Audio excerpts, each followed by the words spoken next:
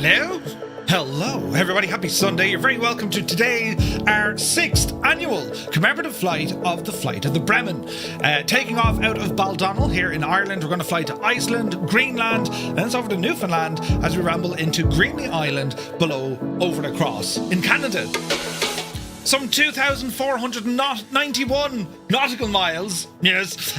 Well, we marked the 98th anniversary of the flight, which happened on the 12th of April back in 1928. And, well, we've started doing this 6 years ago, so it's a yearly tradition that the Fireflies go for a flight across the Atlantic from the east to the west. Not because it's more difficult, prevailing winds and all that. But today, it's all about telling the story of the three musketeers of the air. So we had an Irishman and two Germans. Brilliant. It's like the start of a joke. But we're going to be taking the Airbus A400 with us today, the Atlas. And we're just about getting ready to get ourselves underway here out of Casement Aerodrome. We're live on the Microsoft Flight Sim Southeast Asian servers. We also have what are we running? We're running Groupie from Say Intentions, and for the first time I fired up Unifly, meaning that regardless of whatever sim you're on, be it Microsoft Flight Sim 24, 2020, X-Plane or P3D, well, we should all be able to go flying together. That's the plan and that's the hope. We'll also have a number of giveaways today throughout today's flight. It is a long flight, but it's broken down into a number of different legs. Don't be worrying if you can't make the entirety of the flight. You can do as much or as little as you'd like. We do have an achievement to unlock for Firefly Air, with thanks to 6 Knots. He created that for us, so make sure you have your landing rate monitor turned on and it's doing the stuff, you see. So hope everyone is keeping very well. We expect a flight time about 6 hours or so on this Sunday afternoon here in Ireland. Currently 14 degrees. It's not too bad, but there is weather on the way. So what we'll have to do, we'll have to brief the weather, see what we're doing, and we're going to learn a lot of history along the way. So yeah, it's going to be a mad one. Now we'll go through the chat here now in a minute, because I want to say a massive welcome and hello to everyone who's joined us. But we'll start off with a very sad news from Crafty Tigers, with his dad passing away. So Crafty, words can't do anything in this regard, but we're going to dedicate today's stream its entirety to you and to your dad, and may he rest in peace. Very, very sad news to hear, buddy, but don't worry, we're all here together. That's what we do. A shoulder to, an arse to, right? That's what it's all about. So yeah, thinking of you, my guy, and just know we're all here for you. We're all here for you. So we'll start off with some history of what this is all about and why it's so important, not just for Irish aviation or indeed German aviation, but for global aviation. I mean, this was kind of mad. So I have prepared some notes that I'm going to read from a teleprompter, but don't worry, they're not mine. But we'll start off. So World War I, well, it hastened the advancement of aircraft technology. From use as an experimental armament of war back in 1914, its enhanced mobility, stability and speed had established the airplane as the essential weapon of warfare by the time hostilities ceased back in 1918. Then, when peace was restored, well, aviators and aviation companies could set their sights on vastly more ambitious projects. And then this had been harboured by pioneers ever since then. There was a worldwide public fascination in the post-war years and in aviation and in breaking new barriers in speed, distance and endurance. Transoceanic flight was now seen as an achievable ambition, and flying the North Atlantic was seen as the ultimate test. This was soon completed when 2 British airmen, Captain John Alcock and Lieutenant Arthur Whitten Brown, achieved the first non-stop transatlantic flight in June 1919. Their Vickers Vimy biplane, well, it took off from St. John's in Newfoundland and it crash landed near Clifton in County Galway almost 16 and a half hours later. But it was the all-American hero Charles Lindbergh, by flying non-stop from New York to Paris back in 1927, who proved that flying the ocean from the American side was well within the scope of human endeavour. Attempting the crossing from the European side with the aircraft and technology then available, well, it was a very different proposition. However, and was considered impossible by the aviation pioneers of the day, including Lindbergh himself. The most obvious difference was that the prevailing winds backed flights from the west, but other factors came into play as well. The European coast is more densely populated, runs due north and south, and was better charted than the unwelcoming North American coastline running sharply southwest from Newfoundland. There was also the problem of erratic magnetic variations, known to confuse compasses, reading in the area of the Great Banks off Newfoundland, near American landfall. So, the North Atlantic would not be finally conquered until it was flown in both directions, and there was a lasting fame and prestige to be won by the first country and the first aviators to fly it in the more difficult direction. But as the number of tragedies grew, particularly some high-profile ones in the transatlantic east-to-west attempts, public opinion forced governments to frown on any further transoceanic adventures. Then it all changed. From his base in Baldonnel Aerodrome, the officer in command of the Irish Air Corps, Commandant James Fitzmaurice, remained undaunted and dreamed of being the first to achieve the impossible goal. He had earned his wings in the RAF in World War I, and when it ended, he had gained valuable experience, especially at night flying, through his involvement with experimental post-war mail flights between England and Germany. He had his sights on putting the infant Irish Free State on the world stage in aviation. James Fitzmaurice tried to organise an all-Irish attempt. He eyed out a Martinsyde Type A Mark I, the first aircraft purchased by the Air Corps, as a suitable machine. This aircraft later was christened the Big Fella because of its connection with Michael Collins. It had been put on secret standby in London to whisk Collins home in the event of the Anglo-Irish talks collapsing in 1921.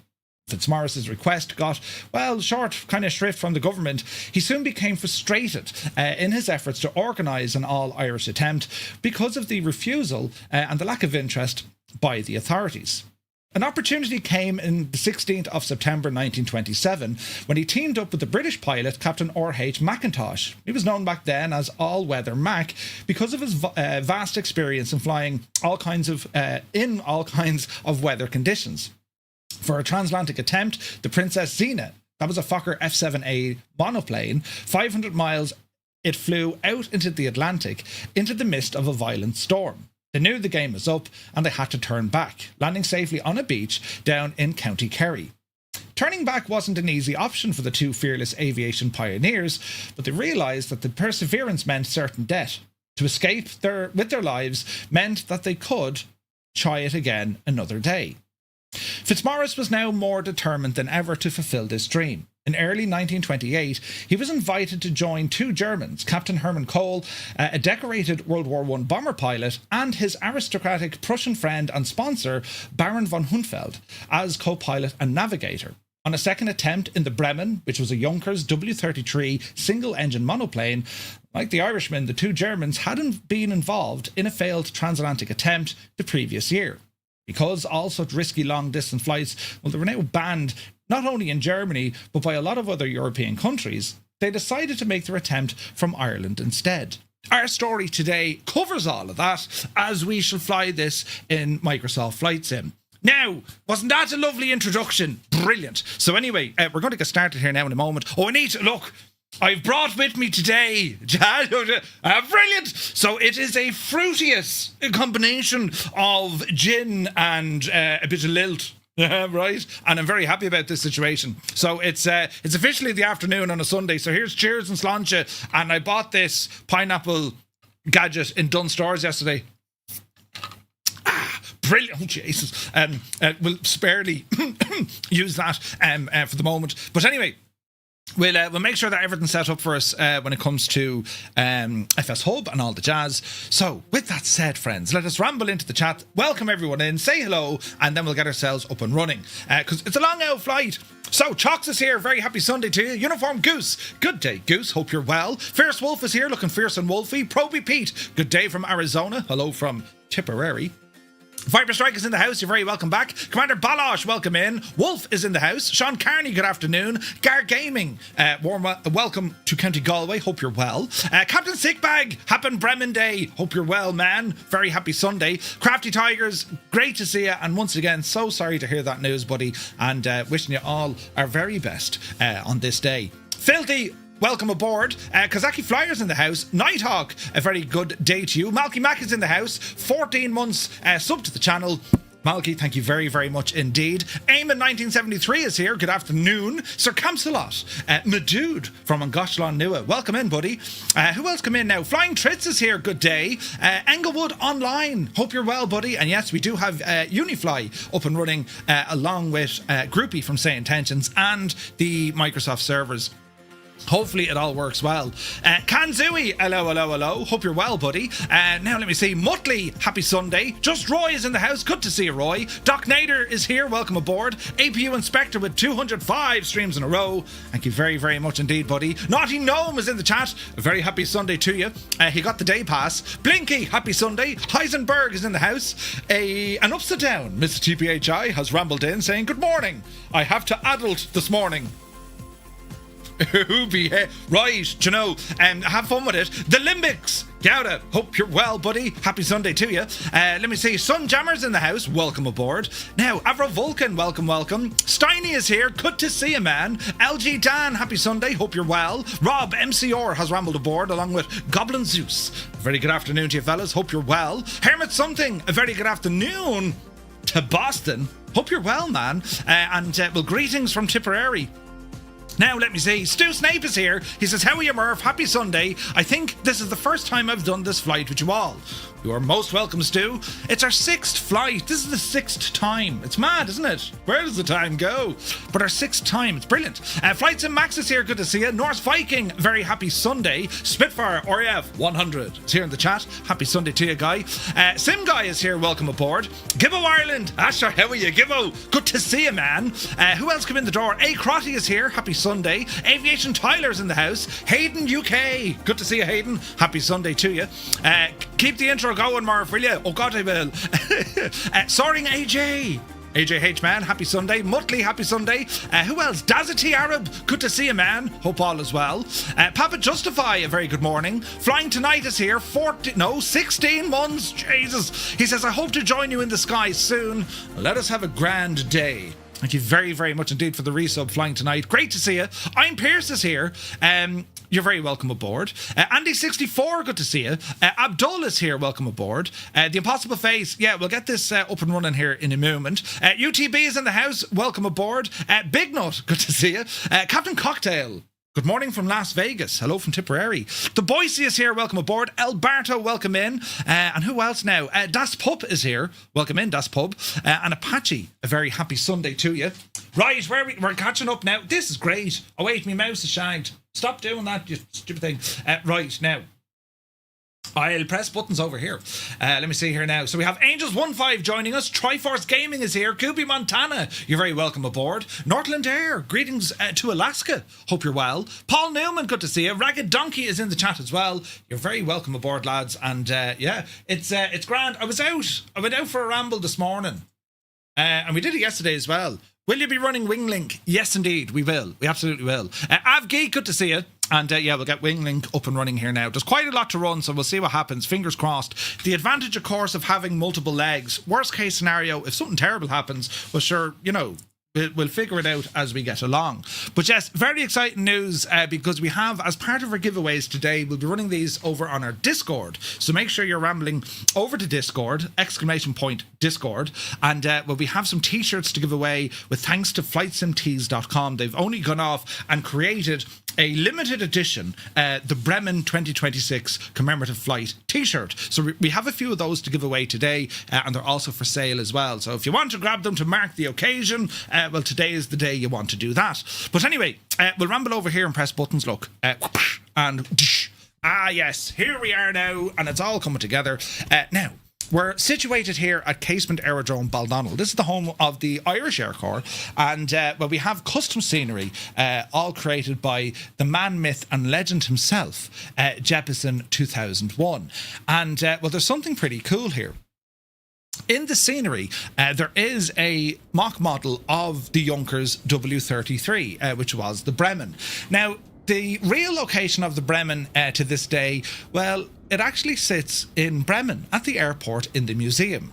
Now, there has been a long call to kind of, reposition the aircraft over to Baldonnel. They wanted to build a museum. Probably not going to happen anytime soon.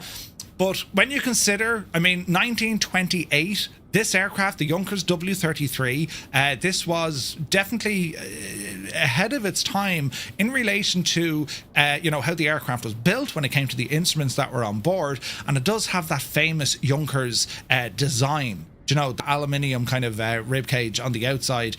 There is a fancier name for it. We'll go over it here now in a moment. But it's a remarkable aircraft. And to think that this aircraft flew into Baldonnel back in the day, in Baldonnel, in the real world, just where we are, there is a plaque that commemorates where the aircraft started off from. Now, the flight of the Bremen, it was kind of lost to the annals of history up until around 2003. In 2003, the Irish Air Corps took an aircraft, it was a King Air 200, and they called it the Fitz. And the Germans also sent over an aircraft, they'd sent over a TBM 700, and that was called the Bremen 2.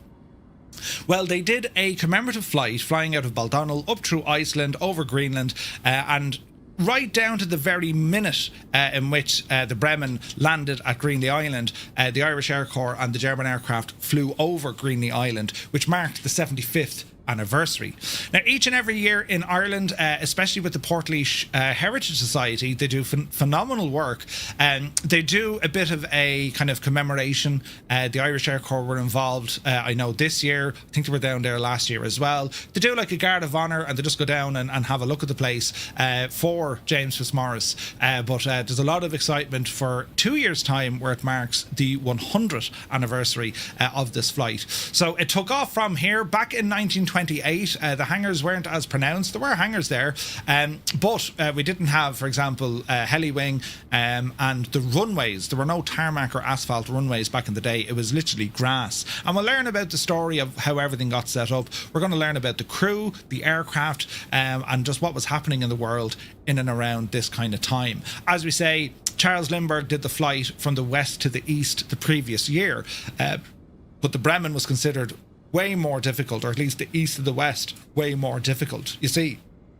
So what we have today, with some model matching, there is a 7.4 up there, brilliant. That's probably coming in from Unifly, so we'll have to check our model matching. But what we have with multiplayer, I'll turn it on here now in a moment. The aircraft we're flying today is that of the Airbus A400M. This one was created by I&I Builds and as part of the Microsoft Flight Sim 2024 kind of catalogue of aircraft. It is a phenomenal machine, used the world over, and great for transport, getting them in and out of relatively unprepared surfaces. They don't even need a runway. A bit of old grass will do this thing. And I saw one of these recently because they operate these to and from the Antarctic.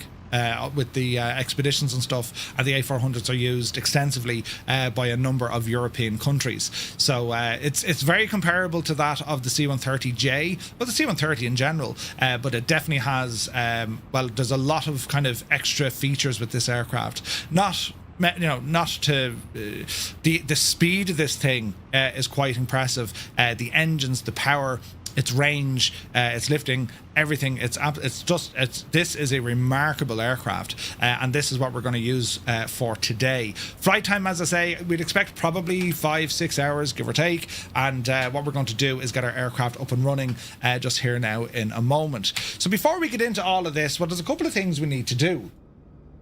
First and foremost, we need to have a look at our flight planning and how we're going to plan this flight, and we're going to have a quick look at the weather as well.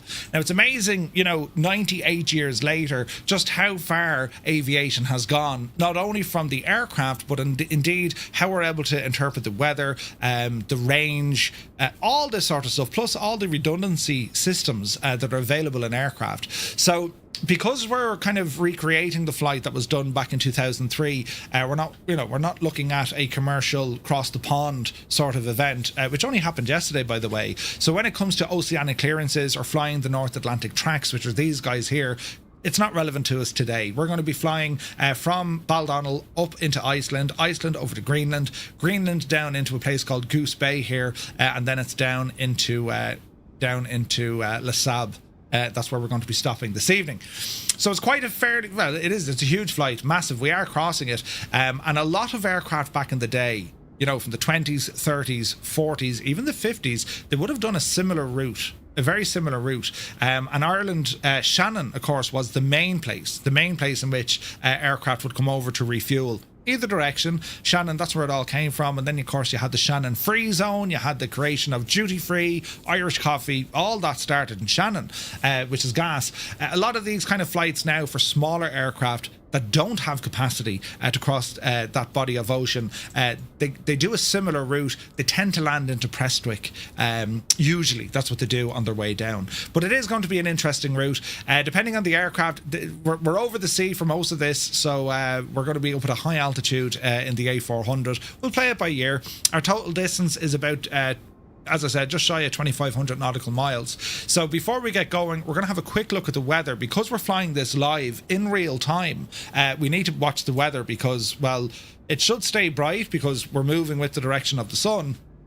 But the temperatures and cloud and wind, that will all change quite a bit. Nighthawk, yes, appreciate the flight plan you've put in as well. Brilliant. Surveying says, we're going to try and join. I won't get off work for another half an hour. Absolutely no worries at all. You can join us on some of the routes, all of the routes. You can just do a little bit, entirely up to yourself. Plus, these flights will be available. They're just available with FS Hub and all that. So I'll have a quick look here to make sure that our that this flight is now active. We'll have a quick check. If I go into Meowl Achievement Manager, I'm going to scroll down here just to make sure that this is turned on.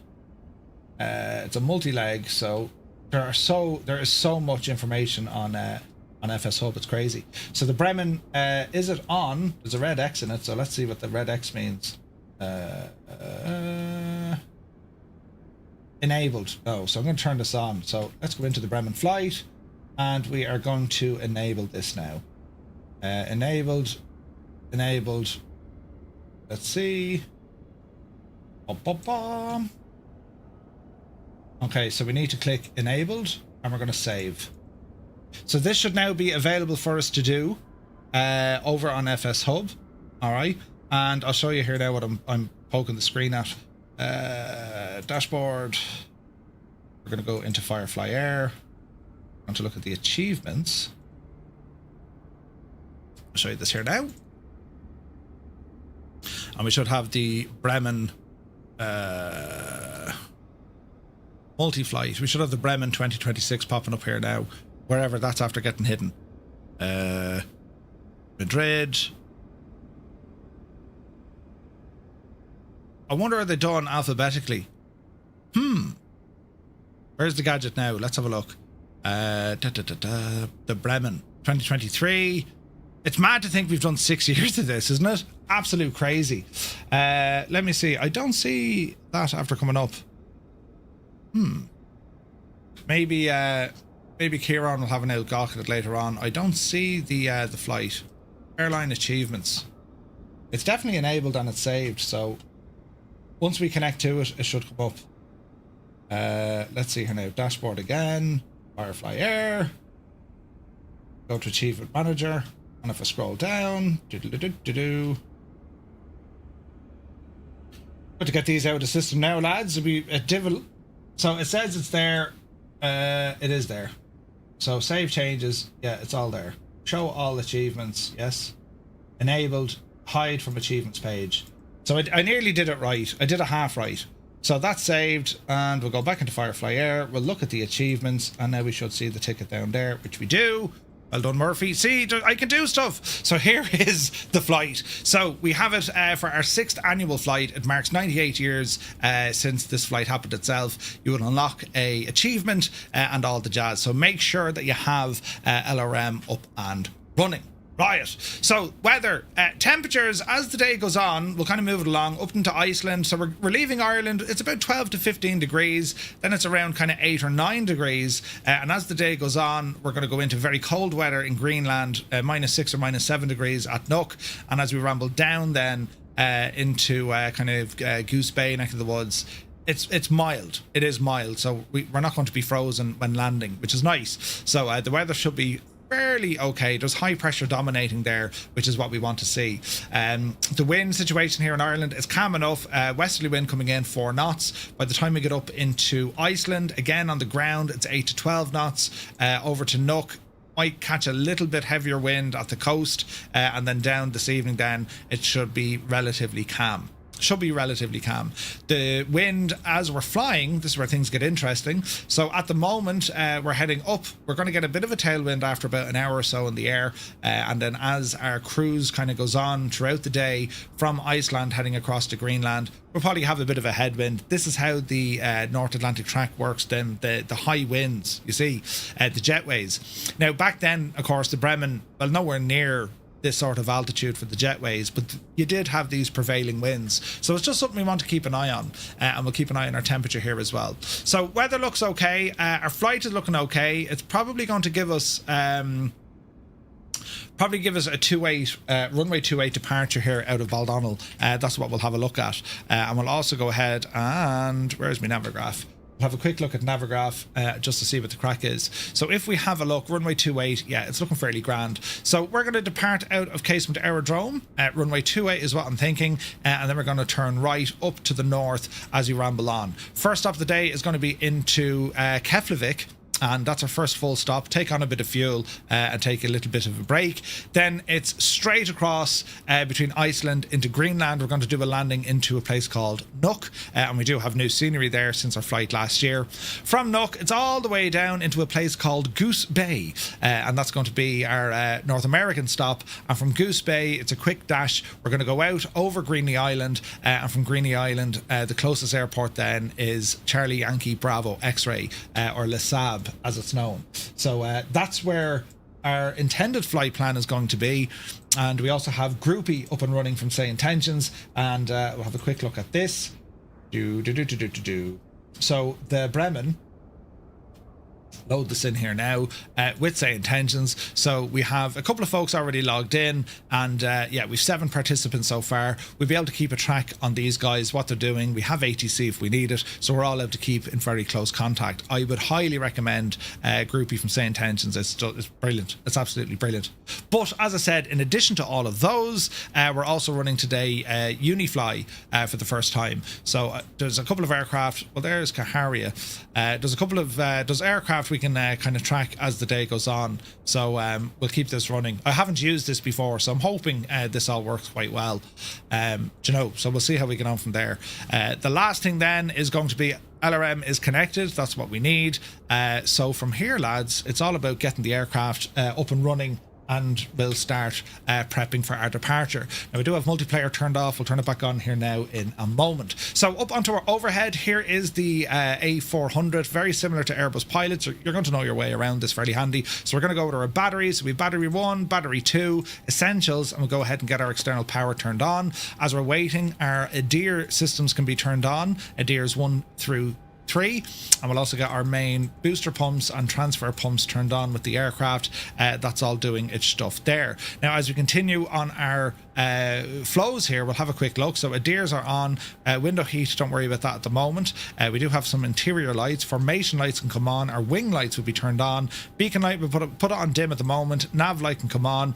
Takeoff and landing lights turned off. Emergency lights will be armed. Seatbelts are going to be put to on. And we have our APU start switches down here. We'll put the master battery on for the APU, and we'll go ahead and start it once that door opens. Over on the right hand side, we're going to go ground control. That's not in use in this aircraft, so we don't need it. We're not going to worry about GPS jamming, and our cabin pressure is going to be kept to automatic, so we should be grand. Smoke detection systems are there, and again, we're hoping of no worries there. If we do get something like a WASM crash, we'll just do a quick restart and we'll continue on. There are limitations obviously with the sim. Sometimes it'll work great, other times not so much. So we'll see how we get on. Now, the first thing is I have enabled the flight using our little flight pad down here. So it is Baldonnel all the way over. Our first flight, of course, is just up to Keflavik. So we'll see how we get on there. We do have our flight plan saved, and we also have our ground equipment. So the door currently open. Go ahead and get that closed. Fuel and payload, we can bring this in from SimBrief, and we're going to apply that load to the aircraft, and that will give us information for our load sheet and all the jazz. So that's all looking good. We're going to come on over here. We're going to reset our barrow, reset our direction indicator, and we're going to start putting in some information. So we'll go to this screen for this one as we go through our MacDo. So our flight number, and we can init request. So we're going to do our init request. Our mission number, don't worry. So we are Firefly 235 from Baldonnel over to La Sab. Our alternate is in there. Route is already in. Flight level 320. Our cruise is long range. We're going to go into our IRS page and we can see the alignment coming in. So let's have a quick clear. And let's have a look from in there. So GPS is on and the accuracy is very close as well. That's looking good to me. We shall return one page. Our departure, don't worry about it. Fuel and payload, quick check. This is where we're going to put in information from the tablet. So zero fuel weight on the aircraft is coming in at 107.6. So we're going to do the same. So we're going to type in 107.6 tons. And our zero fuel weight center of gravity in percentages is going to be that of 30.2. 30.2. Next, we're going to have a look at our block fuel. So our block fuel coming in from the aircraft is going to be that of our total fuel. Our fuel is going to be 253.16. So let's have a look. 253.1. Come in here. So we're going to call it 25. I'd say it'd be 25.3, wouldn't it? There we go. Taxi looking good. Trip. Reserves, not worried about that. This is all looking good. That's all looking good. So that's our fuel. Next, we're going to go to the wind information. We can request the company winds to give us an idea. All right. One note, the base game A400 may not move even if you remove the chocks. Go into the EFBs and the aircraft, click the takeoff button. Roger, we'll have a look. So winds are coming in there now. What else we want? That's all grand. That's all grand. We'll now go to our performance and we can automatically take this set our takeoff performance. So we'll click that twice. V speeds are now in. Over on the right hand side, we're going to keep our position up and we can see what nav frequencies we have close by, and everything else here looks pretty good to me. So flight plan, let's have a look here now. So takeoff, we're going to go to the flight plan. So it's a direct all the way over. We will put in one stop along the way. All right, so let me see here now. End of flight plan, CYBX. It's going to be over to BIKF. So we put in BI. Let me see here now. BIKF. So I want to insert something either before. So there's BAL. Let's see here now. Let's clear that. Clear that. Escape that. And if we say insert after. Insert next waypoint. There we go. Insert next waypoint from here. It's going to be Bravo India Kilo Foxtrot. Kilo Foxtrot. And we'll go ahead and enter that. Waypoint ident.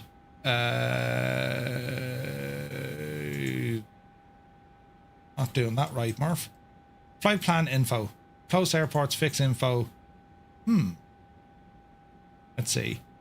I can delete that or change it. What if I delete it? From position to that. Delete CYBX. Not allowed. Balls. Right, okay. Can we not put in insert next waypoint? Here we can. So escape. It wants a lat long. The balls to that. I just want to put in the destination. Bumpy air today. Absolutely. Murph can confirm. I see you and Naughty in Unifly. Just had to adjust the model matching. Okay, sweet. Okay. Now, how do we fix this now? Arrival or direct to? Direct to. We'll try it this way. BIKF. Will that work? Yeah, that'll work. Direct with a beam, course in, course out, enter. Right, that should work. Flight plan. It doesn't work. Route. That's strange because on SimBrief, right? When I put in the whole flight on SimBrief, see the route?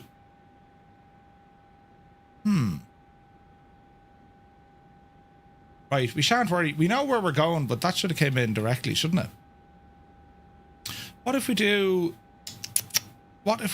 It's in flight plan.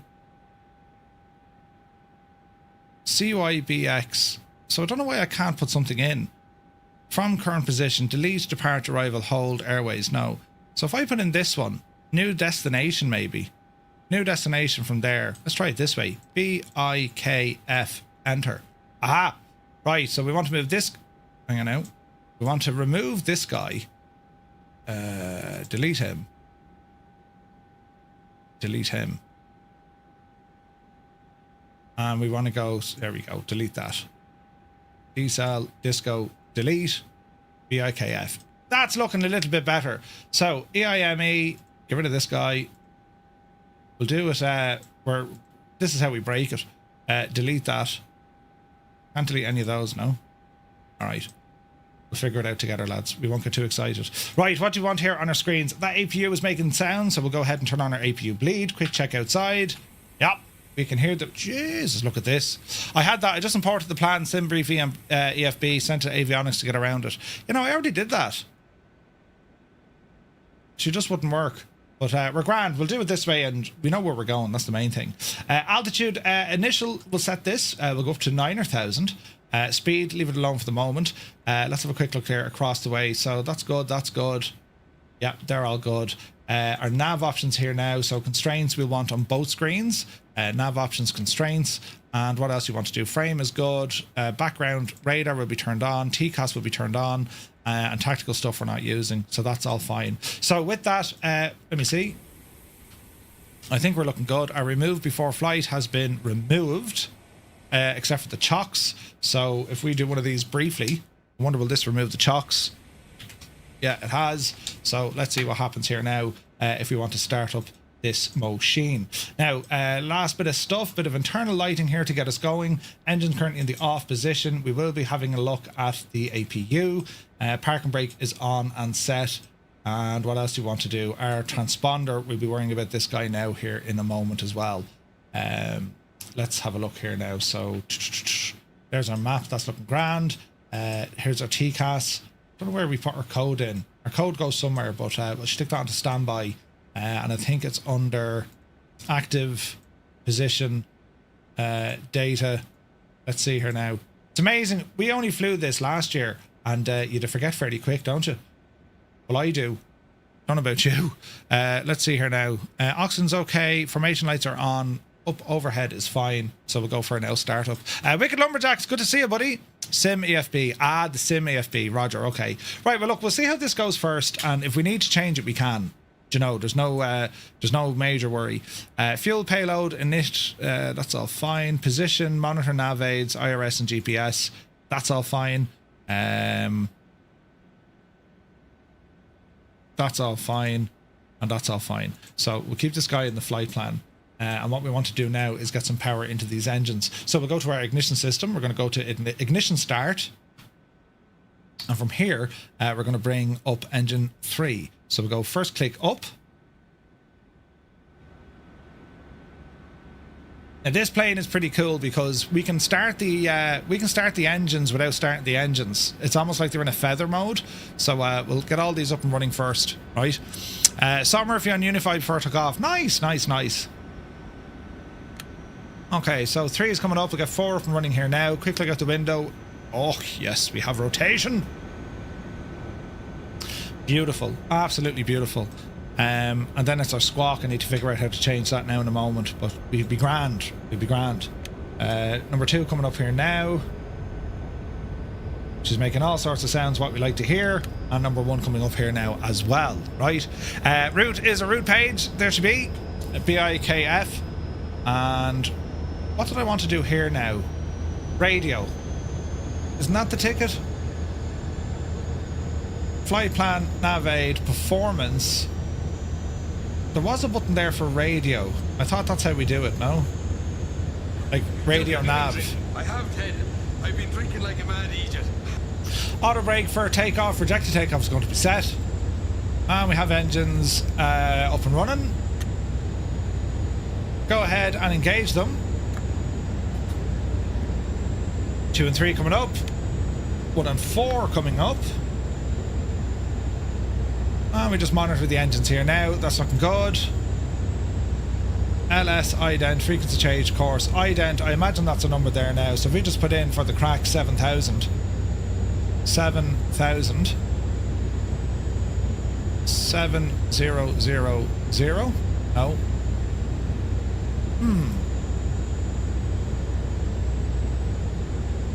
She's on system 1 anyway. Minimum height, TOS, normal. That's all okay. We will be going, let me see, flight control are okay. Engines looking good. MCT, mil ops, leave that alone. Takeoff configuration, we will be watching this. Weather is going to be turned on. Systems are okay for there. Pitch trim is good. Airdrop, we're not worrying about that. APU can now be turned off. APU bleed coming off here as well. And we'll go ahead and get our flaps set. We'll go 1, and we can disconnect from our ground power unit, which is there. Right throttle should be TA only. TA. How do we change the code? Squawk on the glare shield. That's what I was thinking.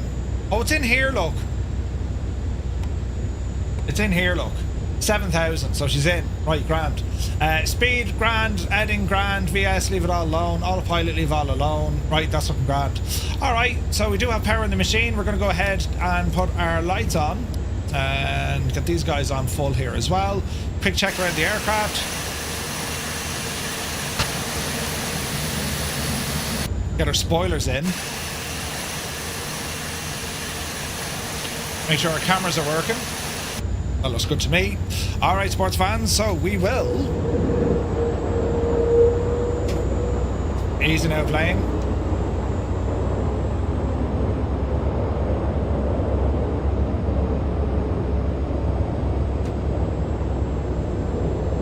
Does anyone know why they all completely shut down?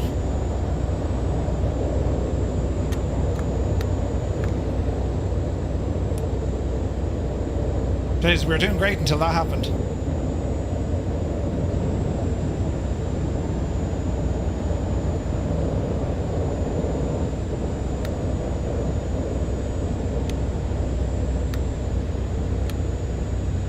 Most unusual. Alright, let's see what happens here. Anyone else hear that? Andy, good to see you, buddy. Alright, that's all okay. Takeoff, configuration, let's have a quick look. Doesn't want to play with us either. Ignition needs to come off. Ignition off. Alert, inhibit. Let's see what happens. Off the brakes.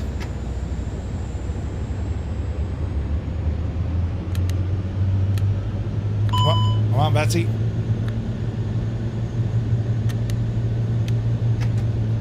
Same problem again?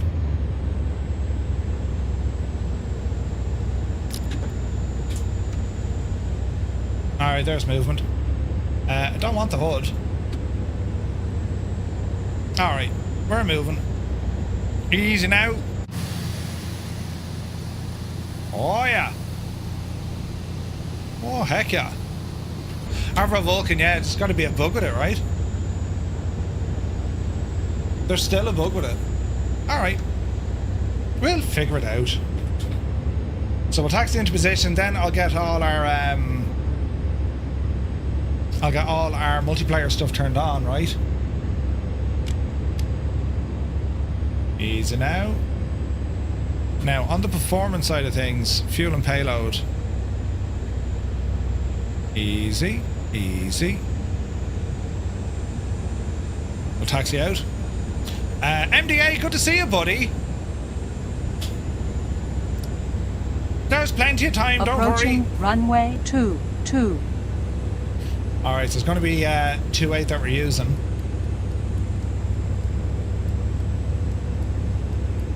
Nine or 1,000 is our first stop climb. Or step climb. Nose up, 26. Alert, inhibit. That's quite okay. She'll probably beep at us for takeoff, but look, once we get airborne, we'll figure it out. Have I ever tried the C-17? I have, Fraud. I haven't flown in a while. Runway 22 remaining. 4,500 feet. Runway 22, yes. There's a mod on flightsim.to that'll fix that. Oh, is there? Balls. MDA, hope you're well, buddy. We'll be rocking for a few hours yet, man, so yeah, I wouldn't worry too much. Alrighty. Get ourselves lined up. And as I said, once we're stable, we will turn on multiplayer. Approaching So, 282. runway 22. 282. That's looking good here. Muse fan, good to see you, buddy. Hope you're well. Right, power coming in. Ground spoilers armed. Off the brakes. Toga. SRS.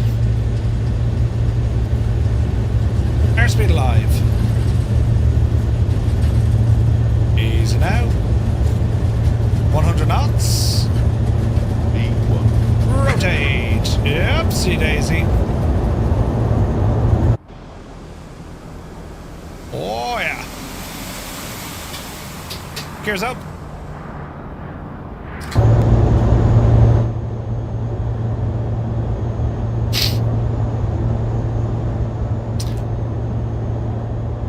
Right. Jesus. Can I do the refund? Oh, Jesus. There's no refunds. Jesus, what a start to this one. Wasm. There's no way to fix that. Sure there's not. Oh, Jesus. They've done studies, you know. 60% of the time, it works. Every time. Yeah, this might cause an issue. Look at this big Aegis. Isn't it terrible, isn't it? Losing charge. You haven't a clue what you're doing. This is going to be a long day. Oh, Jesus. There's no fix to this, sure there's not. Like, we cannot fix this. It's a good thing you tested the flight beforehand offline. But I actually did. I wouldn't mind. I actually ran the A400 for about 5 hours. Constantly messing with the avionics, and she was fine. You know? Nice colour. Yeah. You know, the only way to fix... And, like, I can't even use dev mode and change the aircraft, can I? Or can I? I wonder, can I do that? Settings, right? Hang on now. This will hardly work, because we're going to have the same, probably, aren't we? Oh, Jesus.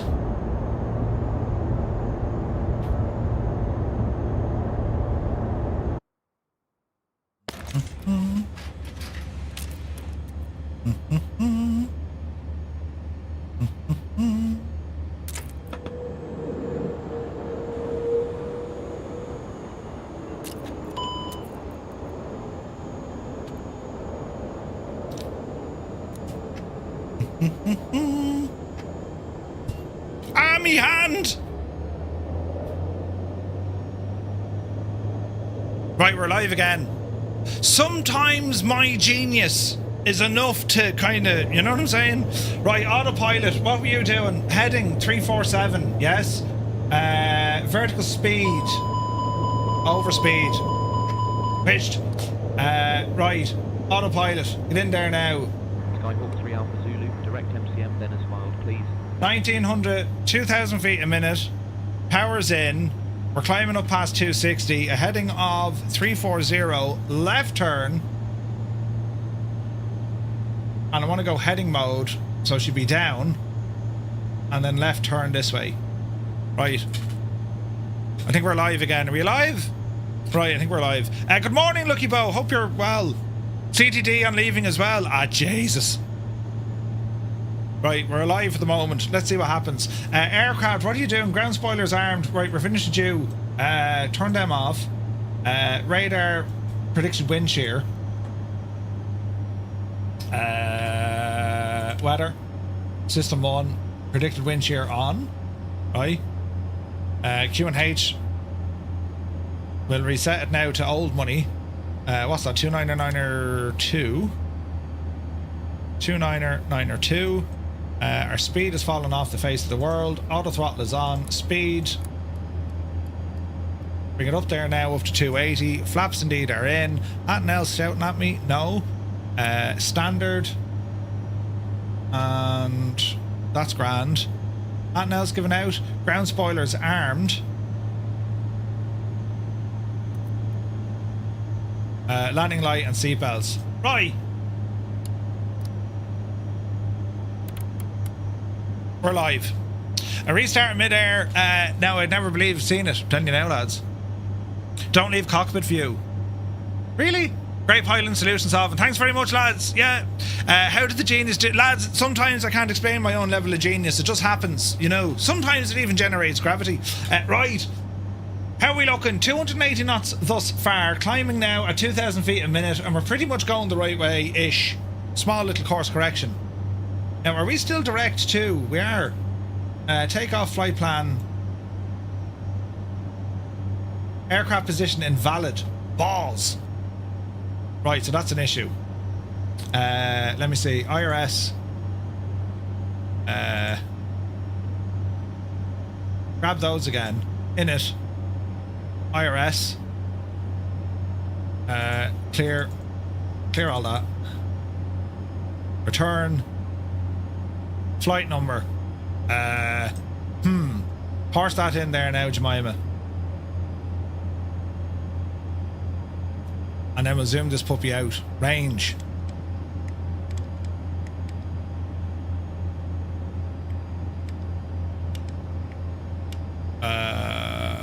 Range. How do we change our range? Ah, here it is. Right. We want the mode. I just want the range.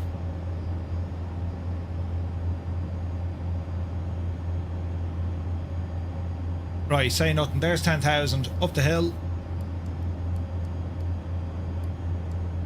Up the hill. We'll climb night. We've loads of power in this. We'll go standard. We're on standard. Don't know why that's flashing. Right, up the hill. And now we'll turn on multiplayer just to add to, like, the holy Jesus of what's going to happen. Ah, brilliant. Right, let's see what happens. JB Alberta, good to see you, buddy. Welcome aboard. Where are you? There we go. Right, you're looking a bit better now, isn't it? Yes. Kazaki's passing Donegal. Come on yourself. Brilliant. Right, how are we looking now?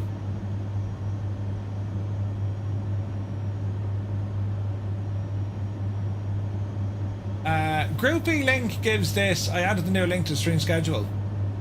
The flight has either ended or no longer exists. Really, Gibbo? Yeah, what about the... I think our problem here is we don't have the IRS alignment.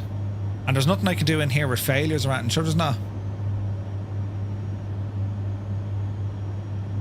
I don't think so. We'll see what happens though. We'll see what happens. Aviator 1, good to see you, man. Hope all is well. Right, okay, but we're alive anyway. That's the main thing, isn't it? I mean, it was a bit kind of touch and go there for a minute. But sure, look at Murphy's timings and all the jazz. So, that's going to keep...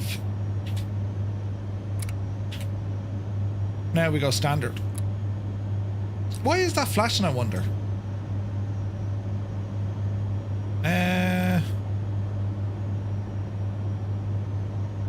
Why is standard flashing? We won't worry about it. Groupie frequency is 123.450. Excellent. Let us go to groupie. 123.450. This is Murph. Radio Trek. Radio Trek. I tried to say check. Right. Let's see what happens.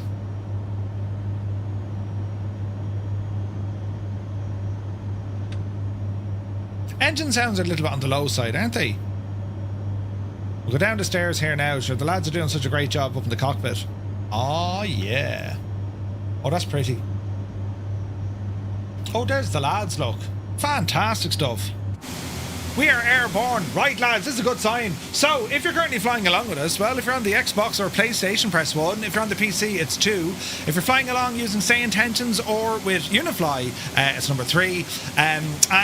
Sure, listen, it's here, it's a Sunday. If you're happy and you know it, will you press number 4 and... Captain Cocktail, group flight identified. Over trim aerodrome at flight level 70. We don't know who she's talking to, but sure, listen.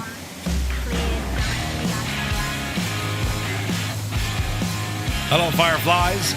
Welcome to the Flying Circus. We live stream Monday to Friday, 1900 Zulu time, right here.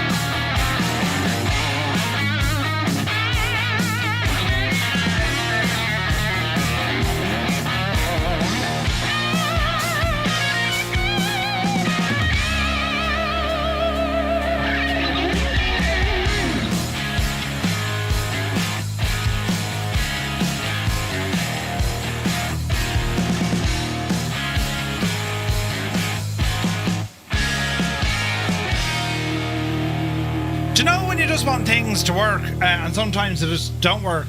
Now flow won't work right. How do we do this? Flow. The wheel keeps turning off. Always centered, keep open. There you go. Now press that guy. See, there's more things I can fix. I'm very mad with, technology. Hopefully now there's no more friggin' those gadgets to hit us. But we're cruising nicely now. What are we at? 280 knots. We can probably give this a little bit more of the beans. We're still climbing, coming up on passing 230. Yeah, flyby sounds are crap.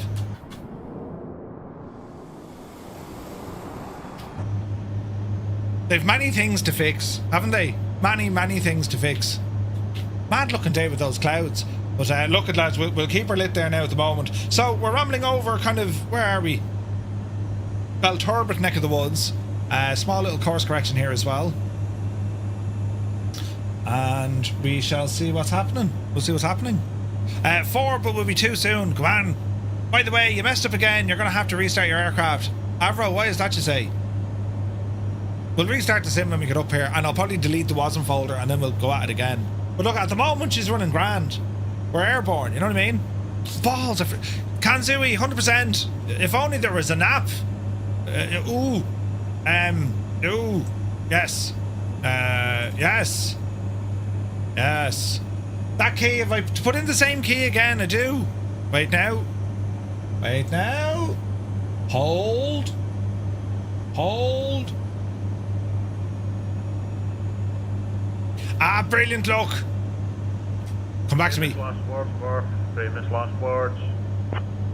Listen, she'll be grand. Ooh. Now, turn on the overlay. Ah, brilliant. Right. Do you see all the things that are working now because it's all grand? Brilliant. Murph, is that the default A400? Yes. Or get Echo 19 to make a sound pack. We need Echo 19 to make a sound pack. Yes. No kidding, good to see you. How good is this plane? Usually very good. Some of the sounds are a little bit borked and I just got a wasm crash, but apart from that we're alive and kicking and we'll say nothing. If it happens again, we have a potential workaround. Potential. But we'll see what happens, right? So, we are on our way. We're going to be doing a bit of cloud skimming here. This is nice. And as I said, the whole thing, we're... come on now, speed. Go up there now. Or maybe she can't manage that with her altitude. So there's 280 and then her speed will come up. I reckon we'll go up to our cruise of 320 and we'll climb it around 1,000 feet a minute. How's that, lads? Yeah, keep her climbing there now, Jimbo. Petty. She'll be grand. No rush, long flight, right? At least I didn't miss much. I just woke up. Good man, Super Tie. If you get time, will you explain Winglink? So Winglink, basically what it is, people connect to it, they download it, it runs on their desktop. Bravo, attacking Baldonnel. We are just going to climb from flight level 320 to 350 just to like get out of the clouds a bit. Sound. What we have here, you can choose who you want to follow. And it gives you this little kind of a gadget here to say, well, look, this is your distance from said person, your altitude, the difference of altitude between you, and the speed. So, for example, I can change who the leader is just by... So, Stu, for example, right? Stu Snape, according to this, is 11.5 miles away. Or, if I look at Death's Angel, he's 13.7 and he's that direction. That's how this works. It's class. Nighthawk is 19 miles away up ahead of us. And then there's me. So you have the option of choosing who the leader is and all this kind of jazz. It's class, isn't it?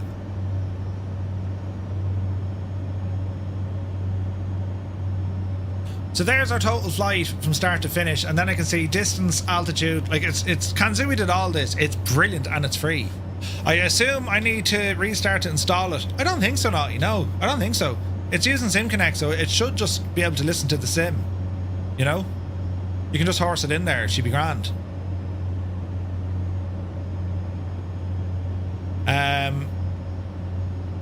It's a lovely interface, yeah. It doesn't change the leader, it just changes who you were following. Sorry, yes, it'll follow. It changes who you follow. Yes.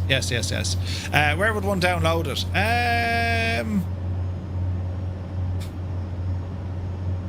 Where do you get it? It's on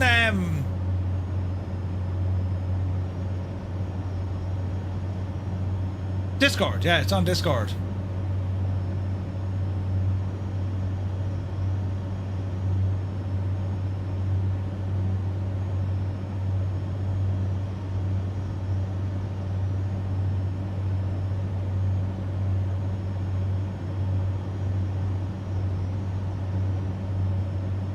Let's see what happens.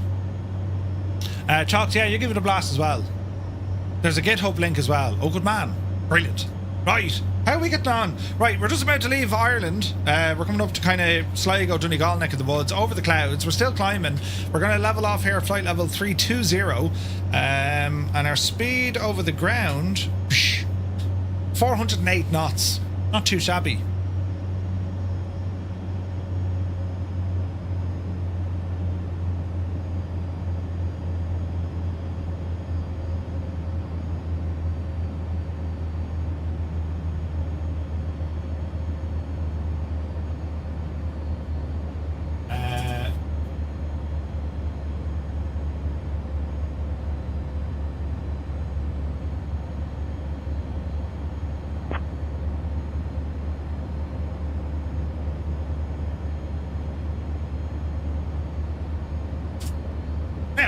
I went for 35, less cloudage. After nearly 5 years, I finally unpacked the 1 to 400 scale models. Ah, nice one. Roy, we'll need photos.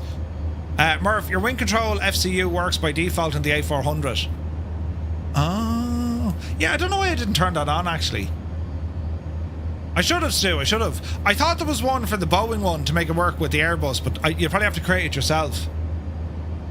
You know?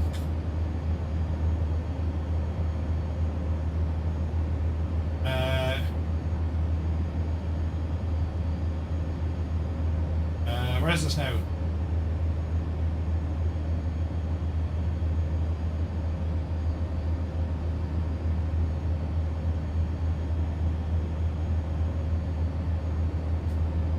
Aphis and Mac don't without the other bits, yeah, but the FCU is fine. Ah, okay.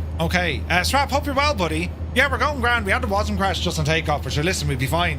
We're just about to leave Ireland as we kind of ramble off here up into the northwest. We got loads of people with us, which is nice. Jesus, we've got loads of people with us, lads. This is deadly. I see a wild nace over there as well. So yeah, we're looking pretty good, lads. We're looking pretty good. Of course, so proud of the results, I want to share it. Good man yourself, Roy. Brilliant. Right, so what do we have? Information, loads of it. He's ready now for information. So we'll break it all down into, you know, who, what, when, where, how, why, whatever. So in the 1920s, Right? Well, lads, they were filled with technical records, especially in the field of aviation. The German aviation pioneer Günther Freyr von Hünefeld, who was a press officer for the Norddeutsche Lloyd at the time, was actually committed to seafaring, and he played an important part in this. Von Hünefeld, well, he had the idea of a foolhardy suicide mission that would take him in a plane from Ireland to America, without a stopover. The destination was to be New York on the east coast of the USA. That's from there. Charles Lindbergh already succeeded in crossing the Atlantic when he flew it all by himself from the Big Apple to Paris in 1927. The flight, which had previously cost 29 people their lives in similar endeavours, was considered a hopeless venture. The strong westerly wind and the long distance were simply too much for the aircraft of their time. On the 13th of April, 1928, well, 12th and 13th, 3 European adventurers touched down on a barren Canadian island 36 and a half hours after leaving Ireland. But their original destination was New York, so, well, what happened? Blighted by poor weather, the German crew, Günther von Hünefeld and Hermann Köhl, attempted an east-to-west crossing in a fixed-wing aircraft, but had to abandon it because of dangerous meteorological conditions. That was back in 1927, the two lads tried to do it. 1928, with the addition of the charismatic Irish James Fitzmaurice to the crew, they were ready to attempt the crossing. Weather conditions forced a delay of 17 days before the go-ahead was finally given. So the aircraft, right, we're in a big fancy Airbus A400 here, which is, you know, it's kind of just laughing at how it's moving here, right? But the aircraft in question was that of a Junkers W-33 aircraft, right? And I have some pictures over here now. This machine right here. This is an actual photograph of the Bremen, which is sitting in the Bremen over in Germany. So it was a German single-engine transport aircraft designed on the W-33. It was designed, was Hermann Pullman. Aerodynamically and structurally advanced for its time, it was a clean, low-wing, all-metal cantilever monoplane. And like all Junkers designs from the J7 onwards, it used an aluminium alloy duralanium structure covered with Junkers' charismatic corrugated dural skin. The wings had the same span as the F-13, though the platform was a little bit different, and the length was the same as the F-13FE. The fuselage, the fuselage though was flatter topped than that of the F-13. The 228 kilowatt Junkers L5 upright inline water-cooled engine was also the same as the F-13. Though much more powerful than the BMW motors of the F-13A, giving improved weightlifting compared to that of the early model. The cockpit and undercarriage were of their time, and the former enclosed with 2 seats, and the latter fixed and divided with a tailwheel. The prototype W-33, registered Delta 921, first flew as a seaplane out of a place called Leopoldshausen on the River Elbe near Dessau on the 17th of June 1926. Production began in 1927 and it ran until 1934 with 198 production machines built. W-33s were used by many operators across the world in the late 30s and 1930s.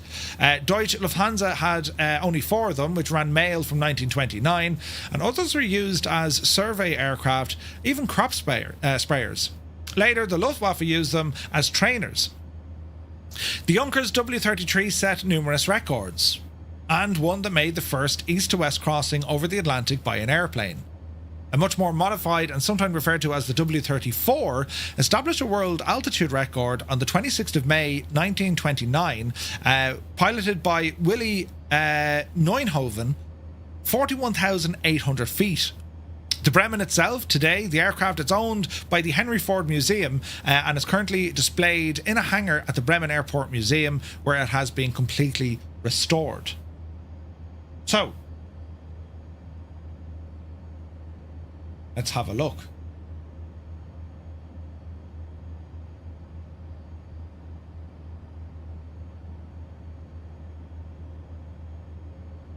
I'm about to lose my mouse. Jesus! So, the characteristics of the aircraft. It had a crew of 2. Cargo capacity could hold 830 kilograms. It was 34 and a half feet long, 58 and a bit feet wide. It was 11.7 feet tall. Maximum takeoff weight was 5,500 pounds, and it was powered by a Junkers L5 6-cylinder water-cooled inline piston engine, 2-blade fixed pitch propeller. Maximum speed of 97 knots, a cruise speed of 81 knots, and its standard range was 540 nautical miles at a service ceiling of 14,100 feet. Now, the Bremen, the aircraft that the lads did, well, it was highly modified. They put fuel all over the shop. All over the shop. So in the wings, they put in additional tanks, and they also put then, these bladder bags into the aircraft itself, where von Hünefeld was down the back with a foot pump, pumping the fuel from the main kind of bladder bag into the fuel tanks themselves, which was just mad, right? My other pictures here now. So, transporting the aircraft from place to place where she didn't fly. She was originally transported down from Newfoundland down into America, and what's pretty cool is as well, anyone who likes flying the Transall, the C-160, that actually transported the aircraft from America back to Germany, which is pretty cool. Now, where have we here? So there's as I say, there's loads of we've loads of stuff to cover here tonight, but we'll keep her moving with the moment. So let's see here now. The aircraft. We have information in relation to the aircraft, so we'll show all that in a moment. 6 knots, dude. Thanks a million. That is 58 months. Thank you very much indeed. Wing thing has disconnected. That's odd. I wonder, do I need to turn it off and turn it back on again? Oh, look, why did that? Create a group. Why did that disconnect?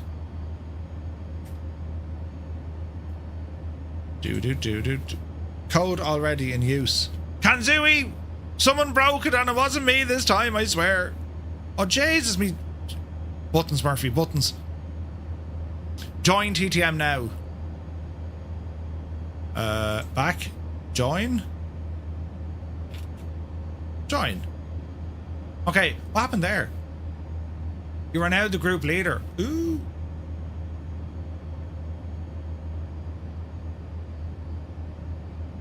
I should join you back. Interesting.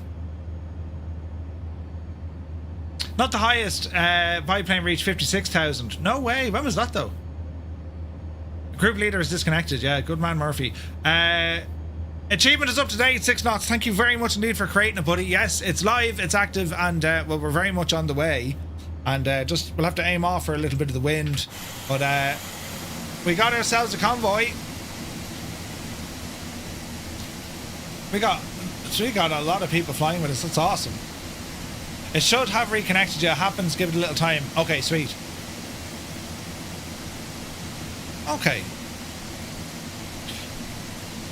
Okay, we leave Ireland behind us.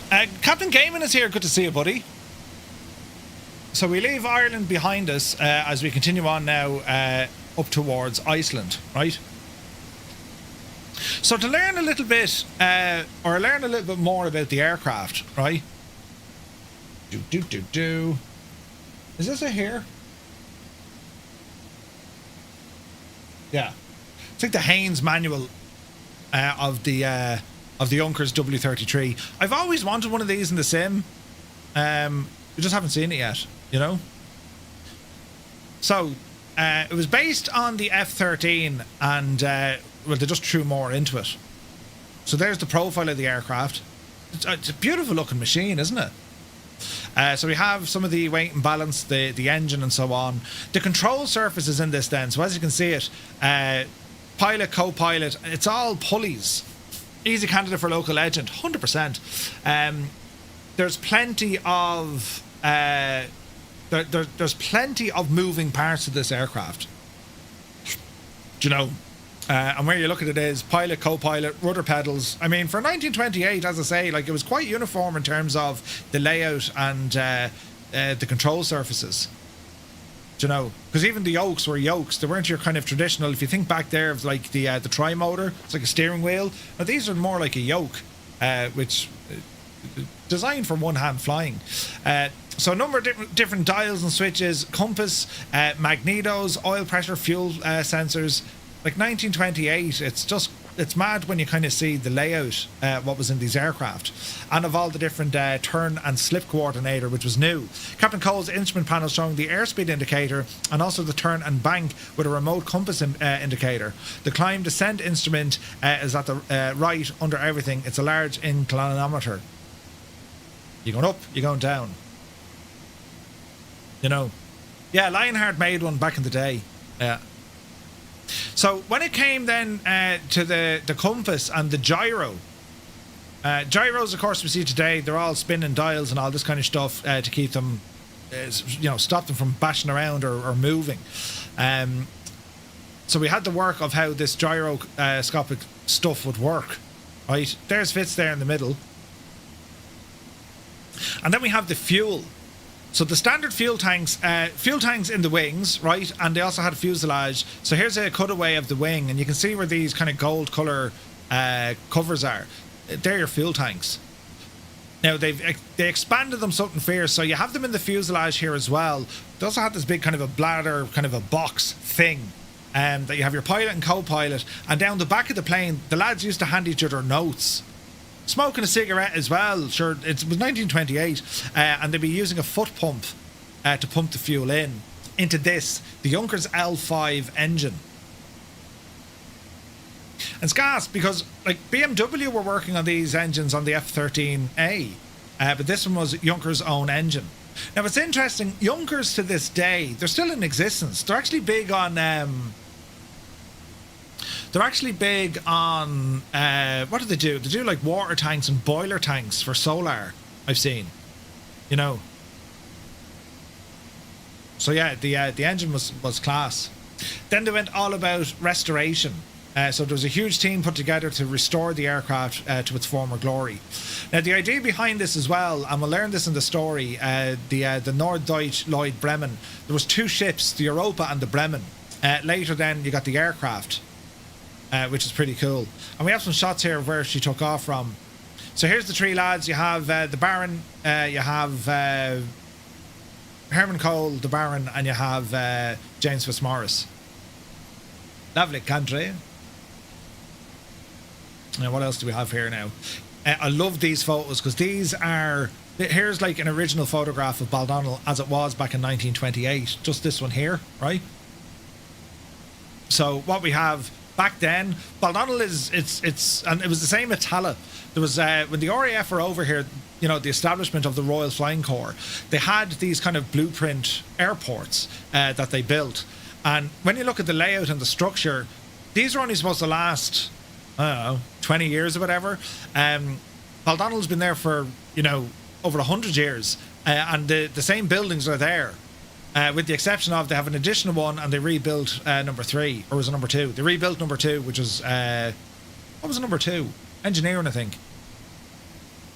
But it's kind of mad. I mean, the same layout. Okay, they moved the main entrance. There's a new gate. You come in onto the main square and you've the main block and you've all this. And even further down the road here, as you come in, it was down by the officers' mess, and then down by where I used to live in the married quarters, which is class. It's actually the house I lived in. James Fitzmaurice lived in the same house, which I thought was friggin' nuts. So here's their notes from Ireland across the way. So you're talking about, you know, their navigation options. How did they manage this? How did they, you know, we'll learn about it because they all, the two pilots shared what was brand new to them at the time, nighttime flying, which was friggin' nuts, right?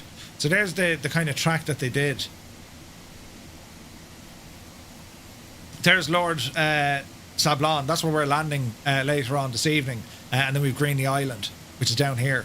So you have two islands just down to the south. Greenly Island is the one that we're doing. That's what we're going to fly over. Do you know? Mugan, thank you very much indeed for the prime. Cheers, buddy. Very kind. 1 second now.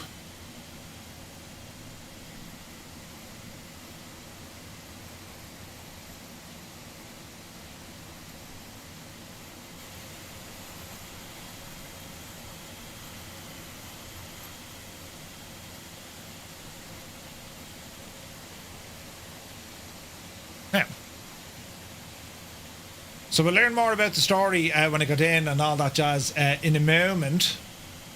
Put that one down. And here's our plane. Hopefully we don't have more WASM crashes.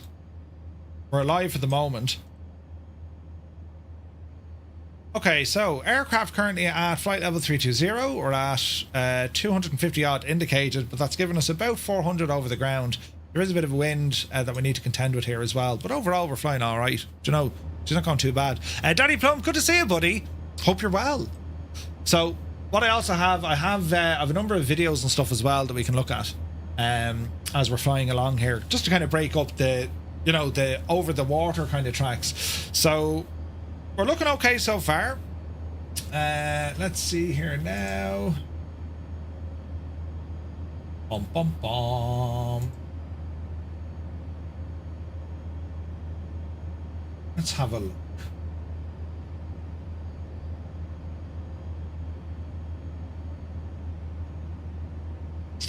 D.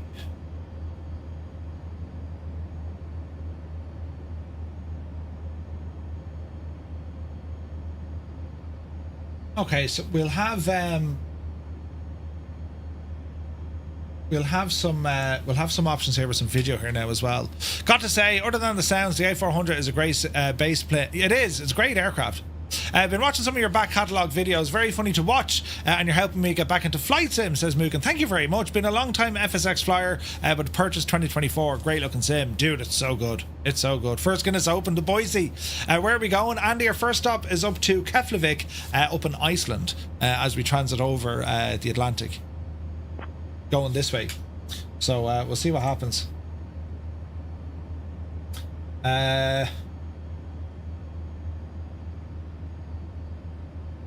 Let's see. I wonder.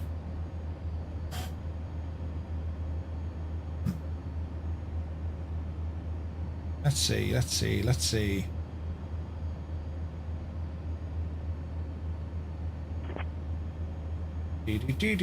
D. Let's see if we do one of those.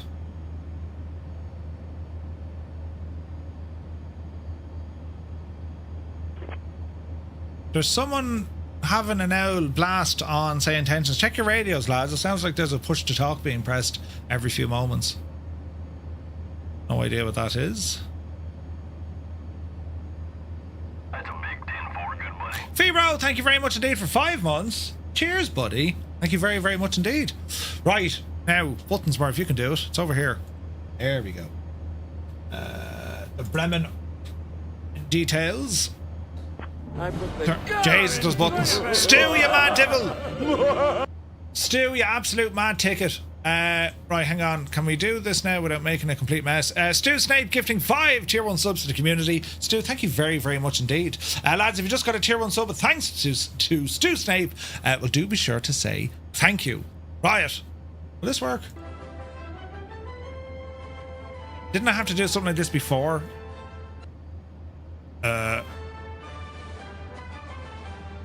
Space.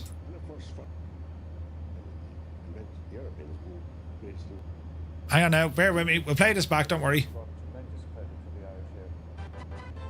Right. And of course, for Ireland, I have always contended the aeroplane has been the greatest invention of the century. I really think that Fitz brought tremendous credit to the Irish Air Corps. No air force in the world had a commanding officer who had achieved what he did. How can we do this? This is Baldonnel Military Aerodrome in Ireland, and it is from this very spot 70 years ago that a small single-engined aircraft started its flight into the history books. The plane was a Junkers W-33 named the Bremen, and there were 3 people on board. Baron Günther von Hünefeld, who financed the flight, was a Prussian aristocrat, writer, and classical scholar.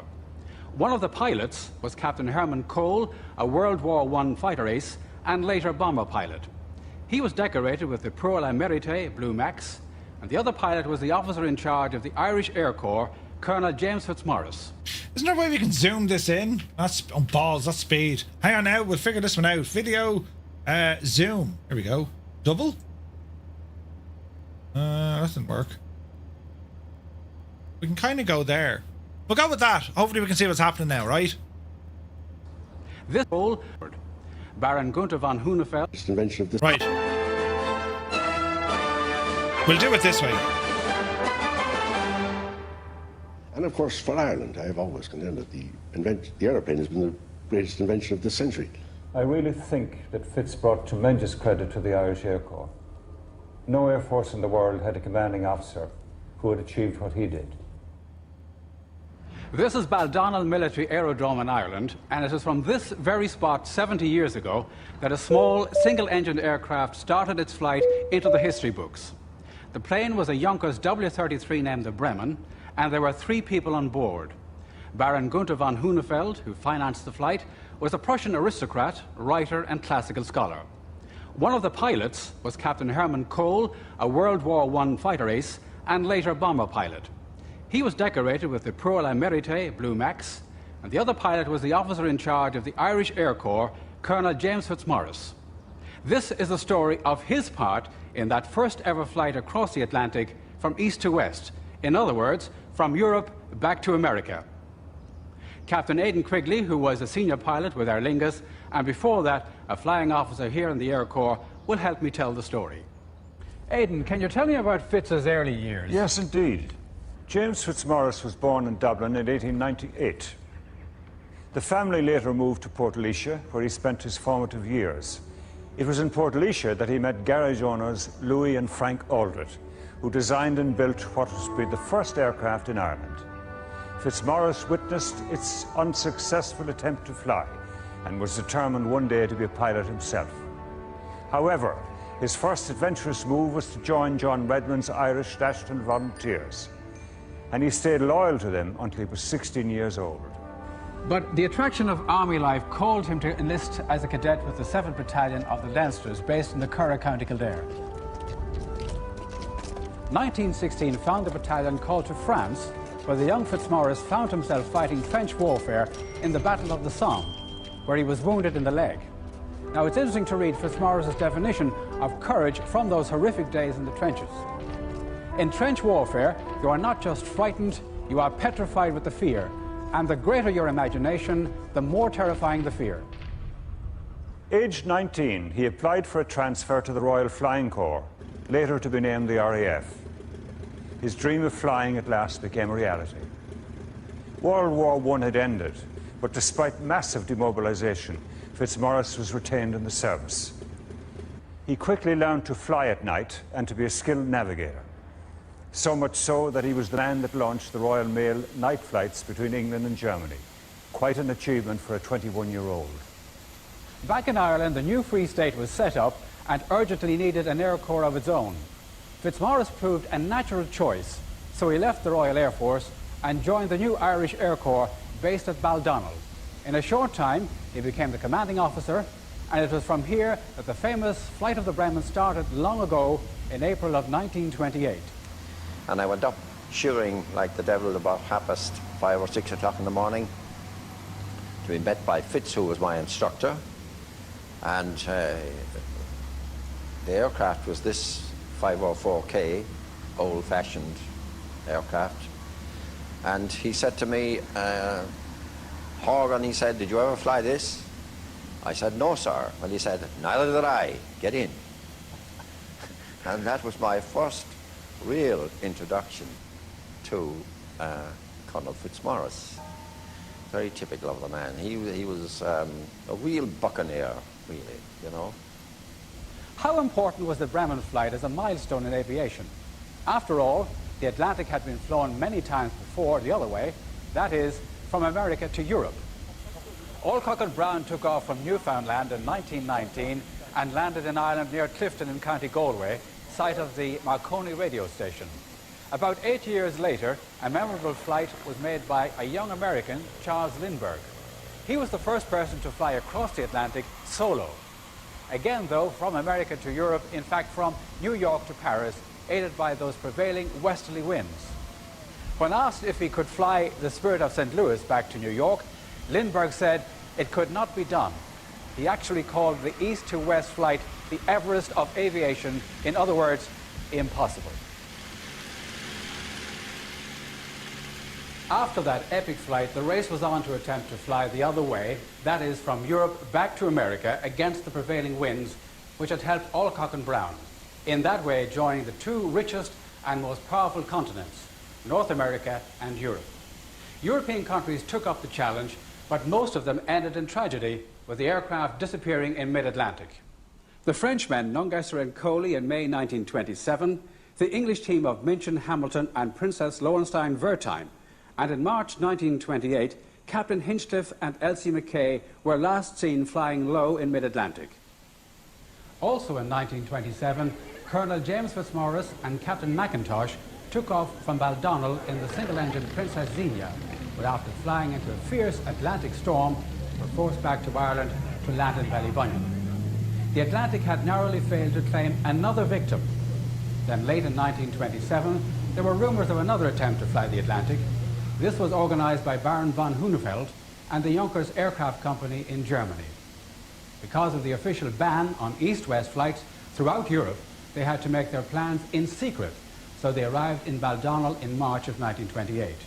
But why was Fitzmaurice selected to be the vital second pilot many months beforehand? Unlike the other attempts, the Bremen and the Europa flight before were managed and directed by the maker of the plane, Junkers. And the obvious man to pick, Losak, who was number one on the Bremen, had opted out. Possibly because he realized after his Atlantic experience that Lindbergh could be right, that it was impossible. And an obvious replacement would have been one of the two men of the Europa, but that would have given the game away. So he had to look for somebody else, and there was only one, Fitzmaurice, who had also Atlantic experience, had a reputation as a first-class navigator, and pioneer night flyer, and a smashing pilot. I don't even like flying across. Now look the Irish Sea. I've flown hundreds of times across the Irish Sea with one engine. Stormy weather, no ships in sight. It's horrible, but look at the distance compared to that. It doesn't compare at all. And bad weather, of course, over the sea anywhere. Even the 60 miles across the Irish Sea is something nobody likes. Well, taking it on across the Atlantic, well, got to be brave. So that chap there, his name is Darby, and anyone who's flown in Ireland years and years ago, you would have known Darby from flying at Weston, flight instructor down there. Lovely, lovely man. He's long since passed now, but lovely, lovely man. But yeah, like with the stories there, like it kind of just shows what was going on during the time, which is friggin' mad. 'Tis mad, lads. 'Tis mad. So we'll continue on with more videos and stuff here now in a moment. We're going to learn more about the lads, their history. Each of the three characters in which that we follow today, be it James Fitzmaurice, Hermann Köhl, or the Baron von Hünefeld, they all have their own backstory.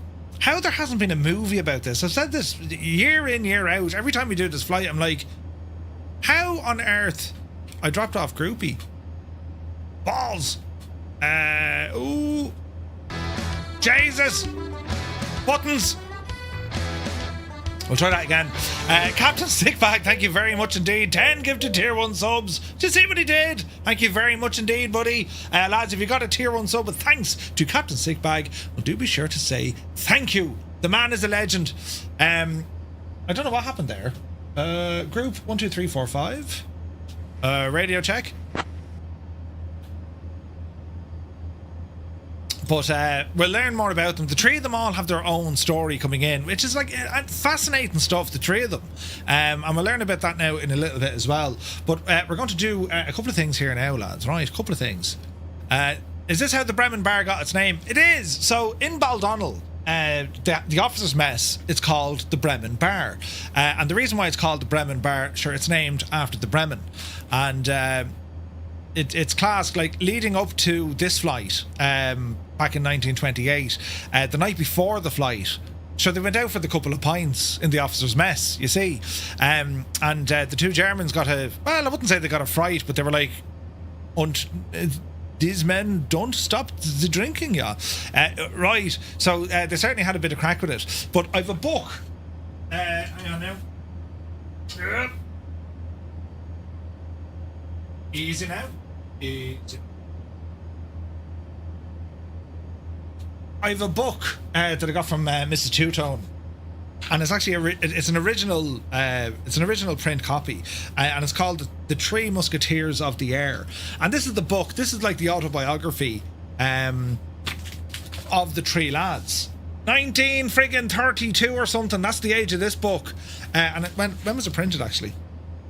1928. Three Musketeers of the Air, and made in the United States of America.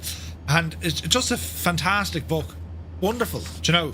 So and it smells of 1930s as well, which is gas. So that's one cool thing that I have is the book, and it's a very interesting book. And we also have then, Gibbo got me this then, when did he get me this? 2021 or 2022? It was a coin, and they did these special edition coins. And where is it now? It's the Bremen coin, 13th of April, 1928. And I'll put up the screen there. I'll give you a proper look now in a while. But it's one of those commemorative coins. And it's absolutely beautiful. It's stunning. So, Jesus, I nearly dropped it. I have some really nice kind of memorabilia from the Bremen. The book is like the insight, because it's from the lads. It's from the three lads, which makes it very interesting. Do you know? Heading for my current position. So we're currently on a heading of 323 degrees. And there's a bit of windage here as well, so we'll keep an eye on it. But we're cruising here at flight level 320, and we're doing about 383 over the ground, which is grand. So far, so good. So far, so good. So, what else are we to do now? Go into this. There's one. And go into this. And get into this. Now, hopefully this will work. We're pressing buttons here, lads. Let me see. We'll call this one 30 minutes. Captain Cocktail, contact Shamwick Oceanic on 127.65, Squawk 2000. Commemorative Flight. T-shirt. Thanks to Flight Sim Tees.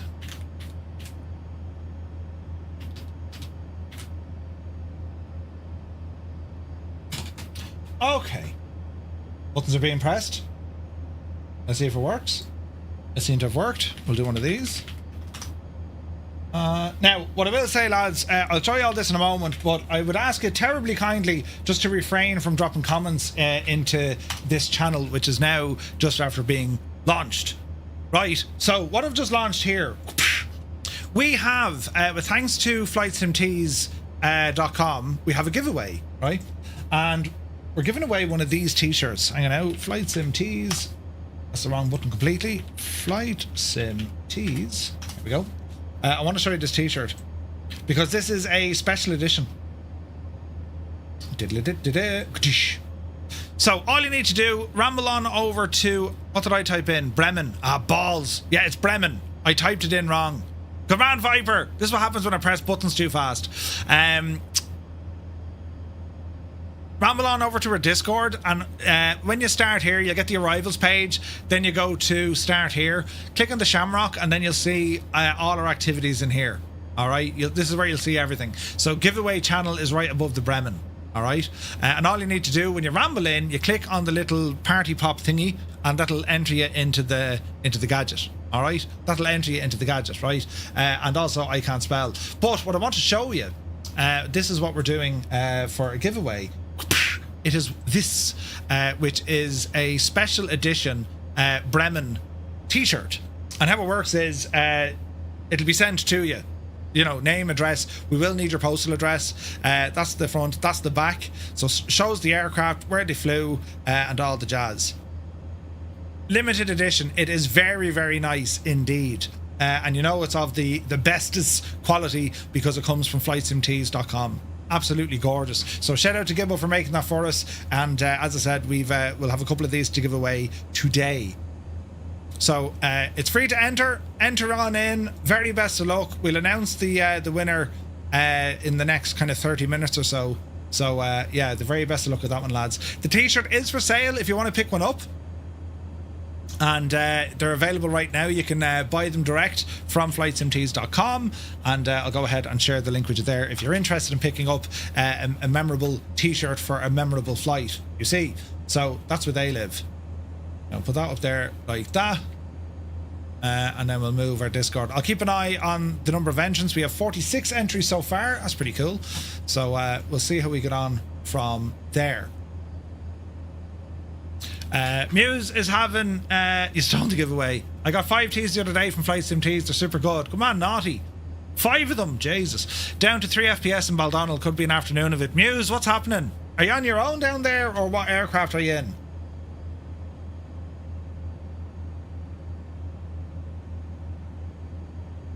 Let's see here now. Updated groupie link as well. Gibbo, thanks for that, buddy.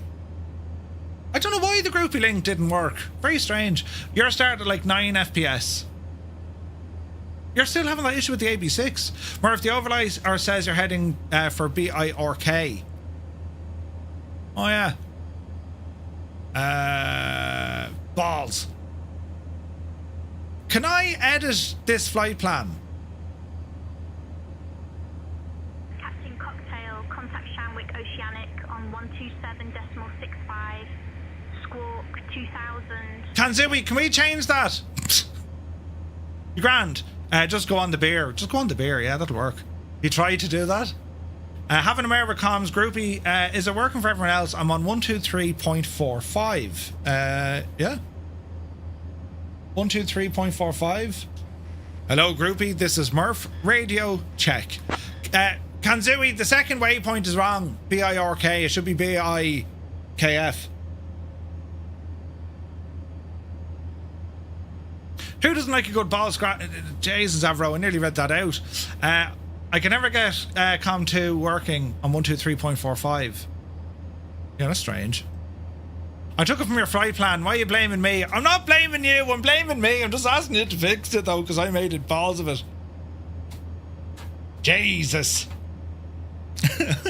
You grand. There's Mrs. GPHI, Death's Angel, Soaring AJ, a Gotai, Catface, Jesus, Captain Boyce's over there, and someone else I can't read.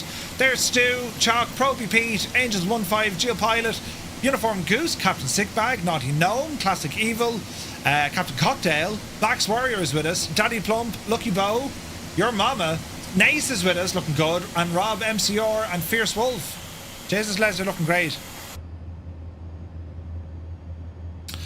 In order to fix it, you need to close the group, kick everyone out, load a new flight plan, creating a new TTM group, and then everyone rejoins.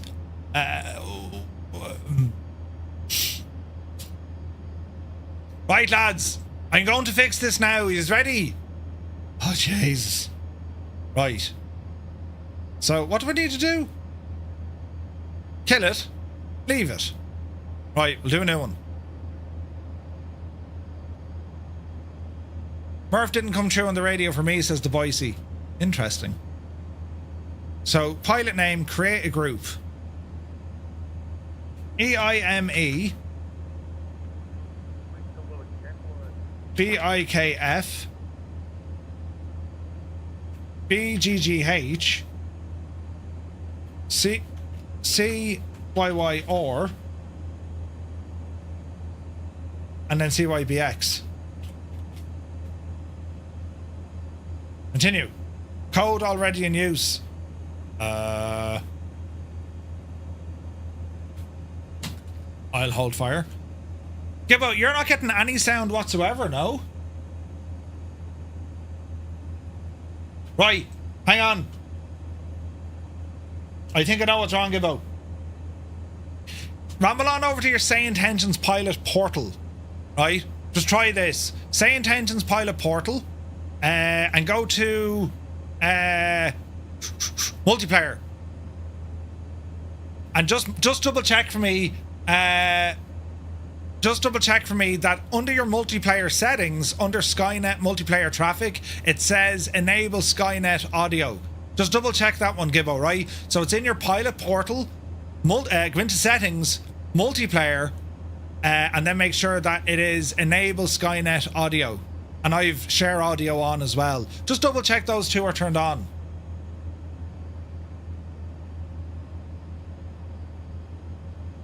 I can create the group now.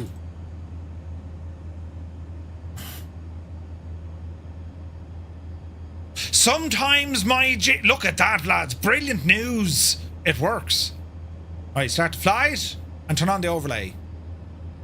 Right, lads, we're looking good now again. See the way we fixed all these things together? Are we going to Keflavik or Reykjavik? Keflavik. We're going to Keflavik. Now, all is back the way it should be. See, I don't break that well, I do, but when I fix it, you know.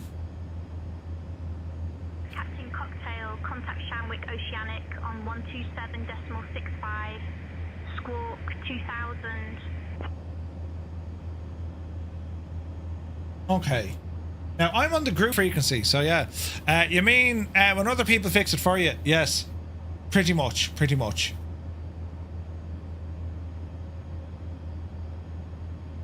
Same as me. Okay, hang on. This one.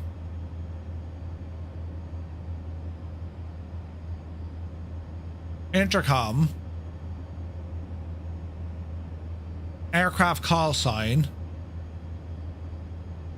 Audio. Controls. Traffic injection. What else are we looking for?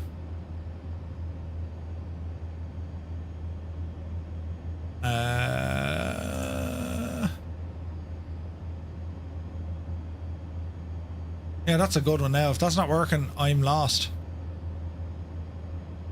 If that ain't working, I'm lost. Give up.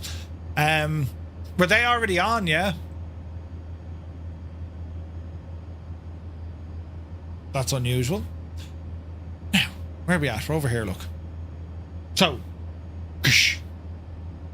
Haha. So we're halfway through our first leg. This is all terrible gas altogether, isn't it? Small little course correction, 325.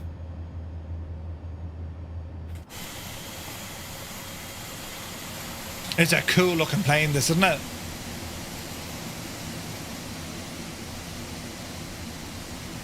Beautiful. I'd say now the owl citation is like in second gear, you know?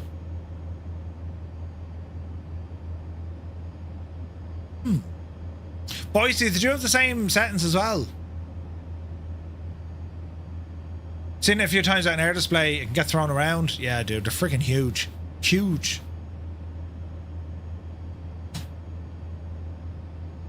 Okay.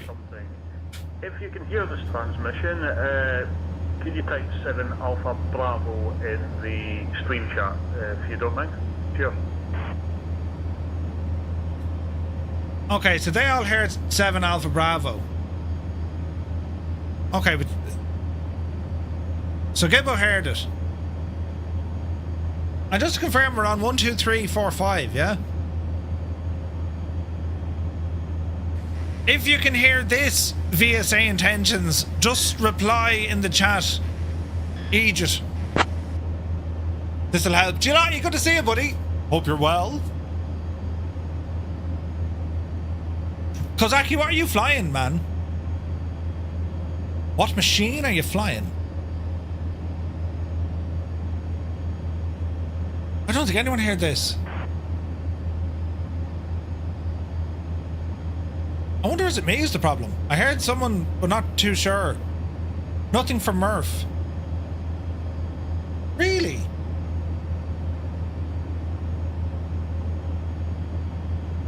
And we're on 1, 2, 3, 4, 5. Yeah?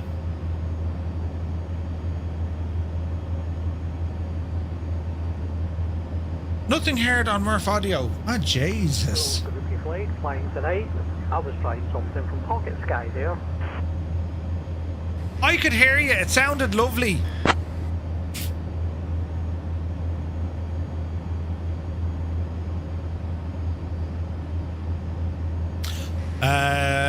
Firefly 235 radio check. This is what the ATC audio sounds like, and next is what yours sounds like. Firefly 235 radio check. Okay, so it's working through this. Hello, Hello, the group. It's Murphy. Can you hear me? That's weird. Some can hear and some can't. Very strange. Thank you, Captain Cocktail. I heard flying tonight. Yeah, I heard flying tonight as well. I heard a beep there. Nothing. Really?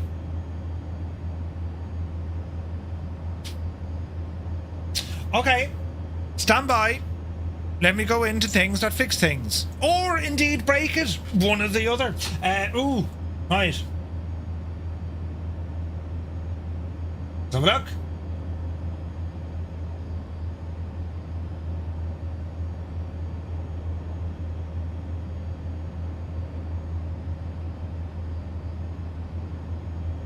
We'll try this one, man. Ah, balls! We'll try this one. Why does it keep...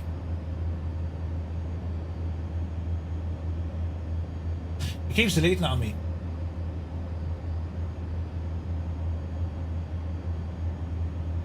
Oh, that's very annoying.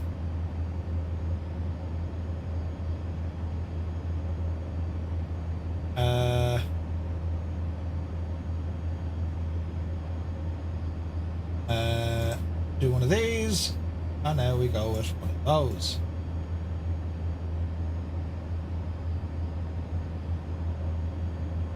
Right, I want to keep that. No, stop. Mother of J's is then. It keeps deleting it. How do we solve this now? Keep. Keep. Open the file. We only got 5 more hours to fix. It'd be grand. Scarface can hear me. Okay. You can hear me through say intentions, yeah? Don't think anyone can hear me, says the Boise. And we can't hear Gibbo. Has anyone else been able to hear Gibbo or the Boise? This would be interesting. No.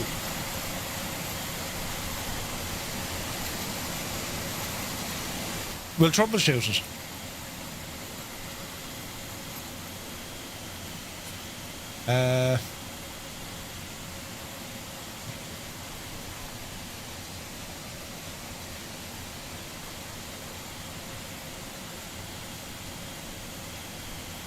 Diddy.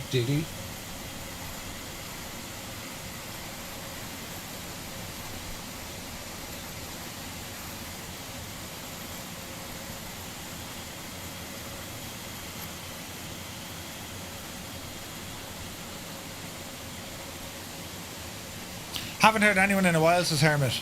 Tune to com 1, but can't hear you or anyone else. 1, 2, 3, 4, 5. Right, we'll try it again.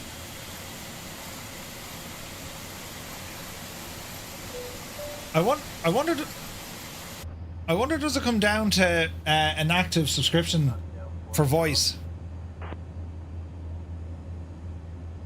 Flying tonight, yeah, you can try it.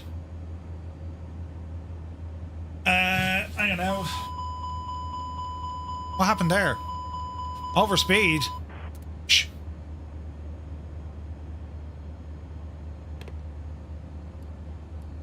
Maybe bring that down a smidgen.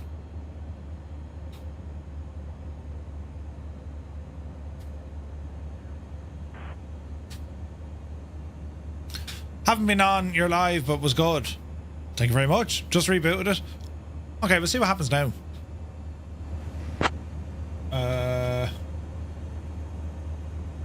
Who am I tuned into? Radio check. If you get Exciting news. TwoToneMurphy just joined the group. Bravo, Thank you for your attention to this matter. Bravo 73. This is Boise. Bravo 73. Who was that now? Was that the Boise?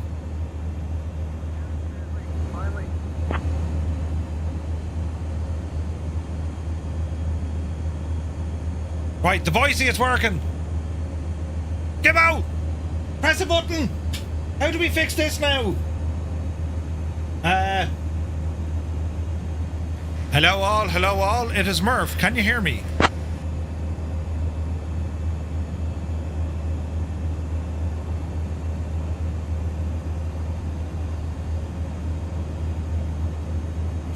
So group chat.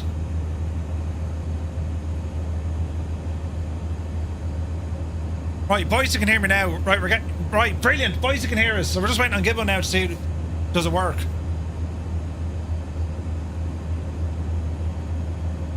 Group chat. Push to talk on.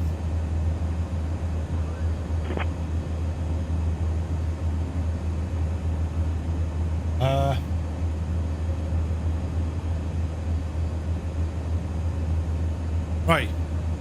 So the boys can hear us, so we're just waiting on Gibbo. So 1, 2, 3, 4, 5. Asher, Gibbo, how are you? I'm in groupie voice on Discord, but no one else is there. Yeah, no, I don't think anyone's using the Discord one. You can. TTM for the Skynet group code. Yeah. Captain Sickbag is indeed a legend, I'm Pierce. He is a legend. This is brilliant. We're getting ourselves completely set up here.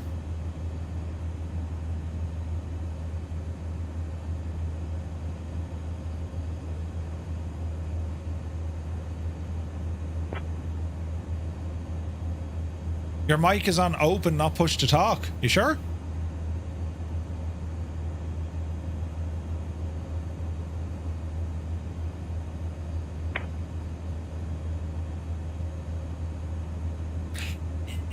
Technical. It stopped now. Right. Okay. What if I do this? All right. Can you hear me now?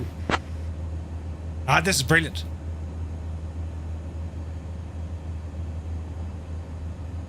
We can do it. Technology. Right. Okay. We're working now. Brilliant. Right. Let's see how Gibbo. He's going to do a quick reboot of St. Townsend's. Let's see if this works. This is all terribly, terribly exciting stuff, lads. Right. 250 knots, flight level 320, about 370 over the ground. All is looking well in the realm. Now, what am I looking for? Here, group flight. Zoom out. Now, how is Muse fan getting on? Sameo, good to see you, buddy. How's Muse fan getting on? Because are you still at your couple of FPS? Jeez, we've got a good few all the same, look. What reshade am I using? Just a small one. Reboot, it just seems a bit better. Okay, good stuff. Rebooted and seems a bit better. You need another Guinness after that? We'll learn these things together. You know, that's reshade off, by the way. That's reshade on. So it shouldn't be doing much to colours. Just a little bit. That's reshade off. That's reshade on. It's only like a very small setting using reshade. Do you know? But you're very welcome in, buddy. Don't forget, lads, we're currently doing a giveaway over in our Discord with a very special thanks to flightsimtees.com, and we have thus far 58 in with a chance to win a Bremen 2026 Commemorative Flight t-shirt. Now that's Cocktail, contact Shamwick Oceanic on 127.65. I'll have a look at the St. Townsend stuff on the ground. Mindful I'm about 30 minutes to top a drop. Ooh, nice. Yeah, we've a bit to go yet. It's pretty cool though, like the route that we're taking, Ireland, Iceland, Greenland, Canada. It's awesome. Absolutely awesome. Let's have a look.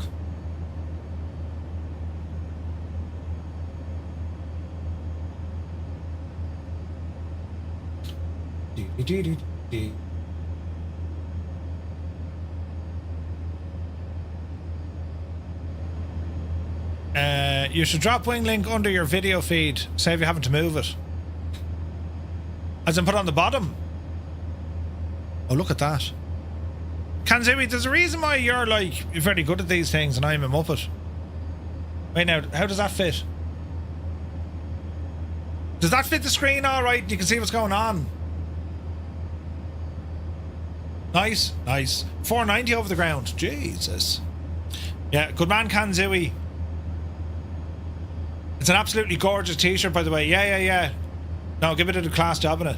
Am I live on TikTok? I am live on TikTok. Hello to those. Oh, Shane, how are you? Good to see you, buddy. Welcome in. Yes, we're live on TikTok as well. Kanzuri is useful for some things. Yeah. What's the fun? It's all fun, buddy. We're here flying across the Atlantic at the moment. We're going from Ireland up to Iceland as we kind of retrace the Bremen flight. This is the anniversary flight that we're retracing. It was done in 2003 from the Irish Air Corps. And that was the 75th anniversary of the original flight. So what we might jump back into our video here, right? Turn this fella down a bit and we'll play on. People talking, the general public on bus and trams they were in those days, everybody thought he was so foolhardy. Particularly being a man with responsibilities. He was married and had a young child. But I was always confident that he would succeed because he was so keen, so very, very keen on some adventurous flight like that. Round about Christmas, 1927. But it took years to confirm that, although it's there for everyone to see in the state papers, that an intention to attempt a flight across the Atlantic was contemplated. It's stated at 23rd or 25th of December 27. So the scene was set in mid-April 1928 for a serious attempt to fly the Atlantic, starting here in Baldonnel near Dublin.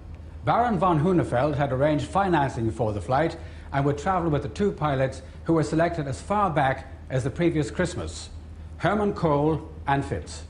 There were two modifications made to the Bremen to help both the takeoff and the long transatlantic flight. The first was a simple drop-off set of wheels at the tail under the fuselage, which raised the plane up to its correct flying position and angle during takeoff. This cut down the drag to a large extent and helped the aircraft reach flying speed quickly. You can see these wheels in a photograph of the aircraft. Before the Bremen was airborne, the dolly simply dropped away. The second modification was the wingtip extensions, which being angled upwards gave the Bremen an element of extra stability. Sid Squadron, thank you very much indeed. Tony, how are you, man? Perhaps without these features, the flight might never have succeeded. You're very welcome aboard. You join us here. We're flying across the Atlantic as we do our recreation of the Bremen flight.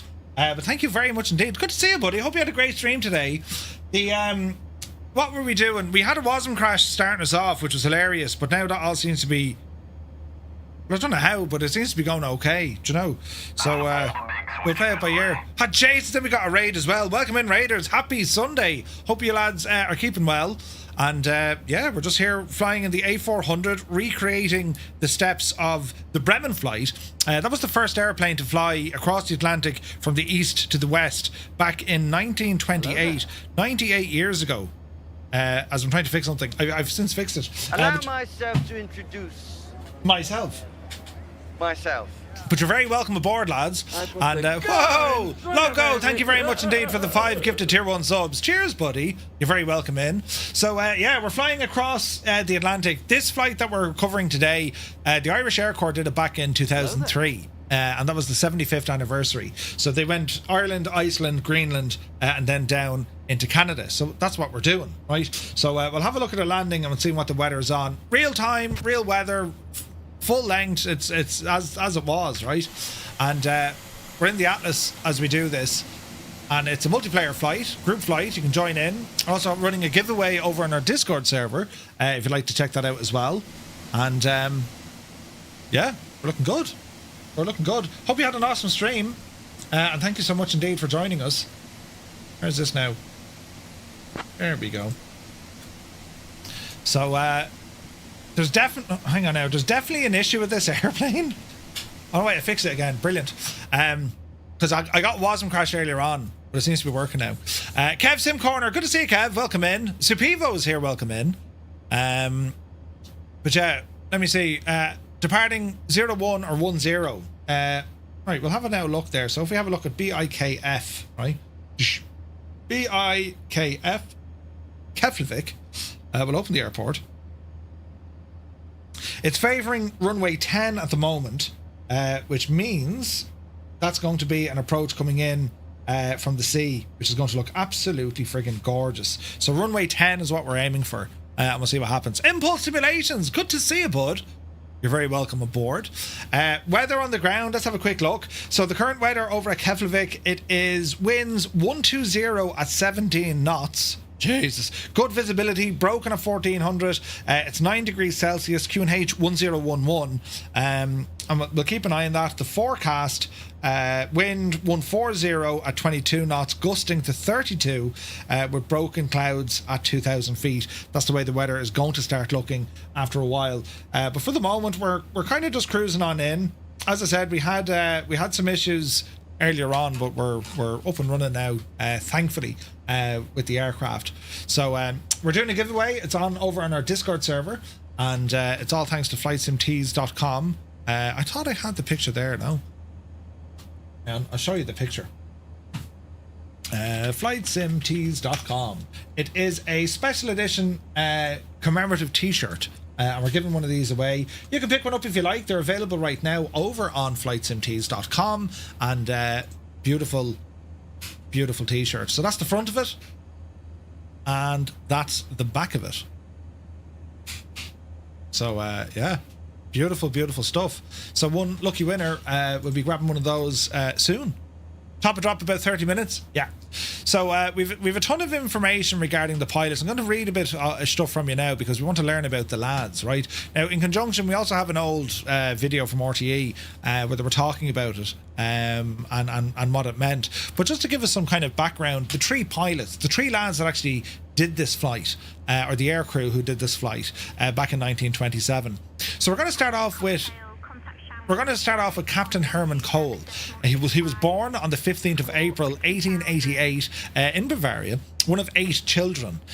He struggled in school, always wanting to be outside. He studied over at the München Cadet School, and he served in the Pioneers of Ulm as an ensign. At the age of 19, he joined the German Imperial Army to become an officer like his father. At the beginning of the First World War, he was a lieutenant. He fought in the Visage. He was shot in his shin bone on the left leg and was disqualified for further service in the Engineers. He later then volunteered to join the German Army Air Force. He drafted his own report specifying his own qualifications.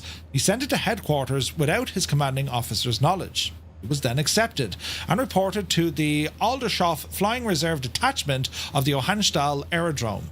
He became an airplane observer for Flying Detachment 41. 50, about 20 minutes from top of drop. Should be doing ILS.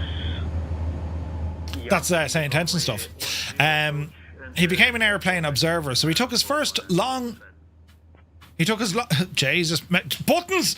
He took his first long-distance flight to Leipzig in an Albatross training machine, and his first solo flight, upon landing, the undercarriage and propeller were damaged.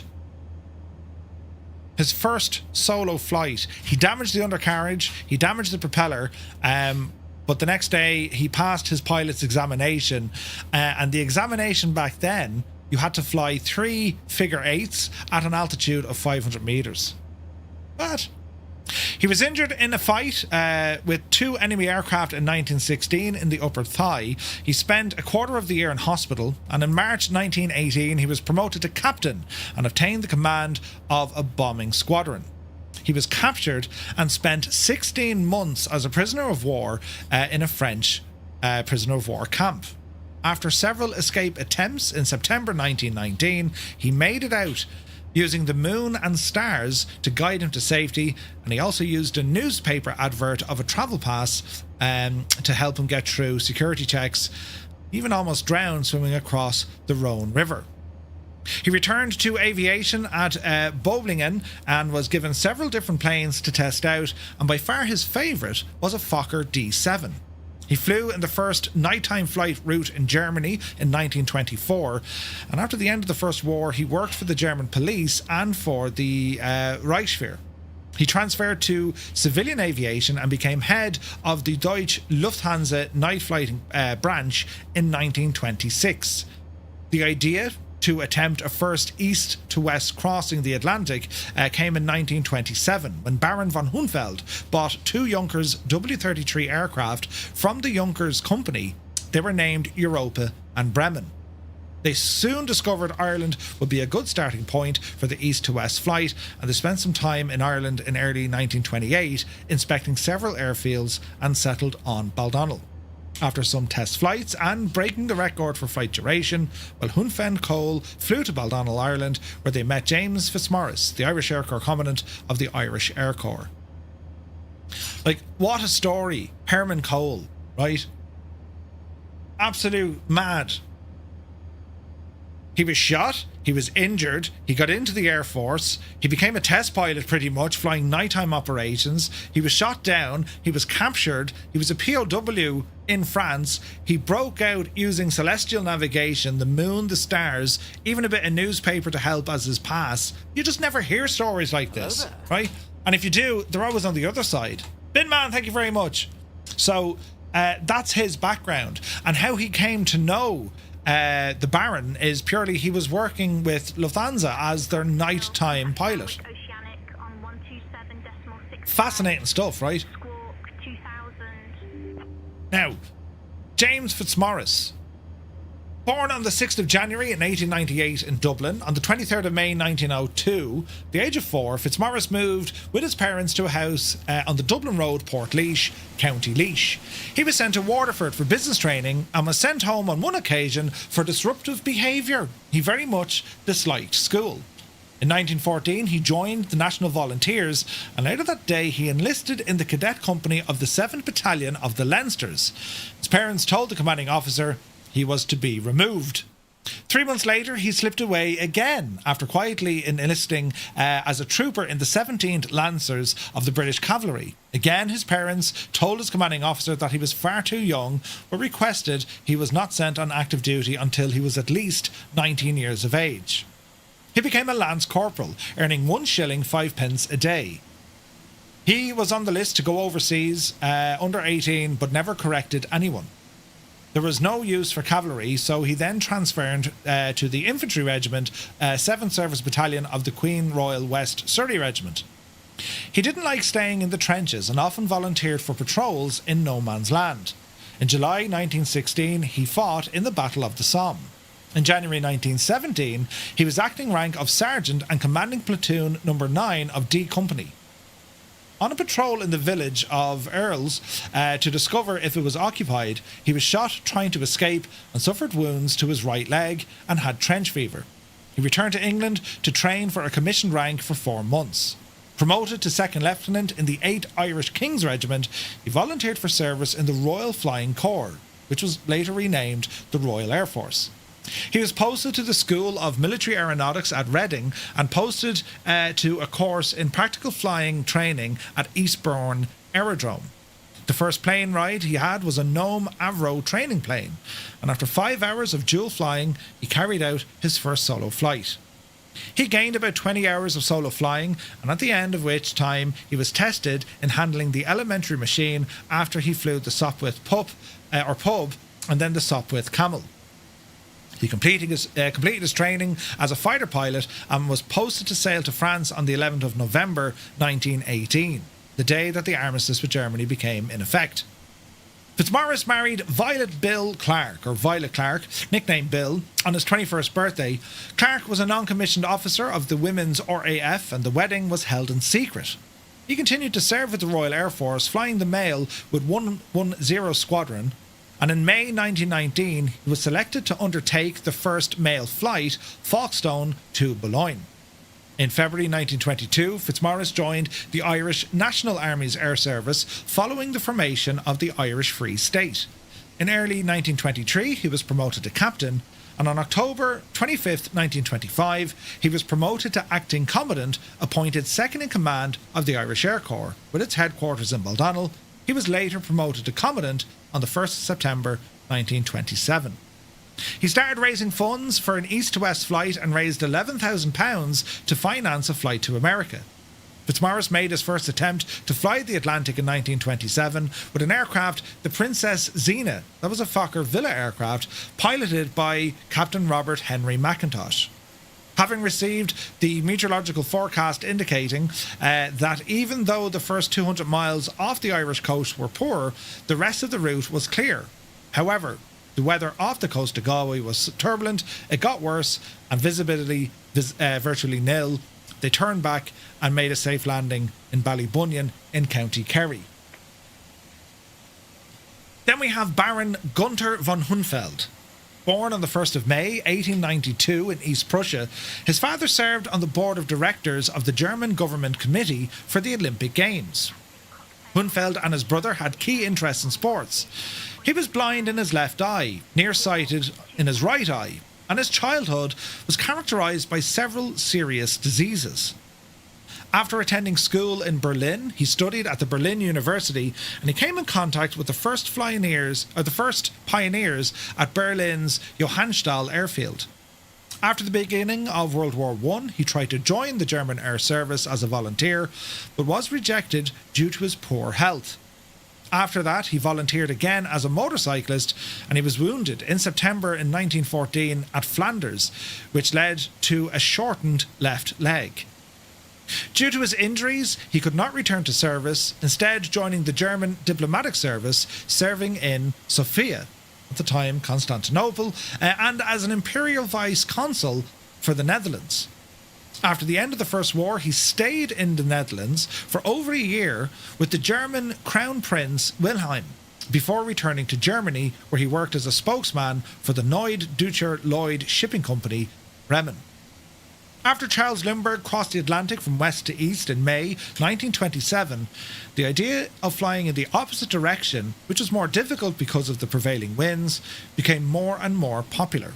In 1927, Hünefeld bought two Junkers W-33 aircraft from the Junkers company.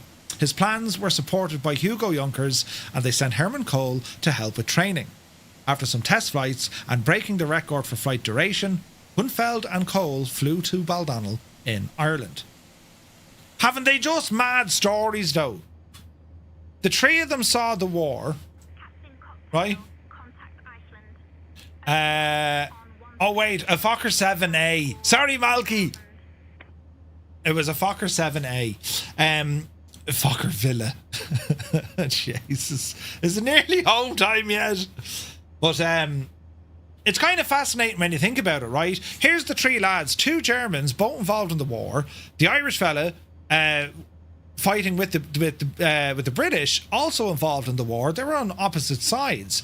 They all saw action. Flanders, the Somme, the Vosges. They all saw action. They were all injured, right? And where the Baron couldn't get involved with aviation, well, the other two did. And, Captain Hermann Köhl and James Fitzmaurice, very similar as in nighttime flying, experimental aircraft, that kind of stuff.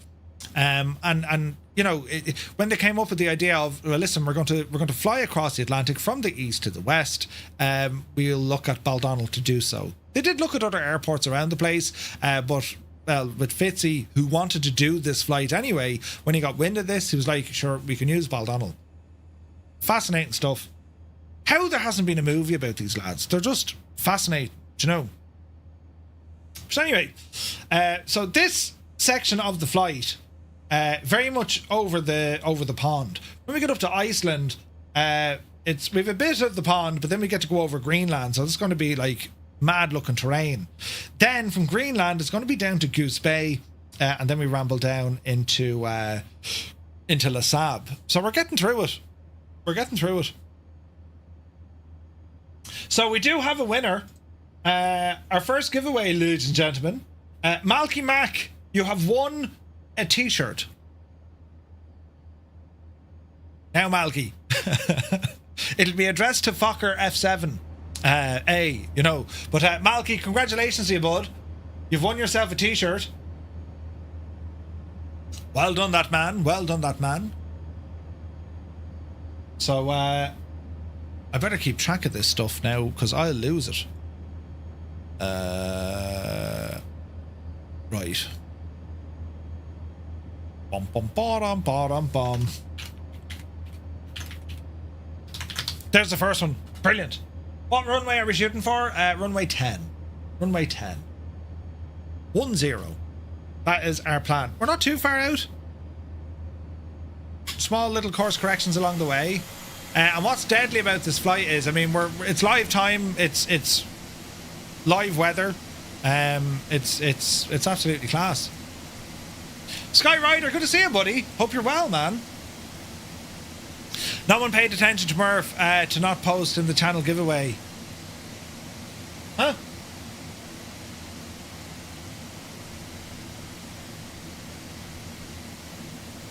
Who's Murph? Right. Next giveaway is Skoda. Second prize, 2 Skodas. Right bunch of funny lads now. Right bunch of funny lads. Hermann is about 400 nautical miles from the first waypoint. Ah. I missed that memo. I was out for a smoke at the time. Did you miss out on the first giveaway? Ah, Jesus. Third prize is a new kitchen. No, it's not a new kitchen. You shag right off.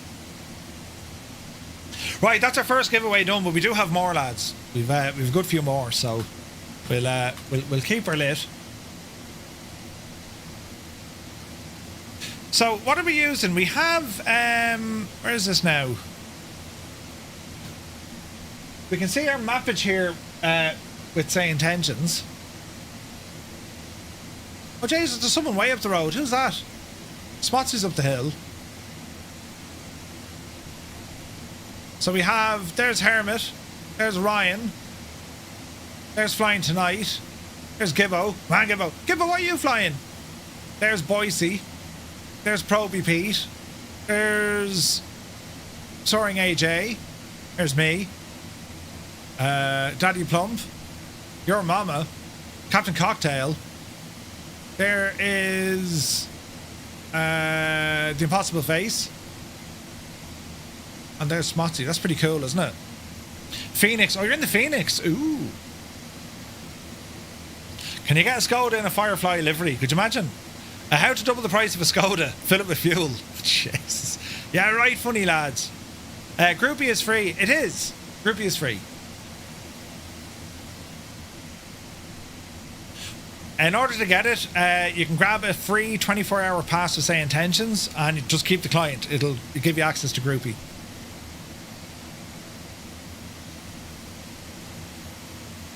Oh, there's Give on the gadget look. Come on, Give on the Phoenix. Alright. We're doing well. We had a WASM crash just at the start, but I managed to unWASM it. Just reloaded the aircraft. Seemed to have done the trick. So we'll see how we get on, right? But yes. So we might continue on with our video here, lads, will we? Are we enjoying this video now, or is it like, shut up more, will you? We'll play on the video, sure, and see what happens, will we? I'm not sure Free only has access to comms and Groupie, or have to change it. I'm not sure, Malky. They may not. I'm unsure. I was trying to figure that one out myself. Let's see here now. I don't think they do. But sure, we'll see. Right. There was nearly a major problem preventing Fitz from flying in the Bremen at all. The government were reluctant to grant a permission to undertake such a dangerous flight, as many others had died, even as recently as 4 weeks before. There was also the question of insurance to provide for his wife and daughter, Violet and Patricia, and even whether he should wear his uniform on the flight. All of these problems were solved when Senator Oliver St. John Gogarty, surgeon, writer, and a flyer himself, persuaded the government to give Fitz an official letter of greeting for President Calvin Coolidge. So now, let's look back to the morning of the flight, April 12th, 1928.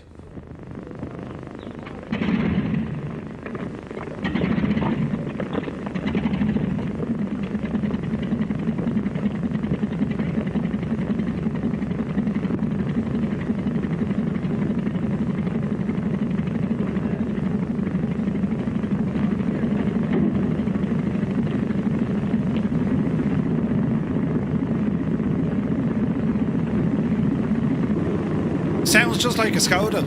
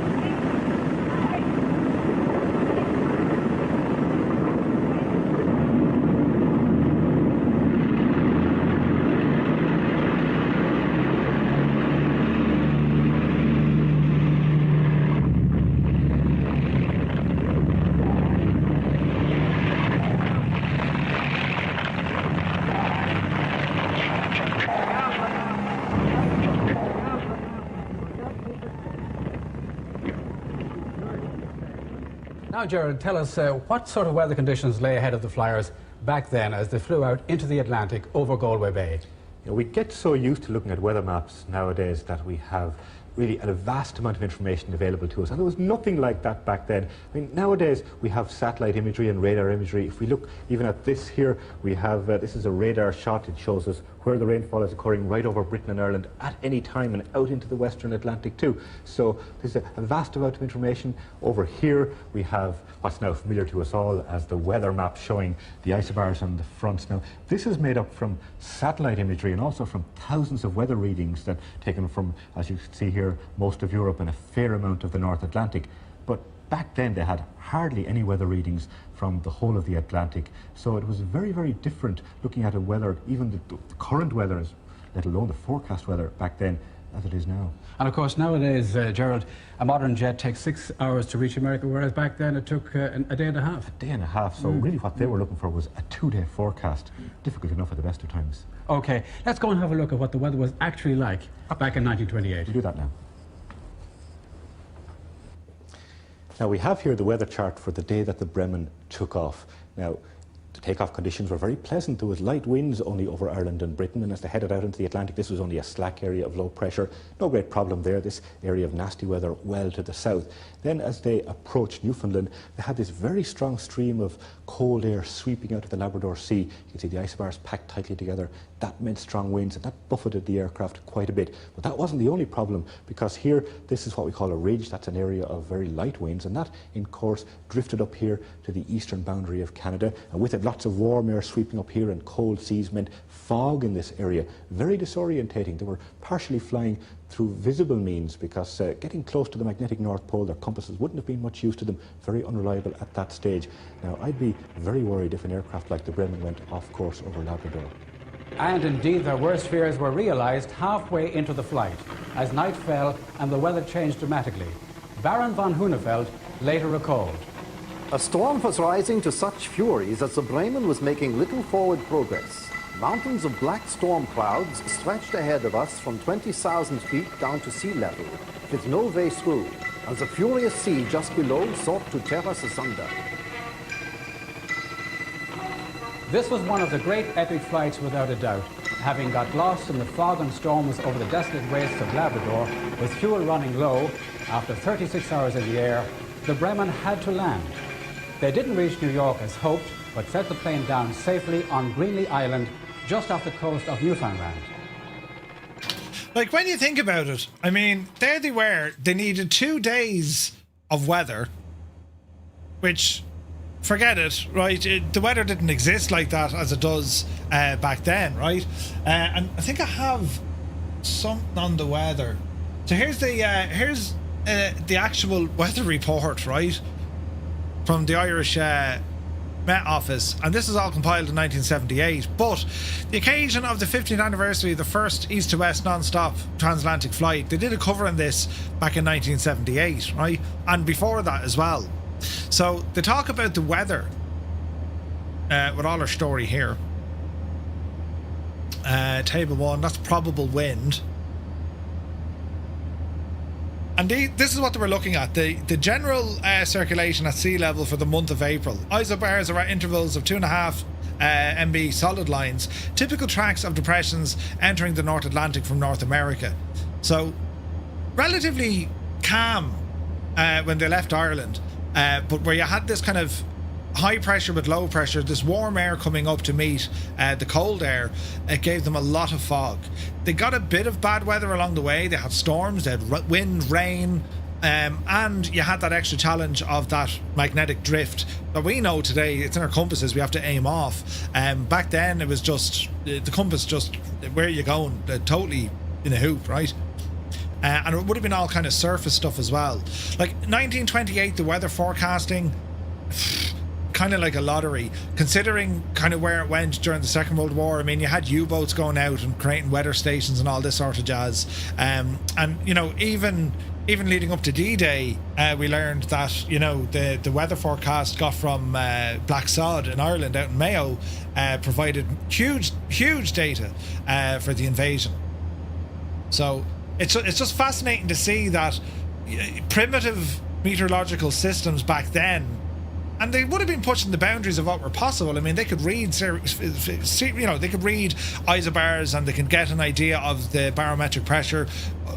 Low pressure would usually be an indication of wind and rain. High pressure might be an indication of relatively calm weather. So they kind of got this idea, changing conditions.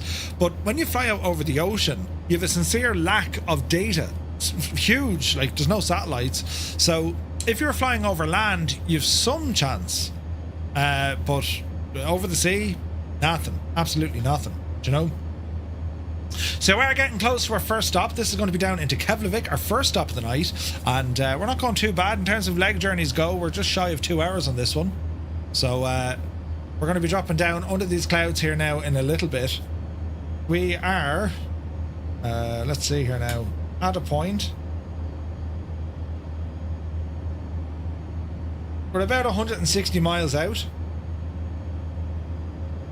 So we'll be descending down shortly. Just around 15 minutes off Hegefeld. Ooh, nice. So yeah, we got plenty of folks flying along with us. Look at the views here, man. Isn't this gorgeous? Absolutely gorgeous.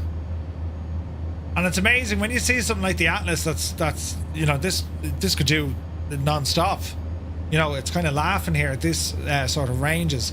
Even with the avionics in this aircraft, where we have, you know, back then, imagine flying this aircraft with literally your magnetic compass, a rudimentary kind of airspeed indicator, an altimeter, and a turn and slip. That was it. That's all they had. Even radio, ATC, didn't exist, you know? No sort of instrument navigation whatsoever. So dead reckoning was everything. It's just fascinating what they did. Fascinating. So, we have 13 pilots with WingLink. We've got a few using Groupie. This other program that we're using, Unifly, this seems to be working quite well. These guys are like thousands of miles away. So we have Kazaki, Death Angel, and Naughty Gnome using Unifly right now. Seems to work quite well. Dead reckoning, yeah, 100%. It's still rare to see prop planes crossing the Atlantic. A400s and C-130s are the most common, yeah. And as I say, like we did a flight a couple of years ago with the C-160, the Transall, and that aircraft was actually that aircraft was flown by the Germans to actually repatriate the Bremen aircraft back to Bremen. Do you know, Velo is here, good to see you. Heisenberg, thank you very, very much indeed. 10 gifted tier 1 subs going out to the Twitch community. You are very kind, sir. Lads, if you got a tier 1 sub, but thanks to Heisenberg, do be sure to say thank you. Legendary stuff, buddy. Thank you very, very much, man. Insane supportage. How's Muse getting on? I put the gun. There's things happening. Whoa! We've more of it now, look. In a box, man. He's in a box, man. Thank you very much indeed for the 5 gifted tier 1 subs. Cheers, buddy. Thank you very much, lads. If you just got a tier 1 sub, but thanks to In a Box, man, you'll be sure to say thank you. Hudson is here. Thank you very much. Welcome in, buddy. Never heard of it before until you said Unifly. I was aware of it. Muse is grand. Bring it up the rear. I'll catch up. Jesus. Chox, 5 gifted tier 1 subs coming in. Chox, you mad person, thank you very much. Lads, if you got a tier 1 sub, but thanks to Chox, do be sure to say thank you. Jesus, the legend, the start of the hype train. The legendary stuff is like savage. Malky says, plenty of prop planes transiting the Atlantic, but not direct. A lot of them would do a similar route. Yeah, I think they kind of go in by Prestwick, Malky, don't they? A lot of them come in by Prestwick these days.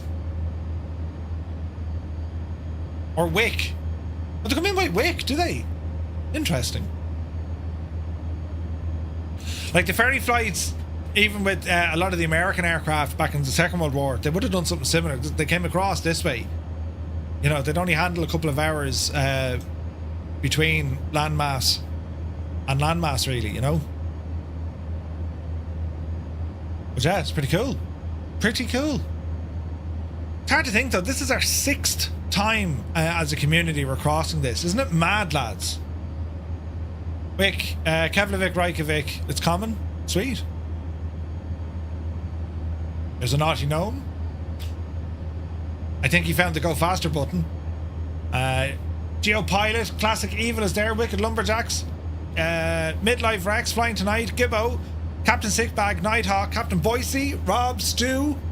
Who else do we have? Captain Cocktail, Daddy Plum, Soaring AJ, Angels 1-5, Death's Angel, A Go Tie, Uniform Goose, Vivacious. Who else there? Chalk is there as well. Cool.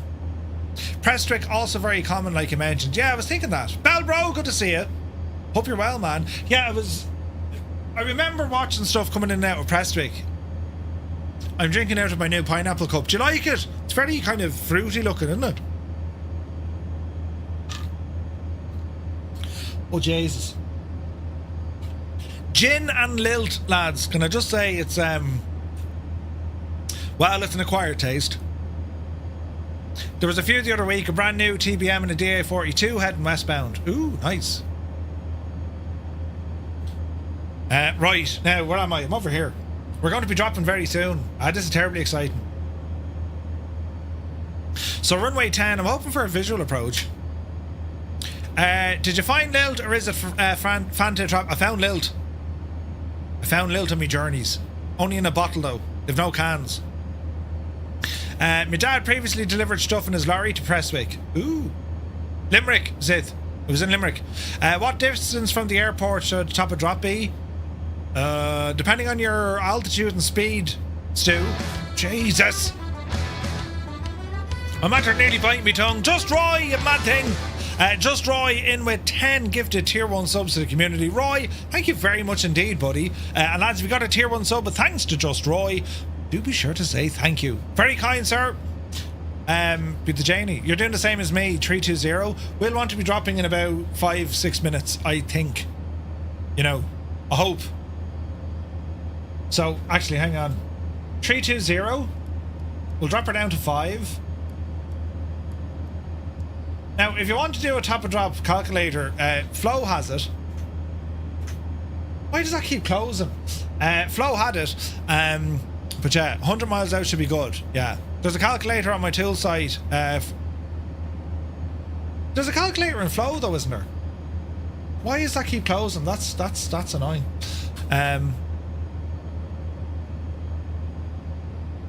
Velo, I haven't heard that yet.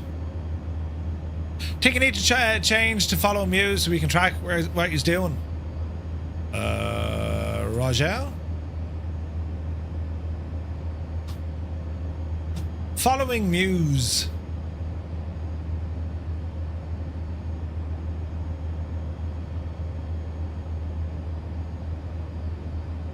Muse is 660 miles behind us. Although the names drop below the overlay, so you can have to move up to change. Don't mind the Muse, I know you'll make it. 600 and... Are you back in Ireland? Jesus.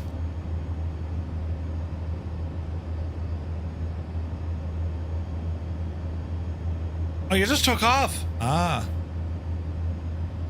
If you choose combined, you'll see the two of them.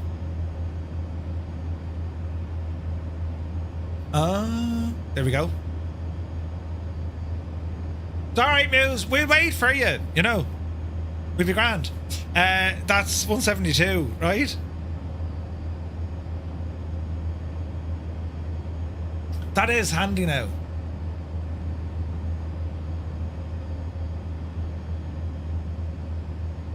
Right, what's our distance?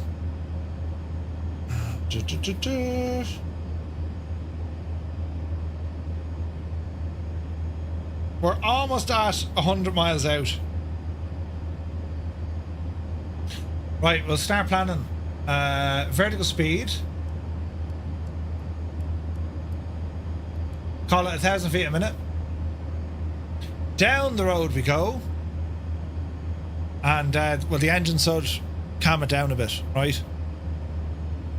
Yeah. What's the name of the model matching app? Model matching app. I'm almost there, says Mrs. TBHI. Good woman yourself. Alan Priest, good to see you.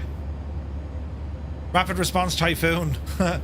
Ezox Giant, good to see you, buddy. Hope you're well, hope you're well.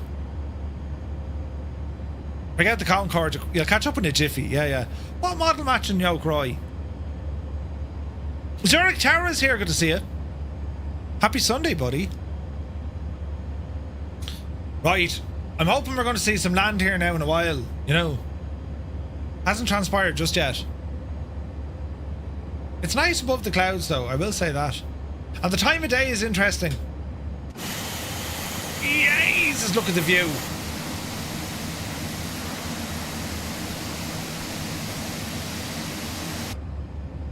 We're going okay. There's no place like home. There's no place like home. So runway 10, that's what we're going for. Father's Game, good to see you. Hope you're well, man. Okay, so our first stop down into Keflavik. Runway 10 is what we're after. We're going to do this as a visual approach, hopefully. So we'll ramble down by the south coast and then just loop around and park it runway 10. The terminal, we'll go down to the east apron. Yeah, we'll go down. We'll use the east apron. And when we land, I'm going to restart the sim. We'll top up with a drop of fuel and we'll then move on to our second leg. Hecklack, good to see you, bud. I had a WASM crash earlier, but we're looking okay. It's showing us minimum VF4 or marginal VF4. Sweet. Doing well, just kicking myself in the butt for nosing over in the second round of E-stall. Oh no, really? Jesus. Poor old devil. Alright, our descent has started and we're doing 1,000 feet a minute. We can probably increase that now in a moment, but we'll play it by ear. The A400 has WASM crashes too. Yeah. Sim Update 5 or Sim Update 4. Sim Update 4. So yeah, we'll have to keep an eye on it. But there's Nace over there. It's just nice though to it's just nice for these group flights. I just love the fact that this is our 6th year doing the Bremen flight. It's class, like. So much has happened in 6 years. I haven't changed a bit, mind you. You know, I haven't even aged today. Joseph Gambino, good to see you, buddy. Welcome in. Hello from New York City. Hello from Tipperary. Good to see you, bud. Think I'll do clearance proper for the next leg with Say Intentions. Nice. Liptorius, good to see you. This is TPHI. Would you stop? Would you stop? I'm gonna switch me board. Wait, what? Let's see what happens. Yeah, when we land, I'll restart the sim. Just, you know, because each leg, like, it's a couple of hours for each leg. The first leg isn't too bad. The second leg is the longest. Third leg is roughly the same as the first leg, and then we're down. So, Two Dogs, good to see you. Hope you're well, man. Alright, we're looking good. Go to the fuel page here.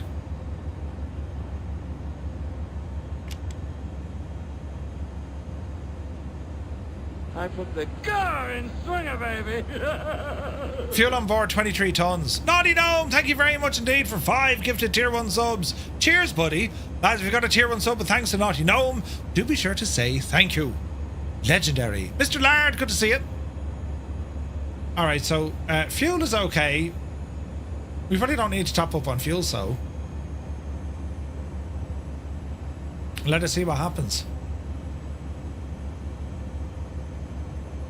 Descending at 1,000 feet a minute. We're at 27,000 feet. Might go a little bit more BJany then. We'll call it 1,500 feet a minute. And just see how the aircraft can handle that with its decel. Thank you, Murph. I was looking for fuel on board earlier. Oh, brilliant. Your fuel burn is about 1 pint every 40 minutes. 1 pint every... Listen! You'll be alright. I'll drink out to be pineapple. You know. Cheers, Naughty. Appreciate it, buddy.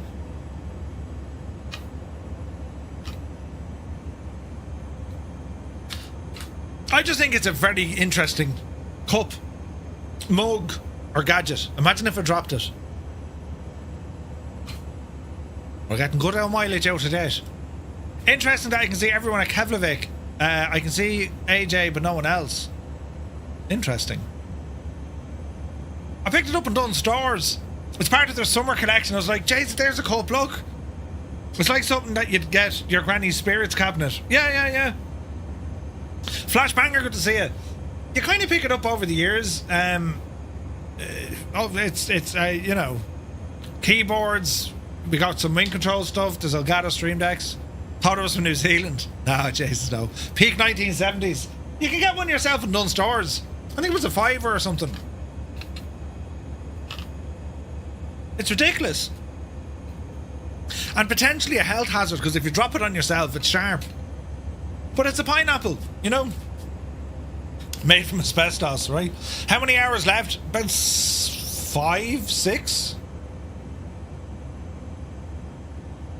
It's 4 o'clock, 3, 4, about 5 hours, I'd say. We are descending nicely. Insert plane passing noise. That was it. Ooh. Descending nicely. Merv, photos of the collection are online, the photo channel. Man, Roy. Let's check it out. Check it out. Photos and media. Oh, yeah. Look at these. The L model airplanes, look. Oh, a Trijet. Look at that, man. Gorgeous. That TriStar. No, that's an MD-11, isn't it? That's an MD-11. Very nice, Roy. Ooh. Jesus, you have a load of them, look. They're all die-cast, aren't they? At least it's not an upside-down pineapple. Great Wall Airlines. Never heard of them. 7-4. They're awesome, Roy.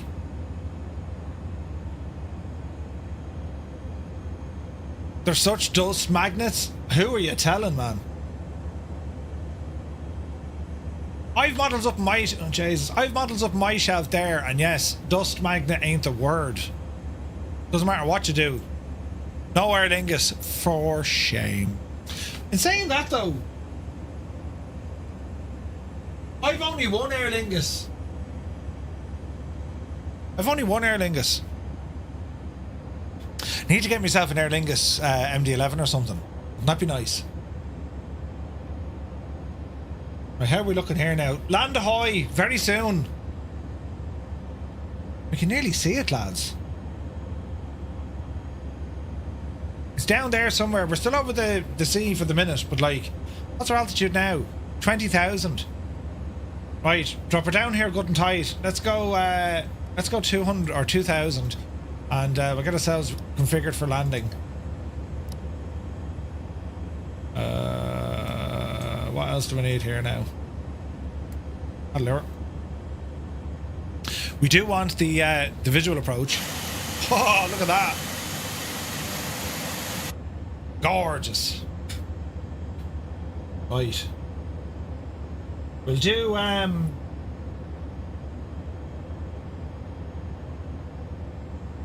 we'll do one of these, look.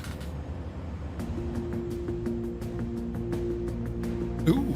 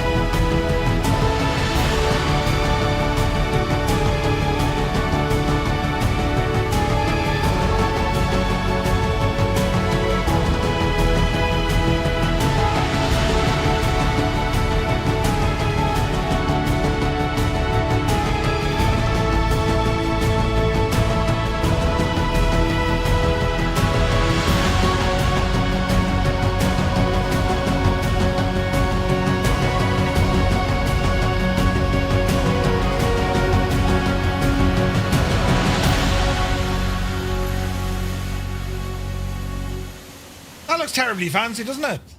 Did I miss Dougal earlier on as well? I thought I saw Dougal McTavish. Dougal, if you're still here, good to see you, buddy. Happy Sunday. Avro Vulcan, have a good one. We'll catch you later, bud. Many thanks for joining us. There's a JC Wings MD-11 with the Aer Lingus livery. Oh, is there? Dougal is there. Good to see you, buddy. Happy Sunday. How did your across the pond go? I brought it up my phone a few times yesterday. I saw a couple of Fireflies there across the owl sky. It looked class. It was like 3,000 pilots? I think so. Okay, local pressure is 1,010 or 29 or 84. Speed is holding 250, 14,000 feet. It went well. Nice. I can see land to the right, says the Boise. Oh, you can too, look. Mountainous Regionus Maximus over there, look. Yes! Sorta. There's land! Lando! Brilliant. Good to see you, bud. Right. This is going to be fun. So we'll go heading mode, and as I say, we want to, we're going to go down to 5,000 feet, and hopefully we'll get an L visual coming in here. That's a pretty looking view right there. So far, so good.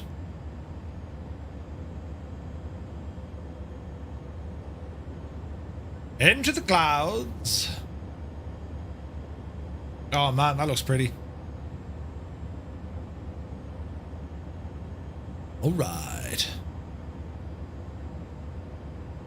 We can see land ahead of us. That's deadly. Right. Let's see here now. The wheel. Keep open. Do one of those and close. Alright. Oh man, there is land. Look, deadly. Hello, Iceland. A couple of hours into our flight. This is very pretty. Alright, we'll might turn off the name tags here now in a moment. Just look at the rate of descent here. That's class looking. Nice, you're looking well, buddy. Tenyard is up there as well. Miranda, good to see you. Alright. Into more clouds. As we continue to descend here, then it's going to be a left turn. Jeez, that looks class, lads, doesn't it? Look at that. Oof. That's incredible looking. The transition is just terribly pretty. Thank you very much indeed, Miranda. Welcome, welcome. Right. Speed is still... well, she's fairly lively now. Let's see, can we burst down through some of these clouds? Beamy Noble Drew. Good to see you, buddy. Happy Sunday. Oh, look at that, lads. That's incredible looking. Absolutely beautiful. This is the Airbus A400M. It's an Atlas. And it's an I&I plane. They built it for Flight Sim 24. It's good. It's very good. It needs a couple of fixes and updates, but it's a class plane. Speedbird is pretty, isn't it? Very, very nice views, man. Okay, left turn coming in. Let's see what we can do here. So, on the radar.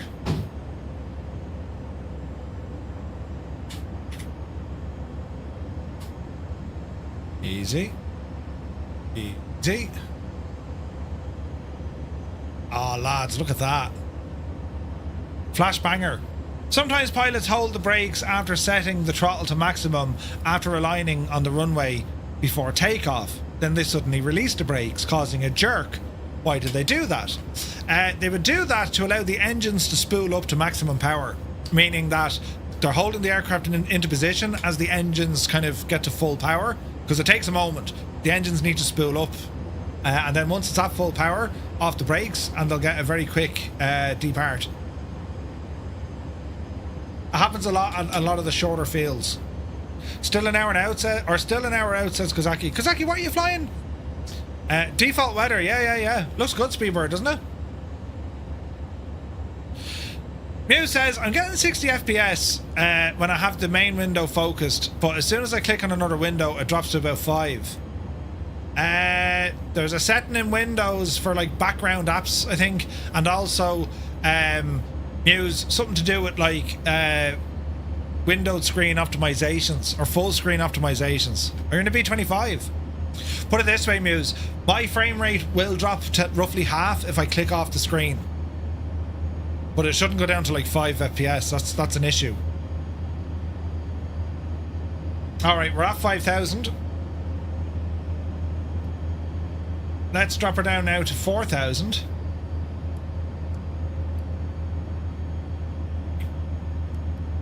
Watch your speed here, a smidgen as well. You might have to do a bit of investigating. Yeah, I don't know what... definitely something tied in, Muse. I have something similar. So it could be just like background app optimizations or that full screen. Have you tried it in windowed mode? Alt and enter.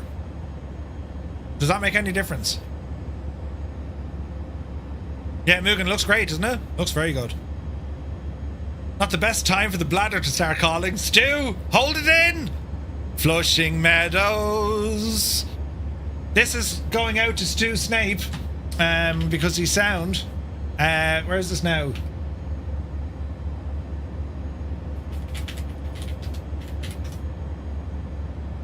Flushing Meadows for Stu Snape because he's in a bit of panic mode. Get a good long hard look at that now, Stu Snape. A good long hard look at that down now. Had it be flowing off the cliffs for you now to see, huh? Brilliant. Ah, Jesus, look. You can cross your legs, but then your right leg has to become your left rudder. Right. Ah, brilliant. Great bunch of lads. How does it make you feel, Stu? I mean, look at it. Look at the flow. Absolutely brilliant, isn't it? Fantastic. Next time I see Stu Snape in public, the man will punch me in the face. Okay, right turn coming in now, Jemima. We're down beneath the clouds. This is great. I take everything back I ever said or done. It's terrible, isn't it? Brilliant. The poor owl Diffel, whatever he saw. Alright. Easy now. Jesus, would you look? Keep the turn. Drop at the speed. Easy now, keep the turn. Laughing so hard you almost wet yourself. Brilliant. Easy now. Keep the turn. Drop 1,000. There we go. Lights on. And let's see what we can do here. On flow max. Flow max? Oh, you devil, who that? Alright, so far so good. Double check your barrow. Alright, runway 10. I flew the C-130 Hercules yesterday. Oh, nice! Is that the, which one is that, Miranda? Is that the, Hello there. Blackbird Simulations one? Upshift, welcome in. Thank you for the follow. Alright, there's 3,000, holding now 210 knots. Small bit of a right turn coming in. 'Tis windy. It is very windy. Oh, yeah. Oh, heck yeah. Alright, our first stop of the night coming up. Jesus, we've only barely started. Jesus, we're literally at our first waypoint, look. Whose name is this? Who said we'd do a long flight? Right. How are we going here now, Murph? Where are we?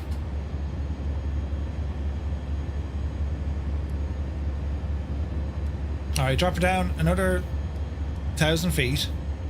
What's the airport elevation? 170 feet. Right, we can go right down so.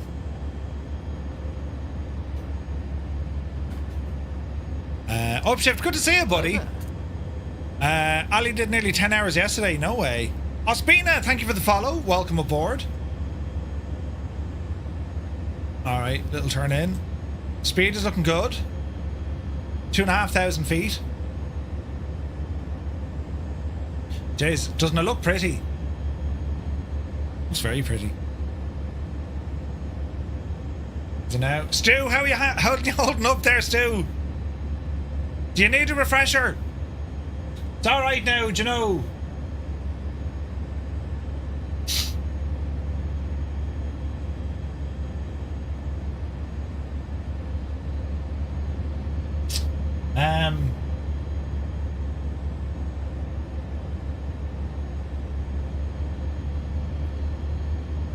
What a time to find out LRM was disconnected. No way. You're joking.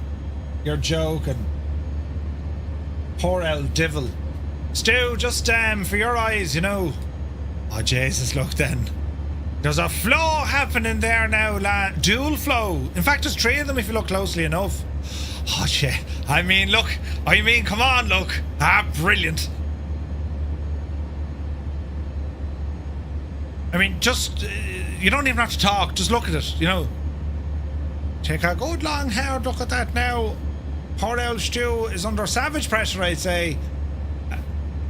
Expect late landing clearance. Right, hang on. We're turning right. Speed, drop her down. First notch of flaps. No, super tie. Your man does them very well, Clifford. Clifford does a great job. Alright, speed coming down nicely. Altitude, we're holding at 2,000 for the moment. Autopilot, good luck. Autopilot off, auto throttle off. I have control. Traffic. You're alright. You're alright. Jesus, Clear of conflict. What runway are we going for?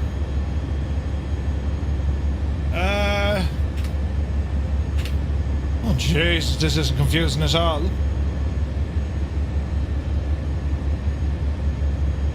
That's a taxiway, so it's got to be this guy here in the middle.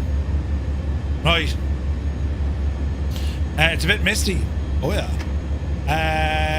That guy's frozen, welcome in. Just got back from the UK on Friday. Never got your way. I would love to have known. Lieutenant Bob, no worries, man. Alright, speed 160. Let's have the gear.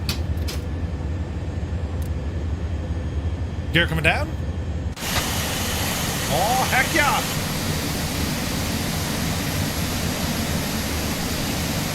Jesus, they take a minute, don't they?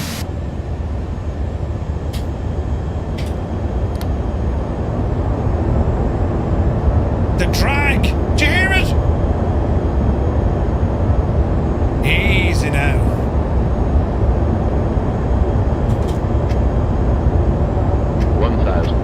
Easy.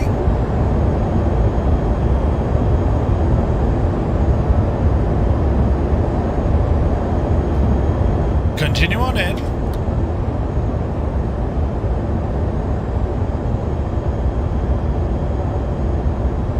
Runway 10.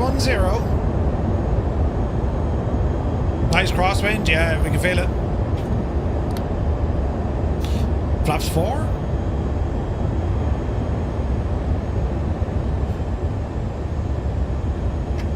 Watch your speed. 400. Keep her going. Easy. Easy. 300. 16 feet per minute. What? Too low. Flaps. All right. Full flaps. 200. We're right in the edge of this envelope. Easy. Easy. 100.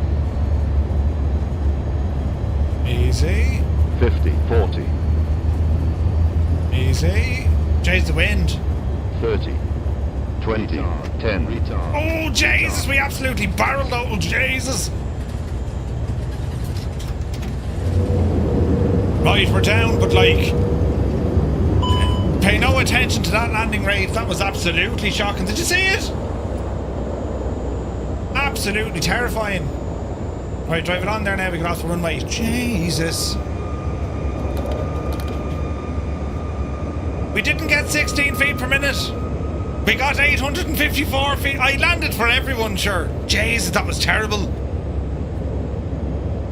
The good news is the aircraft was able for it, you know. I put it down to, I put it down to the WASM, you know. Yeah, it was the WASM issue we had earlier, lads. 100%.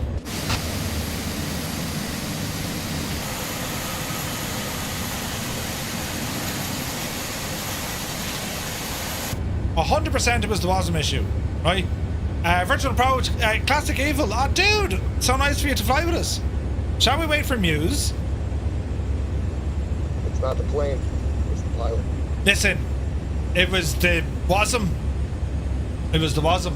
Right, we'll pull in over here because I need to restart the sim after that WASM crash, you know what I mean? Stu will be back in a minute. What was your landing rate? Yeah. That much. Alright, Betsy, keep her turning. Come on, Betsy.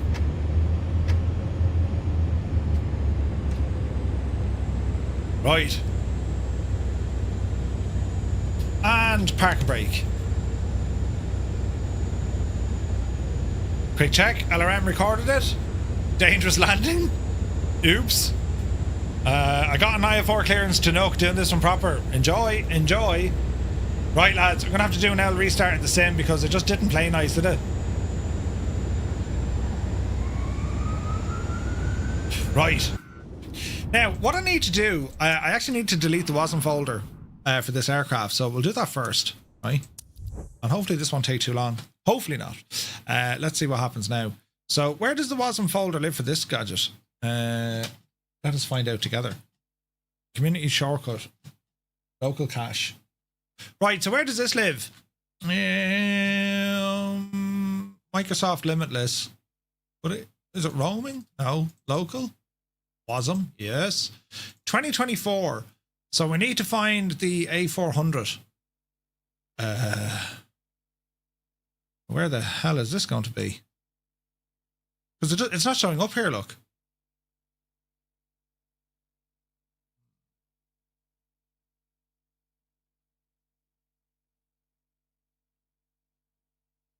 Where do you even go to start looking for the WASM folder for that aircraft? I don't see it. Jag. Light beam.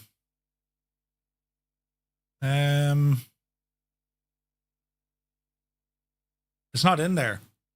So it must be in the inner workings of the sim itself. Wouldn't it be? Interesting. At least LRM gave you a better landing rate, and that's what we'll go with, Malky. Right? That's what we'll go with. 650 splashes a minute. It is in there. Did you see it? Tarnish. Giving up. Going to do a bit of troubleshooting. Even when I go type in chat, FPS gets too bad. A400. Where did you see it? Oh, there it is. Look, Microsoft Aircraft A400. Aha! Right. I just delete that folder. And is there in there Microsoft? No, there wouldn't be one in here. Right. WASM deleted. Now let us fire up the sim. Muse, I've no idea what's causing that issue, buddy. No idea. And it's only after happening all of a sudden. Did you get like a graphics update or something? Like I get a drop in FPS once I click off the screen. I always did. I wonder if it's like game mode. Just today. Muse, check your game mode settings. If it's on, turn it off. If it's off, turn it on. And just see if that does it. That's a good one now. There's an odd one. Right, lads, our second flight is going to be from Keflavik over to Nuuk, or Nuuk, right? Let's have a look here now. Goosh. Jesus, I've multiple pages open. Here we go. So second leg is from Keflavik over to Nuuk. In fact, we might just do a new flight here. Airline is going to be Firefly 235.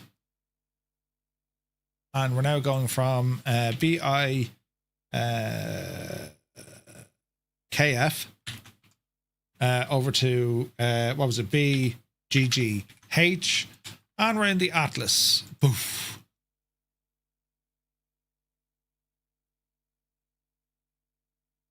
Kind of a muchness. Like, even if I get rid of all of this and just do a direct 235, it's going to be the same thing, right? We'll just do it that way. It's the same time, so we'll do it that way. So let's see, will she follow the full flight plan? Right, let's go ahead and generate. Thinking of getting the Thrustmaster TFRP rudder pedals. The pendular rudder pedals, Ed. That them. Right. Now, 32,000 feet. I'd rather drop that a little bit lower because we're going to see some nice scenery. Beautiful mountains and, well, ice, right? So we'll play that one by ear. But we have the flight there at least anyway, and we can horse it in into the sim if we need it. All right. So that's the first thing. Second thing then we're going to do, we're going to reconnect, say, intentions. All this stuff wants to be reconnected as well. An LRM, which is showing disconnected. It'll be interesting if this comes alive, you know. Soaring AJ, what's happening, bud? Multiplayer mode?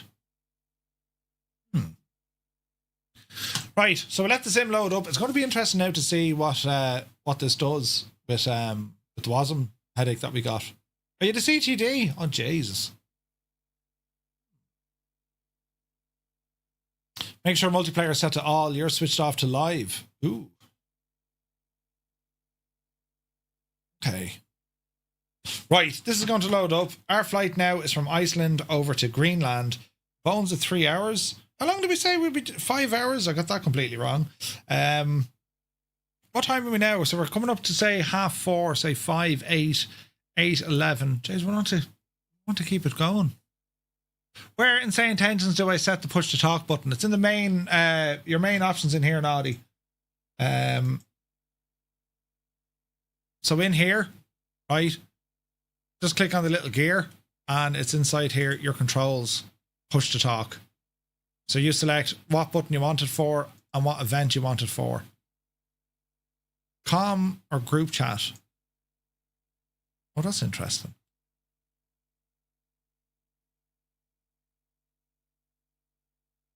Yeah, we'll do that for the minute. Push to talk on. Right. You just sit there for the minute. Have you tried hitting the PC with a Hurley? How long are you going to be streaming today, Murph? We'll be here for a while. We'll be here for a while. Good day from Shamrock 951. Horizon Vector. Good to see you, buddy. Hope you're well. A330 Dublin to Las Vegas. Nice. Hope you're having a great flight. I think if we were to fly this route without stops, you do it in about 5.5 hours or 5 hours. The stops add a bit of kind of jiggery pokery to it, doesn't it? We'll see though.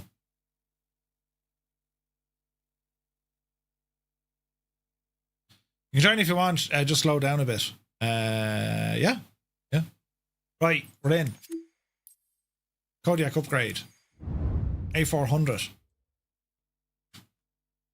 Not me horsing me dinner in the air fryer whilst everyone's configuring stuff. In the air fryer? Right. Into Keflavik. Jeez, we got a load of people here, look. So we're going for a runway 10 departure, isn't it? Right. And we'll park up somewhere out of the way. Okay. Custom, all players, live, and live. Let's see what happens. Coming up, I am behind in the Piaggio. Ooh, good man, Goblin Zeus. I prefer to do a multi-sector over a long haul, even in real life. Oh yeah. Alright, let's see what happens here. Ready to fly. Remove the ground equipment. Hop into the plane. We're going to say nothing to no one, and then hopefully this will all start working. So, let us begin. We begin by hitting our settings, and we go to this guy. Right. There's a plane on top of me, but it's grand. Or is it? Who's that? Tenured, you devil! Right. We're all starting off at very strange locations. There you go, Murphy. There's no one in here. Right, Murph. Right. Let's see here now. Let's horses in from Simbrief. Simbrief plan requested. Up on top. Let's go. Power. 1, 2, 3. External. Adheres. On. All our pumps. On. Ground control. That's all okay. Jesus. Formation lights. Grand. Beacon. Stick 'em on. Strobe. Leave off. That's okay. That's okay. That's okay. And we got some lights working on here now as well. And that looks kind of alright-ish for me. We'll go ahead and fire up that APU. And let's see what happens. It was an Embraer EMB 400. That's the one. Alright, go ahead and fire this one up. Next we'll go to weight and balance. Let's drag it in from Simbrief and we'll apply the load. Panel states are okay. APU is going to come up here now shortly. And we'll go ahead and get this machine up and running. Initialize. That looks good. That looks good. IRSs. They look good. Active init. That looks good. Firefly 235. Fuel. Want to copy this guy in. So let's have a look. We are 104.5 for our zero fuel weight. Tap 104.5. And our block fuel is going to be 133, so 13.3. 13. Center of gravity, 30.2. Fuel, 13.3. Good. Clear. Clear and clear. That's grand. Fuel, wind. Go ahead, grab the wind. Turn. And active flight plan. And we're looking good there. Auto brake will be set to reject a takeoff when we're ready to rock. APU bleed coming on. And we'll go ahead and get our engine ignition switches ready to rock. And we'll start now powering up the engines. This stage, APU is up and running. Disconnect from our ground power. We can remove the ground power unit on the ground. Toggle. Good luck to you. And we should have engine 3 spooling. So we do. Go to the engine page. Engine Murph. There you go. It's 3. Go ahead, bring 4. Get our TCAS up and running. Get our weather system up and running. Weather predicted on. One coming up. Reset our barrel. Number 2 coming up. Good to know this thing will get us out of hot water fairly quick. Seatbelts, emergency lights armed. And that's all looking good. Right. Squawk and 7, that's okay. Engines coming alive. Easy. There they go. Okie dokie. Radar, TXP, that's okay. Ignition is still on. Ignition normal. APU off. Bleeds off. Flaps. Set flaps for takeoff. We have traffic here. Let's just double check. We are connected with LRM. We're connected with this guy. And say intentions, we will hit a new flight. Go. Ground spoilers to arm.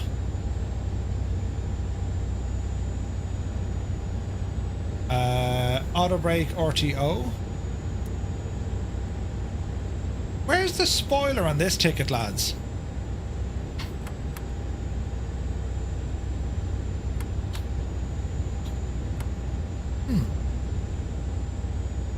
Ground spoilers need to be armed. Where are the spoilers? It's next to the auto brake. Aha! Thank you! Takeoff configuration test. All is normal. Sweet. Alright, sports fans. We shall set an initial 15. Get those speeds up the road. Flight director is on. And we're looking good. Off the brakes. Can we move?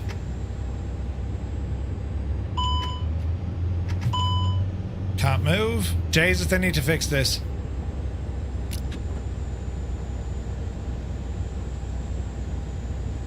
Get rid of you. Get rid of you. And the rest is good. Alright. Roll her on.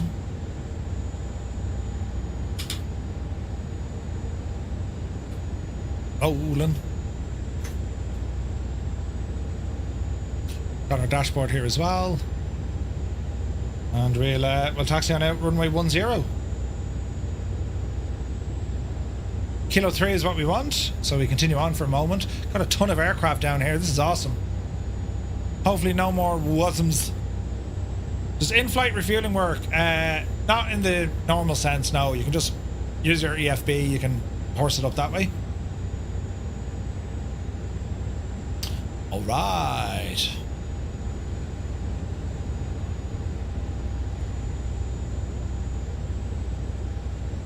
We're looking good. Radar transmission is off.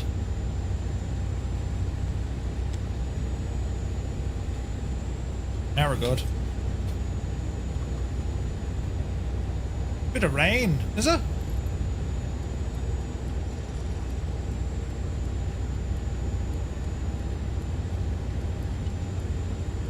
So 200 initially.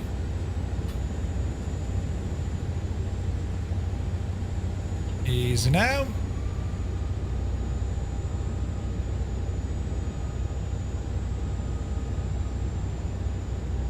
Keflavik traffic. Firefly 235 is taking off runway 10, Keflavik. And that didn't sound like it worked.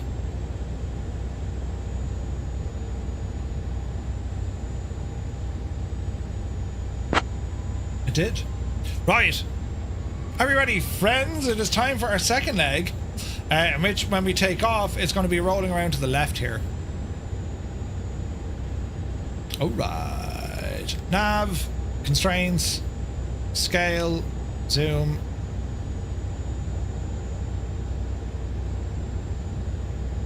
And zoom. Me star isn't in there, but I'm not overly worried, right? Multiplayer's working well. Never a dull moment. Floating zombies, oh yeah, lads. Absolutely brilliant. But alas, we won't have to worry too much. Approaching runway 10. Because we're going to boot it out of here like a man possessed. On runway 10.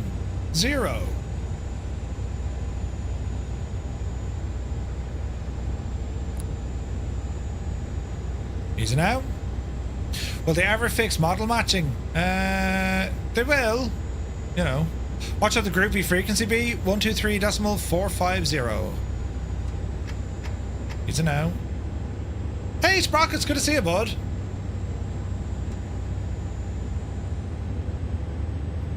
Right. Takeoff speeds not inserted. Oh balls, did I not do that? Clear. On runway 10 remaining 9,800 feet. Right. That'll do us. Right, power coming in.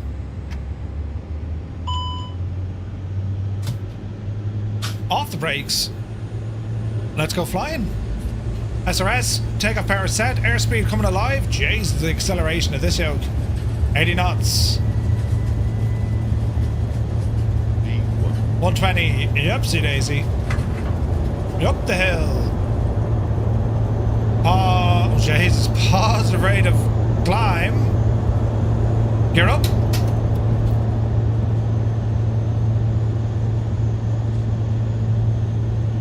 All right.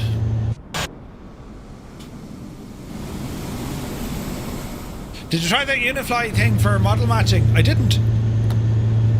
Well, it does have model matching built into it, I think, you know. Hey, Brandon, good to see you, bud. Welcome aboard. All right. Let's go heading mode. Autopilot set. We're going to be climbing. Speed. Call it 250. And we'll do a left-hand turn. All the way over to 270.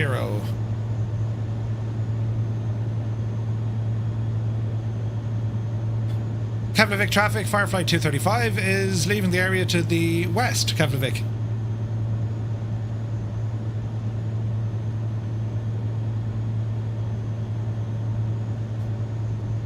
Keflavik, this is Murph, vacating or leaving to the west. I don't know what buttons are working. Interesting. What are we on? 1, 2, 3, 4, 5, 0. Yeah, we're looking good. Right, speed coming up. Here's a left turn. Mr. GPHI, absolutely. Enjoy it. Enjoy it. Right. Things are happening. We shall do some tunage. So, lads, if you're still flying with us, Xbox and PlayStation pilots, go ahead and hit 1. If you're on the PC, it's 2.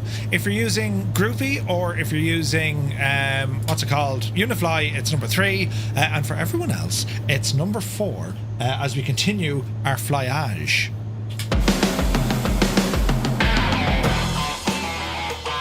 Oh, heck yeah.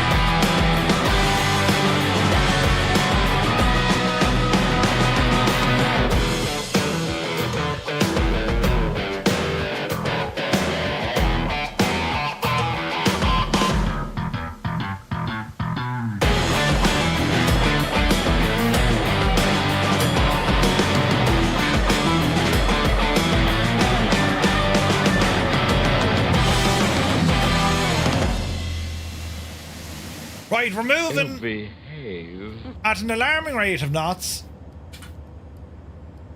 Get our speed back up here. We'll sit on about 295. Right, 10,000 feet. We're going to hold it here for the moment. Captain Sickbag, thank you very much indeed for your bits. The absolute legend. Throwing his bits around the place like they were confetti. Thank you very much indeed.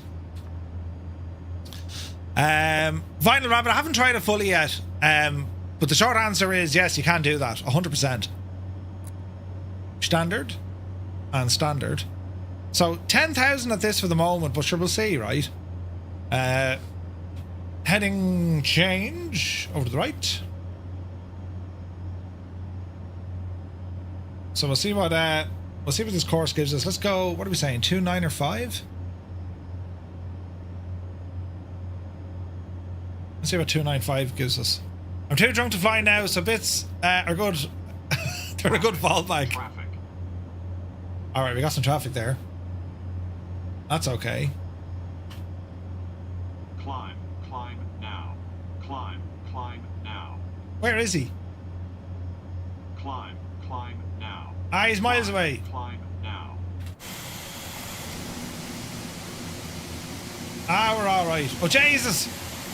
Sky Dangler, it was watching you. We're all right. We're all right. Clear of conflict. It's all right. It was Sky Dangler. We know what he was doing. Right, we might just park this at 10,000 feet as we ramble across. It's a long bit of a run here. Now, ground speed is 350. Am I right in saying if we climb more, we'll get more speed, naturally? Super tight, yeah, it was nuts, wasn't it?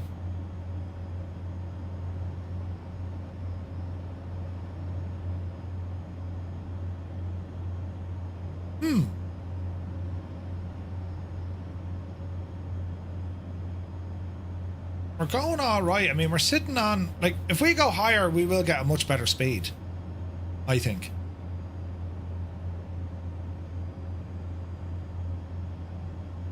Should be grand. Should be grand.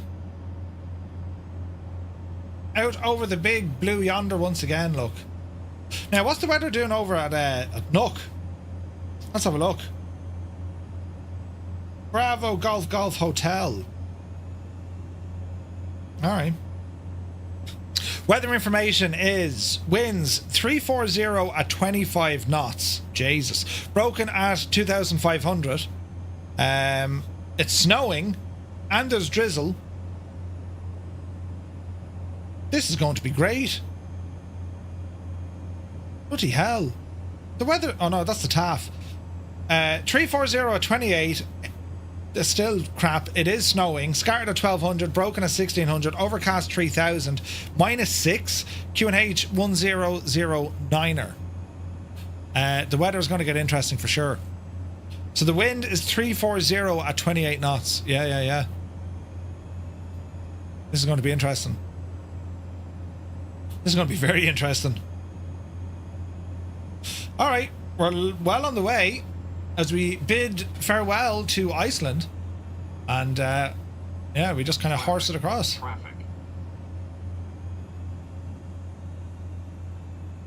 Climb now. Climb now. Ground spoilers disarmed. TCAS standby. Oh no, hang on, they're on a standby. We'll go TA. There we go. Riot. Let's see what happens now. 293, 345 over the ground at 10,000 feet. I think this altitude is pretty much where we want. It's nice. It's pretty. Very pretty. So, we continue on. Let's see here now. Dee-dee-dee-dee-dee. I'm going to press buttons. Stand by for button pressing.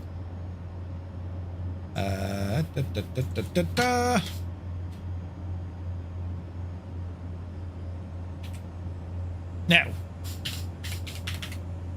Buttons. One of those. Who was coughing? Did you hear someone coughing?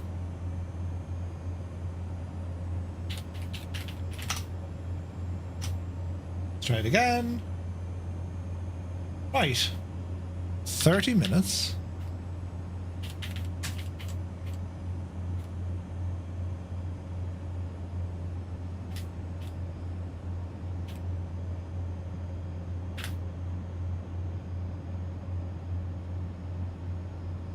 English Murphy, you can do it.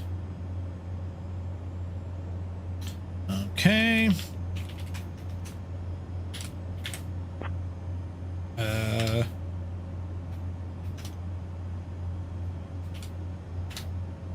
No.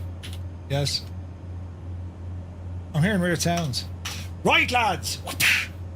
Once again, we're going to do a giveaway over on our Discord. To get you access to Discord, !Discord, and all you need to do is click on the little party popper gadget just above. What we're doing is another Flight Sim Tees Bremen Commemorative Flight t-shirt, right? Put you down there for the moment. And I'll show you what these look like. You could win yourself one of these special edition t-shirts with thanks to flightsimtees.com. That's the back of it. The front of it, it is the 98th anniversary. Yours to keep. We'll get it shipped out to you. And it's all thanks to flightsimtees.com. And it's a special event t-shirt for today's flight. So the very best of luck. All you need to do is ramble over to our Discord, and that's where you can enter it from in there. So yeah, the very best of luck to you, lads. I spelled it right this time. Yes! Telling you, we got in there now. Right, so how are we looking? We're looking all right. We're looking all right. So we have more information, and information now down here. So we learned about the aircraft. We learned about the lads, right? So now it's learning about the flight. So before takeoff, the flight, and then the landing. This all happened in 1928. So, Hünefeld and Köhl took off from Berlin. They landed in Baldonnel on the 26th of March 1928. £75 was paid to the owner of a field to take down a wall that separated the end of the runway and the field. They were like, we need this bit of runway. The welcome from the Irish Air Corps that Hünefeld and Köhl received was second to none, and they both expressed the Irish people were so welcoming.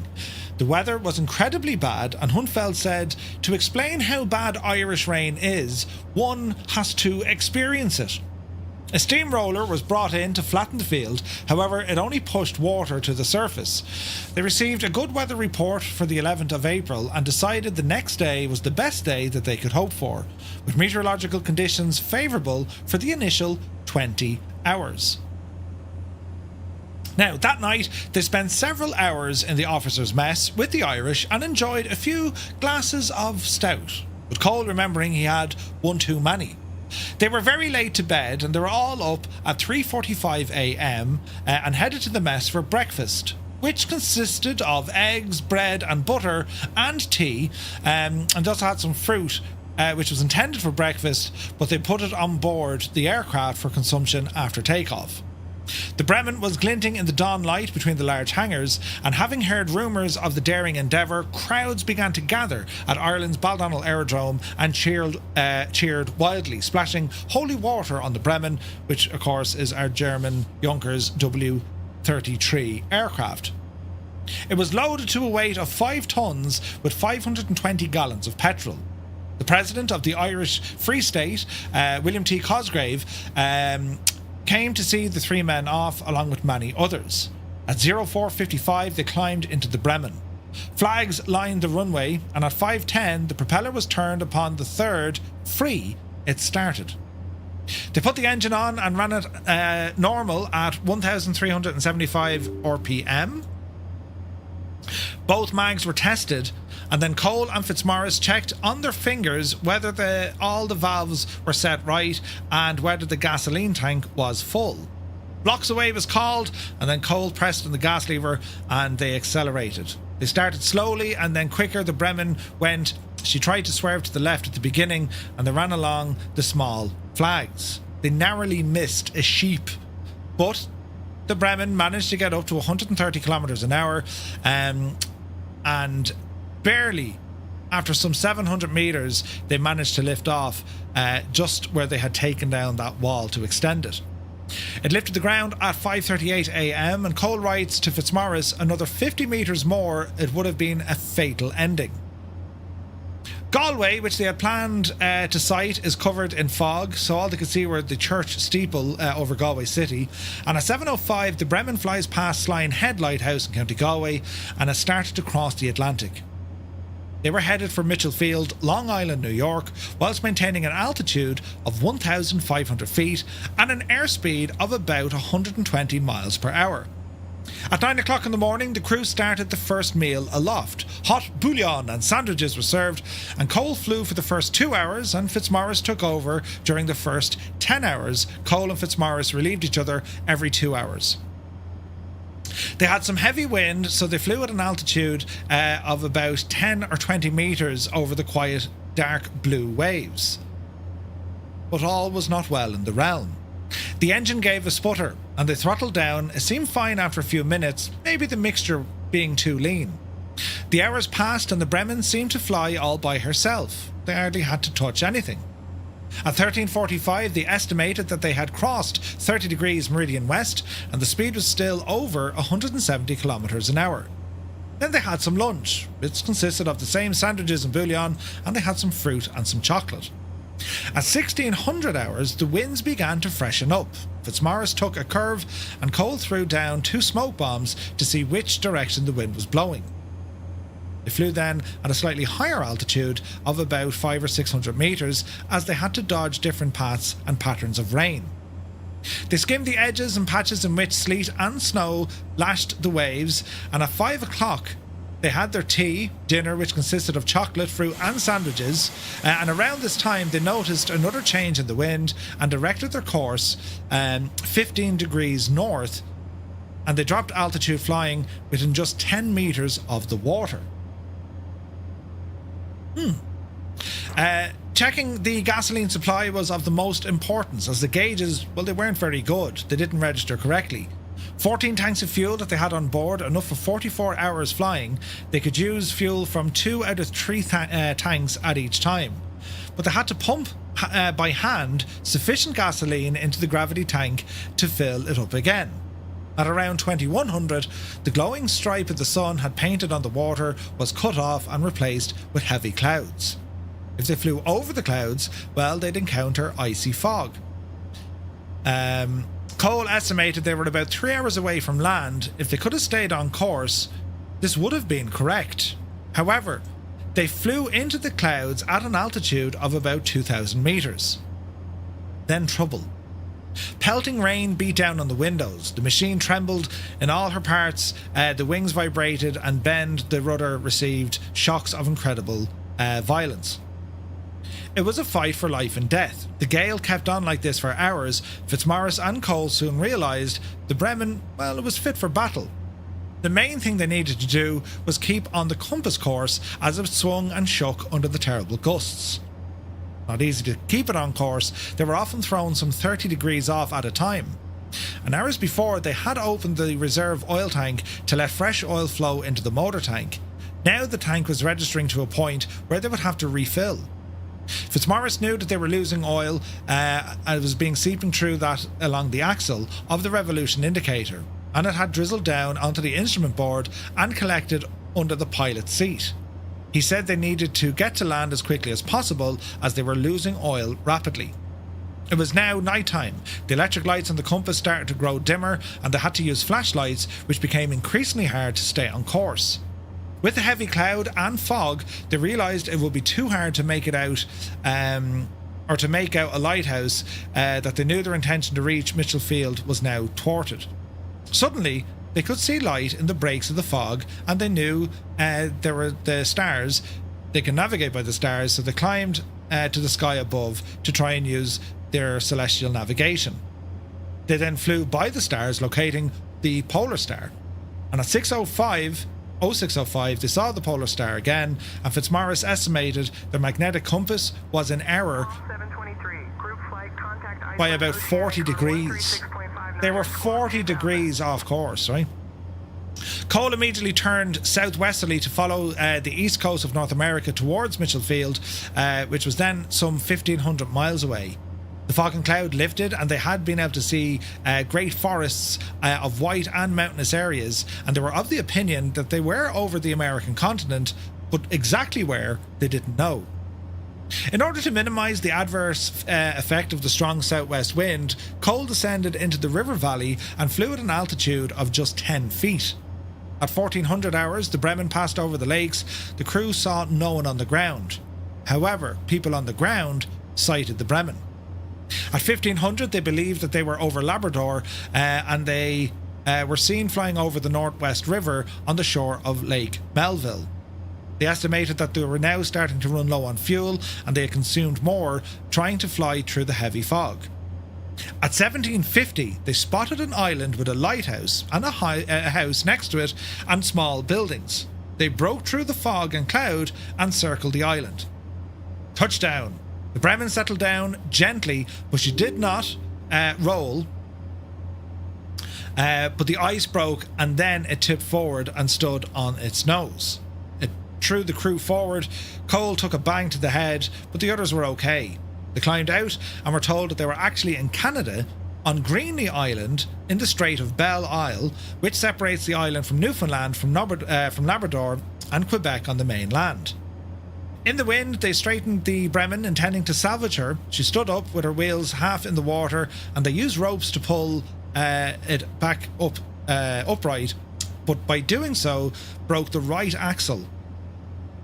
The first transoceanic east-to-west flight was behind them. It'd only be a few days waiting on a new axle and a propeller for them to continue on with their journey. The surprised islanders helped the crew to safety, calling upon a local nurse who arrived by dog sled, and the plane was secured and the heroes were invited to dine with the lighthouse keeper and his family. Hope later came. Several aviators, including Floyd Bennett and Bernd Balchen. Floyd Bennett, of course, the first aviator to fly to the North Pole. He was in hospital in Detroit at the time when the call came for help. He flew with Balchen to go up to help the lads, but his condition worsened during the rescue. He later died in hospital in Quebec. From Quebec, Duke Schiller, Canadian pilot, and Dr. Louis Quisner, French ace, left in a Canadian Transcontinental Airways company, left in that aircraft for Greenly Island. They returned with Fitzmaurice to Murray Bay to meet Mrs. Junkers, or Miss Junkers. Köhl and Hünefeld stayed behind. From Manhattan flew Herta Junkers to Murray Bay to meet Fitzmaurice, daughter of course Professor Junkers, the plane's builder. In another Junkers, bearing equipment to Greenly Island to repair the disabled Bremen. Turned out they weren't able to fix the machine. They tried to get spare parts up there. Wasn't going to happen. So they then said, right, what do we do here? The plan was they had successfully completed the mission. Word got back to Baldonnel by telegraph to say we have landed Greenly Island at a lighthouse, all is well. So at that stage, the three adventurers then embarked on a 2-month tour of cities in the United States and Europe, where they were welcomed as pioneering heroes, also writing a book entitled The Three Musketeers of the Air. They flew to New York, and Mayor Walker welcomed them to the city. Banners lined and lampposts in the city. They threw a massive hoolie. Then they landed to Arlington National Cemetery to pay their respects at Bennett's grave. And 3 days later, they were cheered by an estimated 2 million people in Manhattan with a ticker tape parade. That parade in Manhattan was actually bigger than Charles Lindbergh. On the 2nd of May, the 70th US Congress authorized President Calvin Coolidge to confer the United States Distinguished Flying Cross on the Bremen flyers. Back in Ireland in June 1928, they were bestowed the freedom of the city of Dublin in recognition for the transatlantic achievement. They went on back to Germany as well, and they had a similar reception. It's actually interesting because the story where they were, like, you can imagine now Germany that time, 1928, 1930, all sorts of turbulent stuff, you know. Don't break me up, I'll try not to. Homewrecker, good to see you, buddy. So the flight of the Bremen itself, at the time, the Americans threw a hoolie, Ireland threw a hoolie, Germany threw a hoolie, and actually went on to meet he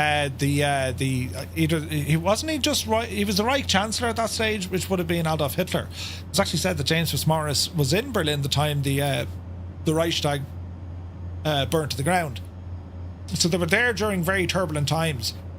But you have to, I suppose, in 1928, you have to realise, for the world, why this was so popular. Here you had an Irishman, 2 Germans, both of whom wouldn't have been, you know, everyone's favourite countrymen to be involved with the United States, right? I mean, the whole Germany thing, Ireland becoming a free state. So it was quite turbulent. So it was a great sign of former enemies, which the 3 crew were. I mean, Hünefeld and the Baron, you know, or Köhl and Fitzmaurice, they're all on different sides, you know? Kind of mad. Look at the weather turning here. So we have more video to play on, and it kind of explains what I'm talking about with some visuals, so hopefully this makes a little bit more sense. But it is a story I'm very passionate about. The Bremen flight. Not only because it's like so important to Irish aviation, like for such a small island, here's one of our lads going out there doing the stuff, right? However, the gravitas of this flight, what it meant, right? Californication, thank you very much indeed for the follow. What this meant, we had Charles Lindbergh flying from the west to the east, and now the Bremen flying from the east to the west. For aviation, they had conquered what was thought to be either impossible or the ultimate challenge. And the crack that went on in Baldonnel, as I said, they were out having the few pints the night before when the Bremen took off. So the rest of the Air Corps said, sure, we might as well go for a few pints now and wait until we have some word. Do you know? Tazzy, good to see you, buddy. So, yeah, we'll play on this now, and hopefully this will get you a bit more information.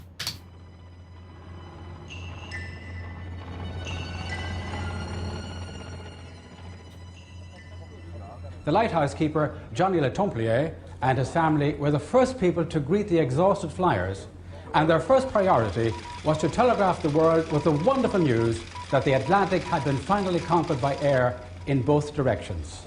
Over on the Quebec mainland, at Blanc-Sablon, Alfred Cormier ran the local Marconi radio telegraph station.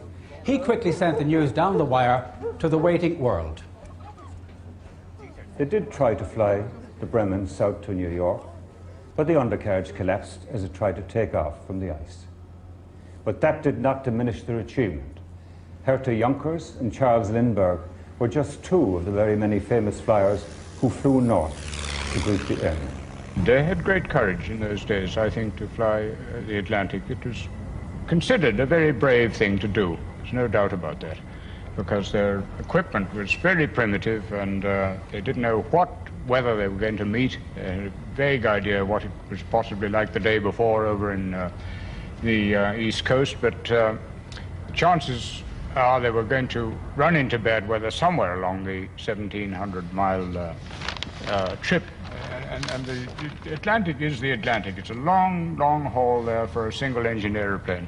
Coming the other way with a tailwind, it's still being done with single-engine machines, but with much more equipment and everything to help them along their way. But in those days, it was very skilled navigation, whoever was navigating, to fetch up so close to that track, and a great deal of courage right along the line.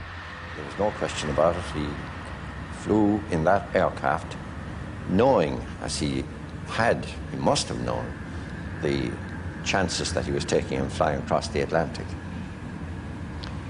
In a small aircraft, 2.5 tons of fuel up in it, all sorts of problems of communication, no radio, and the only way they could communicate with each other was passing a bit of, on a stick back to von Hünefeld in the back cockpit, and passing notes to themselves, because the noise of the aircraft and the noise of the wind and must have been pretty extreme.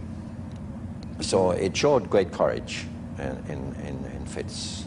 Never any question of lack of physical courage. President William T. Cosgrave sent Fitz a telegram to the crew of the Bremen, and particularly to yourself as an officer of the Irish Air Force. I tender my heartiest congratulations on sharing the first flight from Europe to America. Your achievement will go down in history, and Ireland is proud of your conquest of the air. So the three flyers, Fitzmaurice, Köhl and von Hünefeld, using every means of transport at their disposal, headed south to warmer latitudes. His wife Violet and his 6-year-old daughter Patricia had arrived by ship from Ireland, so New York was the first of many cities to give the flyers a hero's welcome.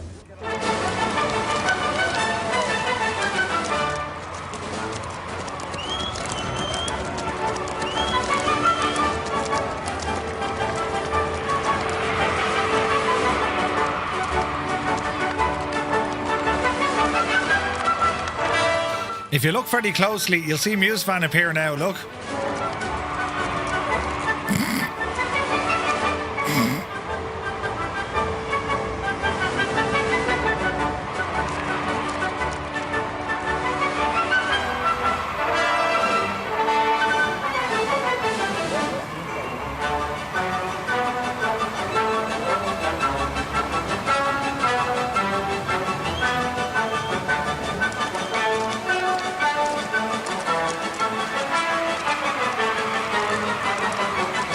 We're only joking, Muse. We love you, really.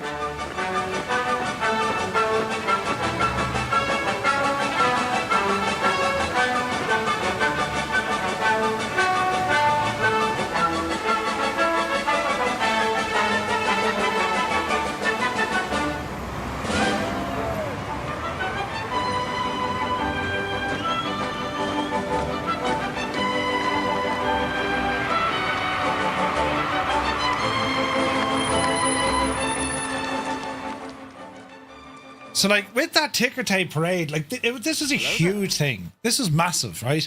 Cone Name, welcome in, buddy. It was like the landing of the moon equivalent in terms of a celebration of this just happened, which was a fascinating thing. RM Muse would be grand. Then they had the shindig in Dublin, and then they did the same out in Germany. It's class looking, and the weather, just as it did back then, is turning on us here now. Look at the clouds behind us. Look, Jesus. But yeah, it's great to see this production. Dreamy, sleepy, nighty, snoozy, snooze. Colonel Fork is here. Good to see you.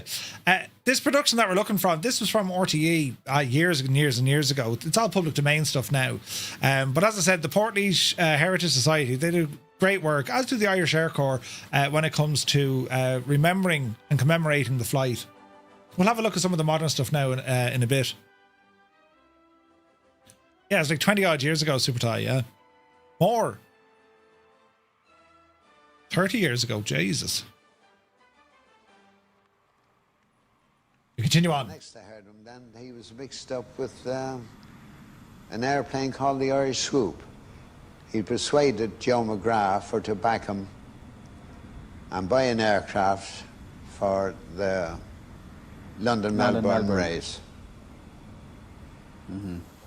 And he went to America and watched the aircraft being built. He was there, well, the aircraft was specially built for this race. We were looking for publicity all over the world, and one of the things they came up with was to enter a plane in this race. And they went through the motions of entering the plane, the race, and naturally enough it was Colonel Fitzmaurice would be the one to be selected, as he was the leading Irish airman of the time. The race was becoming an international struggle between America and England. Of course, they were the two main builders of aircraft at the time, and I suppose that the British didn't want the Americans to get one up on them. At that, I even remember that, from memory now, that they tried to stop the KLM airliner from running on it, which eventually won his class. Because we did go on and christened it the Irish Swoop, of which there was about 12 or 14 of us present, and we still weren't sure that we weren't going to be able to run or fly in the race. And as I said, the rumours were going round, and eventually, of course, we were not allowed to fly in the race. But we probably got just as much publicity out of the cancellation of our entry as we would have even if we had have won the race. The historic Bremen flight finally proved that two-way transatlantic flight was possible by land plane. The cumbersome flying boat as a viable transatlantic aircraft was declared by Fitzmaurice to be an aviation cul-de-sac, and all future flights must carry radio. He wanted some kind of an adventurous life, and he's really, I suppose, a man that was born before his time. Robbie P, thank you very much indeed. So we have a question there, how to enter the giveaway on Discord. Ian McLeod, just go to Discord, and inside the giveaways channel, all you need to do is click on the little party popper little icon gadget. That'll enter you into the giveaway. And if you're not on our Discord, ! Discord, that'll land you on the arrivals page. Click here, click on the Shamrock, and then that'll open up the other channels for you. So that's how you enter the giveaway. So the very best of luck to you. And Probie Pete, thank you very much indeed for 1,000 bits, man. That's insane. So thank you very, very much indeed. Then he did many tours, and he made lectures. He did lecture tours of America and lecture tours of Germany. And he seemed, of course, other people were coming on and doing other things, and naturally he was being forgotten about a little bit. His health deteriorated. When he came back to Dublin, I met him on a few occasions, and a lot of this go had gone out of him in the latter part of his life. I think certainly his health had something to do with it. And he lived in Jay Whittaker, thank you so very much indeed. Cheers, bud. After in the Air Corps, we made a presentation to him, and he was made an honorary member of our mess and of all the messes in the army, and he certainly had an access to everywhere. But he really deteriorated somehow or other physically and to some extent mentally in latter years. Colonel James Fitzmaurice died in Dublin in September 1965 and was given a state funeral with full military honours. The gun carriage led a distinguished cortege of mourners from the Air Corps, the government and the airline industries, both Irish and German.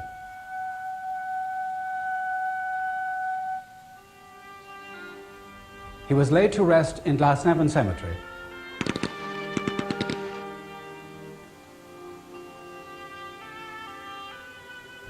I really think that Fitz brought tremendous credit to the Irish Air Corps. No air force in the world had a commanding officer who had achieved what he did. They've paid tribute to his memory over the years with the memorial plaque marking the departure point of the Bremen, a newly designed Bremen bar here in the officers' mess, and now the new Fitzmaurice Flying School for the training of young cadets. And in Portlaoise, where he lived for many years, they have named an open landscape place after him and unveiled a bronze in his honour. His daughter Patricia Selwyn-Jones and her son Hayden were invited to an official visit which included meeting the Lord Mayor of Dublin. He showed them that Colonel Fitzmaurice and the two Germans were made freemen of Dublin City in 1928. The name before them is Count John McCormack. They went to Baldonnel, where Patricia had lived as a child, and after a friendly inspection of the new cadets, she was shown the Fitzmaurice Flying School, named after her father. At least 2 books have been written about the famous flight, one Canadian and one by an Irish author. A commemorative postage stamp has been issued in his honour. In faraway Greenlee Island, where the Bremen landed, Antonio Cormier runs the Historical Society Museum. Whatever activity Colonel Fitzmaurice pursued after his record crossing of the North Atlantic, one thing was certain. He never lost touch with the one great love of his life, flying. He acted as consultant to airlines launching their night flying routes. Anytime there was a symposium or airline convention involving Ireland, Colonel Fitzmaurice was sure to be an honoured guest. He advanced the certainty of transatlantic aviation, and the founder of modern Ireland, Sean Lemass, had this to say. And of course, for Ireland, I've always contended that the aeroplane has been the greatest invention of the century. The memory of a great Irish aviation hero who flew the impossible flight lives on today. Isn't it absolutely mad, lads, isn't it? So the story of, like, it's more than James Fitzmaurice. Oh, Jesus, look at the weather. Right. We're grand, sure. But it is fascinating, and like there's a lot more archive footage, video footage. You have to go looking too far. You can find a lot more in relation to the Bremen. A couple of YouTube videos on it as well, I'd recommend. It was just incredible. And to think, like, for us in Ireland, right, I mean, our contribution to aviation, it's been fairly substantial over the years, right? I mean, you know, the first east to west flying across the Atlantic Ocean, which was the Bremen, right? And the interest of just people, right? Like, it wasn't a state-driven thing, and it wasn't a military-driven thing, which is nuts, right? As Max says there, it's amazing to hear a story like this. I mean, it was these are just by people, right? But what is interesting, and funny people should mention it, right? Ryanair, Ireland itself, like its contribution to the aviation industry, it's massive. Aircraft leasing, the idea that companies can rent aircraft or utilize aircraft, but that all came from Ireland. Of course, then you have airlines such as Aer Lingus. Aer Lingus at the time massive in terms of what they brought about and the changes, the fleet that they operated. Ryanair, of course, you know, I mean, the build-up of Ryanair was based very much on the Southwest Airlines model. Quick turnaround. That's what Ryanair said. Well, that's how we make money. These are expensive machines. The only way we're going to make money is keep them moving. That's where the quick turnaround came from. And you can see that DNA in modern aircraft. You look at the Boeing 737 and they have the air stairs out the side of the aircraft itself. That means the airplane is self-sufficient to load and unload its passengers, which takes the longest amount of time. That's why Ryanair did it. But also you have other things. As I mentioned earlier, you had you know, the creation of duty free, right? That was a beep. Master caution, ice detected. Oh, B. Janey. Ooh. Ooh. There we go. Anti-ice, the BJ's is out of it. But that's the idea behind it. Like, if you were to consider duty free, it was invented in Shannon, and they used Shannon as the first case. The idea being that you can you can sell goods without having to pay tax because it was technically an international area. And this then went on beyond just duty free, and you had the creation of the Shannon Free Zone, which is, the name is still there, but Europe kind of shut down that rule. But basically, if you manufactured goods inside this Shannon Free Zone, you didn't have to pay taxes on it. And by so then, that allowed for, you know, massive investment into that Shannon area back in the 50s and 60s. So much so that, like, that model has been adopted all over the world. China mainly.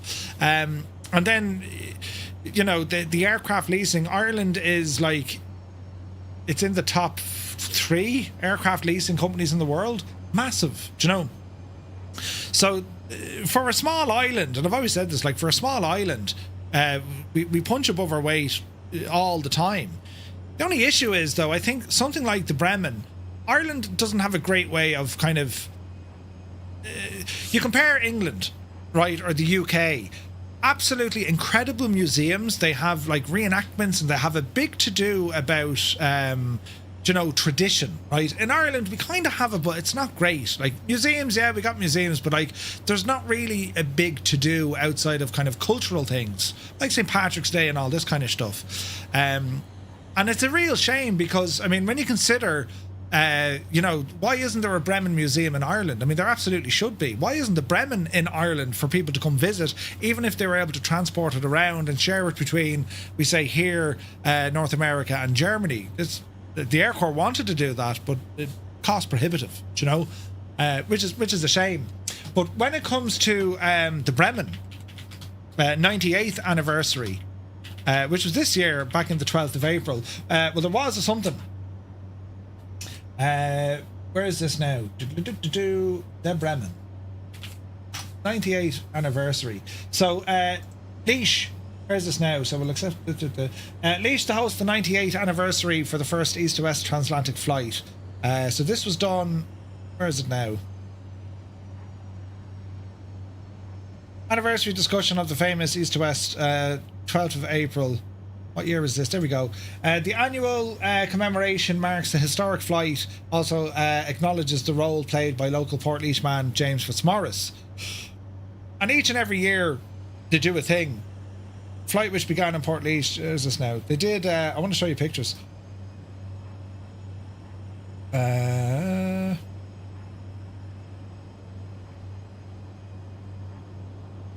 Because they did a Guard of Honour.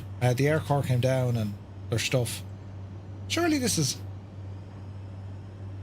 Where's it now?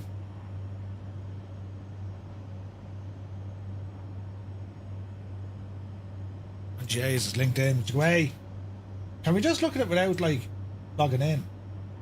Cancel. Right, cancel that. Right. So this is from the Shannon Aviation Museum, and so what they did, very enjoyable, bit wet day, thanks to the Fitz 100 team. So there is a crowd actively working on this. The annual wreath-laying ceremony to mark the 98th anniversary of the first east-to-west transatlantic crossing. And this is done down in Portlaoise. The Irish Air Corps came down with a Guard of Honour, and, you know, they showed other information about it. it's great to see. Now, in 2 years' time, of course, is the 100th anniversary of the flight of the Bremen. And then you learn about the crew then as well. So James Fitzmaurice, there's a road in Köhl named after him. You have the Fitzmaurice Flying School, the Bremen Bar. There's even a street in, is it Wagga Wagga in Australia? You'll hear these names, and there's like different waypoints in that, and some of the airnav named after them as well. Very interesting stuff, I gotta say. But jeez, we're in the soup here, look, with ice. I wonder, do we try and climb it? Does anyone know the ceiling of this ice? Do we try and get above it here? We'll go to about 14,000 and see what happens. Let's see what happens as we climb. But yeah, it's incredible. Guinness Peak, that's the one's it. Guinness Peak. Irish or aircraft leasing was a big Irish thing. Yeah, it went all over the world, all over the world.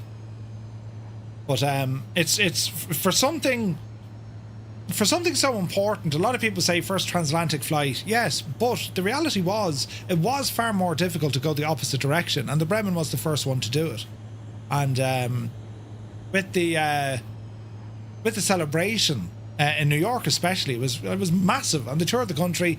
It was just incredible. The aircraft then was eventually brought down, somewhat repaired, and it was brought down to New York City.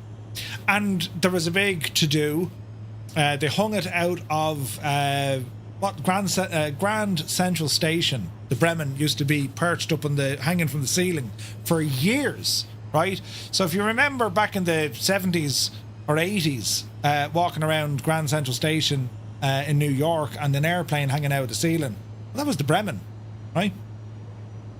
It was then later moved because they said, look, they're going to fully fix it up, and it was flown out of America and over to Germany in a C-160 Transall, and they brought it back to Bremen, where it has been completely restored, and it now sits in the Bremen Museum at the airport. So we have it here now. Where's this?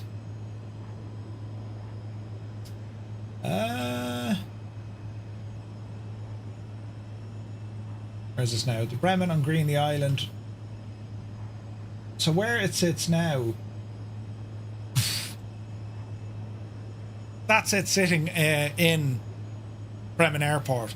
And I've yet to visit that. I need to visit that. We'll just do a day flight over to Bremen or something, you know? But completely restored, and like the restoration problem, or the restoration thing as well, class. Absolutely class. The celebration, the parade they had in New York, like massive, 2 million showed up in Manhattan for that. Massive celebrations. It was there. Look at the lads out on the ledge, look. Jeez, you wouldn't do that now. But you're talking back then, this was the significance this had, not only from the political thing with like Germany and Ireland and, you know, upstart nations, but I mean, in terms of what could be achieved by man and machine, if you like, it was their equivalent of the moon landing. Absolutely massive. There's a picture of the Bremen after the landing. So it did land okay and it sank in, but it was only when the axle broke and then they damaged it properly trying to take off again. Like they did want to get down to Mitchell Field. But it's a fascinating story. Virtual Aviation Museum. And then you have the Henry Ford Museum. We'll have a look at these websites. Yonkers 33, there you go. Another shot of it there. Bring your can opener, right?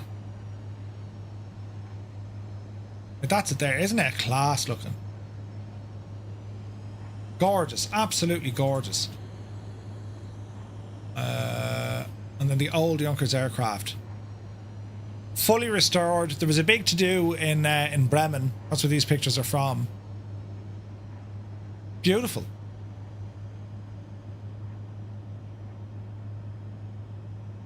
So, and it's gas. Whenever we do this, the amount of people who tell me, Murph, I never knew anything about the Bremen. It's frightening. It is frightening, do you know? So you can get a lot of information on Wikipedia. It's actually quite good, and street names for Fitzmaurice in German cities: Bremen, Cologne, Pfaffenhofen, and yeah, look, it's Wagga Wagga in Australia, Portlaoise, Sagart and Köhl. There's a few of them there.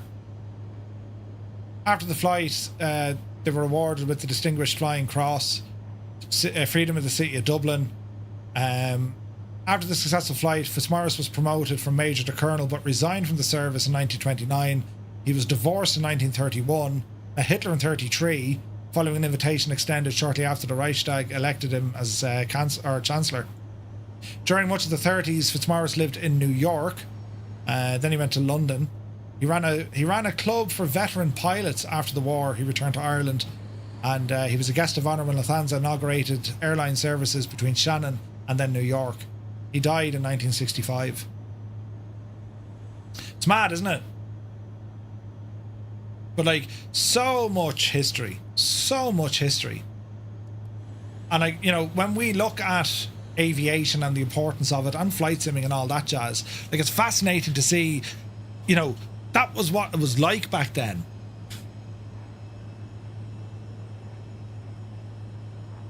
Good man, Gibbo. Like, that's what it was like back then, which is it's hard to realize it now, you know. Right, we have a giveaway, and the giveaway has just completed. Kozaki Flyer, congratulations! You've won yourself a Bremen T-shirt. Man, yourself. Hang on there now, Kozaki. We get this into you. Now, what I'd say, lads, just drop me a DM on Discord. I'm gonna get these out to you. And it's shipping and all the jazz, so it might take a little while to get there, right? Kozaki Flyer. Nice one, Kozaki. Well done, buddy. Congratulations. You've won yourself a Bremen t-shirt. All with thanks to flightsimtees.com. Isn't it pretty? Beautiful t-shirt. And if you're interested in picking one of these t-shirts up yourself, you absolutely can. If you ramble on over to flightsimtees.com, you can grab yourself a t-shirt from there directly if you weren't lucky enough to get it in our giveaway. So I'll leave the link in the chat there, lads, if you want to go grab that. But yeah, congratulations to you, Kozaki. Now, don't worry, lads, we still have more giveaways to do, so we'll get another one set up here now shortly. This weather is terribly interesting. We're continuing to climb, but it's looking interesting, to say the least, as we continue flying over some kind of questionable terrain.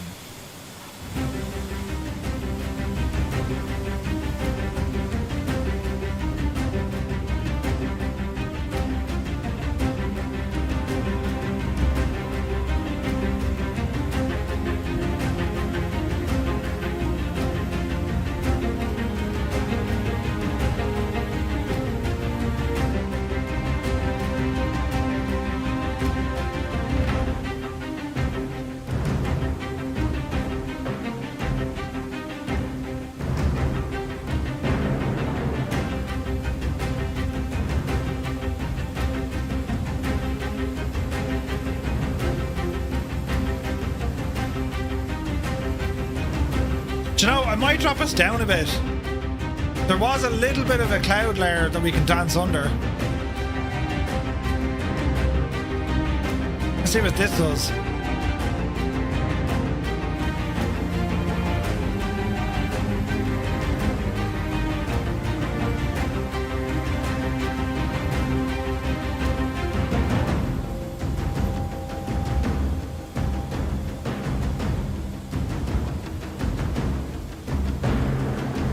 Hang on to your hats, boys.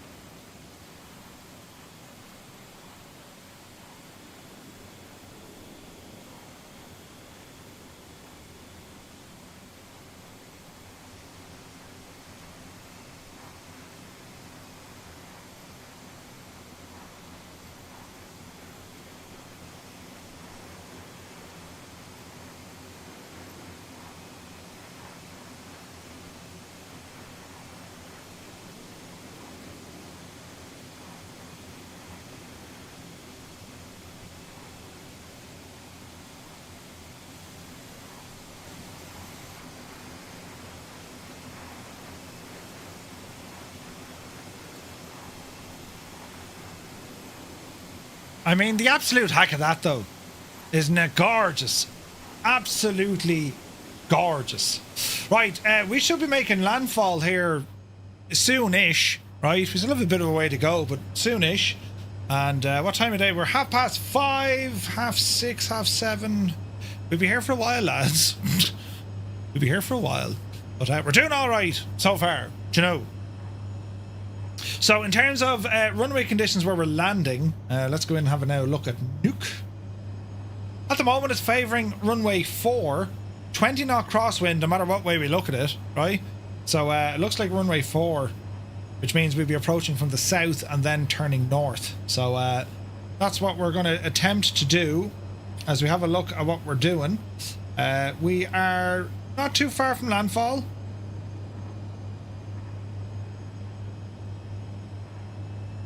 We're a third of the way, maybe more. We'll see what this weather's doing as we continue on. Should have used anti-ice. Check the bar, Murph. Uh-oh. Uh-oh. What you do? Oops. Yeah, that'll do it. Brilliant. That'll do it. Got some shots here from Naughty Gnome. Looking good. And yeah, I love seeing all these pictures. Steiny, that is how you do it. Bring the Quasar. You'll be done in about 6 minutes. Brilliant. It's the wrong glass, but it's still Guinness. On yourself, Boise. Brilliant. Yeah, we got some great shots here, lads. Well done. Beautiful. Right, we're in the wet stuff. Mad looking clouds and everything. What are you doing? Oh, steering wheel. Very good. Jesus. Should have used anti-ice. That's brilliant. Absolutely brilliant.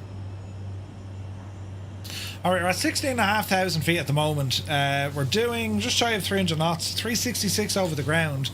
And it's quite windy, about 50 knots or so hitting us from either side. Yeah, let's see what happens. Let's have a look at our connections. Who's the poor devil? Heisenberg is catching up. And here's our main flight heading across the pond here. Man, that's so cool to see, isn't it? So, Jays, we've got a good few people flying with us, look. That's awesome. 5 participants. We have 11 people flying with us. That's awesome. Well done, lads. Great to see.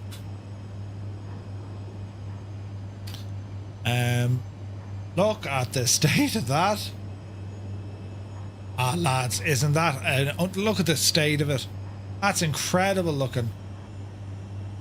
Jesus. Beautiful. Absolutely beautiful. I wonder now, hang on, can we do this a little bit better? Settings. Scale.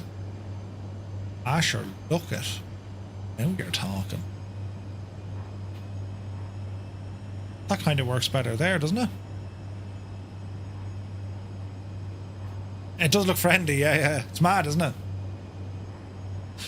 Alright, so land we're not far from it. Interesting to see what it's like further up the road. Let's have a look.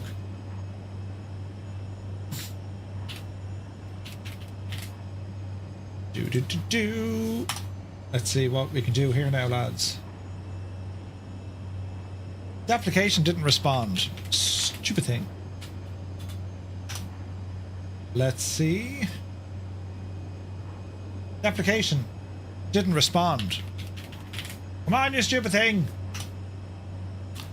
Not looking forward to the descent. Yeah, we could be in a bit of bother.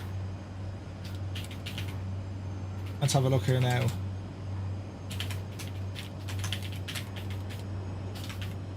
Let's have a look.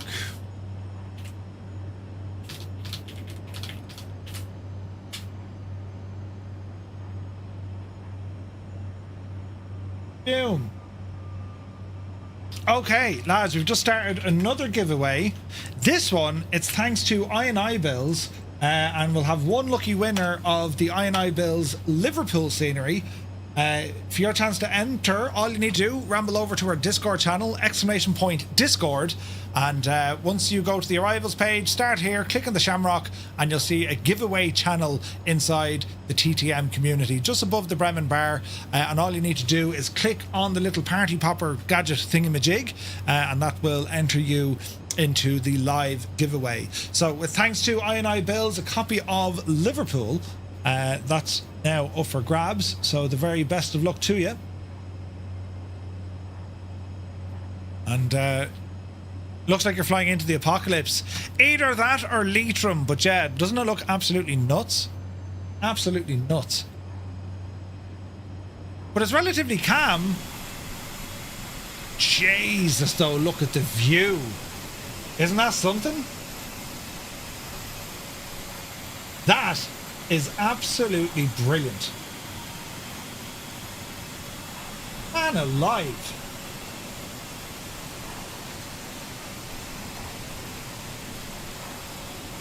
Isn't it brilliant?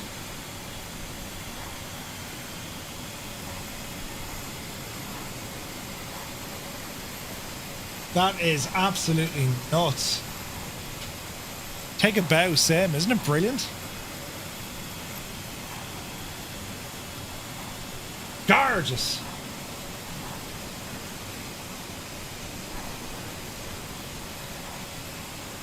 Now where's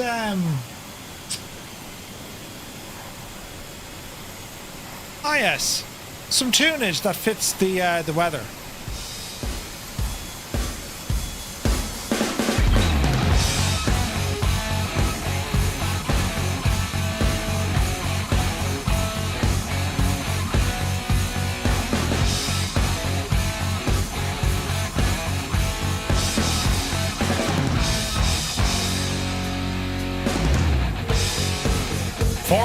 Taz, good to see you, buddy.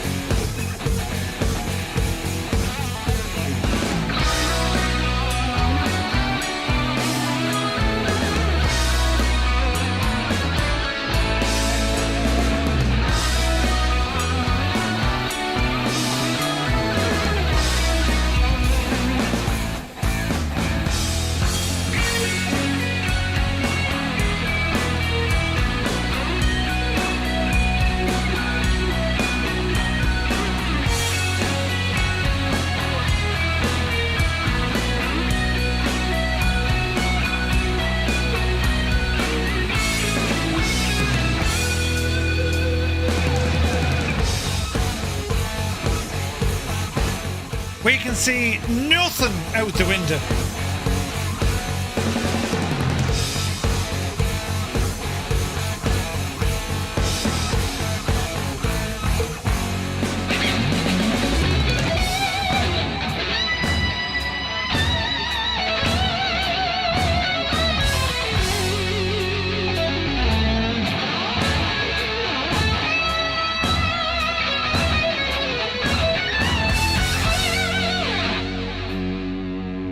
The Janie, 25 knot wind on the runway right now.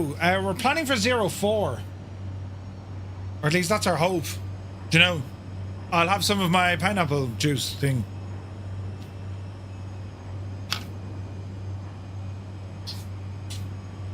Ah, a zesty beverage. Finn, thank you very much indeed. Welcome in, buddy. Right, so far so good. You're about causing bother. Hey, Marigin, good to see you, buddy. Hope you're well. We're having the crack now as we fly across, Greenland right now. We started our adventure out of Baldonnel, flew up to Iceland. Now it's Iceland to Greenland, Greenland down to Goose Bay in Canada, and then our last dash down towards Greeny Island. So, yeah, having a blast, man.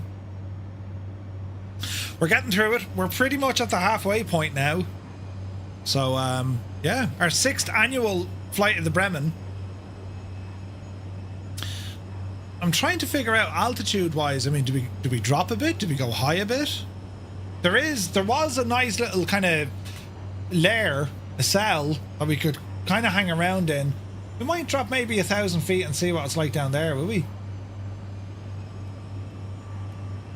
Let's see what happens down here. Chris Van Halen, good to see you, buddy. This is a full-on shift. It is, Gav. You better believe it. It's a proper one today, isn't it? So far, so good, though. Seeing you on the A400, what's the best way to set up a dual-engine throttle for a quad-engine aircraft? Example, engines 1 and 2 on throttle 1, 3 and 4 on throttle 2. You can do it from inside your sim settings. You'd be binding the same axes to throttle 1 and throttle 2. And then the other axes to throttle 3 and throttle 4. So you can actually do it from inside. So when you go to select what your axis is, make sure that your left throttle is going to be throttles 1 and 2, and your right throttle is 3 and 4. So you can do it from directly inside the... Jesus! You can do it from directly inside the sim.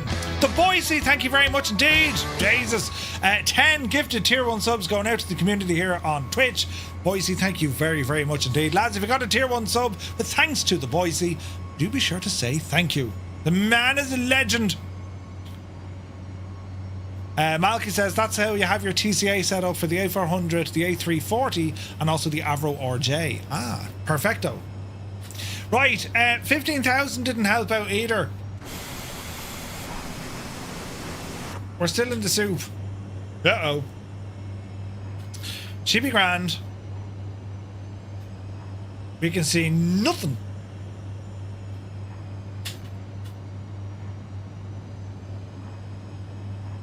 We always fly this with live weather as well. It makes it interesting, doesn't it? Now, I don't know, should we drop altitude or go higher? I'm just unsure.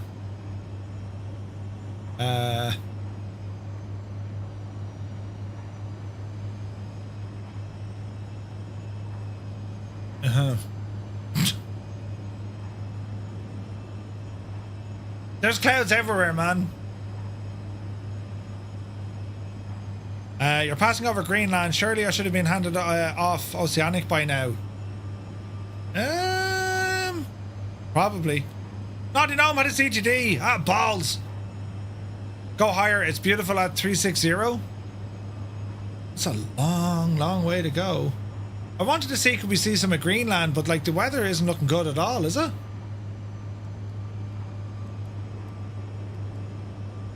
I don't think, like, we can try climbing up to 320, but like, I don't know, man.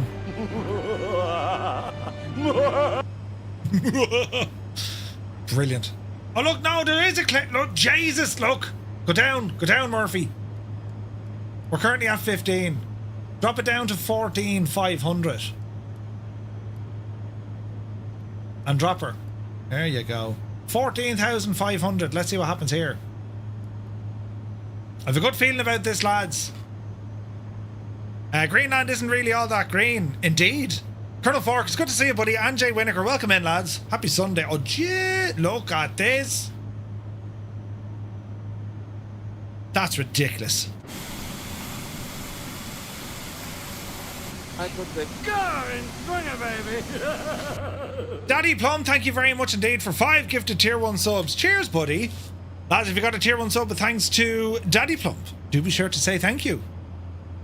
One of these days, I must get around to learning the A400. Dude, it's so good. Looks like a snow front coming down north of us. I need to climb again. Balls! It's not the plane, it's the pilot. Listen. Dan, welcome in. Dan! And Iceland isn't as nearly as icy as you think. It's nuts, isn't it? Nuts. CJ, welcome in, buddy. Happy Sunday. Yeah, we'll see what the weather's doing. Is everyone in slow mode, or am I the only one? No, we have slow mode on for... well, it works, because it actually... the reason for it slows down stuff hitting my screen, and my screen is like, I can breathe. Because I've noticed, ever since that friggin' update, and my Google account and all that jazz, OBS has really been struggling. And we do have it back up and running. I'm not getting drop frames, but that chat rate helps. Do you know? But all it should mean is your like initial or your immediate response. There should be no delays on you sending a message. It's only like your second message. It just wants you to wait for a few seconds. You still type it in, you know? That too, Zith, yes. Just admit it. You're getting old and it's harder to see the words. That too, yes. Don't forget, we're doing a giveaway for the I&I Bills Liverpool. To enter, just head... You haven't a clue what you're doing. Listen, it's grand. Just head on over to our Discord, into the giveaway channel. !Discord if you're not already a member. And yeah, we have 67 entries so far. So the very best of luck. This is interesting weather. I don't really know where the ceiling is. I should have said, no, it's only you. The Impossible Vase, maybe give it a restart. That might do it, bud.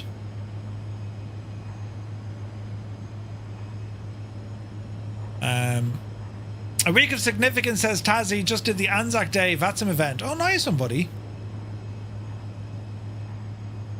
Alright, so far so good. I think, Muse, how's the gadget working for you now, man?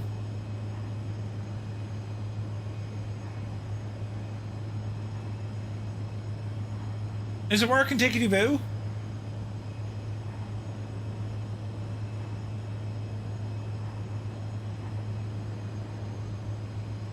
Ah. I was wondering why he didn't respond to me. Right. Jesus, look at this. You can't beat that sort of... Like, the views are savage, isn't it? It's savage looking. How are we all getting on here?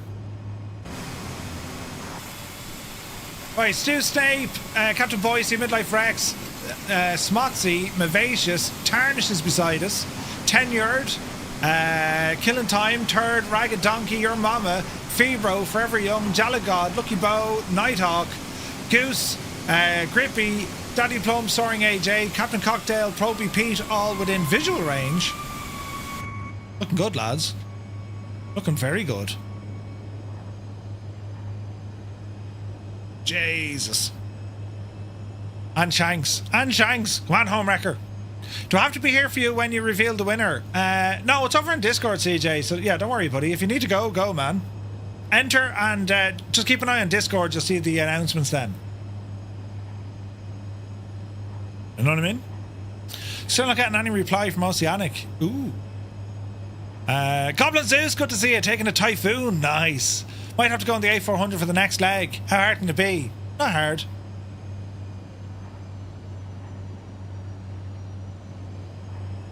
No worries at all, Gabo. No worries, buddy. Christian, welcome in. It's Microsoft Flight Sim 2024. That is the sim we're using. And the weather is very interesting, to say the least. Man, what a machine this A400 is, though. Like, the detail on it, this is an absolute class act. Beautiful. It's a great machine.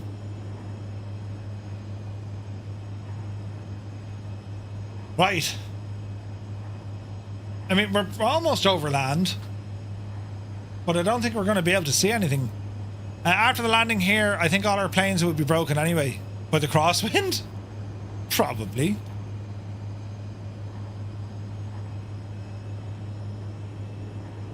We will have a look. We will have a look.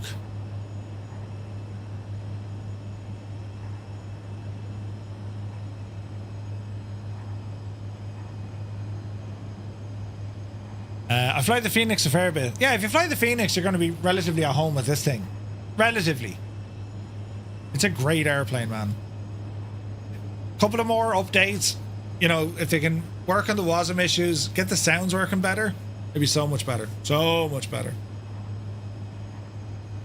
Haven't flown this in ages. In actual fact, I think the last time we flew this was last year. You know, for the Bremen. And then we'll have the Bremen next year. And then we'll have the Bremen the year after. Live weather, Christian. Yeah. It's nuts, isn't it? I thought it looks more like green than an A320. Do we try and drop down a few more feet?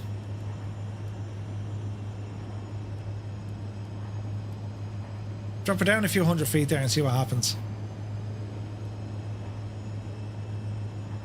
Now, is the cloud layer friggin' above me or is it beneath me? Well, it's kind of above me now, look. Up, Murphy, up.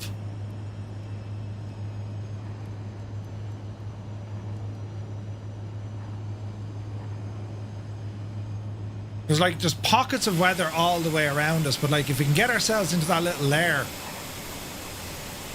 Oh, there's Shanks down there, look. Trying to get into simming. What could you start with? GM sent a new ACB36. Thanks, Kazaki. C. Arnold said, I flew this last week, got a lot of orange screens after an hour. Yeah, we got a WASM crash earlier, dude. We managed to recover it, though. Getting into simming, I mean, well, depends, like, on an aircraft, what to start with. You have a lot of options now, man. I mean, there's so many. A2A are working on a 172. That is going to be, like, the quintessential... oh, Jesus, look. The quintessential training aircraft. Let's go up 200 feet here for the crack and see what happens, will we? Yep, see Daisy. Microsoft Flight Sim is on Game Pass, yeah. Ooh, look, we found a little lair. Brilliant. Oh, look at this. Look at the state of that for the view, look. Jesus.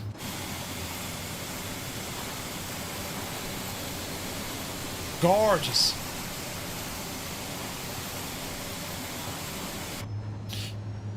Right, we'll keep trogging along there. Did you see that? Aren't they bringing the price down for Game Pass? I think they are.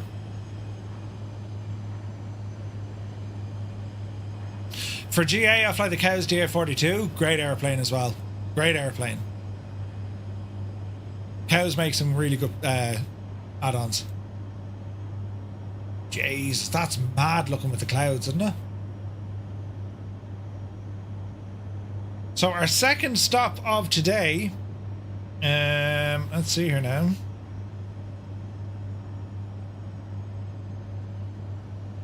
We're about 336 miles out.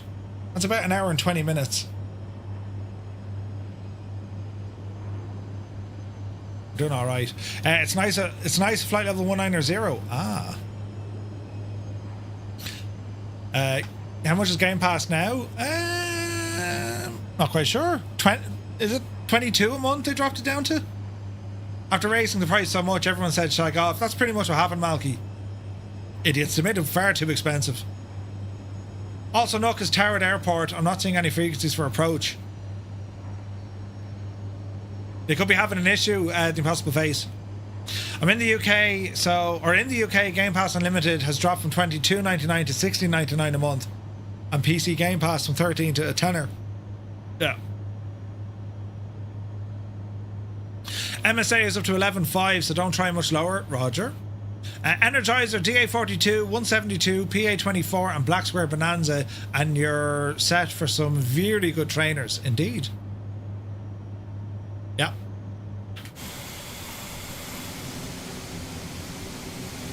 This thing just looks friggin' awesome though. I mean, I do like the A400. I need to fly this more. It's a very capable airplane. Get you in and out of all sorts. Including flying the Bremen. We're looking good, lads. We're looking good. So tomorrow night we start a brand new Monday night series from Earth to the Moon. Looking forward to that one, lads. We're going to be flying in Kazakhstan. It's nice. That's where we're flying tomorrow night. And I was hoping that Sim Update 5 was going to be released because I planned the AN2. Now, the AN2 is fine at the moment, but the brakes don't work. So that's going to make for some interesting flying tomorrow, I think. Yes, yes, yes. We might have to use slew mode to stop. Didn't think this one through at all, but sure, listen. Yeah, bit of a trailer preview. Trailer preview? Or if I climbed to flight level 200 and forgot to turn on the O2. Uh-oh. Your passengers are napping now? Ha! Brilliant. Or just loiter down. It can land just under 25 knots. Yeah, but you can't stop it though, super tight. That's the problem. You know? Yeah, the trailer. We have the trailer. Would you like to see the trailer? I'm sure you've seen it, but we'll play it again. Where's this now?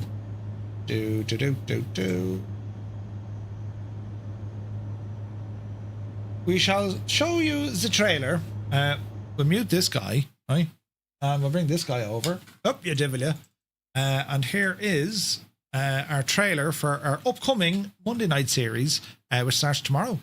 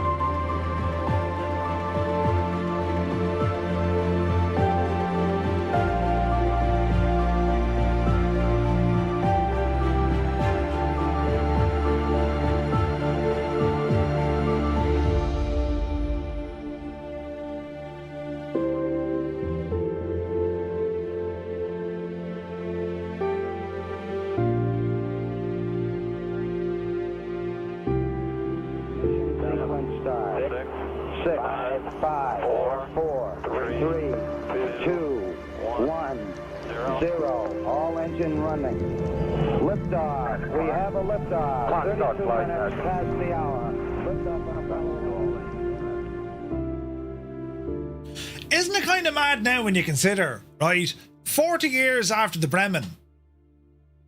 Like, 40 years after the Bremen, they did that. Like, huh? Absolutely crazy. Crazy. And the voice said he saw land. Oh, there's sunshine and everything. Ah, brilliant. Oh, Jesus. The weather's lovely up here. Hello, the sun. We have missed you. We have missed you. Your AN2 works fine. On 2020 works fine. Yep. On 24 it's shagged. It is getting a good update, but it's only going to ship with Sim Update 5, which is due out next week. So, I mean, there's that, right? Yeah, the Flying Fries shuttle, it works. It works in 24. 9,000 feet is nice. What's our minimum safe altitude?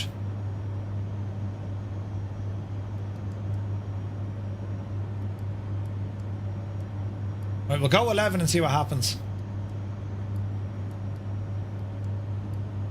Drop it down at 2,000 feet a minute. Down the hill. Going to be a great new series starting tomorrow. Yeah, we're starting that tomorrow with the AN2. Looking forward to it. Zybok Doc calling from Denmark. Good to see you, buddy. Hope you're well. Can we drop down there, please? No?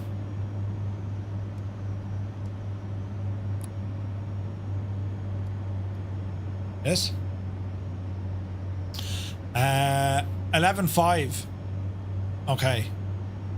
Sergeant Bees, yes, we're all on Southeast Asia. We're also using Same Tensions Groupie, and we're using a New York Unifly.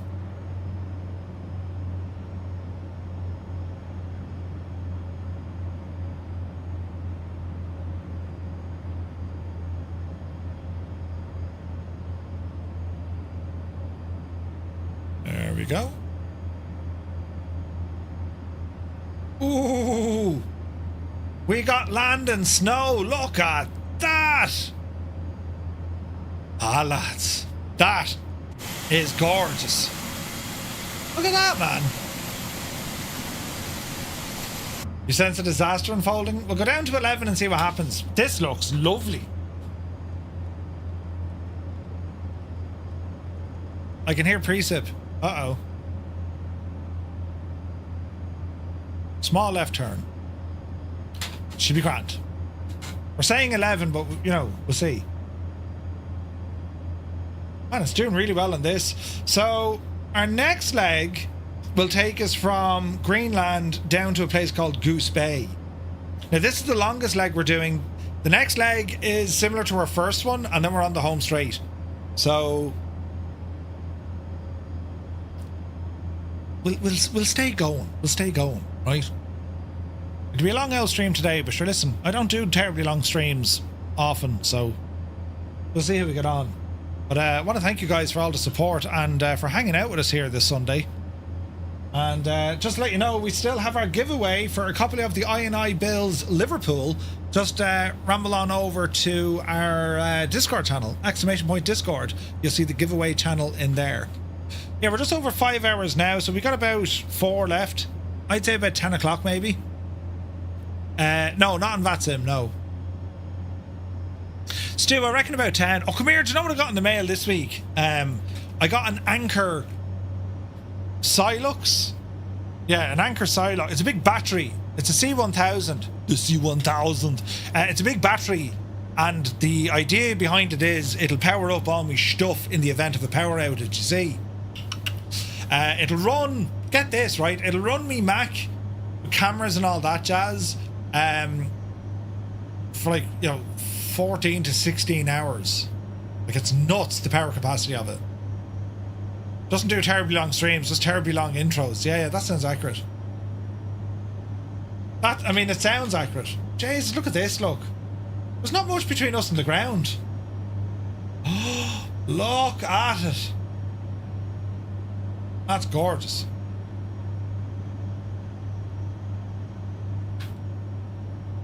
Right, we're at 11,000. We'll just ramble on and see what happens. Now, anti-ice, do we need it?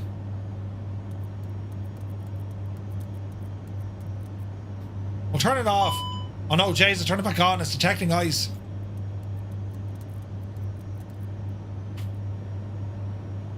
I won't turn them off again. I was just making sure they were working, lads. That's all, right? Yeah. Just making sure they're working. That's all. But yeah, that new Anchor, yo. Do you guys use Anchor as a brand? I did just reading up on them, and are they good or are they not good? They said this is very good. So I'll show you, look. Where is it now?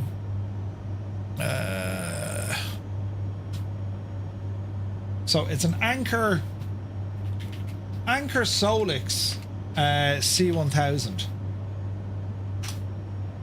And it's the Gen 1.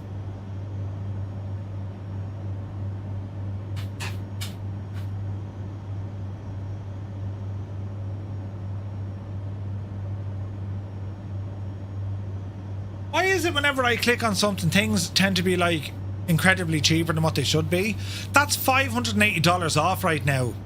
Now, granted, it's in America, but still, Jesus. But this is the gadget right here. So it's a big battery. Now I don't have solar with it. Let's see now. Solar, no, power stations.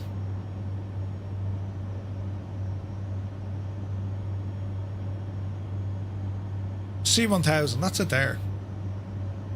Chase, the pictures aren't great, are they? Aha, here it is. So, 1056 watt hours, 1800 watts, and it can surge protect up to like 2400 watts. Full charge in like 58 minutes. Been getting Anchor stuff for years, although I think their QC might have slipped. Oh, really? In the event of a zombie apocalypse, Murph will board up the windows, flick the switch, and his battery will be on. Right? So that's the idea behind it. It'll power up, as I say, like that'll keep me the Mac and the router up for hours.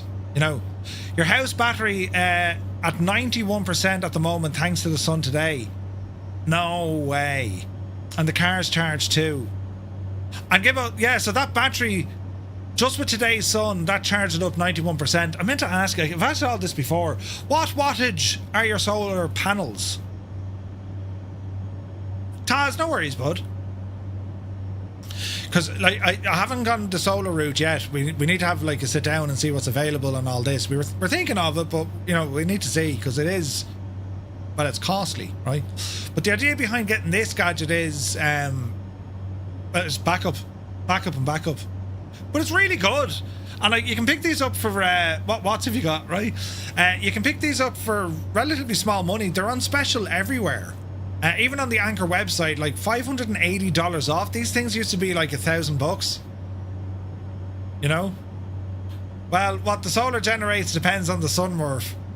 Yeah, I know that. That's why I was asking the wattage. As in, what are your panels? Are they like 200 watt panels, 400 watt panels? That's what I was trying to get at. I imagine Murph zombie apocalypse or zombie experience to be like Shaun of the Dead. Go to the Winchester, have a pint, wait for it to blow over. Accurate, very accurate. I've often thought about a zombie apocalypse and what I do, you know. I've often thought of it.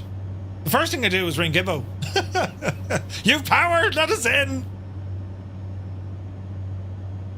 Imagine the old zombie apocalypse sitting. Would we be ready? You know, as a community, us lot, would we be ready? But anyway, that's the gadget I have. It's a big heavy oak. And yeah, it's pretty good. Pretty good. I like it. Do we have a winner? I was planning to go for the Jackery. Yeah, I was looking at the Jackery as well. Oh, we do! Dan, 1878, you've won yourself a copy of the I&I Bills Liverpool. Congratulations to you. Well done. Sean Dale, good to see you. Okay, so INI Bills Liverpool goes to Dan, 1878. Good man yourself. There we go. And there we go.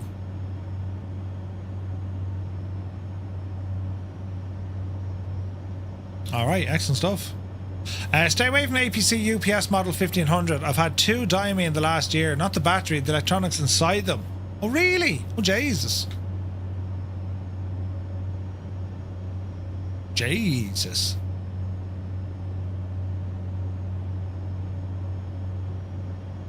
Right, our speed is good. Just want to keep an eye on this terrain here, but I think we're going okay. We're getting close to our second stop, lads. And we're very close to the ground. Very, very close to the ground. Let's see what happens. APC UPS model. Yeah, I don't think I've even looked at them.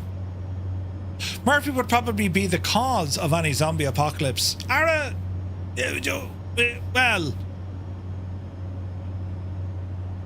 I don't know. I mean, you know, the old Skoda would do well. You know, come here. So there's what? There's almost 500,000 kilometers on my Skoda, right? And I was thinking, yeah, that's kind of end of life.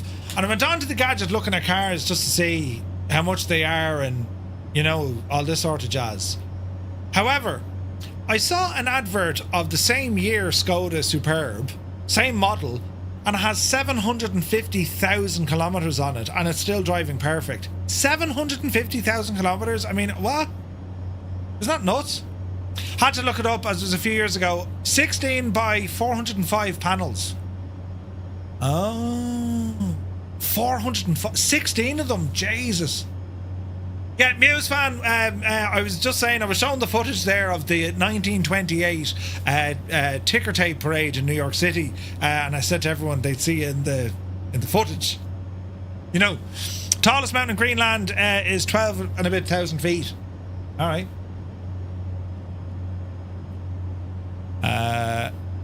Murph, redo it as you have it. Uh-oh.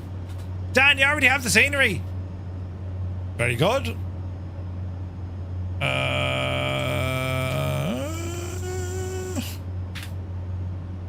Are you sure?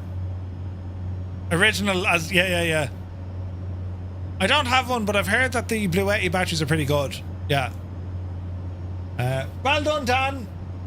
Because Dan forfeits, I'm going to keep it for myself. I'm only messing. Right, hang on, we'll do this again.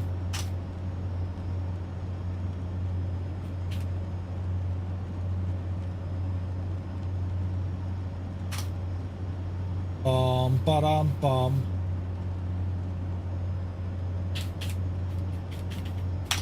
We'll do it again. Dan's an Everton fan. Right, we'll do this one in how long? 15 minutes.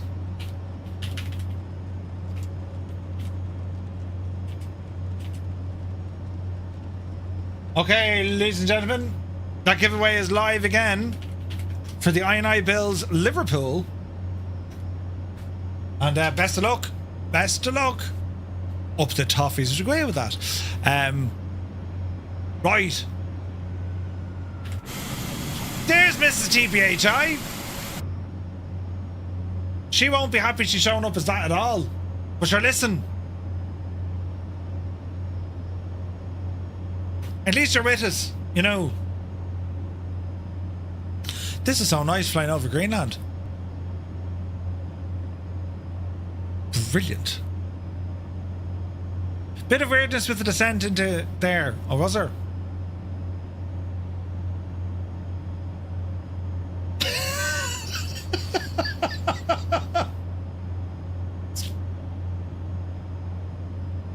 He's making a right out of us, give up.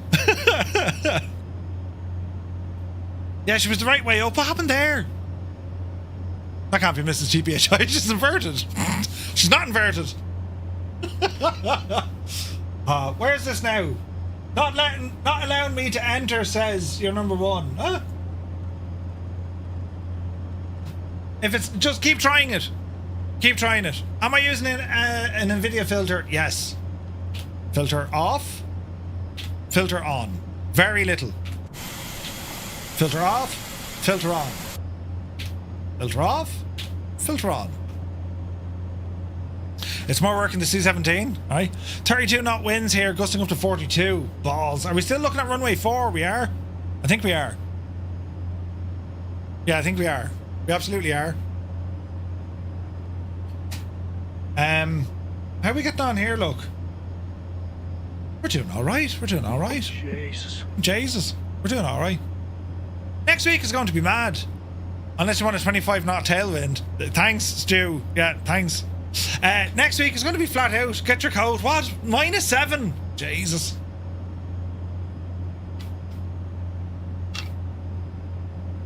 This was a great purchase. Me pineapple cup. Don't act like you're not impressed. You all want one. I know you do.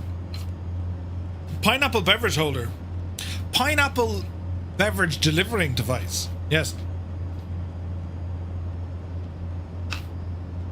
14 degrees with Super Tie. It's 15 degrees here in Tipperary. The weather's been savage here over the last couple of days. Beautiful. Was out for a walk yesterday. Was out for a walk this morning.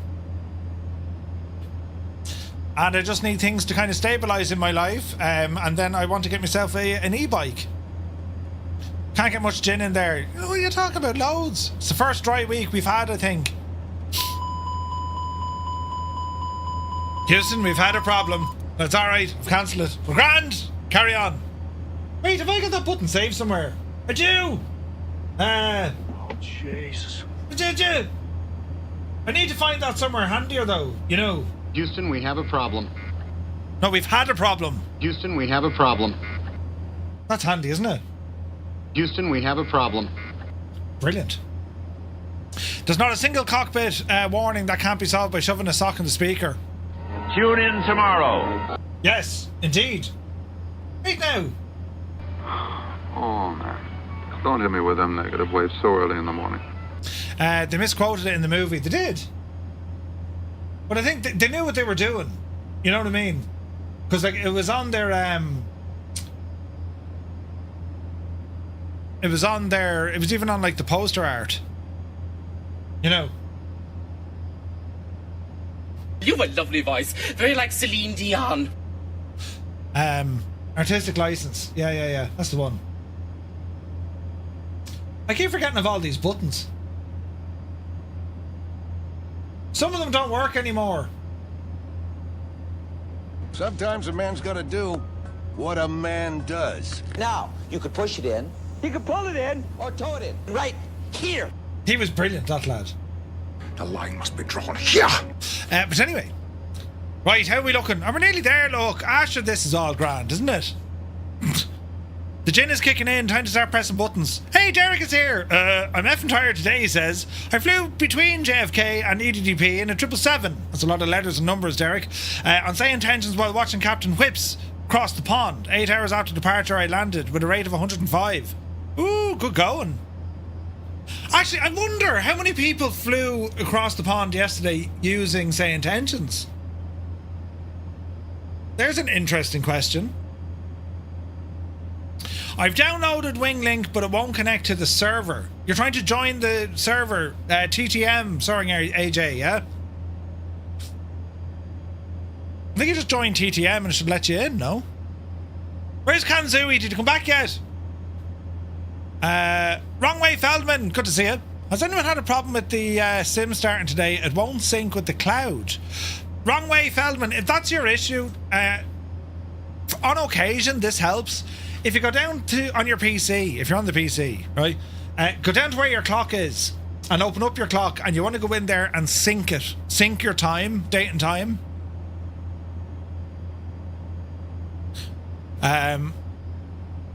All this talk about VATSIM across the pond when I did an actual hop from London to Cincinnati yesterday. Yeah, but you didn't fly it, Viper. You sat there. You looked out the window at the clouds. Granted, we look at virtual clouds, but, you know. My 777 CTB landing at Madrid was minus 114 feet a minute. Just saying. Well then, Dougal, put that back into the pocket now, huh? Yeah, try the clock wrong way. The ground is starting to get bigger all of a sudden, isn't it?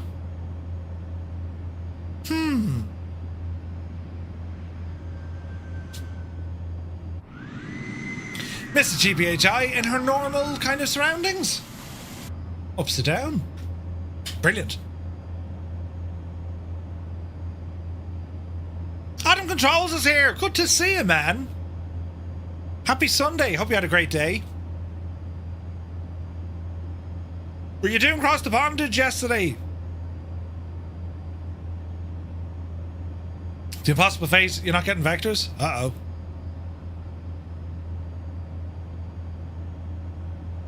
$55 entries so far for a copy of I Builds Liverpool.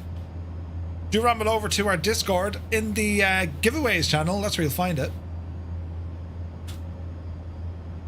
Well done, Mr. TPHI. Well done indeed. Auto time zone was off. Did it work wrong way? Control Dublin for a while. The Shannon Control lads were busy. Then you had a lazy evening. Ooh, nice. Does someone say here that the wing control stuff works with the A400? Yeah, the Airbus stuff does, yeah. It's crazy that the Greenland ice cap can be up to 10,000 meters. Really, Captain Cocktail? Jesus. 10,000, really? I'm getting out. They had me at flight level 280 when I should have been prepping for an approach. Uh-oh. The impossible face, it sounds like an issue. Be sure to let the team know, man. Then you had a lazy evening. I had a bit of a lazy evening last night. Myself and the missus were watching the television, and then we went to bed. Yesterday, yes, we were down. Jesus, we were up early. We were down in Limerick, got loads done, came back. Then we were out and about, got a walk in. It was lovely. Jesus, the weather yesterday, wasn't it absolutely gorgeous? It was absolutely gorgeous now. Need to think now, next week's schedule. So I know the crack on Monday. Thursday, I'm not sure, Tuesday or Thursday. I might have to watch a day stream. We'll see. CBT, Mikey, good afternoon, buddy. Hope you're well. Yeah, I'll have to see what the crack is with some streamage on Sunday. Did you say a Limerick in Limerick? Just a Limerick. I mean, no, wait, balls. Just Limerick. Your SD Plus profile for the INI A320 works in the A400 too? Oh, does it?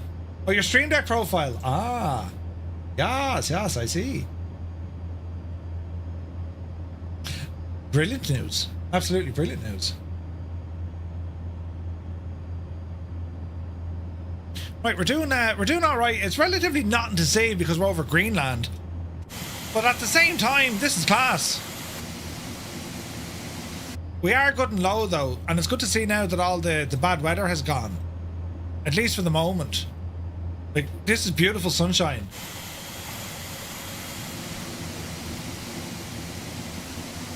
Considering what we flew through, you know what I mean?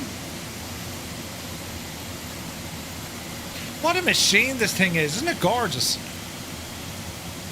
Restarting sim now, have it on PC from the store. Okay, let us know how you get on. The Greenland ice sheet averages roughly 1.5 to 1.9 kilometers in thickness, a maximum thickness exceeding 3 kilometers. Jesus. I thought I was watching The Walking Dead, but then I realised I was looking in the mirror.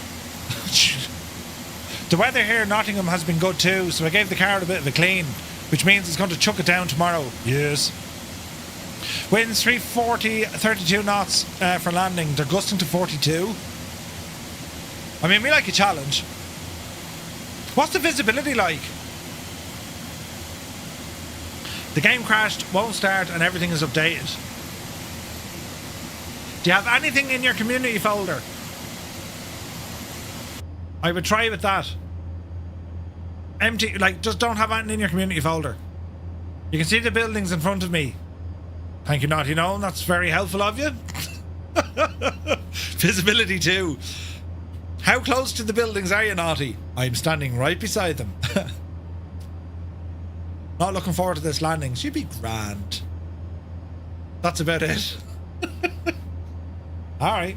You'll be alright. You'll be alright. We are not far. Not far at all. Distance 160 miles out. Brilliant. Genuinely 300 feet. Oh, Jesus. Duca says the A400, a great aircraft, but blighted with tech issues from launch. Never really fulfilled its promise. Really? Ooh. No, don't delete it. Wrong way. Do not delete it. Just rename it. Call it old dot community folder and see what happens. Don't delete it though. You lose all your add-ons. Just rename it. Call it something like old dot community folder or community or whatever. Yeah. Dude, that's mad. Yeah. So it was well, there's a lot of them in service now. They're still building them, I think, aren't they? Do we need to look at an instrument approach? I think we do.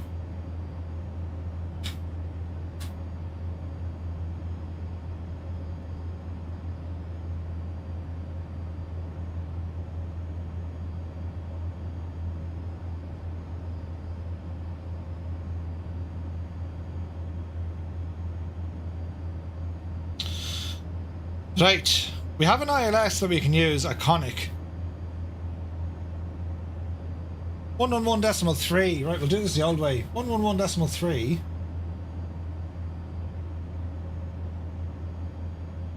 Oh, why doesn't that want to work?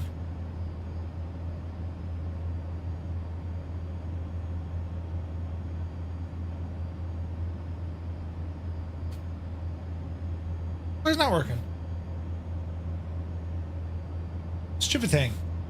Right, nav. 111.3.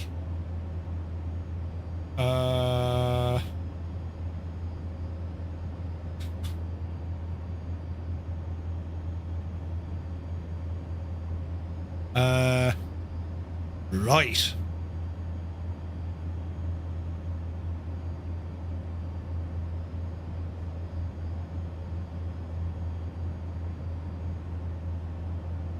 Frequency channel.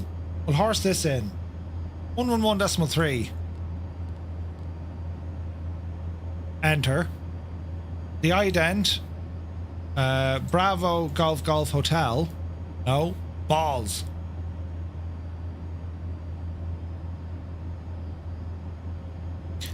Let's not worry about it. Course will want 042. Slope.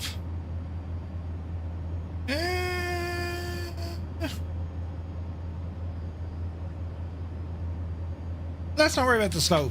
Right, let's see what happens here. Oh, Nook is the ident, is it?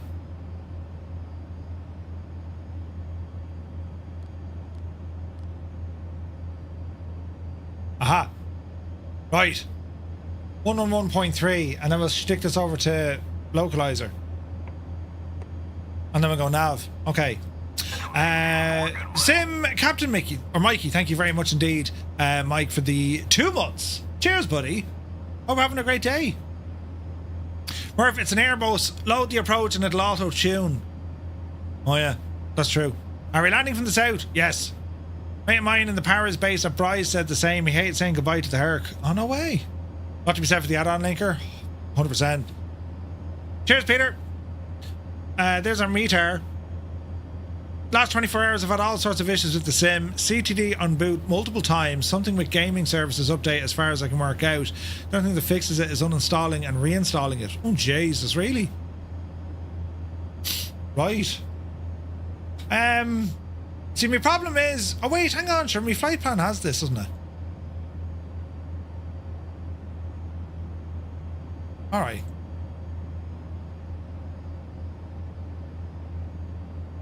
Runway 4. Approach ILS Yankee. Insert. Insert. Asher, brilliant, look. Asher, brilliant. Why didn't I do that from the start? Because you're a Muppet, Murphy. Yeah, you know.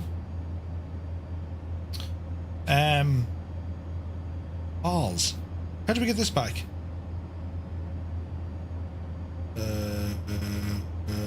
ILS.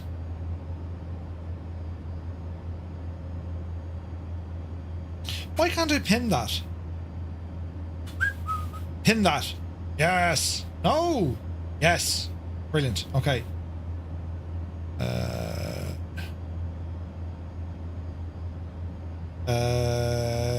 What am I doing, Murph? Cancel that. Right. We want to be coming in from the south, so it's going to be a little bit of a left turn. Can't get 2024 to work either. CTD every time, says Angry Bee. No way. Localizer intercept 3500. Sean Dale, congratulations. Did you win a thing with a yoke?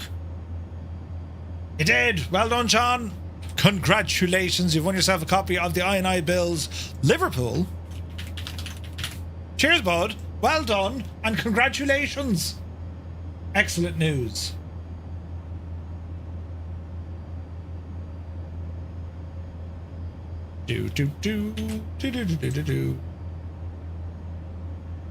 Right. We'll keep her going. We're doing all right now, lads. We're making good old progress here. At the very, very left of the glare shield, there is an LS button. Turn that on. Oh, good man. We'd have been shagged without that. Thank you. We'd have been in awful trouble without that, Nighthawk. And yourself. Alright, we're doing well. We're making progress.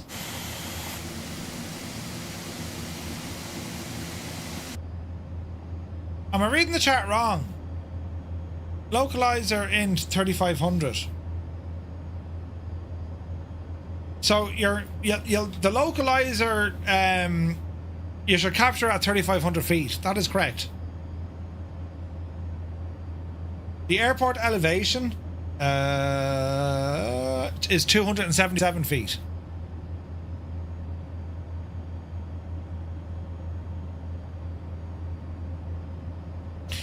We want to be down at 4,800. Our initial.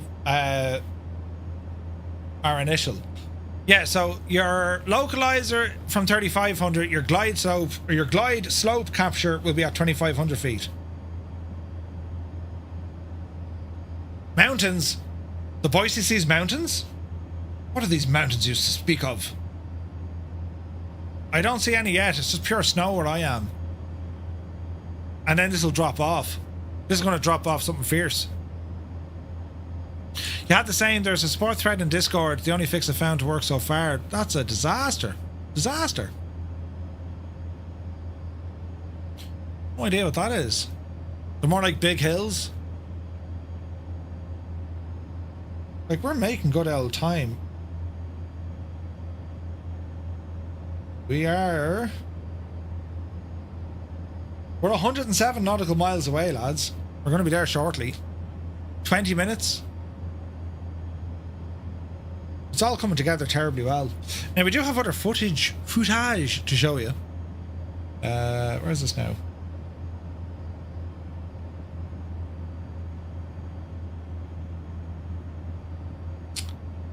Do.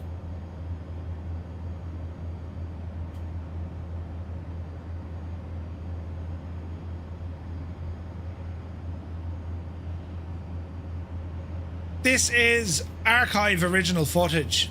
The Bremen at Baldonnel, getting the aircraft ready, getting the fuel lines ready, just getting everything set up onto the aircraft. It's pretty cool looking, isn't it? We'll play some of this here now as we enjoy it, and yeah, let's have a look at some of this now, and I shall. You can do it, Murph.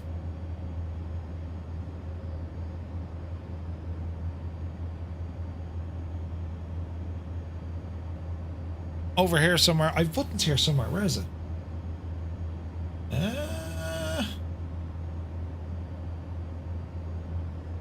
Yes, it's Lou.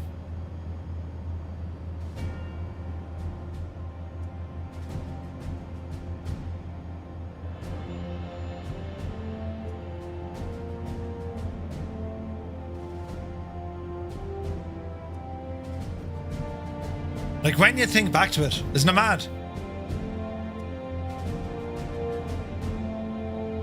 Jalagod says, don't trust the computers. Uh-oh. On the A400 for approach? Uh-oh.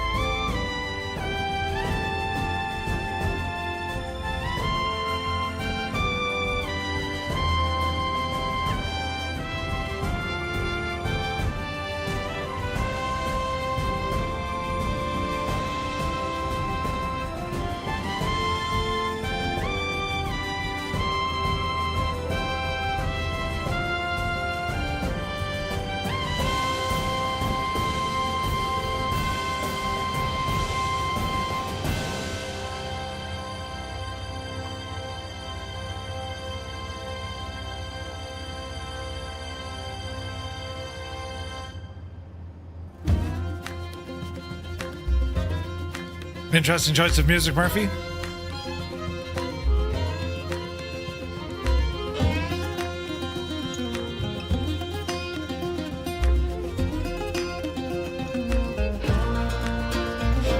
Could you imagine the face on the lighthouse owner and these buckos come landing in?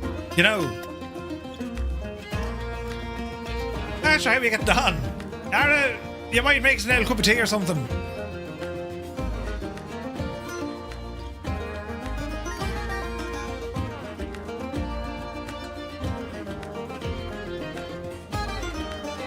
That's Hermann Köhl.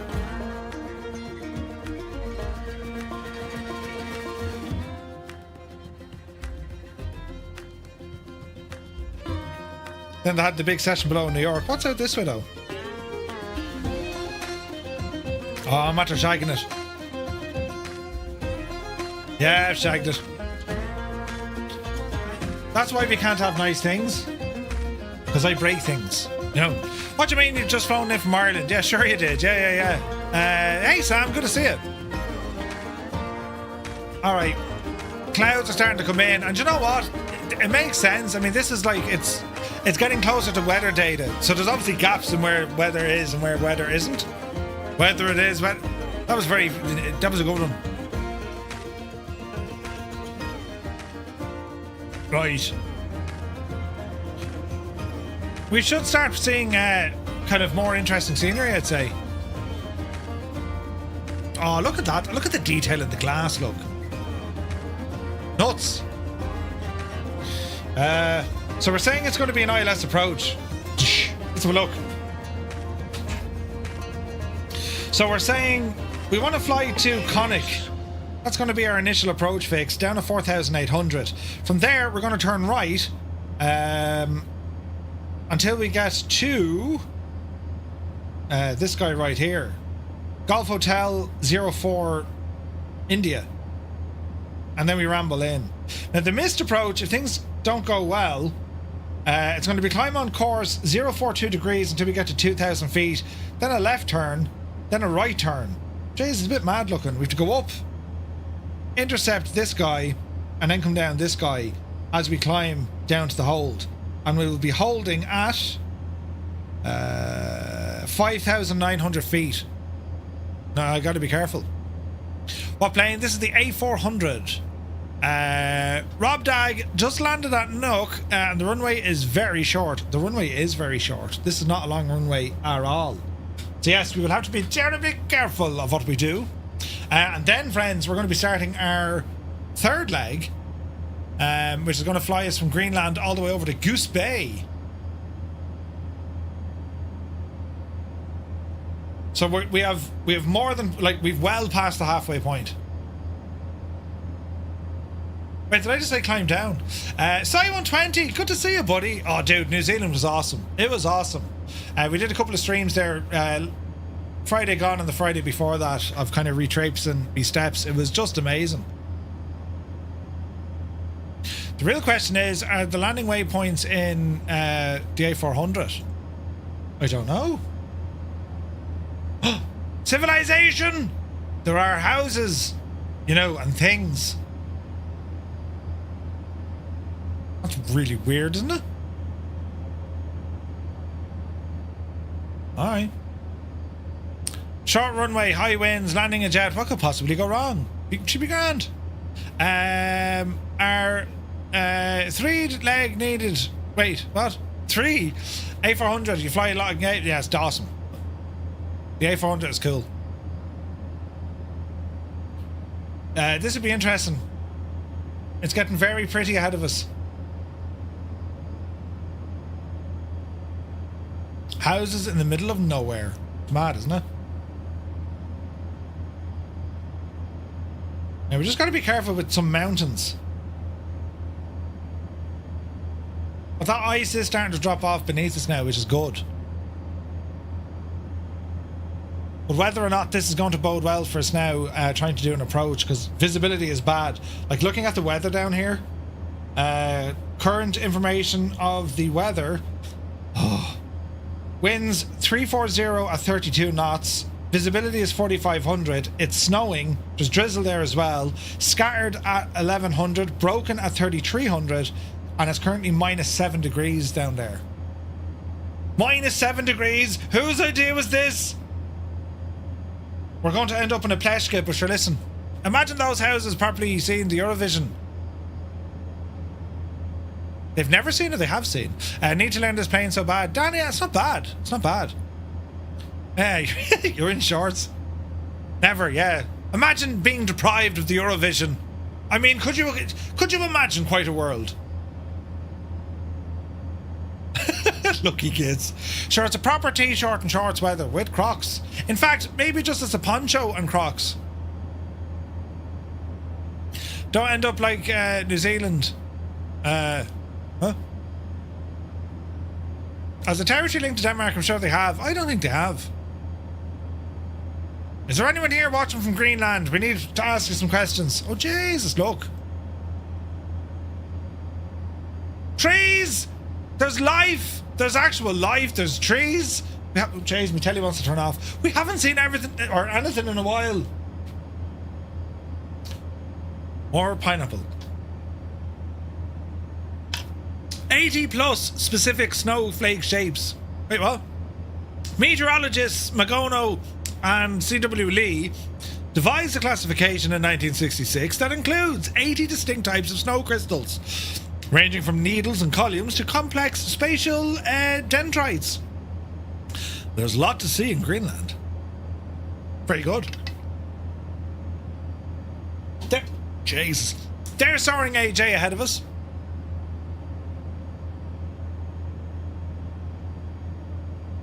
Now keep our little mapping open. We're hooning it, which is great. We will set 4-8.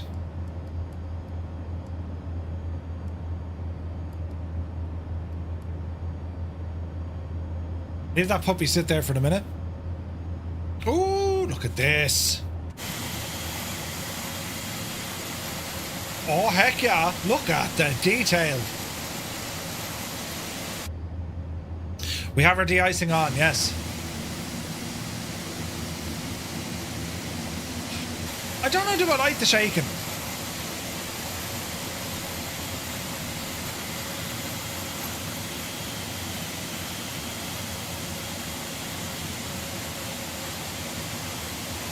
That's better.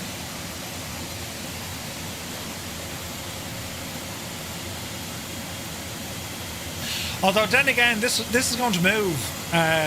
So hang on.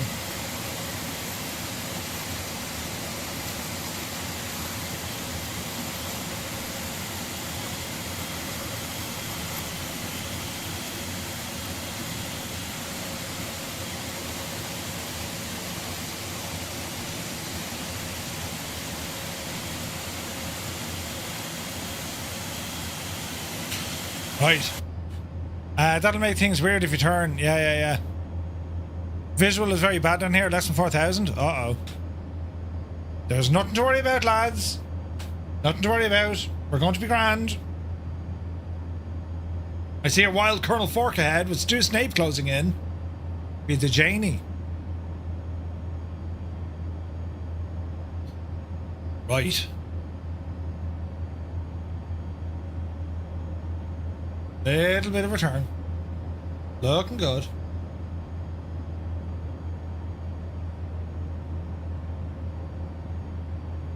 Now, minimum safe altitude around here. That's the question. 5,900 feet is what it's saying on my chart.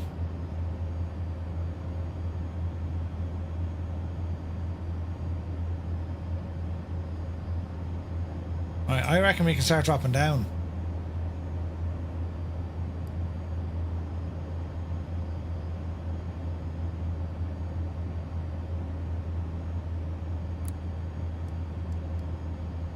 Easy does it. Is this live weather? Yeah. This is live weather. Whoa. Too far. Call it 700 feet. Lights. Which as I left my lights on, all that electricity has been wasted. Got a break, ground spoilers. Right.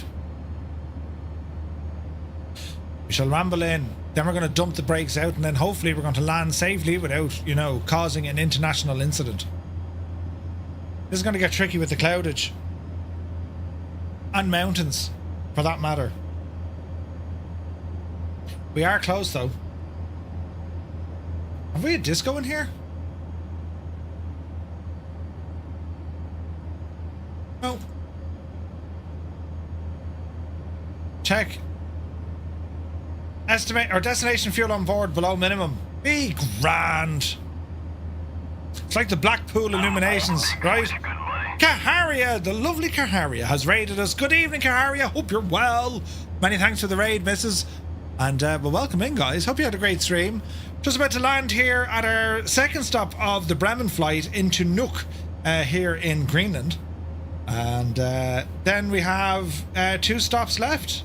We're doing all right. I say this now, you know, before like I end up in a terrible mess. Allow myself to introduce Myself. Cheers, Muse. myself. Right, we're still descending. We're going very fast here, and I'm worried if there's a big mountain in the way. Have we terrain on this? Huh.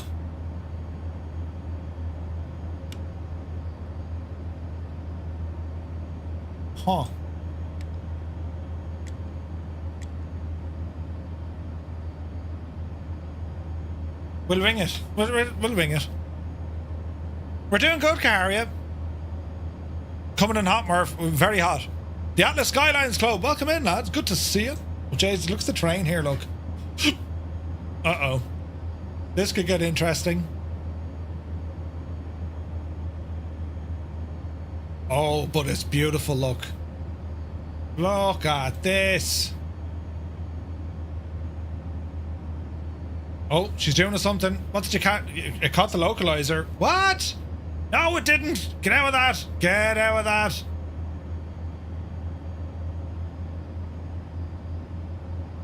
That was interesting. Wrong localizer.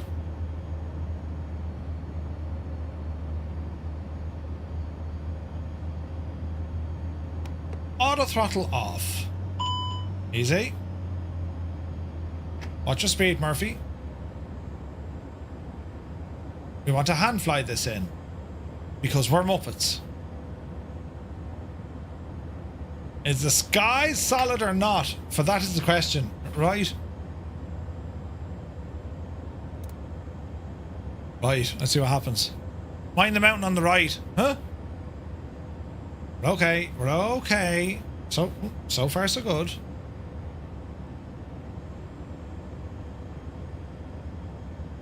We're gonna hand fly this one by our chart.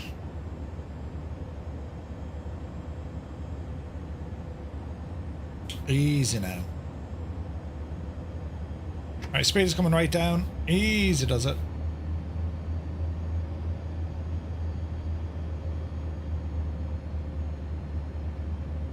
Looking good.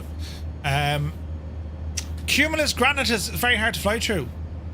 The last landing ended up with a total system black screen. Monster death kill.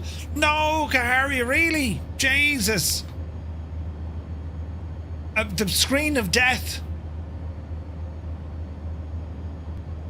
Nothing worse. Well, stepping on Lego, but I mean, close second, you know. Jesus, look at this. Ah, lads, look at the state of that. Look. I mean, where would you... Well, you get it in Greenland, but like, you know. Maximus, Mountainous, Regionus. Easy now. We're going a little bit fast, but it's alright. 1008.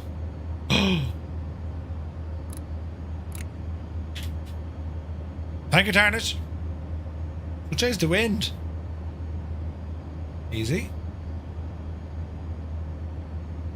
So far, so good. Still descending. We're down around 7,000. Gently does it. Man, that wind is throwing us right off, look. Jesus.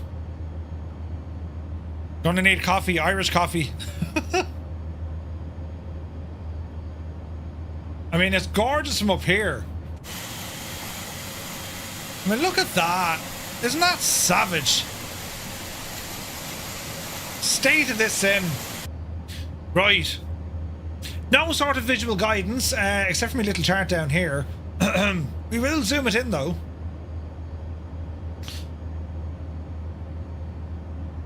We're making our way towards our approach. Keep her moving. Gaming services just auto-update and killed your game. Oh, no way. Right, watch your speed, Murph.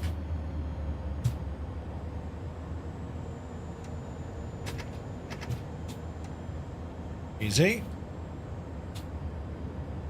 Murph missed me flyby. What? Where did you fly by? Come back and do it. Jesus, look at the view. Look at the view. Minimum safe altitude should have been... Oh, Jesus. 5,900 feet now, Murph. You're not fast enough. What are you flying in?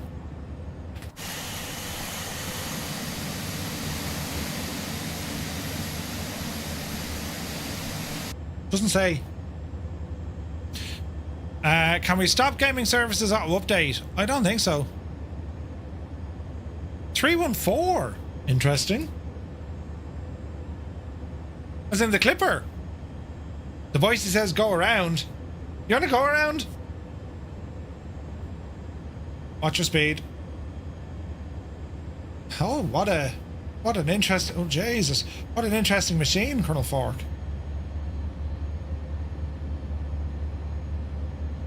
Easy now.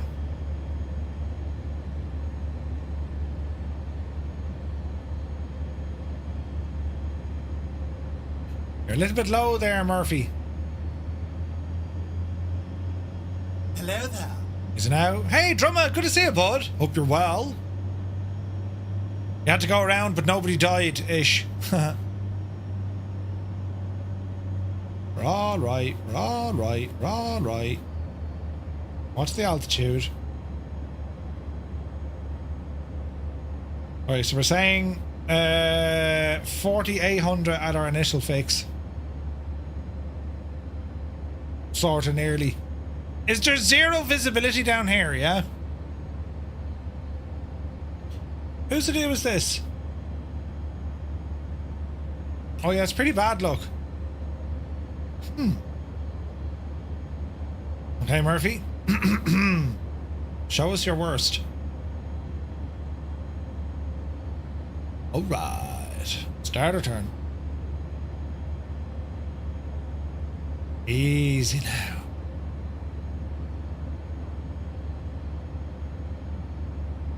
Oh, look at this cloud layer. I mean, for crying out loud. About 500 feet, really? Watch out for the mountain. Easy. Watch the speed, you muppet. Easy. Easy. Now, to add some dramatic effect.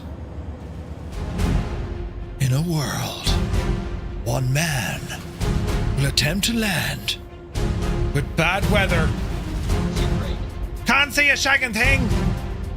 Can he do it? On me speed. Easy. Easy. Right, we're heading in tactically. Yes. Rainbows and everything, look. Jesus. We're too... Oh, jeez, we're too low. Easy now, Murphy. Easy now. Yes. Spoilers. Go away with the music. Spoilers out. Yes. Easy now. We're not too low. We're totally sound. Bit of power. You're alright. Got your flaps. Go on. Stabilize your descent path, you muppet. There we go. Yes. We are flying. Jesus, the wind, look. Do you hear the drag? Oh, it's snowing and everything. Balls.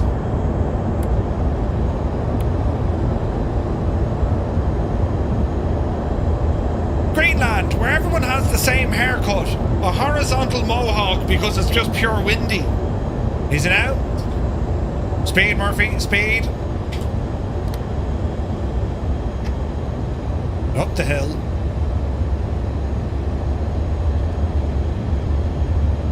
Jesus, we're sideways.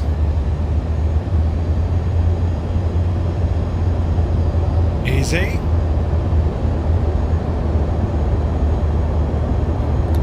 Easy now. Can anyone see the runway yet? No? My chart looks pretty good. Oh, Jesus, the wind.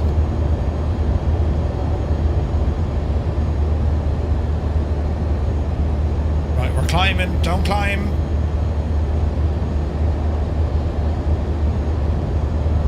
Easy. Easy. Watch your speed. Right a bit. Man, that wind is really throwing us. 800 feet, keep her going.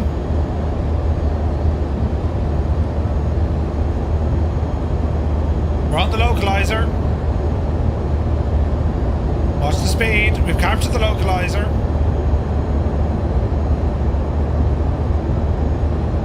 Easy.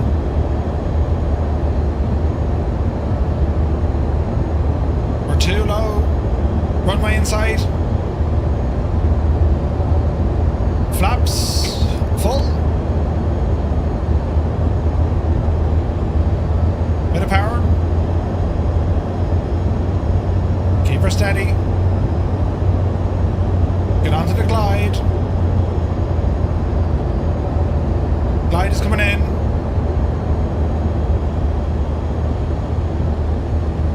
Easy. Man alive, the wind.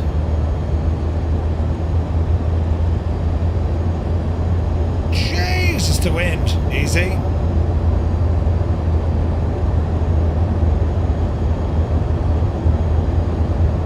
Speed is good.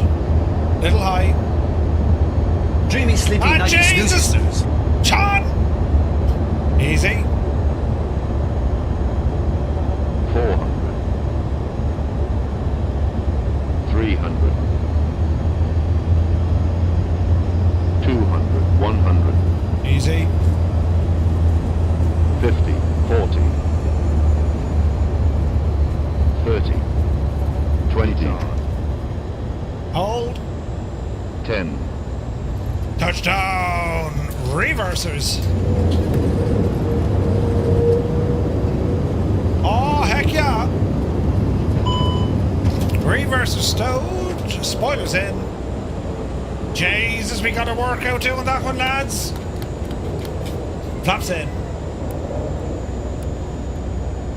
Welcome to Nook. I was friggin' nuts. Jesus. Right. Easy now.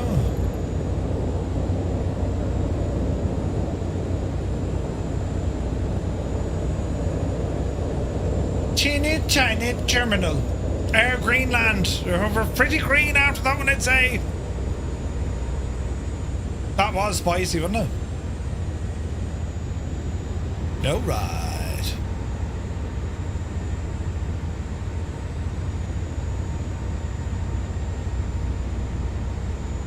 Man, the weather here is absolutely terrible. Right, brakes. We have made it in safely, friends. But that weather is absolutely terrible, isn't it? Okay, successful landing, our second stop. We're going to restart the sim. Let everything kind of reset, calm it down. You know how these things go. Because, well, holy frame rates, Batman. So, yeah, let's see what happens. Homewrecker got down. Good man. Good man. Yeah, we're going to get the sim restarted here, and we shall continue on once again. So, that was that flight. We're going to go new flight, and it's going to be us, Firefly Air. We're going to be taking off from Bravo Golf Golf Hotel. This one, we're heading down over to Goose Bay, Charlie Yankee Yankee Romeo, and we're in the A400 Atlas. There should be. Okay, about 2 hours on this one, and it's pretty much straightforward. We'll horse that in. And how's our sim doing? Sim is now off. Restart the sim. Let's see what happens. 343. Good man, Stu. What did LRM say? 258. Listen, lads, we'll take every drop of it. Every single drop of it now. Now, let's have a look. Sim brief. There's our Bremen t-shirt. We're going to do a giveaway soon. Let's have a look. Recent flights, recent screenshots. Okay, so leg 1 is complete, leg 2 is complete, leg 3 is the next one, 706 nautical miles. So the good news is we've the back broke of it, lads, and we're on kind of the home stretch now, right? On the home stretch. So let's go back here. That's now loaded in. Sim is reloading, and we'll go to Navigraph. How's Navigraph looking? Okie dokie. So, friends, we shall depart out of Nook, and then it's straight down the road into Goose Bay. How long will the stream be? We got a couple of hours yet. We probably have. This is 2 hours, and probably we'd be rocking on till 10 anyway. At least 3 hours, maybe 4. You know, maybe 4 hours. So what else would you be doing on a Sunday? Then flying with the Fireflies, you know. Right. I mean, we've covered some ground, lads. Dublin, Iceland, and now Greenland. So we're here in our journey. So this is the last major hike. And then it's a relatively short flight. But when we get down towards Les Sables, this is Greenly Island. We're going to fly around this puppy here, and then we'll do a full stop landing, and that'll be the flight, right? That'll be the flight. So yeah, we'll just wait for the sim to reload here. And let me see here now. Buttons need to be pressed over on this side of the house. Let us see. Right, we'll do one of those. Don't forget, lads, get yourselves an old tasty beverage or some snacks, and we'll be starting up this next flight here now shortly. Let's see here now. We'll go 45 minutes for this, and we'll do one of those and one of those. Right. Right, lads, we've just started another giveaway over on our giveaways channel on Discord, right? And all you need to do is make sure you're a member on our Discord channel. It's free. And all you need to do is ramble over and go into the giveaway channel that's on in here, right? And you can enter the giveaway by clicking on the party popper. If it doesn't work first, give it a few moments and try it again, right? But what we're doing now, this is our third giveaway, but thanks to Flight Sim Tees, it's a t-shirt marking today's very event, that of the flight at the Bremen. So shout out to Gibbo, he put all this together for us. These are available right now if you want to buy one, but we're going to do a giveaway, so maybe you might win it there. And this is the front of the t-shirt. It is the 98th anniversary of the flight at the Bremen, and this is the back of the t-shirt with just some information about it. So we're taking part in the 6th annual Firefly Bremen flight, and this is a limited edition t-shirt, and as I said, that's what the giveaway is for. And the sizes go from small up to like 5XL. I think that's what Gibbo has, up to 5XL. Your size will be there somewhere, and we'll look after the print and the t-shirt and also the shipping, so they'll be sent over to you in the coming days. You could say it's a giveaway, you could say. So, yeah, it's Flight Sim Tees designed all this for us, and we're doing a couple of giveaways because it's just class. It's just class. So I'll be looking after the thing with the yoke. So just don't know how fast they'll ship, but they'll ship immediately. Shipping times, we are at the it's up to the gods, the old and the new. You know what I mean? So, yeah, make sure you enter the giveaway, and we'll see where we go, and let us know. But yeah, pretty cool stuff, right? Pretty cool stuff. So, also have another couple of giveaways to do as well, lads. So, you know, don't fret if you don't win. You'll have plenty of chances, and we've other giveaways coming up as well. So, we're going to be starting off our second last leg of this, our Bremen 2026 flight, our 6th anniversary, the 98th anniversary of the flight itself. And I got to say, like, the you know, April, we're almost finished April. May is going to be busy, and then June, date for your calendars, will be June the 5th. That's when we're going to do our D-Day commemorative flight, because it just so happens it'll be a Friday night stream on the 5th of June, and we'll be flying that flight on the 5th of June. Which is our D-Day flight, because that's when the paratroopers took off. They took off on the 5th to get there in the early hours of June the 6th, and then D-Day started. So just a date for your diaries. That'll be the next kind of longish stream. That'll be June the 5th, and we'll keep an idea. We'll keep we'll keep a couple of flights up our sleeve then as well as we're waiting. You know, you'll be in Glasgow for that one. Oh dear. Yeah, the D-Day flights we do each year, they're a lot of fun as well. Pretty cool. 40 years of Top Gun on May 13th to 16th. Ooh, oh yeah, cinemas. Yeah, I heard about that. We'll have to do something there, Sean, as well. I think we'll have to take the F-14 out for the blast, you know. The D-Day streams are only about 4 hours. Well, true. Right. Into the sim we go. Load everything up. And we're going to start off now out of Nook.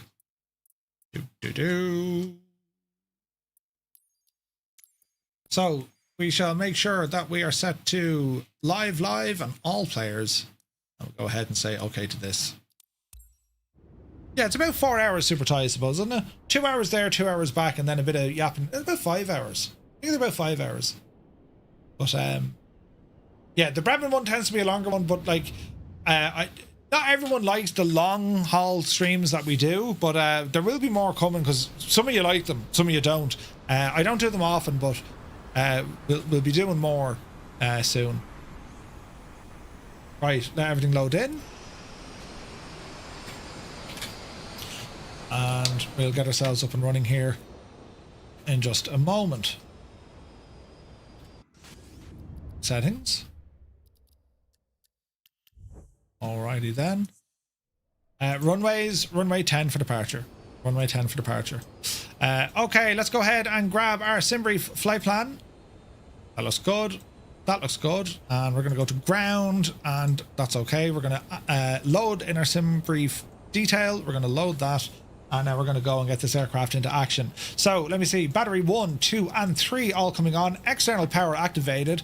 We're going to go ahead and align our GADIRSs or ADIRs.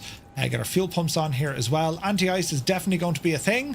So we'll need that up and running. So we'll turn these guys on at the moment. It's on automatic mode, so they'll only fire when they need to, but we're going to need them on. Going to get some formation lights on here now as well. Wing light, runway turn off, leave that off for the moment. Nav lights definitely. Beacon light coming on. Arm the emergency lights. Seatbelts on. And we're looking good up on top here for the moment. We're going to come down. Self-test is in progress. We're going to come in and grab our flight init request. That's looking good. It's over to Goose Bay. That's where we're heading to first. So we're going to clear up all this kind of stuff. And we're going to go into wind information. We're going to bring this in from our company request, and from there we're going to come down to our fuel and payload as we clear all that. So looking at the aircraft, zero fuel weight 102.6. We'll go ahead and grab you now. So you're going to be 102.6 with our zero fuel weight center of gravity at 30.32. Go ahead and grab that as well. 30.2. And next, our block fuel on this one. Fuel max is brought in at 12.7. We can round it down. We'll just call it 12.7 for our fuel. So our block is 12.7 tons of fuel. And that looks good to me.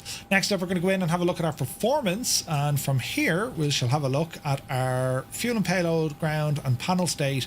That looks good. Fuel and payload is good. Panel state, leave that alone. And what else do you want to do here? Okay, that looks good to me.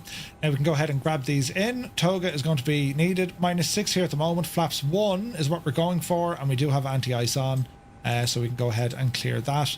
Back into our flight plan, and in terms of a departure, it's going to be takeoff, climb like a devil, left-hand turn, and away we go. No runway 10 in Nook. Did I say runway 10? Runway 4, I beg your pardon. Runway 4. LRM has an update as well. Interesting. Let's have a quick check. We are connected to LRM, and we are connected with all our other stuff. Say intentions, launching a new flight. And what else do we need here? I think we're looking good. Unifly is working pretty good. Turn off the pilots who are millions of miles away. Angry Bee is 4,000 miles away. We'll add you to it though. And let's see here now. Okay. Right, that's all looking good, all connected. Let's go and get some power into this aircraft. APU master switch, we're going to put some power into you here now. And we'll go ahead and fire that up. Get our beacon lights on full blast while we're doing it. Formation lights, as I said, are looking good. We're going to reset our barrow and our directional indicator. And we'll come on down here to our lower screens, and we will need some stuff turned on for sure. Parking brake is on, that's what we want. Accumulation is okay, double check, they're okay. Go ahead and reset that. Weather systems, predicted wind shear turn on. Ground spoilers are armed, and auto brake, once we get some power in, will be set to rejected takeoff. We're going to zoom out here on our map a little bit. We're going to go into our nav. We're going to open up nav. We're going to open up constraints. That's what we want to see. NDB is okay. Initial altitude we'll go ahead and set for 10,000 feet. Not expecting we're going to clear anything in terms of the clouds anytime early, but we'll see how we get on. Aircraft has been configured for flight. APU is now up and running. We'll go ahead and fire up the APU bleed. Engine ignition system gets turned on, and we're going to start putting these into a feather option. We'll go to the engine page to keep an eye on what they're doing. So engine 3 is spooling. I was thinking about it.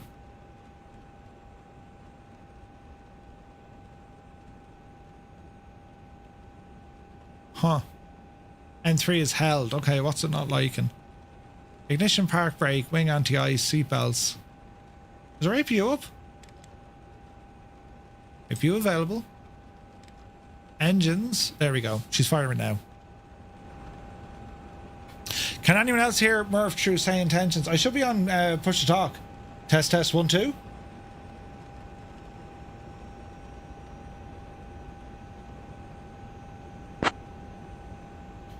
Test, test, 1, 2.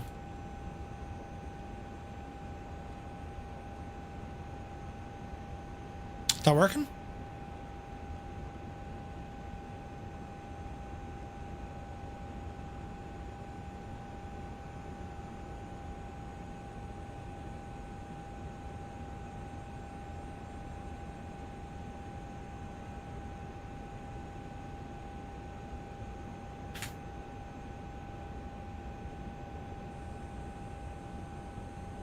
Group chat.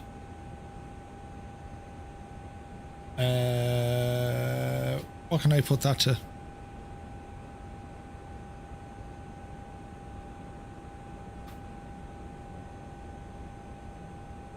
Why isn't that working now? Hang on, we've broken something.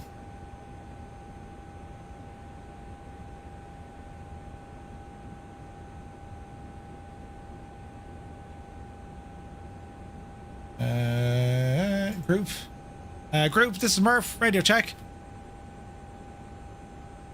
It's not giving me a transmit button.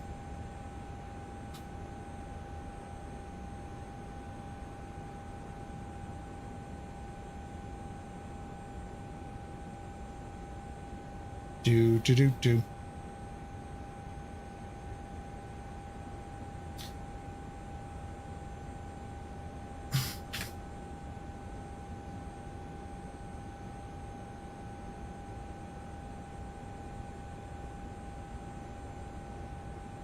Com radio push to talk.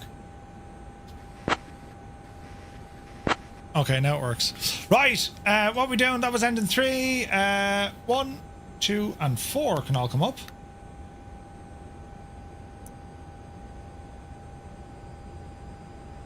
It's a very unique system with the A400. They can actually feather and without engaging the gearbox, so it means there's no thrust. But we can certainly horse them up. We have a winner. Test, 1, 2, 3. Test, test. We hear you 5x5. Okay, 1, 2, and 3 coming in. Ground power, go ahead, disconnect. Thank you very much indeed. We will now remove the ground power unit. Toggle the GPU. Tell it something to anybody that can hear me. I can hear you. You can't hear me. Engines coming up. Flaps set for takeoff. Auto brake reject to takeoff. Takeoff configuration. Go ahead and test.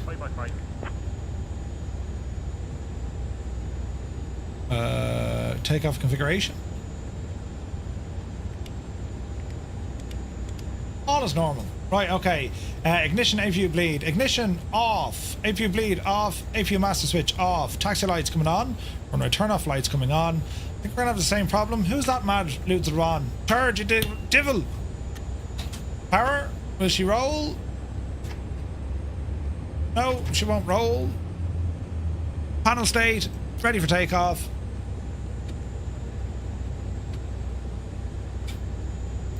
Alrighty.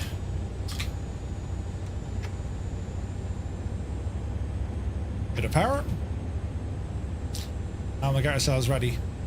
Nook traffic. Firefly 235 lining up runway 04 straight out departure. Nook. Is it now?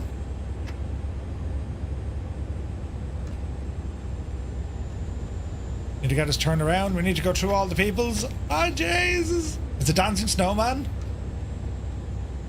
The very best type of snowman. See? See? Check IRS or airport. Really? We're good. Easy now.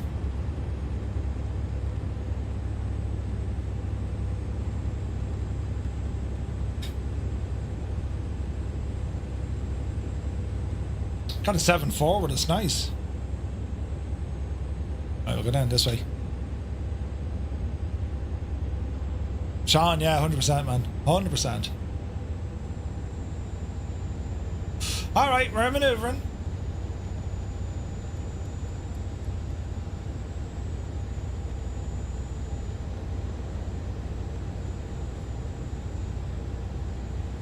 Let's see what happens. Yep. Wait. Our second to last jaunt. This is, Jesus, look at the wind over there, look. Right. Nothing to worry about at all, lads. Nothing to worry about. We're gonna have to back taxi here on 4, you know that?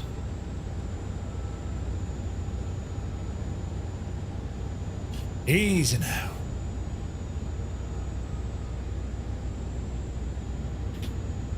Go on, Stu, you devil! Stu, are you actually in the A400? Approaching runway 4. Alright, lights on. That's all looking good. Code for next airport, Charlie Yankee Yankee Charlie. Is it? No, sorry, Charlie Yankee Yankee Romeo. Alright, model matching is having a moment, but we'll get over it.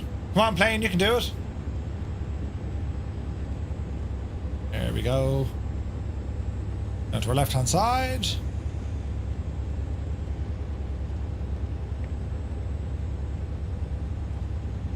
And we'll just kind of skip down the base of the runway here. Flight controls, free and correct. Flaps are set to 1.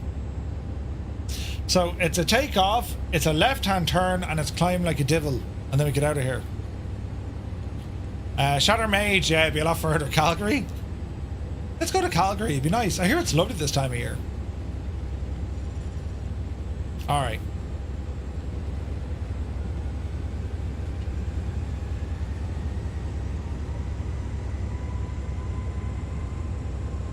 The A400 is a capable aircraft, so I don't think we need all the runway.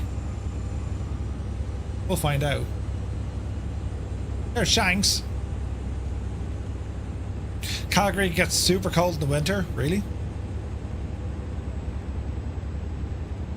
Alright, easy now. Get up and at around 120 knots. Roger. Roger.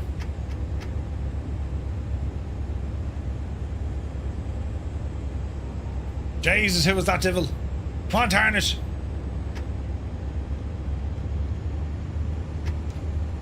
Alright, hold the brakes. Power coming in. Easy now. Runway 4 remaining.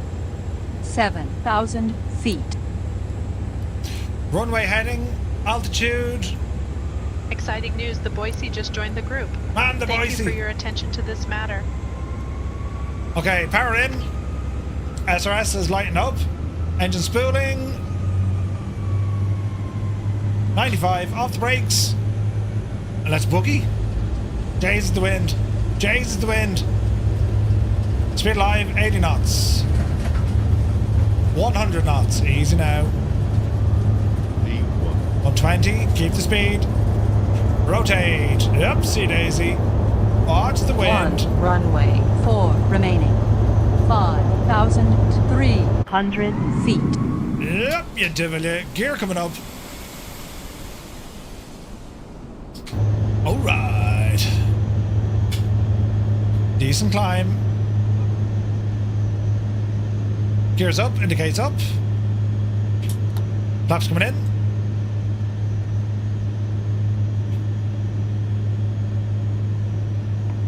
Pilot.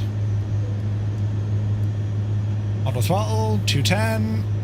Call it 250. Nice climb. Nice climb.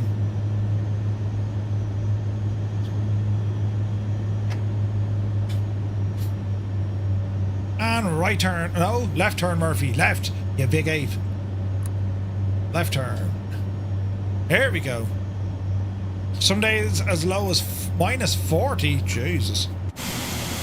Oh, heck yeah. Look at that, man. Gorgeous. Right, continue our turn. Right, lads, as we're departing here, Xbox pilots or PlayStation pilots, press 1. If you're on the PC, it's 2. If you're using... just a heads up, the Boise just joined the group. And Boise. Thank you for your attention to this matter. Very good. If you're using St. Engines, it's 3 or Unifly. And for everyone else, it's number 4. Second last leg, gear up the yard.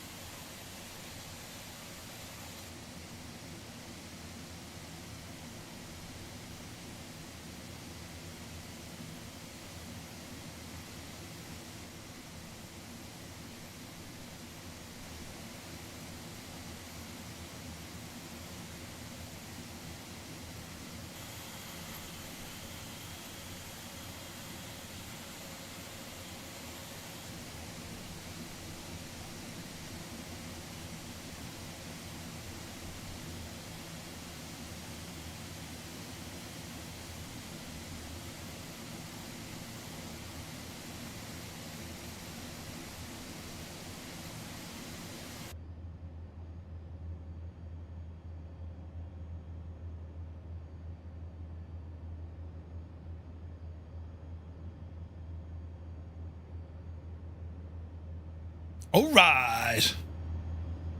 Some tunage for our folks on Twitch. Now, how are we looking over there?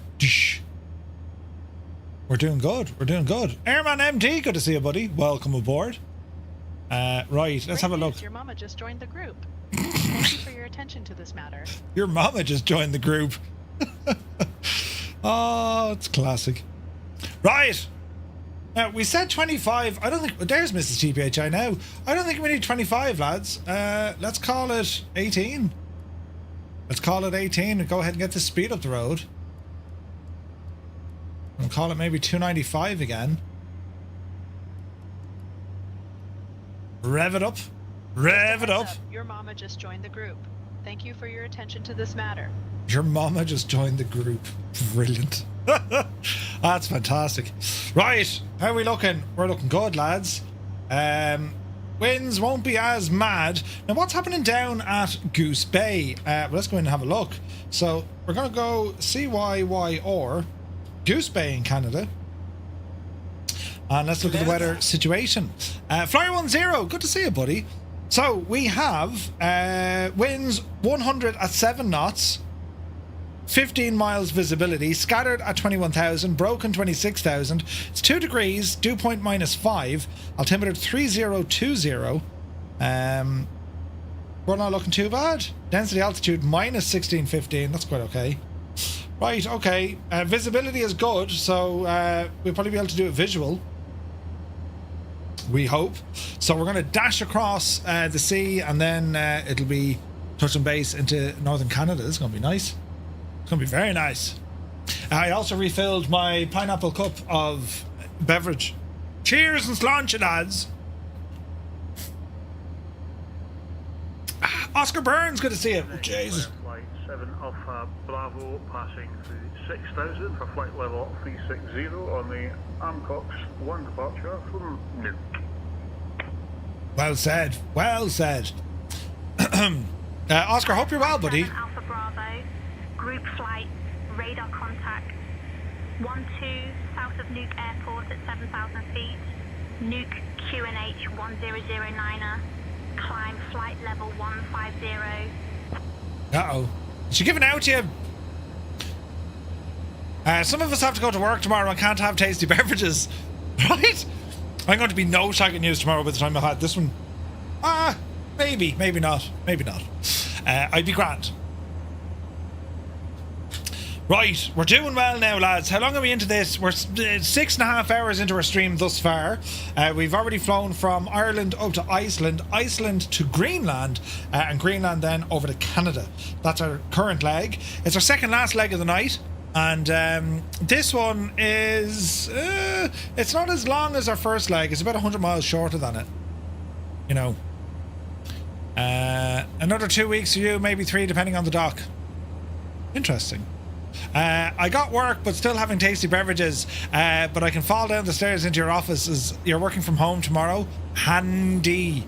Handy. Yeah. I'm working from home tomorrow as well. Isn't it great? Do you know, actually, I work from home every day.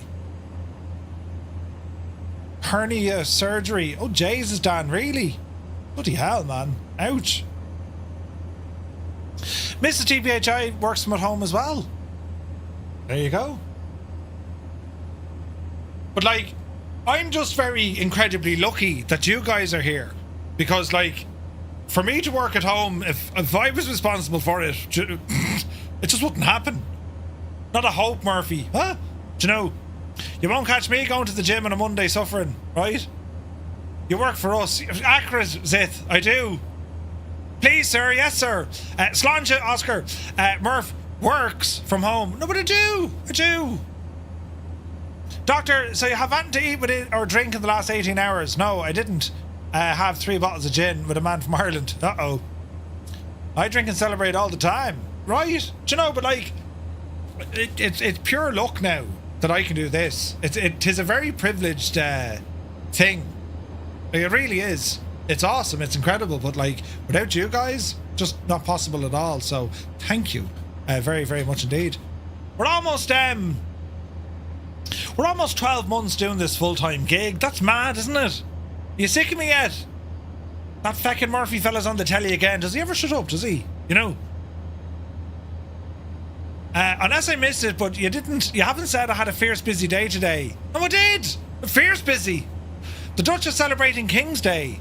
His surname is Van Orange. Complicated. Roy, that's a bit... Yes. The Boise, am I talking twice? Hang on. Did that fix it, the Boise? Let me know if that fixes it. Hey, Gadget, good to see you, buddy. Hope you're well. Once on Say Intentions and then once on Twitch. Hopefully that fixed it now. I forgot to press the button. You see, that fixed it? Right. Do you have the Say Intentions tracker turned on as well? I do. No, do you know what it is, the impossible face? I'm transmitting without using push to talk because I'm a muppet. Do you know? So happy for the community that you're doing this. Any plans for the anniversary of starting the solo home job? I don't know. We'll have to do something. Professor Cause, good to see you. Have I found me pot of gold? No. No. I need to check the lot. Need to check the lotto numbers actually. I mean, I could be a millionaire. But let's be honest about it. I put the car in swinger, baby. Jesus. Cyrus T, the Mad Devil, gifting 5 tier 1 subs to the community here on Twitch. Cyrus, thank you very, very much indeed, buddy. Lads, if you just got a tier 1 sub, with thanks to Cyrus T, well, do be sure to say thank you. Keen Lafford, good to see you, buddy. Yes, you must do a full-time streamer celebration. Yeah. I'll wear a hat or something. You know, I'll get dressed up all nice. That'd be good L crack, wouldn't it? Cyrus fixed it. Who's coughing?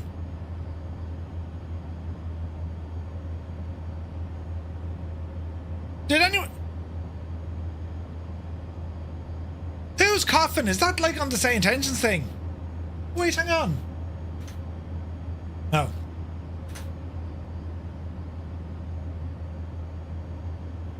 Oh, that was the Boise. Alright, okay. Are you sure? FS Realistic. No, I have that turned off. Off what now? Hope you're well, buddy. Right. How are we looking? We're alright. We're absolutely hooning it now, lads.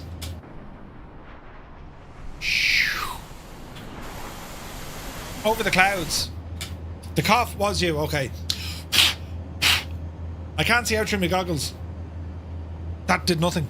It was the guy living in your walls. Oh, Jesus. We're all right now. We're all right now. Ground spoilers still armed. Turn those off. They're all grand.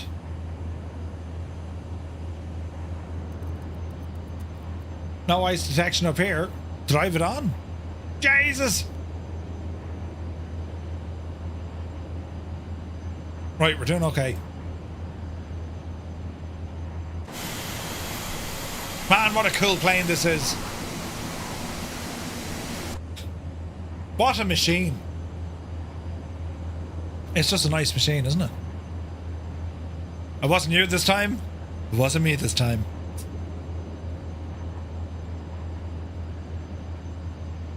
Right. 20 to 8. This time, yeah. This time, she was okay. Now, as I mentioned, we're doing a giveaway. You have 11 minutes. 11 minutes for your chance to win an exclusive, limited edition 98th anniversary Bremen t-shirt. Now, these are for sale over on flightsimtees.com for a limited time. So if you want one, do be sure to grab one and enter our giveaway for your chance to win one. So, yeah. 22 minutes to normal Murphy o'clock. Oh, that's right, actually, yeah. Yeah, it's a nice shirt. Nice shirt. So we're doing a giveaway. Just ramble on over to our Discord and ! Discord. And when you get to Discord, go into, you'll start off at like the arrivals page. Start here, click on the Shamrock, and then go down where it has TTM community and click on giveaway. We all hang out in the Bremen bar. Clean as a whistle, good man. We all, oh jeez, look at that. We always hang out in the Bremen bar amongst other places, right? And this. This is in the giveaway channel. 66 entries so far. That's closing in about 10 minutes. Squawk 2000. They should do a Bremen Lego set. They've been doing lots of those. Oh yeah, that's a good one. Murph, you haven't posted the next week's stream schedule. What have you been up to? Shocking. I almost have it done, but I didn't have time yesterday, and I did a bit on Friday. So I know we're doing our Earth to the Moon flight tomorrow. Tuesday, not 100% sure yet. Wednesday we have the news. Thursday, not 100% sure in the daytime what we're doing. We will do something. Thursday night is our VATS in flight, and then Friday night it'll be mosquitoes. Cyrus is on his own in the voice channel. Lads, would you not go over to Cyrus now and keep him a bit of company? Stu Snape jumped in there. You see, I'll jump in shortly, doing a few jobs around the house, says Muse Fan. Yeah, pretty much keen. We're going to do flight sim, and yet even more flight sim. There's so much for me to, like, I've so much to do. Yeah, I probably will, Malky. I don't know. Am I? Can anyone join the group flights? Absolutely. Doesn't matter what experience you have, jump on in, man. Jump on in. I don't know about Thursday yet.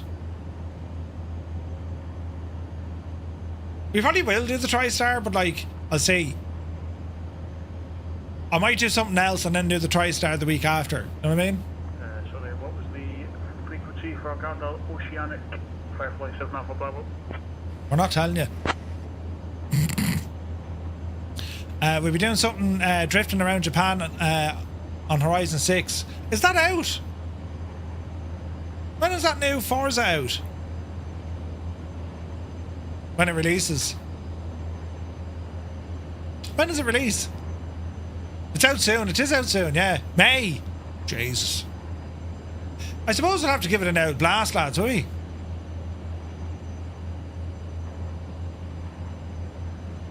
Murph, you still need to do my idea with an anniversary coming up. What a time for you, Gibbo and Muse, to do hot ones. Jesus. Hot ones? May 19th, you think? Hello there.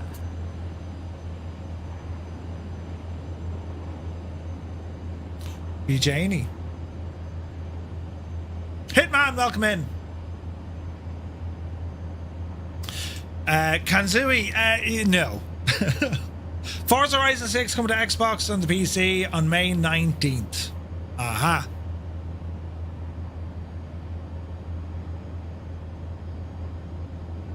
You've been thinking about getting it, but you're awful at driving games? Driving games are fun.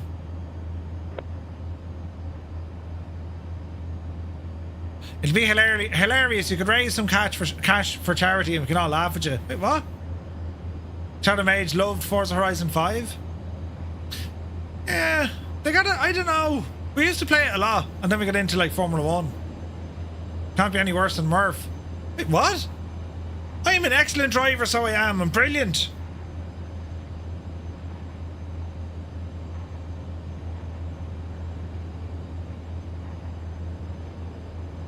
Where's this now?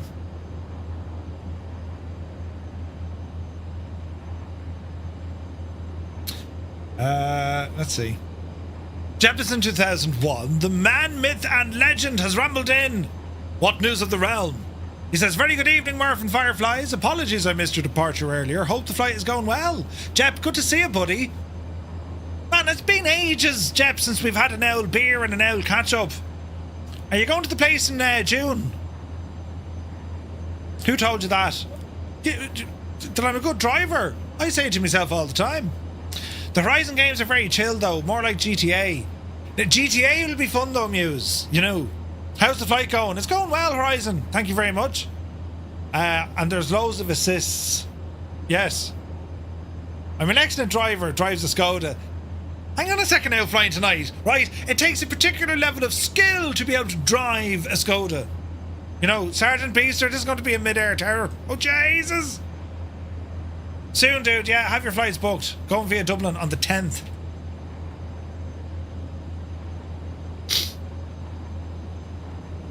When are you coming home?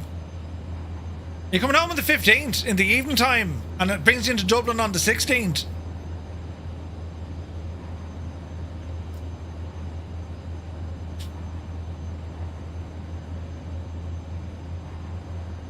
You don't drive a Skoda, you push it in front. No, shut up and don't. I drive a Skoda. In actual fact, the Skoda, it drives me. Yep, that's what it does. We've also got the remake of Assassin's Creed. I don't know. It's a bad state of affairs when they have to remake games. Do you know what I mean? That's actually handy. Where's this now?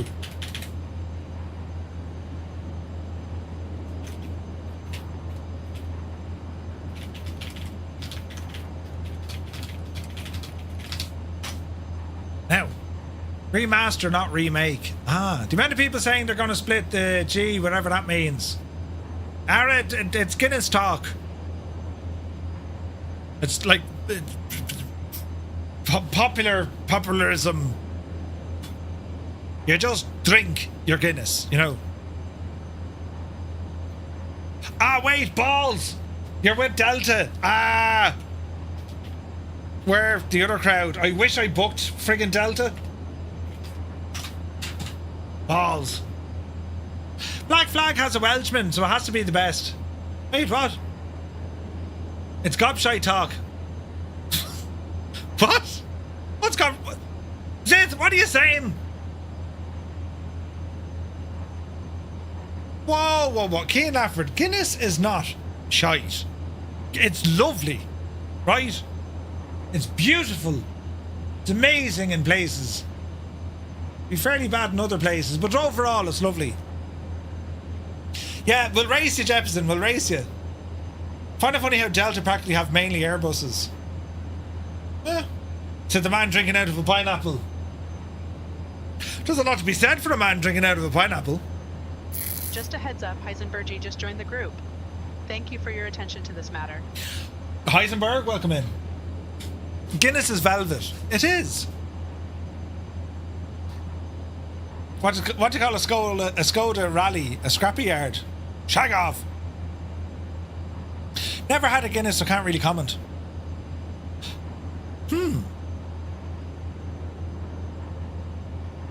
Splitting the G.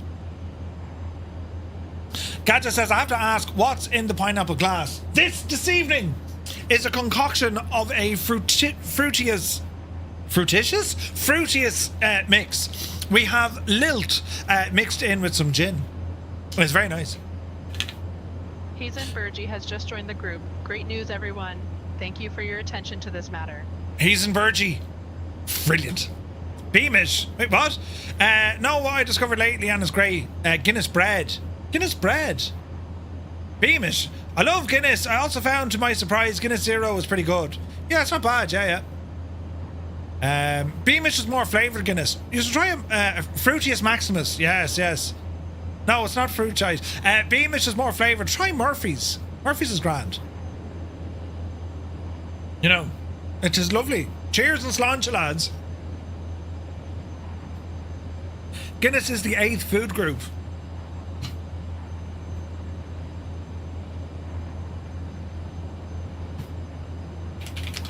Where is this now?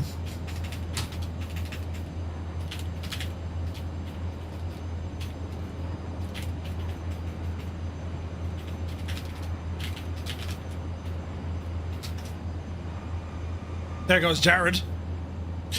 Murphy's is a cork drink by. Bailey's isn't too bad. Yeah, Bailey's is nice. There's God Almighty, there's two of them.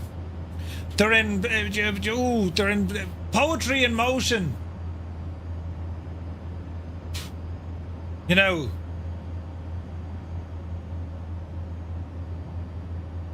The Mrs. GPHI song.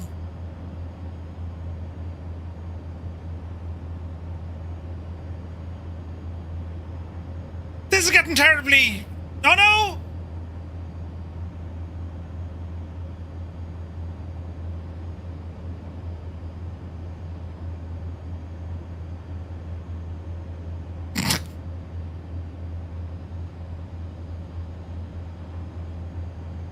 There's nothing wrong with this.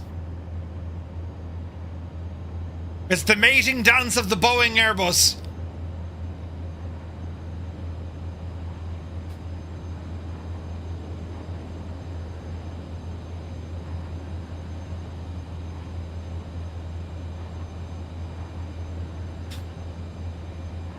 Speaking of marmalade, right?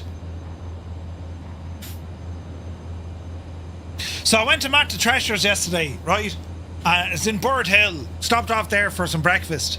And went in anyway. We got the full Irish, right? €13.95, I think, for a full Irish.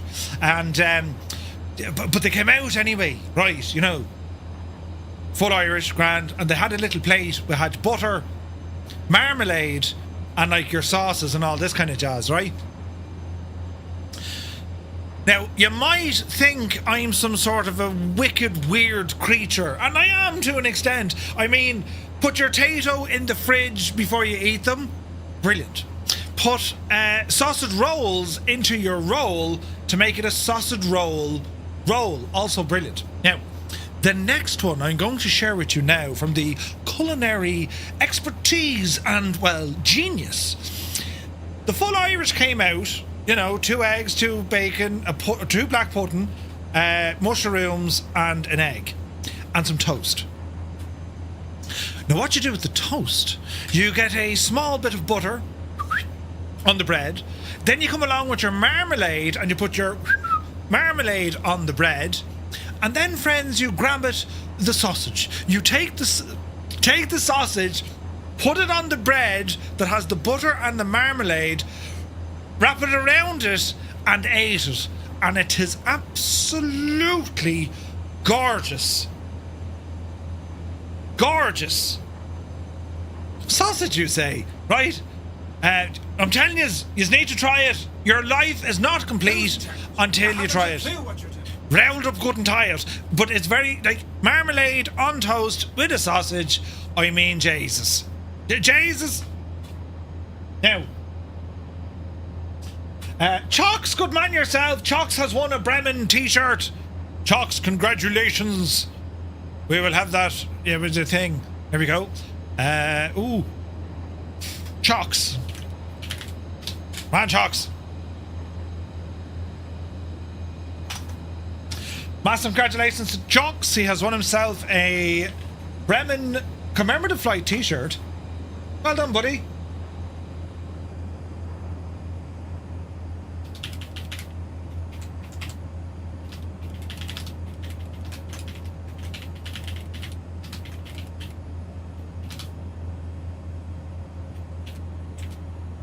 Right, we've just started. Another giveaway. This one, friends, is for 1 month free of Say Intentions Premium. With thanks to Say Intentions. 1 month free Say Intentions Premium. So if you're thinking about getting Say Intentions and you want to give it a blast and you'd like to try it for an entire month of premium, do be sure to enter the giveaway. Because it is for 1 month free. Brilliant. Murph loves a bit of sausage. Wait, what? No, I'm telling you, round up good and tight. That's something you come with a hangover. No! No! Sausage in toast with butter and marmalade, and I'm telling you now, it's just absolutely incredible. How long? 1 month. 1 month. That, well, yeah. Cheers, Muse, I got that. 1 month. Yes. So best of luck, lads, entering the competition. Back again. You were having dinner. What did you have for dinner, Fibro? Was it nice? Sure, why don't you put jam on the black pudding? Oh, no. That doesn't work. Them two are still at it, look.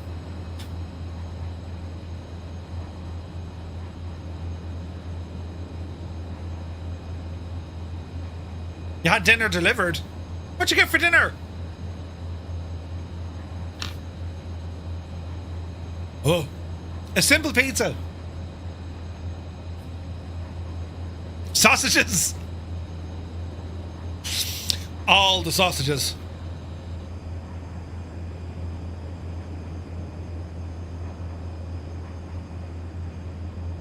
My dear lady wife almost got sick when you said that. Wait, what? Delivered by Mrs. Gnome.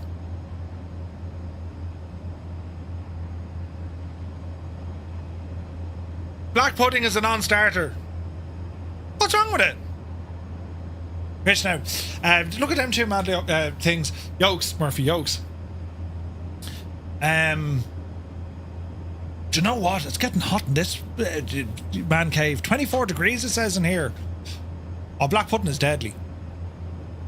I've been thinking about it for a while. Hang on, Muse. A clean reinstall of Windows. I tend to do it every couple of years anyway. Great way to get rid of the bloatware. Are you still having issues, Muse? Sausages and marmalade sound like a... No! The impossible face. Listen, I know what you're going to say. Where's Adam Controls? He'll try it. He's brave enough. Toast, marmalade and a sausage. Rolled up all the good and time. I'm telling you, it is a delicacy. A delicacy. It will change your life forever. You'll wonder how you ever ate either marmalade or sausages apart from each other. Tell you. Right, easy now. You can actually see it being nice. It is nice. Do you still put crisps in the fridge? Sometimes, yes. Just to kind of get the crunch. Do you know what I mean? Now, Mr. Two-Tone was horrified. She's like, what are you doing? I was like, no. I was like, I got this. She's like, what are you actually doing? Don't let people see you do that. Huh? Other games are running fine, just Flight Sim having issues. However, I'm having certain other Windows-related issues as well. Ah. I wonder what else Twitch chat could convince you to do. No, hang on. Energizer, crisps in the fridge. Don't tell me you haven't tried this. Where have you been? Your packet of crisps or chips, right? And if you're in America, your Tato's or Walkers or Lay's or whatever they are, put them into the fridge the night before. Just leave them in the fridge overnight, closed, and then the next day when you want to eat your crisps, they are going to be absolutely incredible. Potato and hang sandwiches, yeah.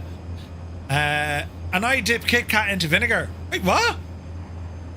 Haven't been able to get into the skies because of my PC crashing all the time. I've almost done everything apart from throwing it through the window. Oh, Jesus, Willow, really? Sean Dale, take a fierce handy, buddy. Yeah, that's nuts. I've had ham, cheese, and marmalade sandwich, so yeah, I could see that working. There you go. There you go. There you go. Keen, a Kit Kat with vinegar.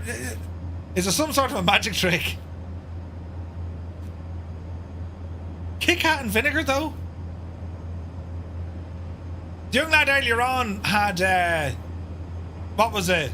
A Tim Tam and a bit of bacon for, you know, to try it. Culinary catastrophes. Zith, you need to try that sausage and marmalade combination. I don't know about vinegar and a Kit Kat. That'll give you the utter terrors at night time, you know. We have applesauce on pork, so why... There you go, Dougal. Applesauce on pork, right? You've great taste, Murph. Almost corkish. I'm telling you. Marmalade and sauce... blow you sideways. Blow you sideways. Your sausages are in a Marmite casserole. 'Tis deadly. Jesus, Marmite. Marmite could be good. You know what else is deadly now? Branston pickle. Oh, Jesus. Or then you get the other thing, the chutney. What's it called? Ballymaloo relish. Ah, lads, you haven't lived. I would tend to just eat the jar of applesauce. How do we get onto food? You know. And we have hours of flying left. Well, we don't have too long left. But we have hours of flying left and we're talking about food now. This is not a good start. This won't bode well for us at all.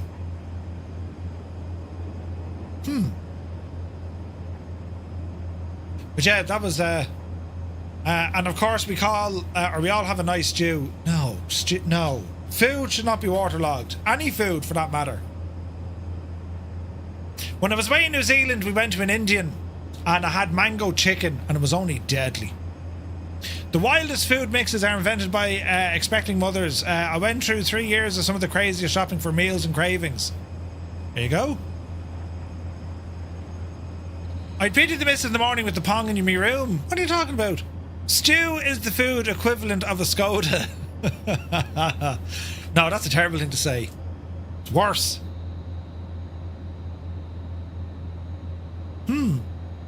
That'll give you earthier kits. I'm telling you. Fish is good, stew is good. Fish stew is awesome. Oh, Jesus, no. No.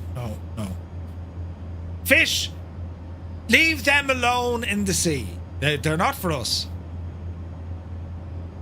I heard my name, then I realised you were talking about food. Right? I had 3 sons. That's how the 3 years worked. Yeah. Worst discussion for me to be having when I'm off the booze and on a diet. Right, full amount of almond and walnuts keep me satisfied after lunch. There you go. I do a homemade apple blueberry sauce. Put that on a nice barbecued pork chop. Mr. TPHI. I mean, Jesus. That sounds lovely. You're all a bunch of great lads, but I'm sorry, you're all bloody bonkers. Flying trits, you don't mind them. But hang on a second. Haggis and,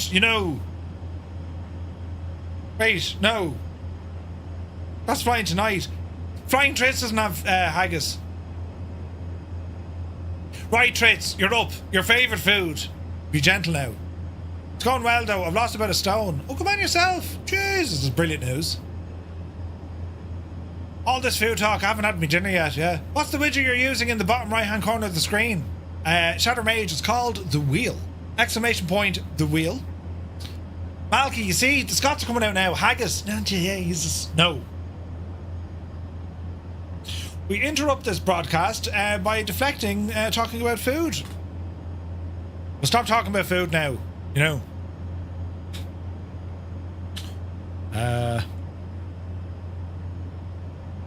Let us see.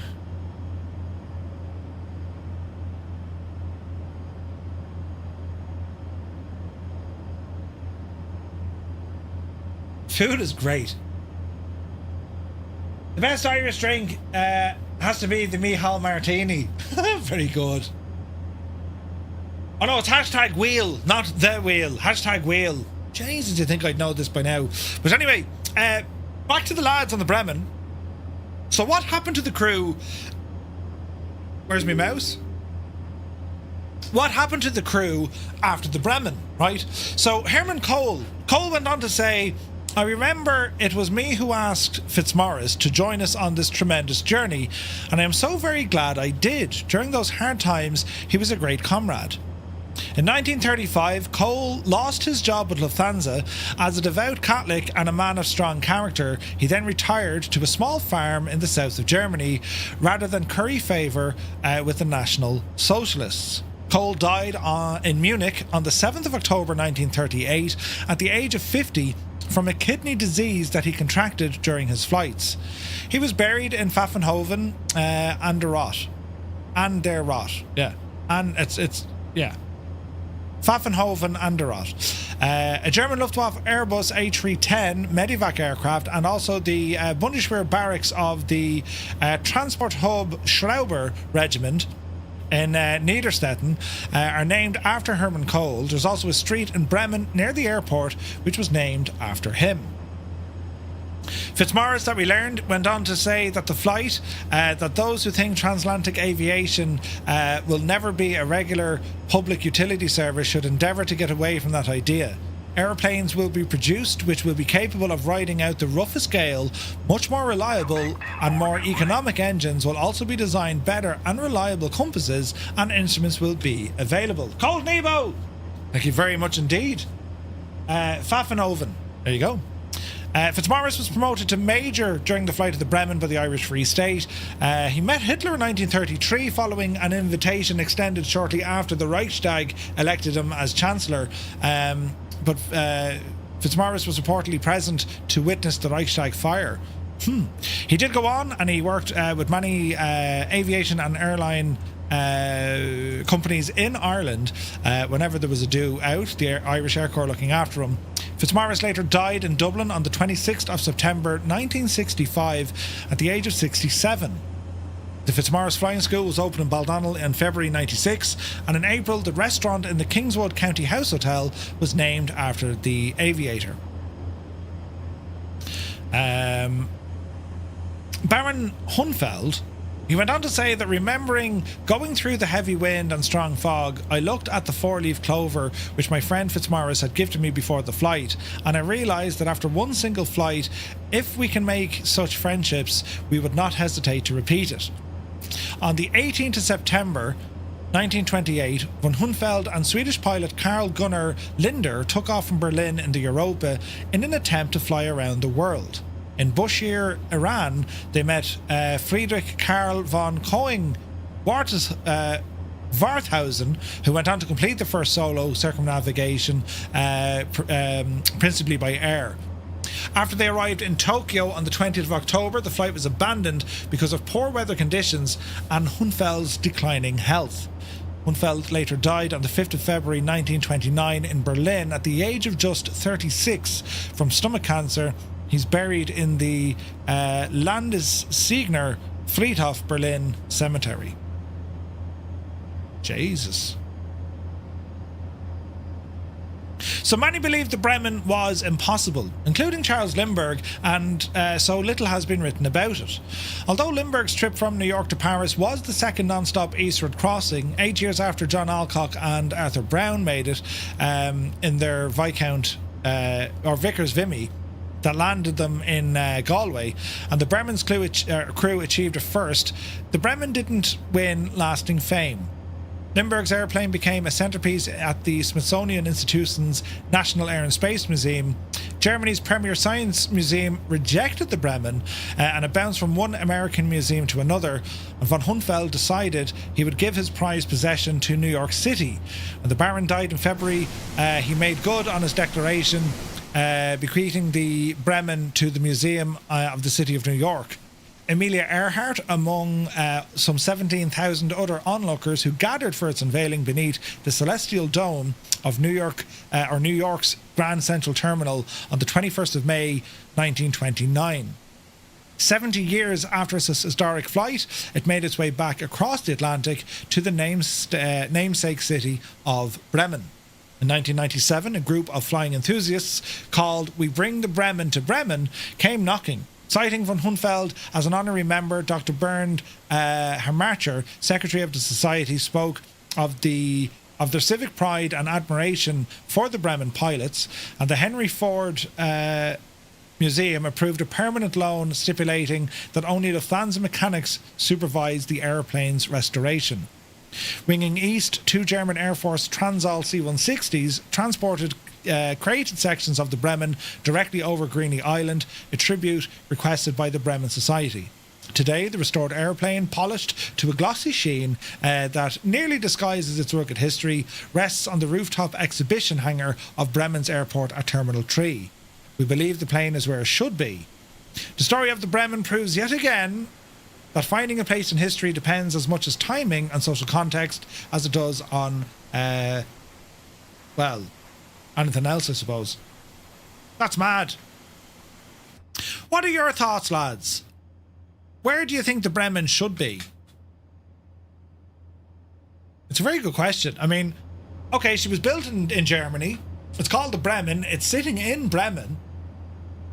But what the aircraft represented, should it be in Ireland? Should it be in America? Well, New York, or should it be in Canada? Well, there's not much in Greeny Island, to be fair. Do you know what I mean? Where do you think the aircraft should be? I think it should move. It should be in Bâle, and it also should be in the Bremen, The last stop should reside in the state of the maiden flight. I think it'd be great if they could if they loaned it to Bremen. I don't know, can you loan it then to the Irish, you know what I mean?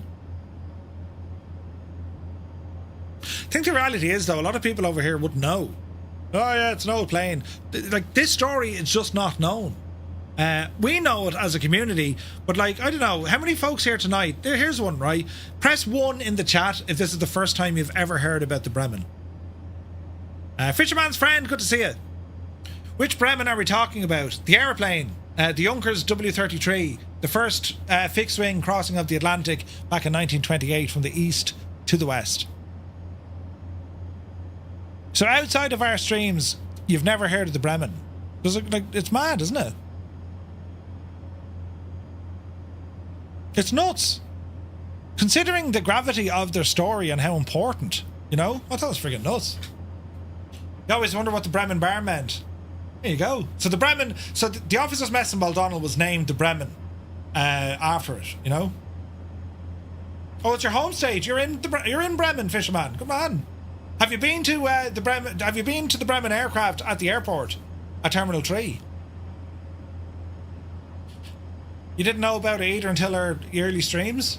It's mad, isn't it? Angels 1-5 knew about it, man. Merv, 25 years in Irish military, never heard of it. That's friggin' nuts. You stumbled onto it whilst visiting Germany. Or no, while visiting Galway. Ah, okay. Yeah, it's mad, like.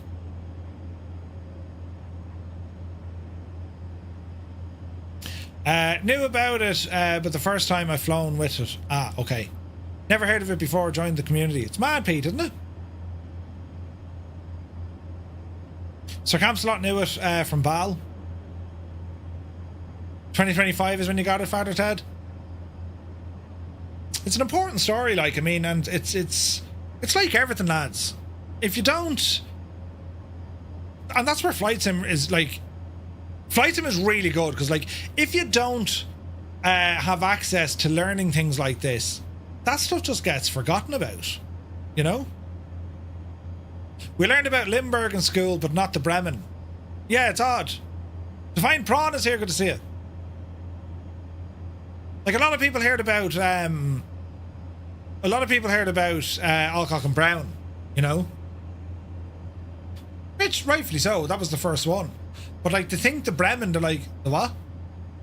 The first Atlantic cross? No, so that was Limburg. Yeah, from the west to the east. What about the other way? And at the time, it was huge. You know? Oh, don't you worry, Super Ty, he knows. Oh, Jesus, he knows. Bent the ear off him over that as well. It's very important. This should be in. You know, we shall see. Who knows? I've asked him, though.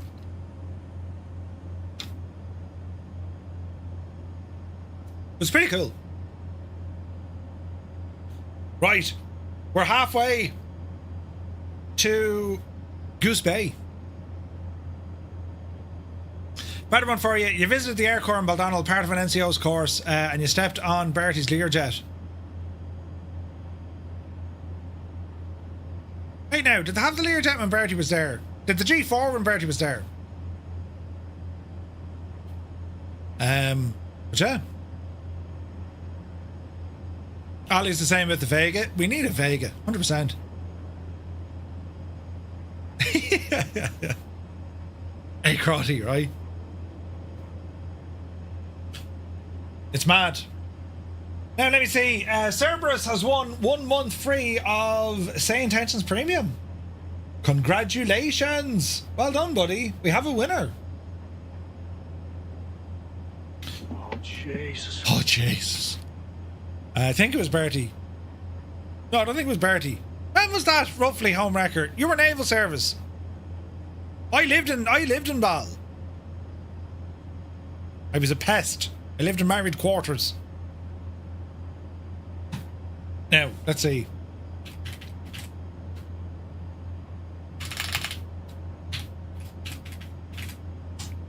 Bum, bum. Bada, bum. 20 minutes.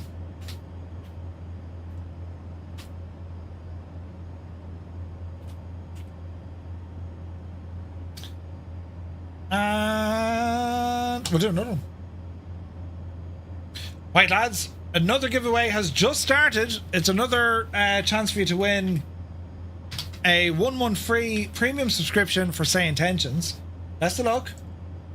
And that's live right now. Now, let me see. You missed winning me t-shirt doing the washing up. Chalks, well done. You won it, don't worry. So, Active Sky makes following people on Microsoft Flight Sim weather quite hard. Ooh.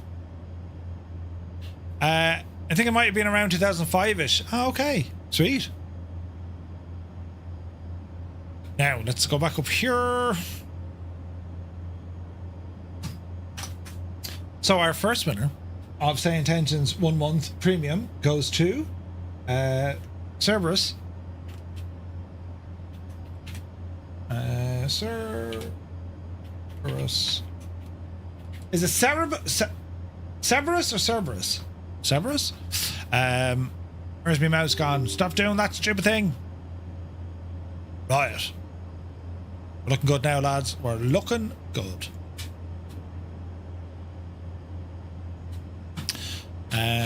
Active Sky. I haven't used it in ages, Naughty. Ages. Man alive. This is terribly nice, isn't it?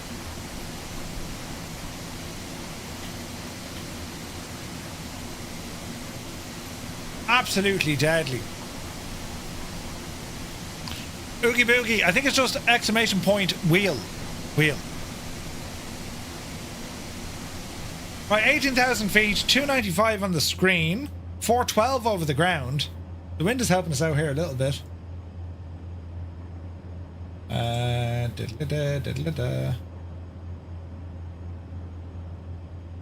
We're doing well.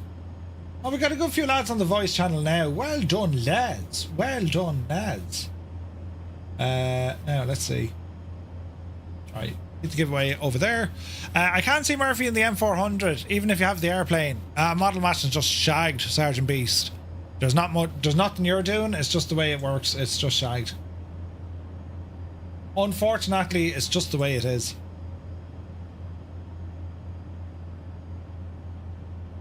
Just the way it is, I'm afraid. Now. Bit of tunage. Murph, you've come such a long way since those early Simwings giveaways. Proud of you, mate. And didn't tell you you'd be full-time back then. You did! Jesus, dude, could you remember those days? I was so innocent and gullible. Now I'm still gullible. I'm not as innocent. But, yeah. Sergeant Beast, model matching getting worse. It was kind of broken a while ago. So we're hoping they fix it for Sim Update 5. But yeah, Dougal, it's nuts, isn't it? It's nuts, man. But it's so much fun. We have an incredible community here. We really do. Like, it's all the, like... Naughty Gnome just joined the group. We've seen so many things over the last couple of years. You know, we have a lot of folks, the old guard as I call them, still there. A lot of new folks came in. It's just been incredible, I have to say. What's the biggest change coming with Sim Update 5? It was fixes, enhancements, the aircraft and avionics update, hitting 4 aircraft. What else are we getting? Marketplace access for PlayStation, VR access for PlayStation. Yeah, just a ton of fixes. It's pretty cool. It's exciting. Weather radar. Well, we have a weather radar, but there's more detail, and also helicopters are going to get an update as well, which is pretty cool. Because that Dauphin is on a short final, and I cannot wait to have that Dauphin. Can't wait. Got to fly the bejeenie out of that. Amy Cutie, thank you very much indeed for 3 months. Thank you very much indeed. Cheers.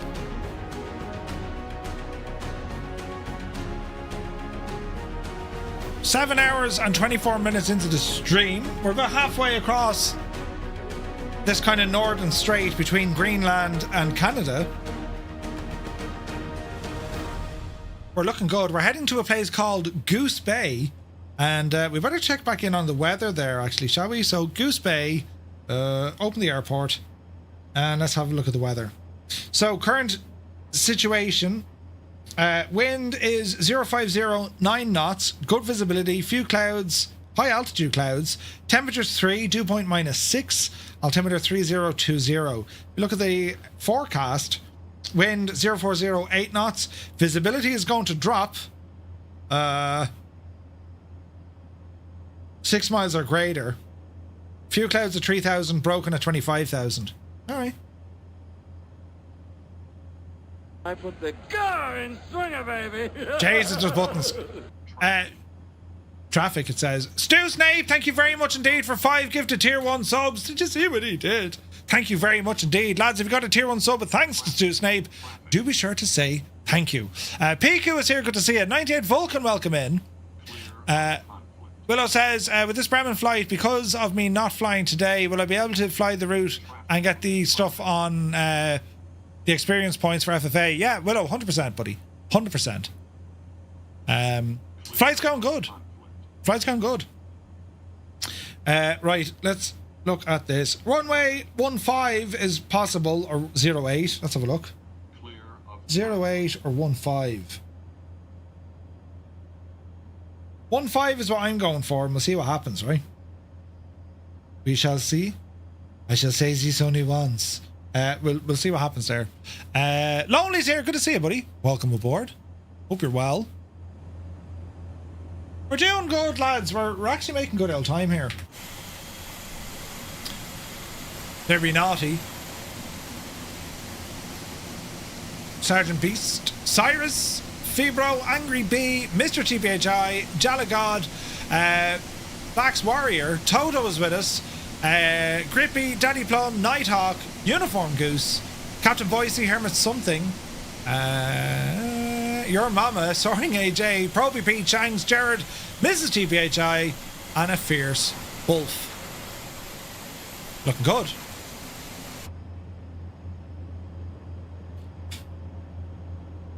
Where is this now? Crazy Irishman is infectious. Uh-oh. Can't believe it took me till late 2025 to find this community. It's nuts, isn't it? We were here just hiding, you know, keeping things on the down low. But yeah, it's crazy, man. The whole thing from start to finish and where we are now, like, it's crazy. Some crack. How do you explain it to people, you know? Yeah, I have a bunch of friends on the internet. Huh? We do a lot of aviation. Huh? Right? Brilliant. Absolutely brilliant. Hiding in the bush. Yes, in the bush. I am behind with the typhoon again. Goblin Zeus, good to see you. You're catching up with us. That's what we like to see. Now, I do other video stuff. Where's this? I broke the last one. Yes. So here's some of the video of the lads getting their presentations and all this kind of stuff.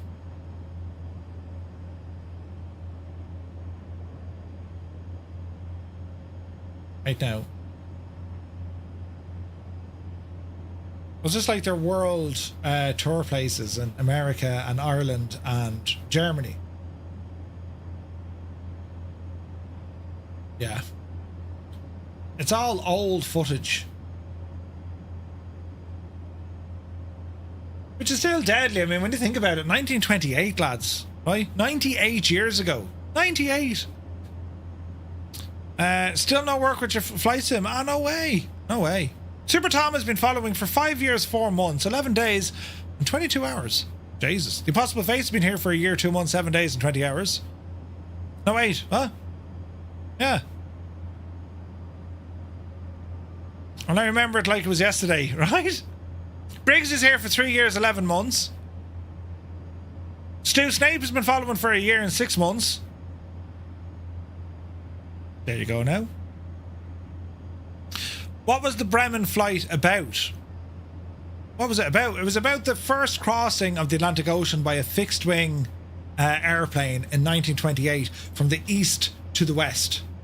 From the east to the west is what made the thing unbelievably mad. It was never done before. It was a year after Charles Lindbergh flew. Jesus, the buttons, lads. Flying Tonight's been here for 5 years. Jesus, Toto's been here for 3 years, 7 months. McManus has been here for 10 months, 9 days. Crafty's been here for a year and 5 months. Willa How Much been here for 2 years and 8 months. Cyrus has been here for 4 years and 14 days. It's been 7 hours and 16 days. Jesus.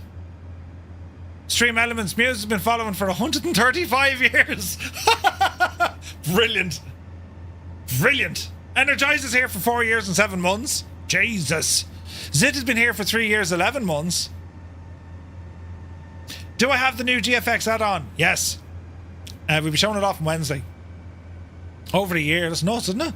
APU Inspector's been here for 2 years, 3 months. Lonely Dad of 2, 5 hours. Mind yourself. Amy Cutie's been here for 3 years and 5 months. That's crazy. Fisherman's Friend for 1 year, 4 months. I'm Pierce, 10 months. I've broken me little finger playing basketball. Now I know why I didn't play at school. Uh-oh. You broke your little finger. Briggsy, you poor old devil. Jesus. Adam Control spent 1 month, 4 days and 23 hours watching TwoToneMurphy. That's watch time, not followage. Jesus, Adam. That's an awful long time watching, isn't it? B. Carlo followed him for 4 years. That's crazy, lads.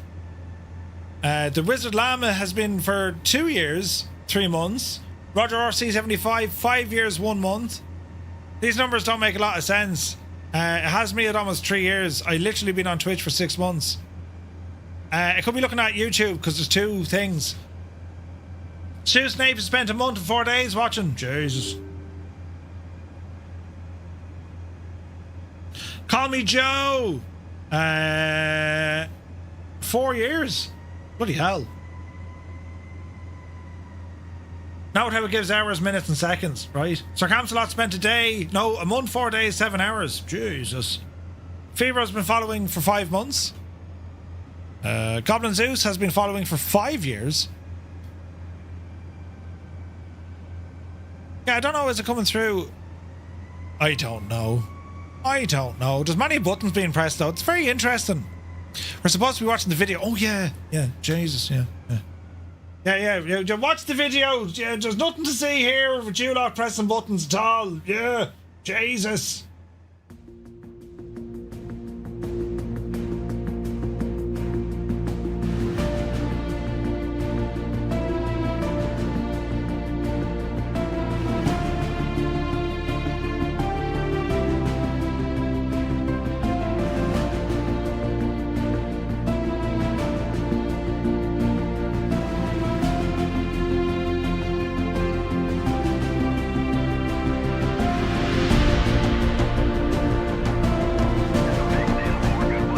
Northland there, thank you very much indeed for 13 months. Cheers, buddy. Insane support.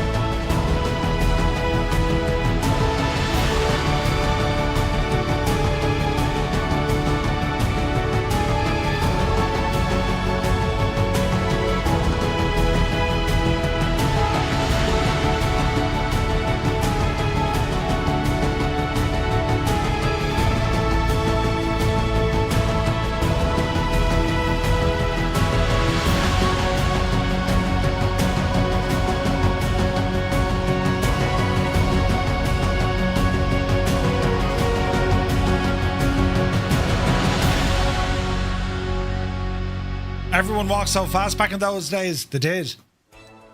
It's almost mad as well. The Irish uniform back then, the military one, it was given to us by the Germans.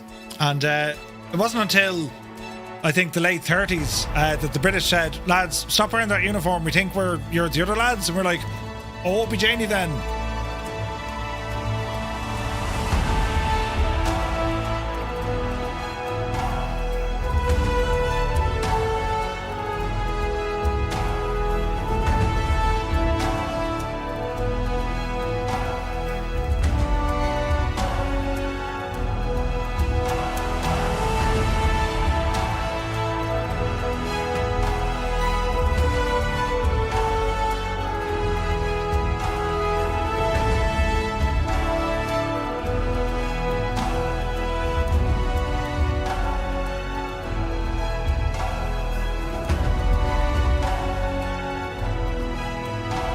Oh dear, I pressed the button.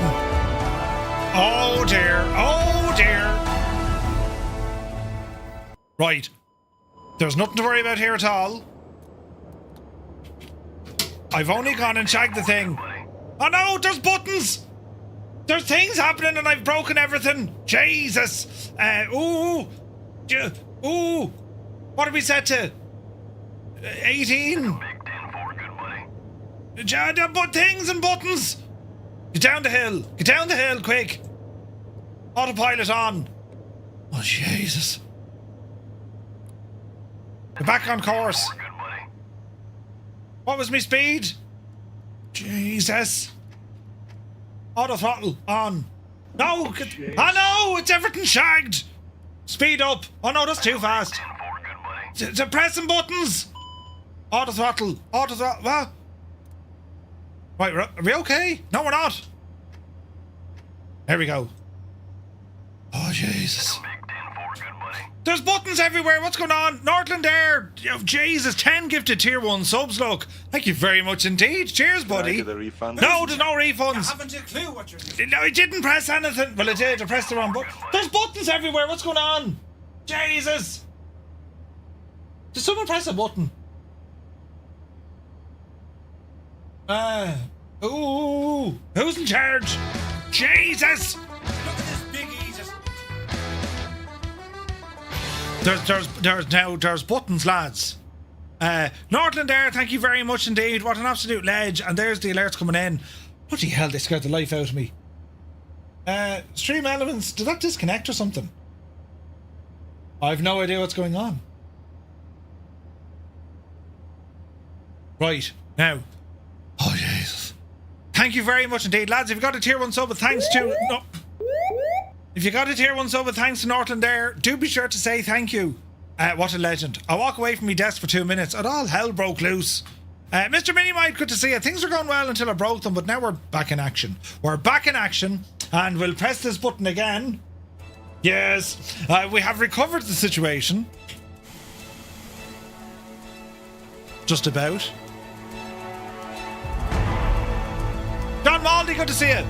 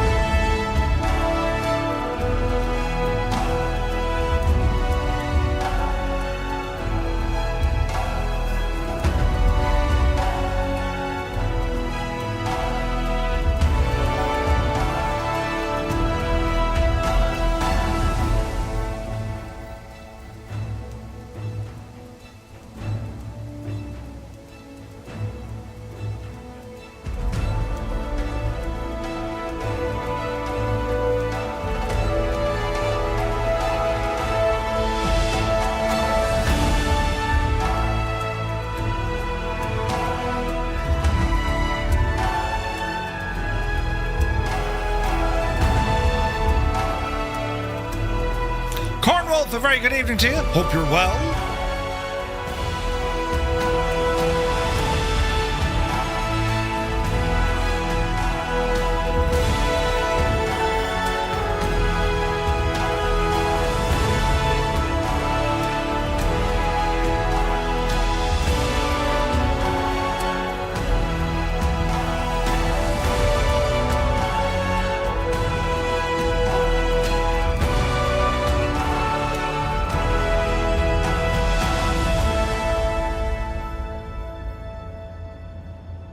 Right, everything was going grand, you know, until it wasn't. Let's see. Right, we're okay. We're alive. I just pressed buttons in true Murph style and got Gibbo off. I'm telling you. Why do pilots wear sunglasses if there were visors in the aircraft? Yeah, right? Greta would faint at thought of how much jet fuel is used to catch Murph after 3 false starts.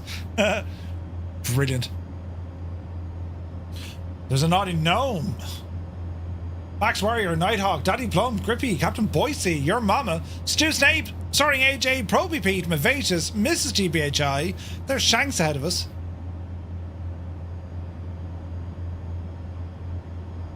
You want the moon? Jesus. Oh, the moon. Look at that. That's savage, isn't it?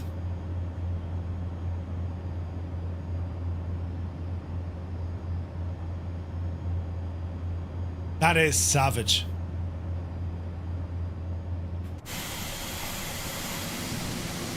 Sergeant Beaster, Lucky Bow, Febro, Mr. TPHI, Jalla God, Midlife Rex is there, Uniform Goose, Hermit Something, Cyrus T, Toto, and Angry Bee. Captain Boise. Looking good, lads, looking good. It's just cheese, indeed. Oh wait, the moon. Yeah. The moon is cheese. Huh? Yep. That's what it is. And lads, we're doing very well here in our Sunday streamage. We don't really stream on Sunday, so this is pretty cool.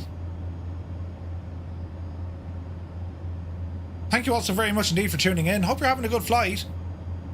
And you've learned something, and we're somewhat entertained. Where's that thing gone? Oh, you devil you. Oh, Jesus, it's on long play. Good luck to you. Now, so, where are we? We're over here. Giveaway.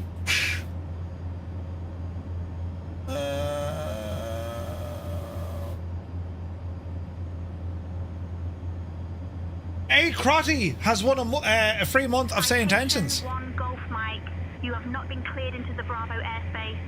Exit the Bravo immediately. Once clear, advise when ready to copy phone number for possible pilot deviation. Uh-oh. Someone stepped in it.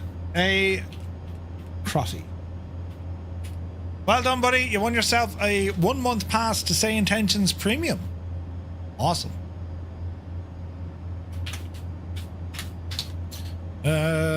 Buttons Murphy, you can do it.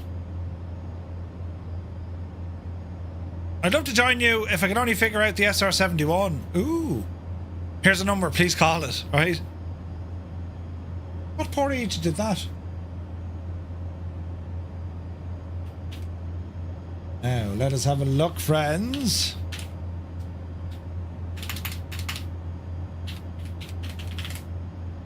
Bum, bum, bum, bum, bum.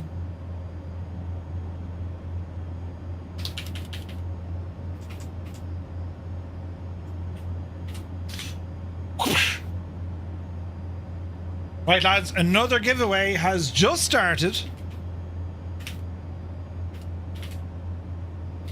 Murphy, type. Learn how to type. There we go.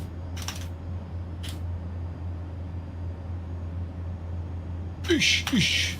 Right, lads, we've just started another giveaway. The prize is another 98th anniversary Bremen Flight t-shirt.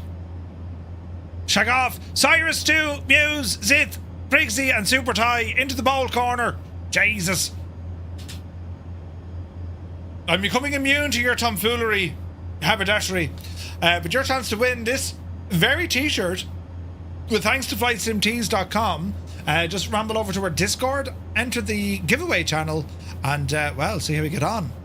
If you weren't lucky enough to win one, well, you can still buy one if you wish. Available now on flightsimtees.com. Limited edition of the Bremen 2026 Commemorative Flight t-shirt. So the very best of luck. The only question is, what Bravo airspace? Goose Bay has Alpha around it. I don't know. Home record, does the runner-up get 2 shirts? No. First prize is a Skoda car. Third prize is a box of USA assorted. Quincy just joined the group. Thank you for your attention to this matter. Very good. Now, where are we? Do we have land high yet? Jesus. Does anyone see land ahead? Soon. TM, hashtag hieroglyphics. Soon. What's our mileage? Us. 218 nautical miles to go. We'll see land soon, I'd say. Be interesting now to see what happens. Oh, do you remember that, Briggsy? Bullseye, yeah. There was a few of them that did that. A few of them did the those mad giveaways. This time I'll probably win the t-shirt because I bought one 10 minutes ago, right? Oh yeah.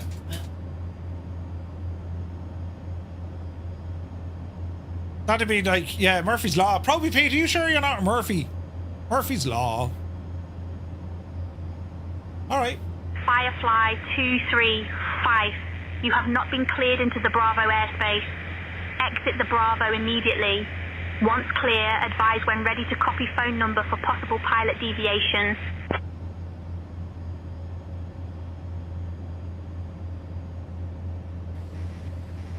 Okay. I don't know what was... I didn't do anything! There's no Bravo airspace up here.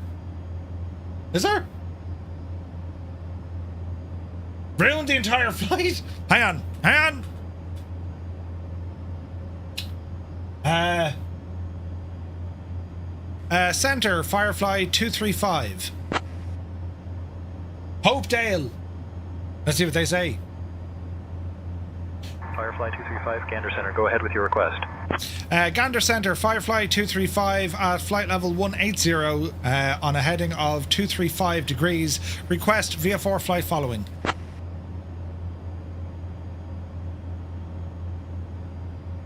We're very high, but sure, listen. Firefly 235, heavy climb and maintain flight level 180, squawk 6571 and ident. 6571. Pause! Where does this go in? Invalid frequency. 6571. Hello there. Roger, maintain flight level 180, squawk 6571, and there's your ident, Firefly 235. Firefly 235, heavy, radar contact, 905 northeast of Hopedale Airport at 18,000 feet, Hopedale altimeter 3018. Roger. I said VFR, but like, how high can we go VFR flight following? Isn't it like, I think it's up to 18,000 feet, isn't it?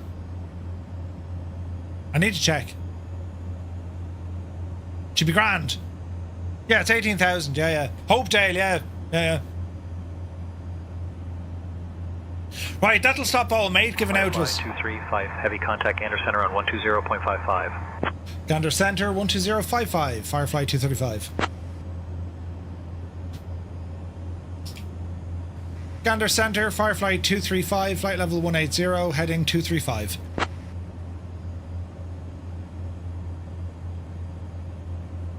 There is a Class Bravo up here. Firefly Interesting. 235 Heavy, Gander Center, good afternoon, Hopedale, altimeter 3018. Roger, 3018, Firefly 235. Are we going for 8 or 15? Ooh. Open airport? I was thinking 15.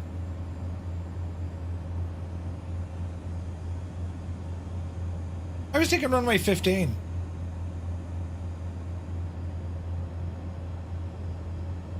Yeah, we got runway 15. Naughtie's going for 8. I'd go 15 for the crack, it's shorter. Yeah, it's just shy of 18,000 feet, 17,999. That's kind of... Newsflash, Wayne C. just joined the group. Thank you for your attention to this matter. Firefly 235 Heavy, you're leaving the Bravo airspace. Remain outside the Bravo. Roger, will remain outside the Bravo. Firefly 235. Do we need the ILS though? I think we'll go visual. Should be grand. And Firefly 235, you can cancel flight following.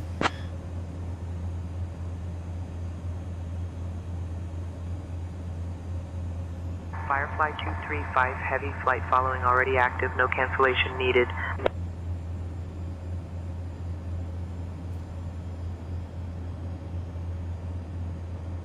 Newsflash, Wayne C. just joined the group. Thank you for your 15 attention has to a this 15 knot matter. crosswind. 8 has a 1 knot crosswind. Point and fact. That's why naughty. Case in point, we want to do a crossland because, not because they are easy, but because we are thick. Yeah, right. Crosswind challenge for the win. Yes. This is going to be brilliant. Here's Vivacious. Ooh. Tick and Howard, right? What Bravo? You're the tail end of nowhere. I don't know. I wonder, there is an airspace up here? Firefly 235 Heavy, you're leaving the Bravo airspace. Remain outside the Bravo.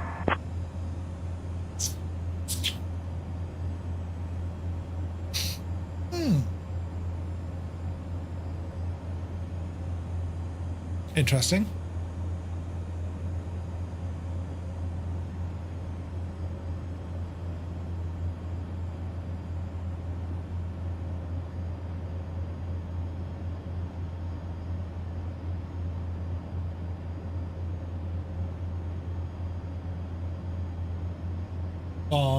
Bum. Right, let's see what happens now.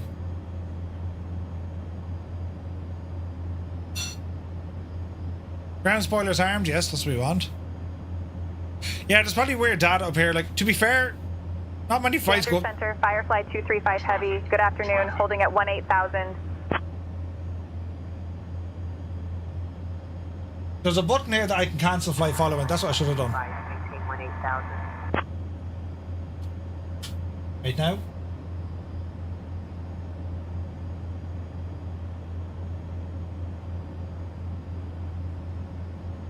Group flight, Firefly 235. We'd like to cancel our flight following. There's buttons you can press to see, you know. Maintain 18,000, Firefly 235. Right. News update. TwoToneMurphy has just joined the group. Thank you for your attention to this matter. I just refreshed it. Sometimes if you do have an issue, you just give it a quick refresh and it'll just be absolutely fine. Now let's have a look. We have 63 people entered in our giveaway so far. For every flight, you not need to make an aircraft on every new flight you do. What do you mean, Briggsy? You want to start a new flight and make sure it's all synced, but yeah, I mean, it does a great job. It does a great job following you. Now, what's our mileage here? What's our vector, Victor? Roger. 160 miles out. Go on, you devil, we're going to see land soon. Land soon. Ewald, the giveaway is for an exclusive limited edition Bremen 2026 anniversary t-shirt. This guy right here, with thanks to flightsimtees.com. That's the front of it. That's the back of it. Very, very fancy.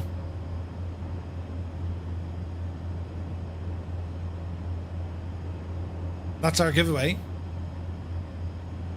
Yeah, just ramble over to Discord and yeah, press on the go to the giveaways channel and press on the party. What are they called? Party pop thingies? Party screamer? I don't know what they're called. It's not important, lads. Cheers and sláinte as I drink from my pineapple. Isn't it lovely? Isn't it lovely looking? It's a pineapple. Look, brilliant. Unusual glasses. Oh, Jesus. Yes. Land ahoy. They go all the way up to 5XL. It'll fit you.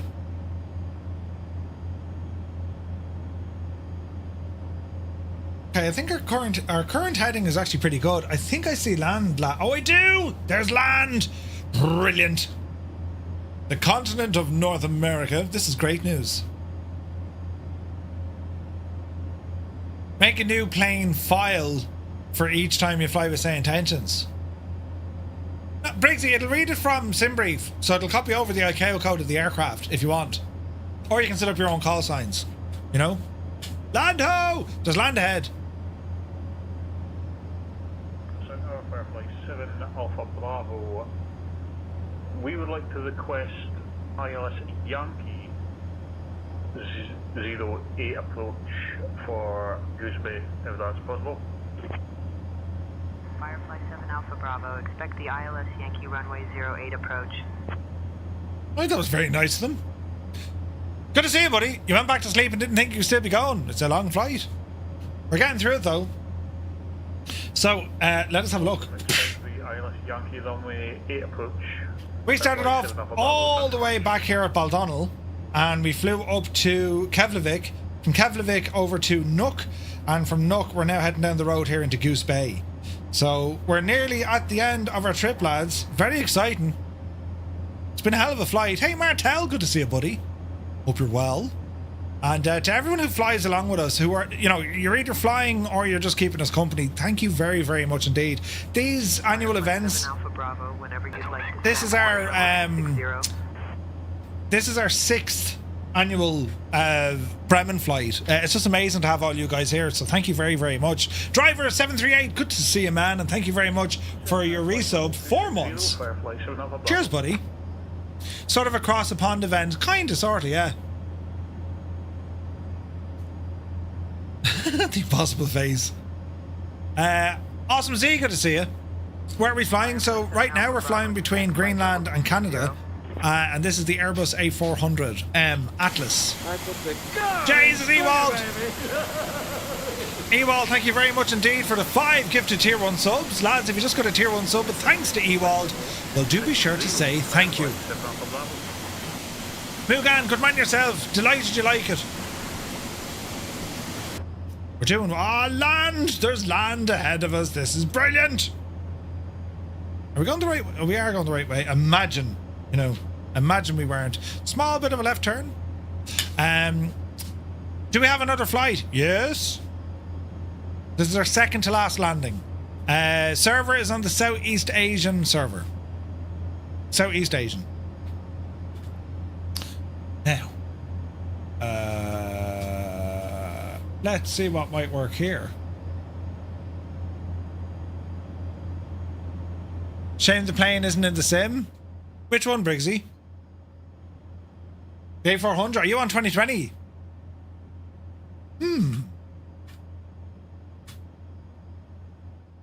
Some tunage on Twitch. Gander Center, Flare 723, it's heading into Goose Bay on the Kettle. Transition in for RNAV, runway 15.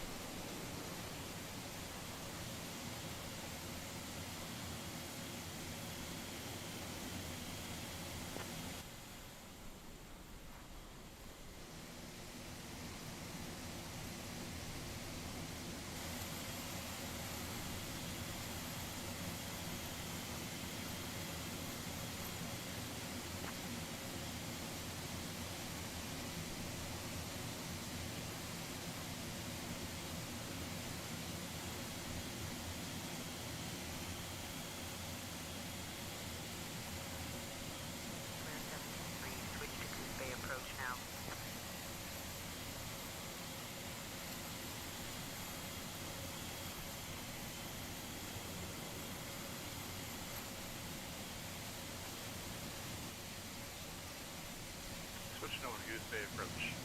Square 17er.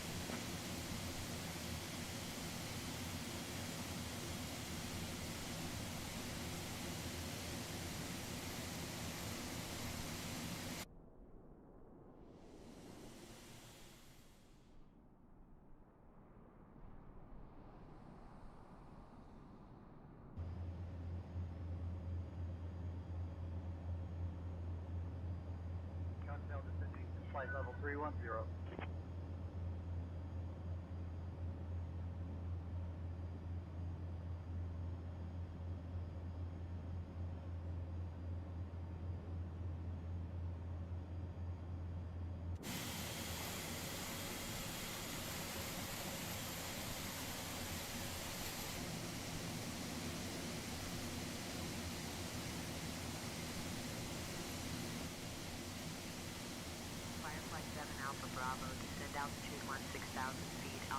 Vijayni!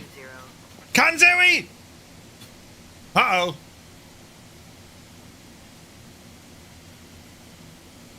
Where's Kanzui? It's all shagged!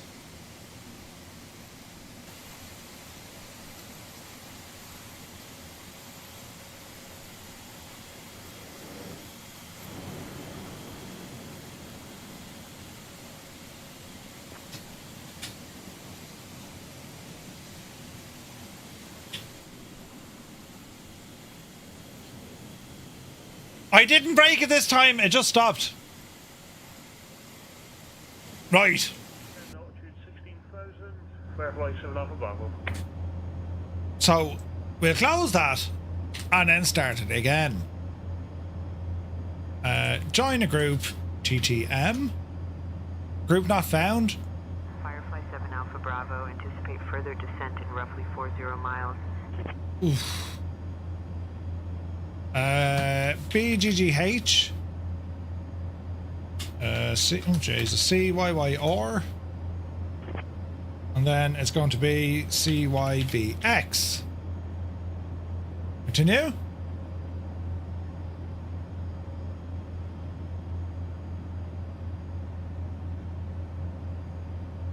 Can expect further descent. That was weird. 40 miles. Firefly 7 Alpha Bravo. It's different the last time. You'd have to create it first. Yeah, we have it there done. Ali had that too yesterday after a long time use. That's okay. We'll make sure we feed it back to Kanzui. Captain Cocktail, descent altitude 16,000 feet. I suggest that was one of the two best known bass guitars. It's awesome, wasn't it? Junkers 33 is available in Sim Market. It's not for flights in 24 though, I don't think, Captain Cocktail.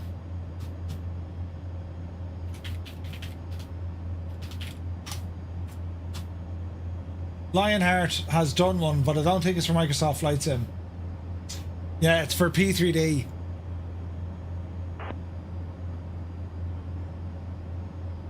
Yeah. If only. If only. It's like, it's an old version, you know? Back in Winglink, yeah, we're up and running again. Captain Cocktail, I'll have more descent for you in about 65 miles. Alright. That's cool the way the group now has its own ATC. That's pretty awesome. Jesus, lads, look at the terrain. Isn't it savage? Captain Cocktail, descend altitude 4,000 feet. Now. Alright. This is going terribly well. The approach is lovely. Isn't this beautiful scenery? Little bit of a left turn here.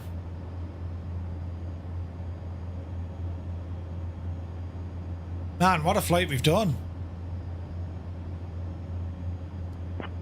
There's a Junkers F-13. Now, I don't think it's in 2024 yet. It was a 2020 aircraft, but I don't know how much work they did in it. But the Bremen was based on that. It was just bigger. The W-33 was bigger. I think one or two of them ended up in Canada as well. Which is pretty cool.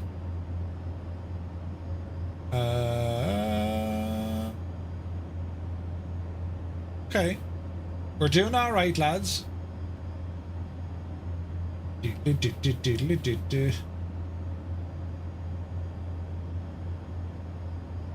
We're looking okay.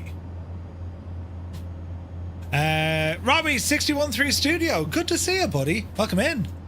Any of those group apps let you see other planes in game? It was only possible with 2024 multiplayer. No. So with Say Intentions, if you're on 2020, it'll see you.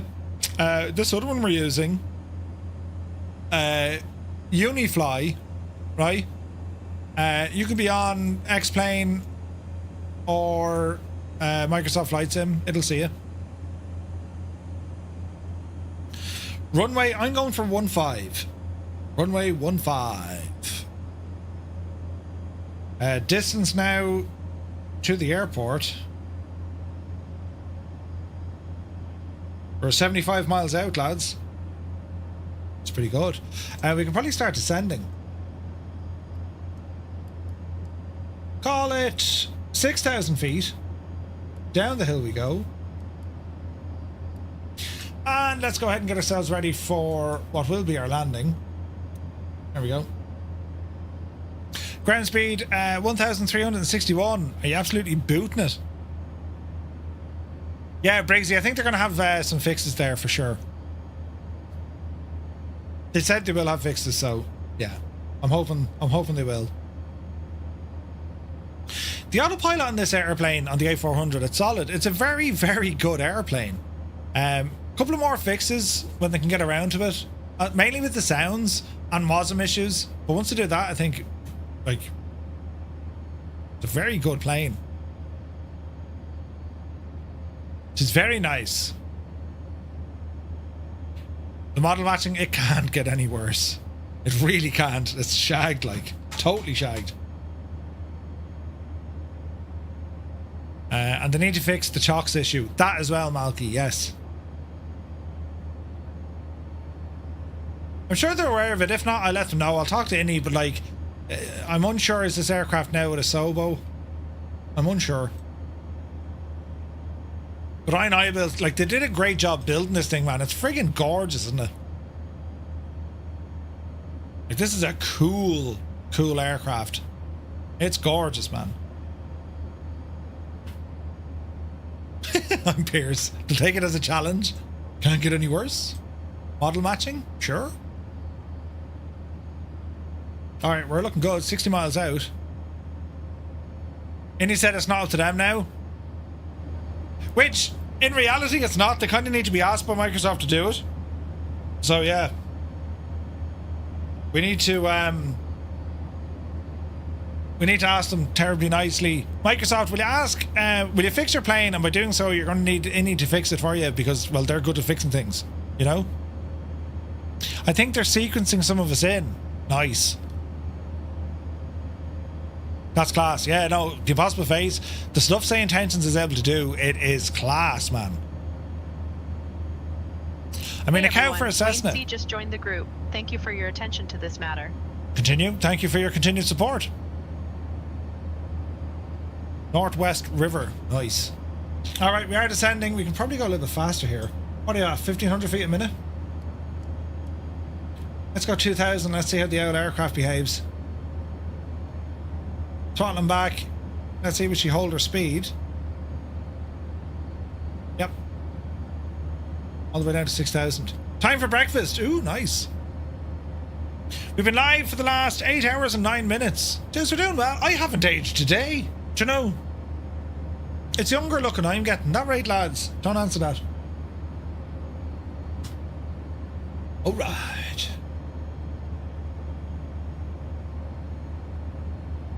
So, when we land, we will start our final leg, which is going to be from Goose Bay down to Lord de Blanc-Sablon. But we're going to do a flyover Greenlee Island.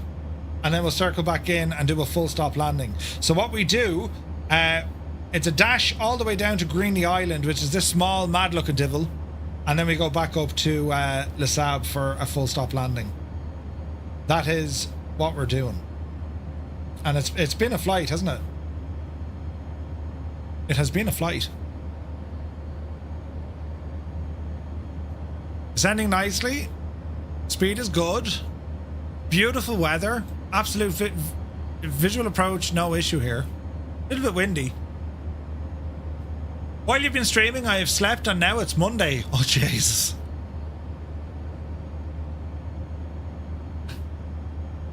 Yeah.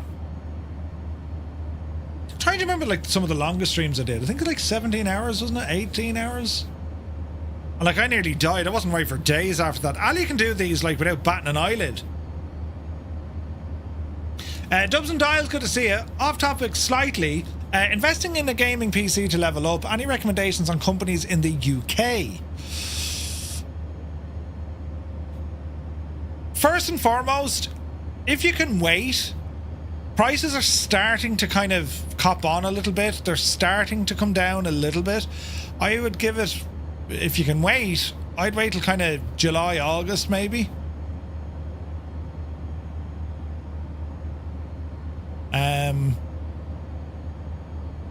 But yeah, I forget some of the names in the UK. Jesus. Scan, are they any good? We have a lot of guys in the UK. Lads, what would you recommend to Dubs and Dials for a website? Overclockers, there's one for you. Scan, yeah, Scan are good. Longest stream you've done was 14 hours. Jeez. Overclockers and Scan and CCL, says the Boise. CCL? Chill Blast. Oh yeah, Chill Blast. Test Pilot, good to see you, buddy. Chill Blast PCs are solid. Yours going, yeah, I mean, look, great. PC Specialist, Scan. Yeah, Chill Blast. CCL are cool. Box. Who's Box? Who's CCL? CCL Computers. Do they ship to Ireland? Oh, they do. Why are they charging for the 5090? They're not extortionate. Granted, that's Great British Pounds versus Euro, but yeah, they're not extortionate.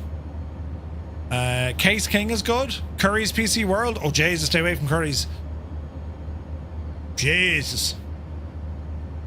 The problem when you buy from like Harvey's or Curry's, they'll tell you it's a beefy machine, but they are giving you like the bare minimum when it comes to your PSU. Like bare minimum. Usually, you know, you could be lucky. Just to purchase from Scan, they were easy to deal with. The biggest thing, and I do like, and I mean this, right? And you know, I'm sponsored by them, but I'll say this anyway. If you're in Ireland, especially, it's one thing buying a PC online looking for the cheaper price, which is grand.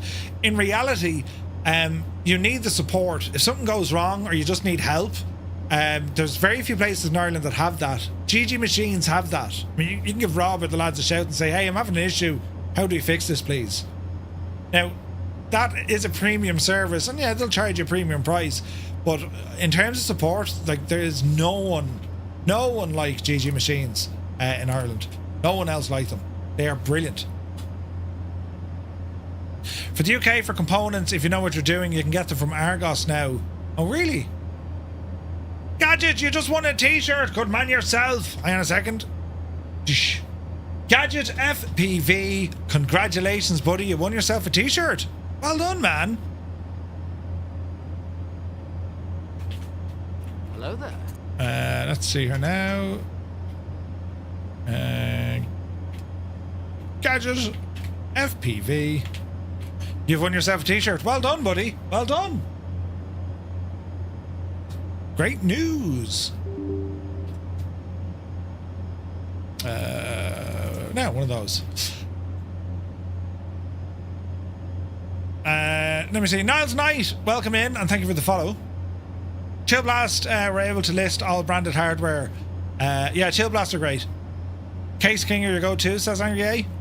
Or Angry J. Yeah. Gadget, well done, buddy. Delighted for you, man. Right. We're getting close. I mean, we're getting, like, close. This is what, like, we've been waiting for. All those many hours ago. This is exciting. This is our second last stop of the night, and the final leg is very short. 164 nautical miles. Ooh. I build all my own gear, says Ryan Tritz. Nice. Building your own PC, including custom water cooling. Just got my new PC from PC Specialists. Can't fault them either. A really good service. PC was built and delivered quickly. Ooh. I'm gonna land in 12 minutes and have 14 minutes of fuel left. Uh-oh. Jesus. Did you take the same fuel for the whole trip, Naughty?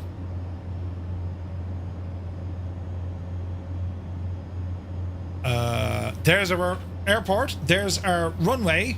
Right, Murphy. Autopilot coming right off. We'll go tactical with this thing. All right. 6,000 feet. Easy, easy. Ramble over. Come and ask 2 PCs from those guys. Great to deal with, not too expensive. Some PC specialist news, yeah? Refuel.nook. Ah. Better than the other way around? 100%. Easy. Tactical descents. Hang on to your stomach, right? Niles Knight, doing well, buddy. Hope you're well. It's Niles Nightmare Live. That's the one. Welcome in, buddy. Doing very well, man. Thanks for asking. They're giving you an extended downwind with 2,000 kilos on board of fuel. PC specialists are superb. Last 3 PCs are from them. Nice. All right, runway 15. Go ahead, get those spoilers out. Easy now. We are descending like a mad devil.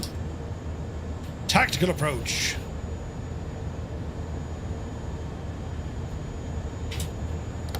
Not to flaps. Gear. You're all right. Spoilers in. Oh, bro, good to see you, buddy. We're doing well, man. Speed coming down nicely.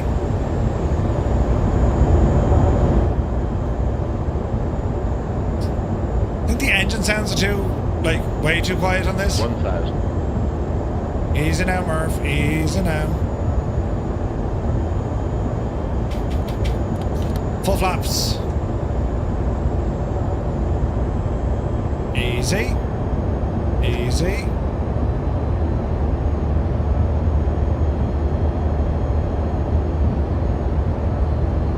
Easy.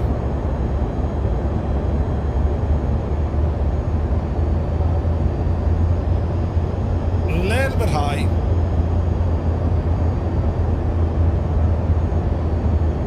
That's better. It is windy, about 10 knots.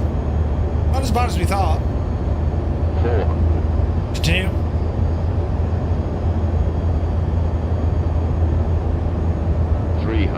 Just as bad, we have a long runway. 200. Here we're going. Seat rate. 100. Easy. 50. 40. 30. Dreamy, sleepy, nighty, snoozy, snooze. 20. Stew! 10. Jesus!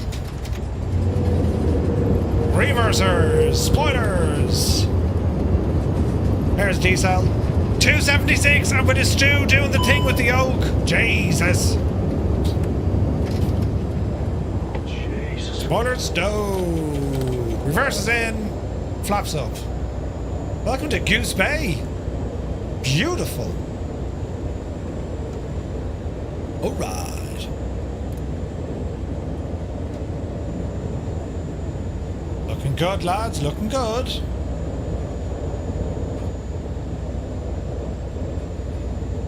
Alright. Don't it look pretty? It's not the plane. It's the pilot.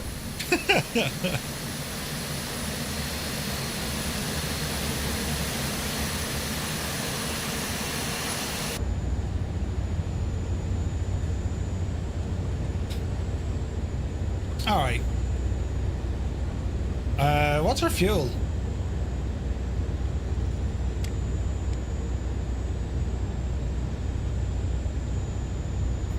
We got plenty of fuel. All right. Turn this puppy around.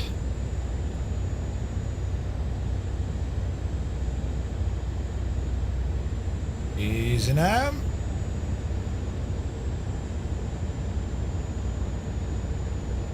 Goose Bay, where a lot of flights had to land 9/11. Yeah, that's the one. That's the one, Cornwolf, yeah. They diverted a lot of aircraft out this way. Kind of its location for all the inbound and outbound flights. More so inbound. And yeah, it has sizable runways. But I remember reading up and like they had like the amount of fuel they had to put up here, the amount of fuel dumped.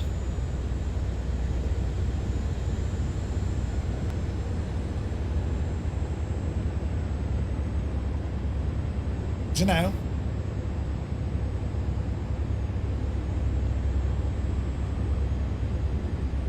Yeah, insane amount of stuff. Goose is a frequent listed ETOPS alternate airport, yeah. I remember watching the Ice Pilots one from Buffalo Airways. I think when they flew the CL-60s down, the water bombers, they went to Goose Bay, then out to St. John's, I think. Last place you want to go, there's nothing out here. Yep. Oscar, it's pretty awesome, dude, isn't it? It's a great aircraft. Right, we're not going to hang around, lads. We're going to get ourselves ready to rock. Our final leg, it's not far, 164 nautical miles. We'll be there in just under an hour. And that's going to take us down to Greenly Island. The A400 is this machine. What a machine this is. Oh man, look at this. This is awesome.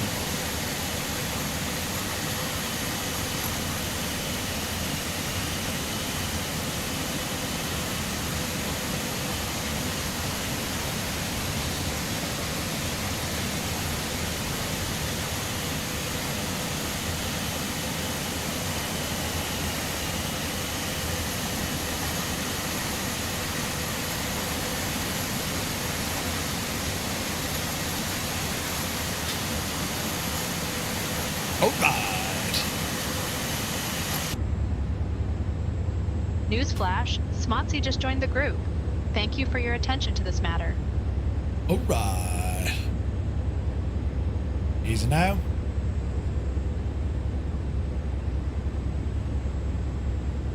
Easy now.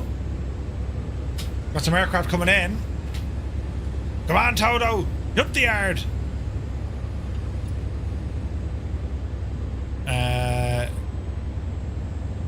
Yeah, default A400, yes.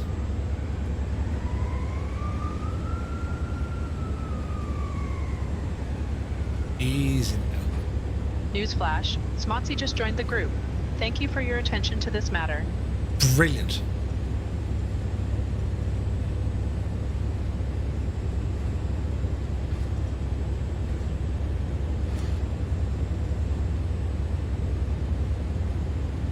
Don't go off the runway. Not as pretty as the C-17. Ah, come on away out of that. It's still pretty cool though. C-17 is nice. Jesus, look how grippy go.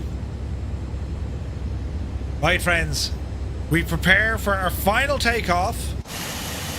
Getting ready to depart out of Goose Bay.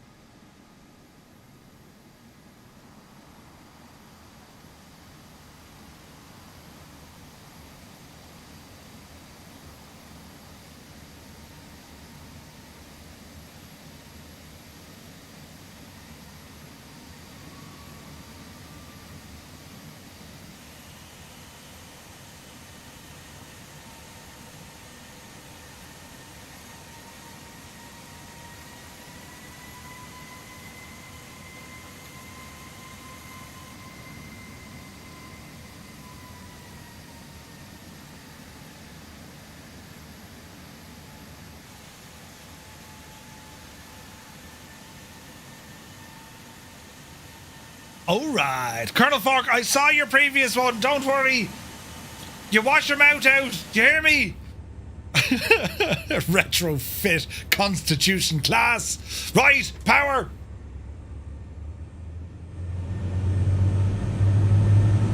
Off the brakes. Easy now. Easy now. Let's do a mad camera angle for takeoff. Oh, yeah. Rotate. Yep, see daisy.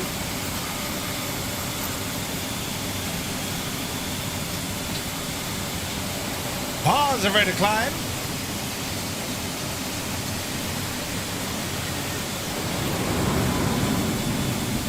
Oh, heck yeah.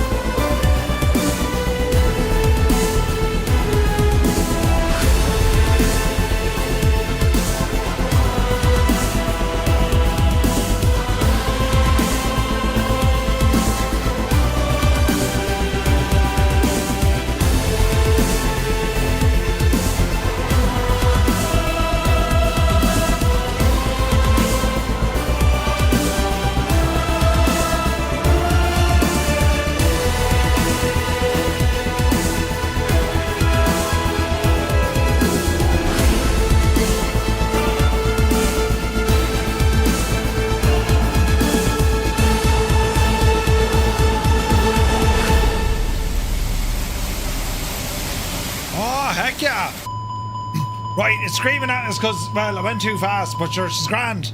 Right, now, Betsy, slow her down now to something a bit more manageable, shall we? There we go, there we go. Right, now, let me see, speed, match our current speed. Let me see, heading. It was a 170, auto throttle, autopilot. And get our speed up the road here a little bit as well. Altitude, what are we going to say? 6. Down you get your devil. Down you get your devil. Flight Director Murph. Easy now. 6,000. Can we drop her, please? Go. Ah, it's a bit better. Right. So we're heading straight out to Greenlee Island. We're kind of going the right way. We need a left a little bit. Yeah, Chardonnay, totally. You saw it happening. You just saw it happening. But we're grand. We're alive. We're booting it. And this is very, very pretty indeed. We don't need a lot of altitude here. We're saying 6, but we can actually go down to about 3,000 here. Keep it nice and low. It's going to be a flyover Greenlee Island. That's where we're at. So we'll see how this one goes. We'll keep it nice and low, keep your speed up, and yeah, let's see what happens. Now, let's have a look over here.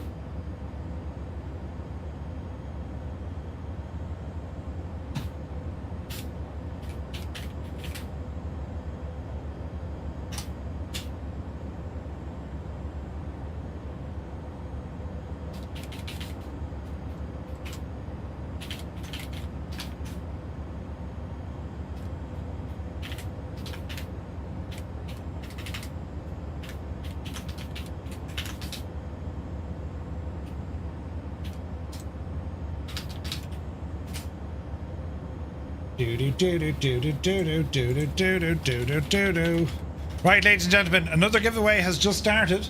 This one, with thanks to I&I Bills, you can win yourself on the PC the I&I Bills A350. Ooh, the A350. Very best of luck. It's PC only. Jesus. What's my Q&H looking like? Oh, we're all right.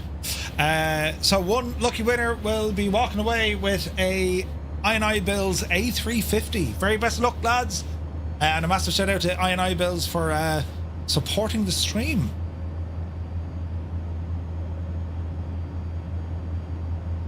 So in order to enter, make sure you ramble on over to our Discord, ! Discord. I think we're okay at 3,000 feet. We're all right, we're grand. Wish now. Easy.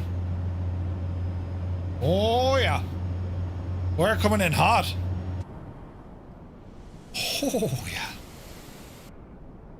Very fast. Absolutely booting it. Man, look at that scenery just like completely like straight by, look. That is deadly looking, isn't it? Oh yeah. 50 entries so far. Very best of luck, lads. Don't sink. You're alright, PJ. 1,000. Keep her going. We're low but fast. Two out of 2 on landings. Come on, home wrecker. Brilliant. Zit, he's not right. Gonna run before Murphy sees me previous chat. Excelsior class, right? Q&A 2023. Raja. Easy now.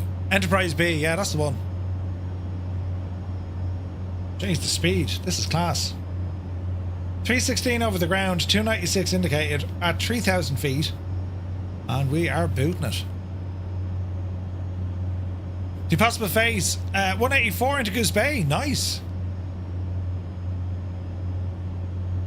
The emergency ground proximity warning service is giving out to me. Yes.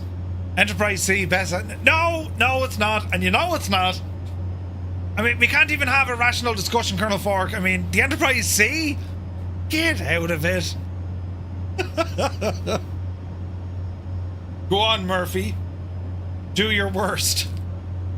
Enterprise B was lovely. Enterprise freaking D is the main one. Everything else is just not important. Well, the E was nice, you know.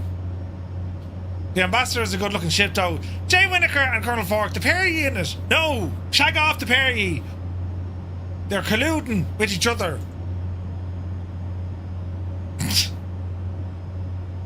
The C helped end the Klingon War. Yeah, but hang on a second. The D helped start it. The NX-01, the best looking without a doubt. But no. All your hard disks are named after Star Trek ships. No way. Enterprise J. We can't have this conversation if you're not going to be realistic. Just joined the group. Thank you for your attention to this matter. Enterprise D. And we will not get into this again. Now, it has to be the Enterprise D. All this other talk is just ridiculous, you know. The line must be drawn here. This far, no farther. You've been told. Please, we're halfway there. Jesus, this is brilliant.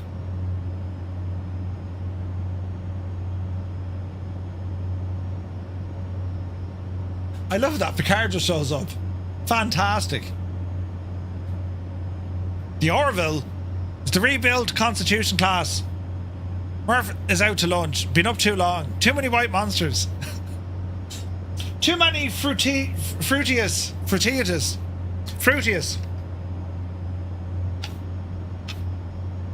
Keep your shirt on, Lieutenant. Listen. Old Tommy used to work on the docks. You know what I'm saying?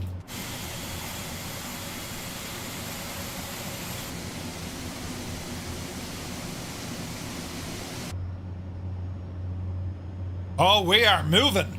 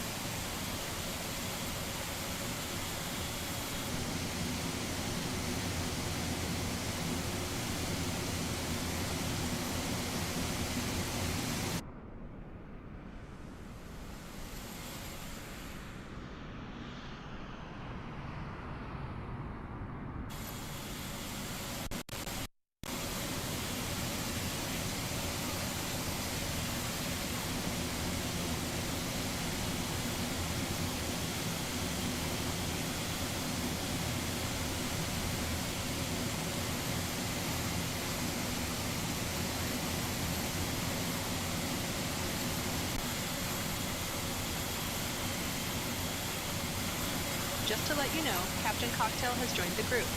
Thank you for your attention to this matter.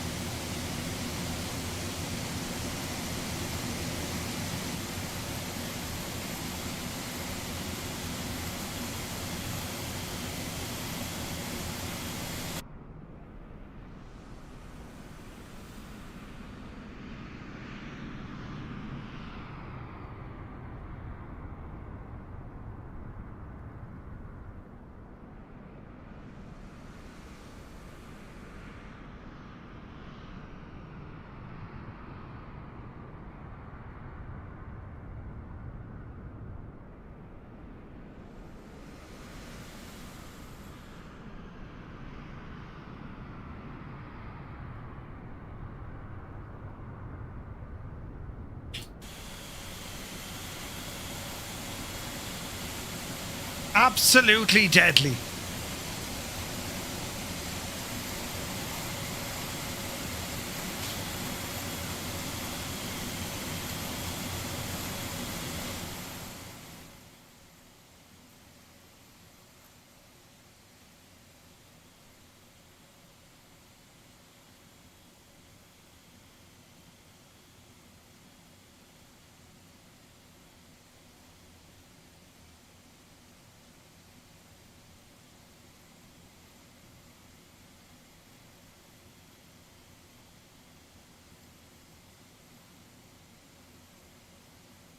For those who don't agree, I will fight you.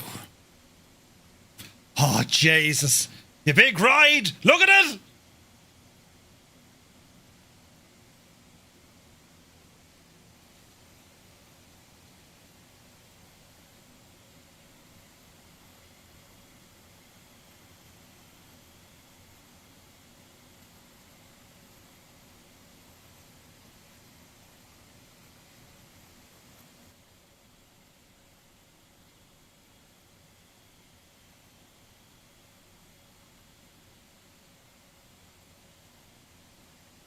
Absolutely gorgeous. But enough on that conversation, because tonight, friends, we're reenacting the Bremen flight, you see. It's enough about Star Trek for the moment. But yes, it was a real lump of the moment throat, I'm telling you. It's only half the D, though. The engineering hull. Wait, what? We're not having this discussion. Fruity drink Murphy and his Galaxy class. Brilliant. Take your fruity drink and your Galaxy class and shag off. Brilliant. Right. The good news is I'm right and Colonel Fork and Jay Winokur are wrong. Right. And also... Jesus. Right. Oh yeah, that's some good squishy. We're not far. We're about 70 miles away, which isn't far. Oh God! Oh no! I nearly dropped it. I'm right. Star Trek is. Whoa, Stu! Now, whoa! Now, pull up that handbrake. Right, buttons have been pressed. Do. Zybok Doc, massive congratulations! You have won yourself an A350. Murph lives in Egypt because he's in denial. He's in denial. Brilliant. Zybok, congratulations! You've won yourself a copy of the I&I Builds A350. Well done, buddy. Well done to you, man. Great news. Now, we won't sink, we're grand. Right, lads, our final giveaway of tonight coming up.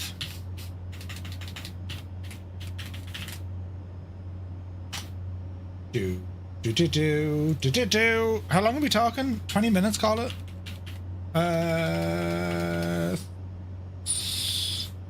Yeah, 20 minutes.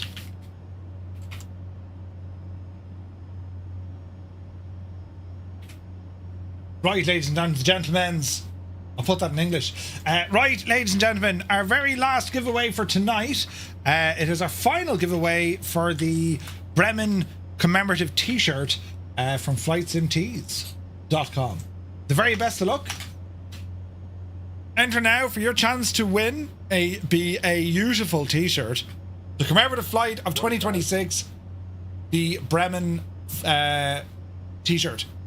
So that giveaway is now active. The very best of luck to one and all, and enter when ready. Bathtub Pickles. Hello. How old am I? Take a wild guess and go easy. Right. Don't think. Rich Gillen, good to see you, buddy. Been hanging on the stream the whole time. Epic adventure commemorating the Bremen history. Oh, thanks, buddy. Yeah. Zybok is Spock's brother. Nice. Right, lads, the very best of luck with our final giveaway for this evening. Your last chance to win a Bremen t-shirt. Now, these are available right now over on FlightSimTees.com. They are a limited edition run, and it's marking the 98th anniversary. Your keepsake to have forever and ever to say, do you remember the time on a flew and Murphy was right about the Enterprise? But that's what you can win. Right? Brilliant. So yeah, the very best of luck to you, and we are getting very close here now to our final waypoint. Pretty cool, right? But yes, we're doing well. We are 60 miles out, maybe. Now we're at speed. We will slow it down when we get a little bit closer. We're about to cross the border of Newfoundland and Labrador into Quebec, and we're going to be overflying Greenlee Island. This should be nice. It's right on the border where we're going. The Impossible Face, you serious? Ah, Jesus. We're okay-ish so far. So many people flying with us tonight. This has been an epic flight. We've had a ton of people flying with us. A barrel-load of people in the chat. And your support tonight, as always, lads, absolutely incredible. Absolutely incredible. So I thank you very, very much indeed. BB Noble Drew, no. Afraid not. Absolutely, are you mad? Right, there's Mrs. TPHI out. So we're gonna fly to Greenly Island. So if we're looking at Navigraph here, Greenly Island is just to the south. That's where we're going. Circle around, and then we'll do a landing into Les Sables. And runway 05 is what I'm going for. Although, what's the weather? Yeah, 05. The stream has been live for 8 hours and 47 minutes. Yeah, we're doing all right, aren't we? We're doing all right. Flying Trist says, great stream. No, lads, thank you. Honestly, thank you all so very, very much indeed. Just for hanging out. 8 hours was the intro. No, it's class. I mean, it's a yearly event. You know what I mean? And like, their story, the 3 pilots, the ground crew, everyone involved, their story has, like, it's not told. You know what I mean? Like, what a wonderful way, 98 years after, you know, here's a group of aviation enthusiasts who are recreating these flights, celebrating what was at the time considered an impossible task. It's kind of cool, like, when you think about it. And like, each and every one of us who's here, be it flying along or just hanging out in the chat, we're all part of this. It's incredible when you think about it. 98 years on, especially for this story which just isn't told at all. It's kind of cool. If that doesn't make you feel all warm and fuzzy, it's absolutely awesome. We're all taking part in this together. Like, it's mad. I've 025. No, wait, I've 07 and 25. Uh-oh. Boise, you should have 05 or 23. CYBX. That's when the Irish came over here to invent maple syrup, moose and beavers. That's what we did, Mr. TPHI. We come over here. That's what we did. CYBX. The Boise. CYBX. People are spawning in now. The Impossible Face. Brilliant.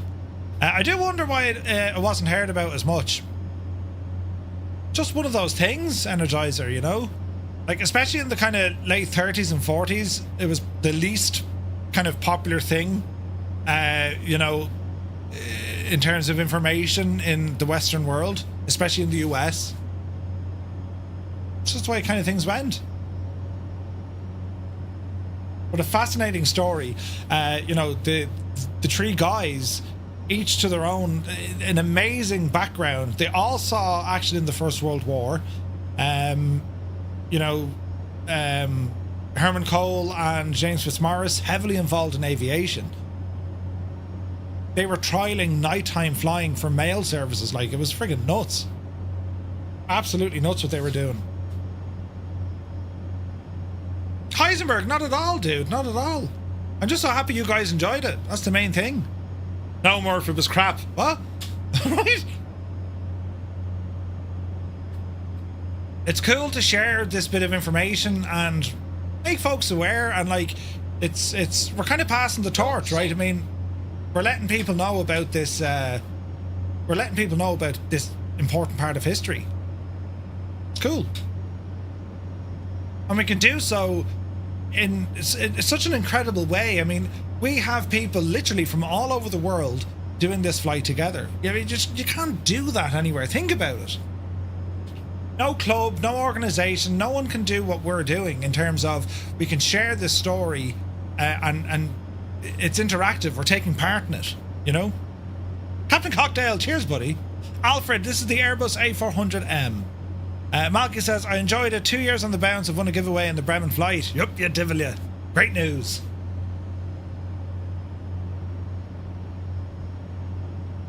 No, it's awesome, man. It's awesome just to be able to share the story, let people know about it. And I mean, like, the amount of people flying here today, it's been absolutely incredible. There's Cyrus, smoke on. It's class, like, in our creative spaces. Yeah, thanks, Muse. Wing Link is shagged again.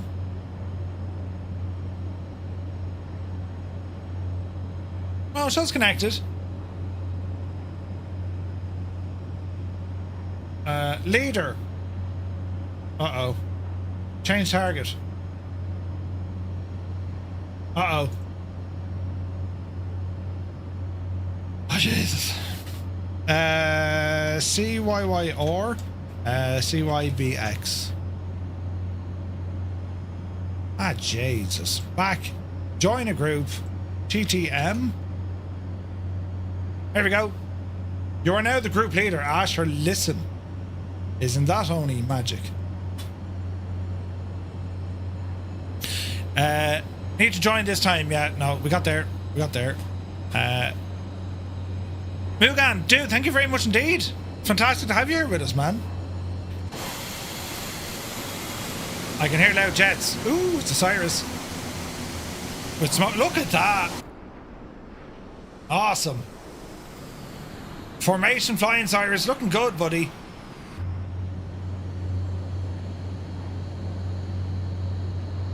Now he's probably saying, Murph, I'm not flying that aircraft at all. It doesn't matter, it still looks good. Alright. The time of what's the local time here? I imagine it's like, I don't know. What is the local time? 10 to 5 in the evening. Local, that's nuts. That's nuts, man. We left Ireland at like 1200 Zulu. We've been live for like 9 hours. An hour here. Whoa! Captain Cocktail, thank you very much indeed. Jesus, 5 gifted tier 1 subs. Cheers, buddy.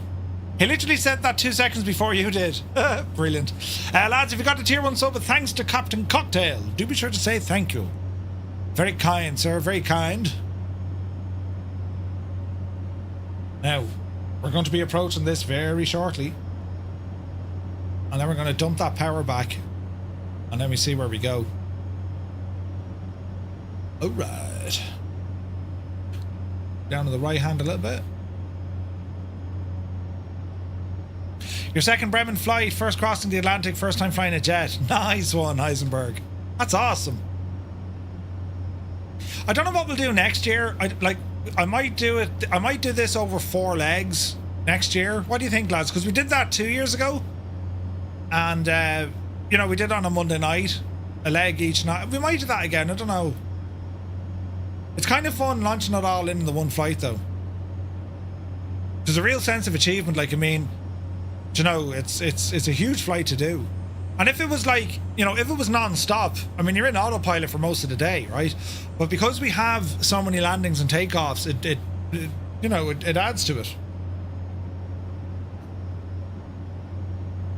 There's Clamjammer. Traffic. Uh-oh. I love the all-day Sunday aspect. Sweet. You did those in an A320 on day 1, a 7.3 on day 2, a 146 day 4, and a C-160 for the final. That's right, that's right. I like the marathon aspect of doing it in one stream. Okay, sweet. It's your first time you joined, says Vibro. You're liking it? Nice. This way it feels like a real challenge. Yeah, Chalks, 100%, buddy. Traffic.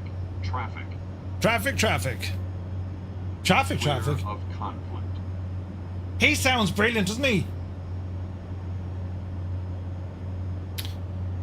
Alright.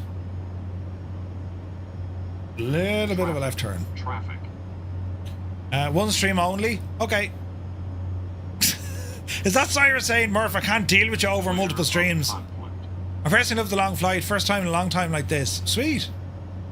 Flyer 10? Yes, it will. Well, I say that, but I imagine it will be fixed by next year, yes. I hope it'll be fixed by next year. Alright. Down 1. Drop her down.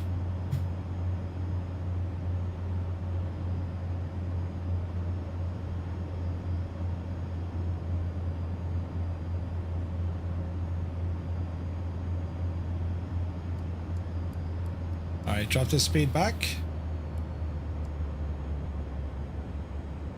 Easy now. Little bit of a turn. Alright.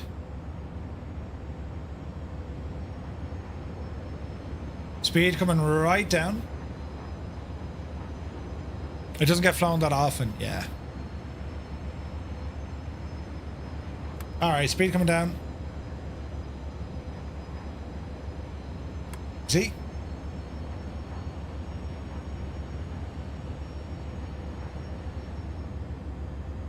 2,000 feet. We're going to drop a notch of flaps for this.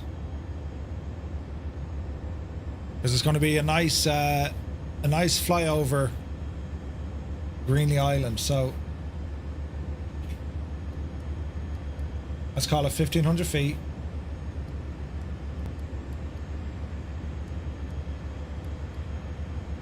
Traffic. Easy now. Speed is looking good.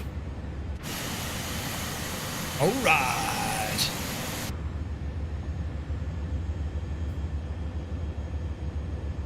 "98 years and 14 days ago.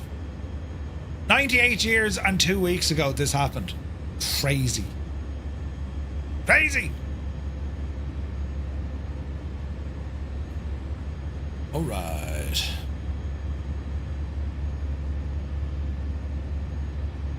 Down to 1,500 feet.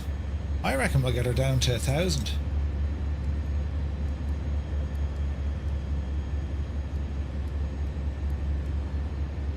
Let's see what happens here. Real time in the sim has it at 451 here. We are 451 in Ontario. Sim is wrong. 2052. That's interesting. Because it's showing me Zulu time, alright. 2023.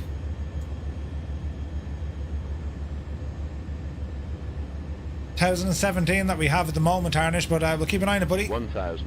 1,000. Seems accurate.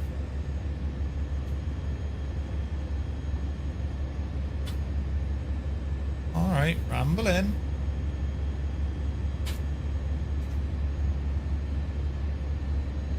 Alright.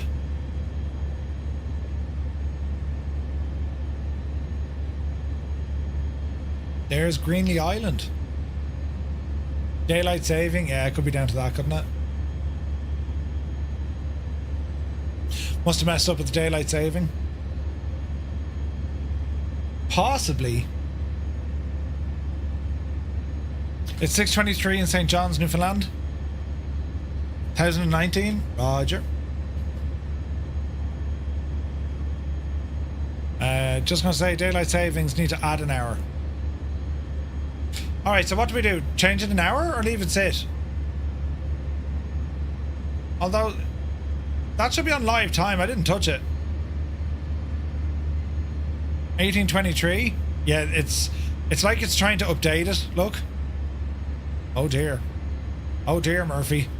1005? Oh, Jesus. Easy now. Yeah, Quebec time. Yeah. Makes sense. Alright, sports fans, it all comes down to this. After 9 hours and 1 minute, we're about to fly over Greenly Island, look.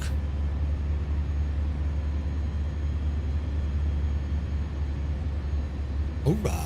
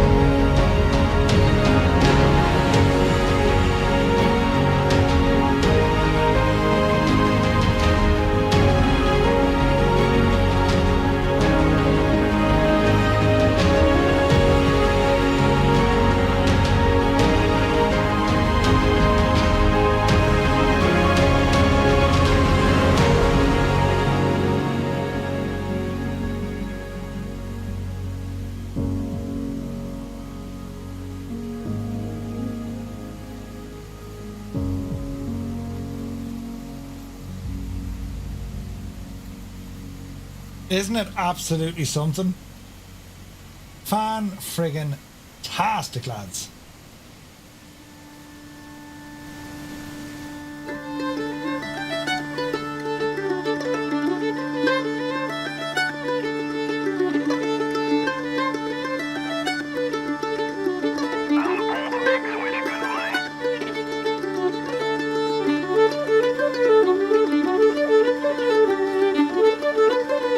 Sam, you're very welcome in.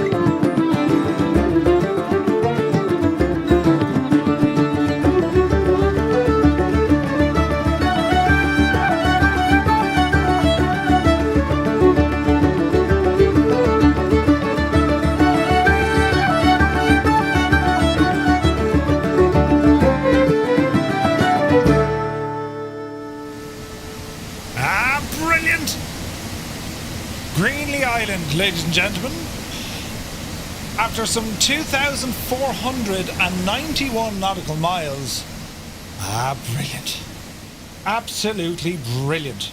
Right, let us head her on in for a full stop landing. We're going to come off, well, everything here, autopilot off, bring it all back down, we have control. And we're going to go for a landing here on runway 05. Watch the speed. We're going to drop the gear. Gear coming down. Easy. Easy. We'll be doing well, Murph. Give it a good hard turn now. Hard. Jesus. Yeah, we can see it. Easy, Jemima. Easy. Nearly binned it, but we're all right. We're still alive. Right, let's head out this way. Just a smidgen. Easy. Easy. That's a bit better.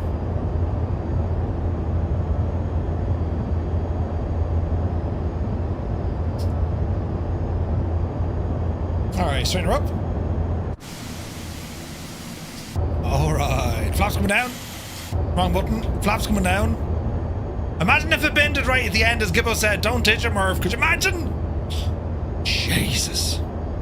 Right, easy. Just a sharp turn, this. Bob, thank you very much indeed. 25 months.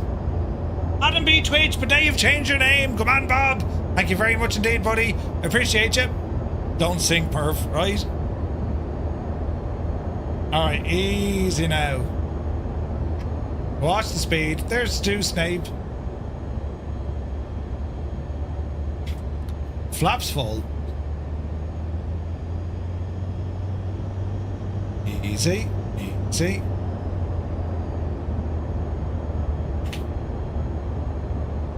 Runway in sight.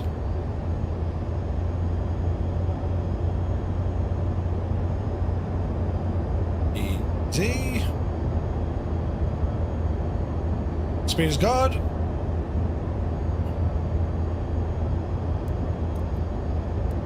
Auto brakes set 2. Ground spoilers are armed. 40 knot wind here at the minute. We'd be grand. 1,000. Continue in. You'll be able to have a bit of dinner now, right? We're doing good. Nice shallow approach.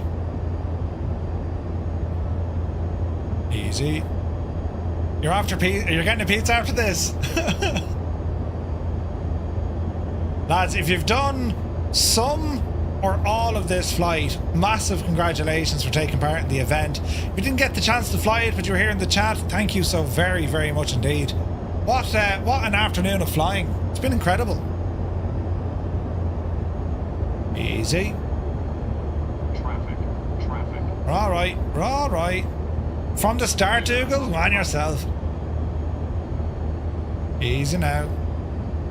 Can I get a refund? No refunds. Shag off. Hey, UTB, good to see you, bud. Easy now. Achievement issued. Nice. Flew along starting with the C750, then the MD-11. Ooh. Oh, concentrate now. Go on, get her down. Easy. Easy.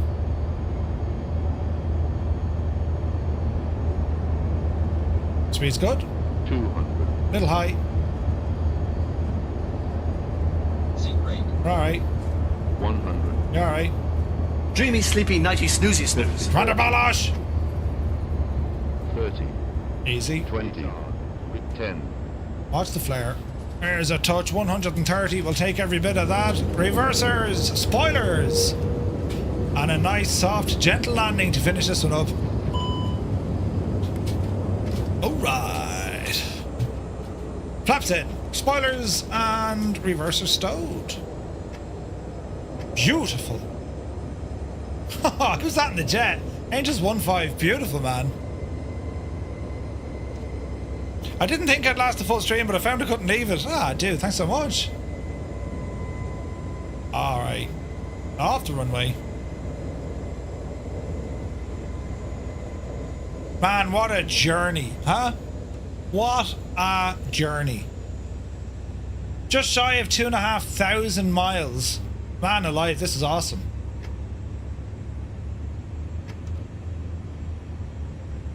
Alright. Don't park it on the runway, Murphy. Jesus.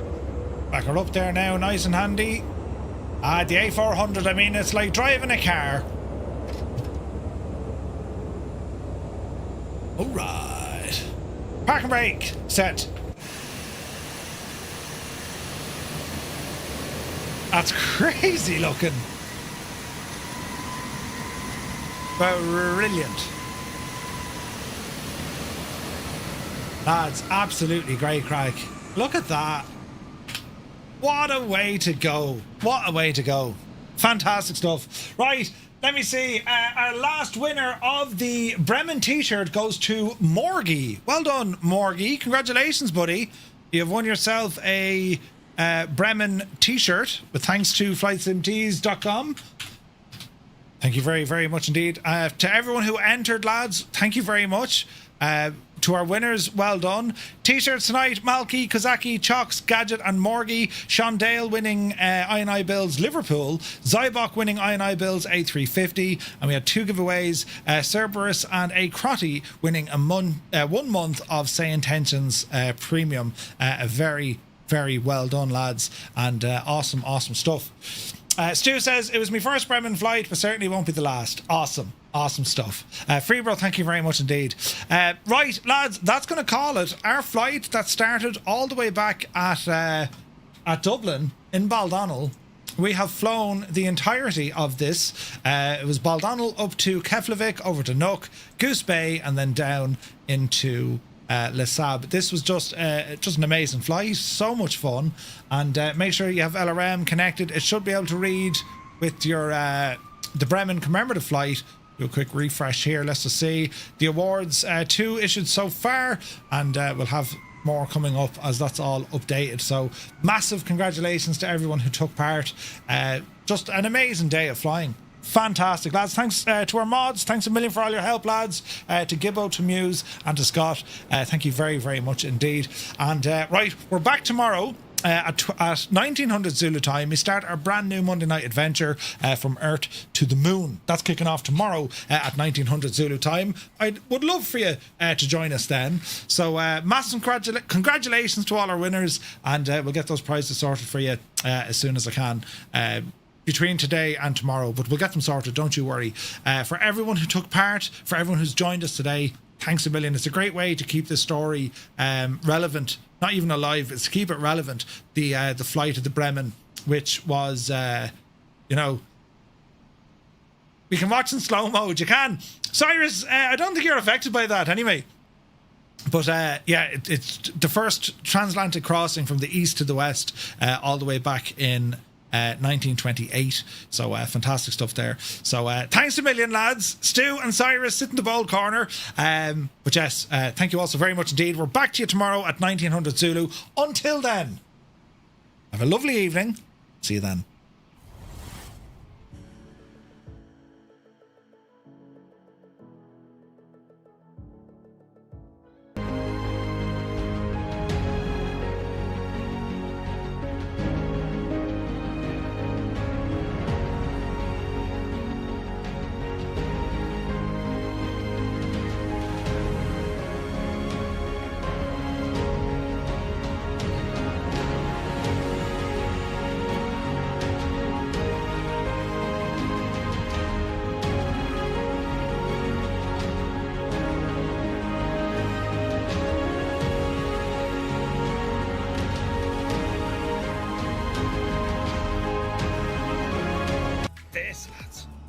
Of this.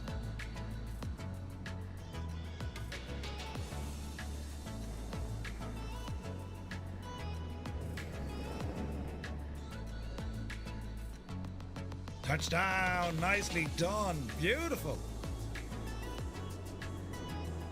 Hermann Addict inbound.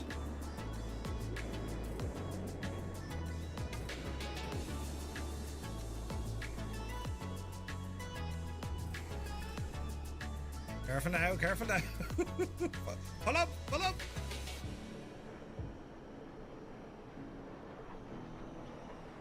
For a warbird, it's one of the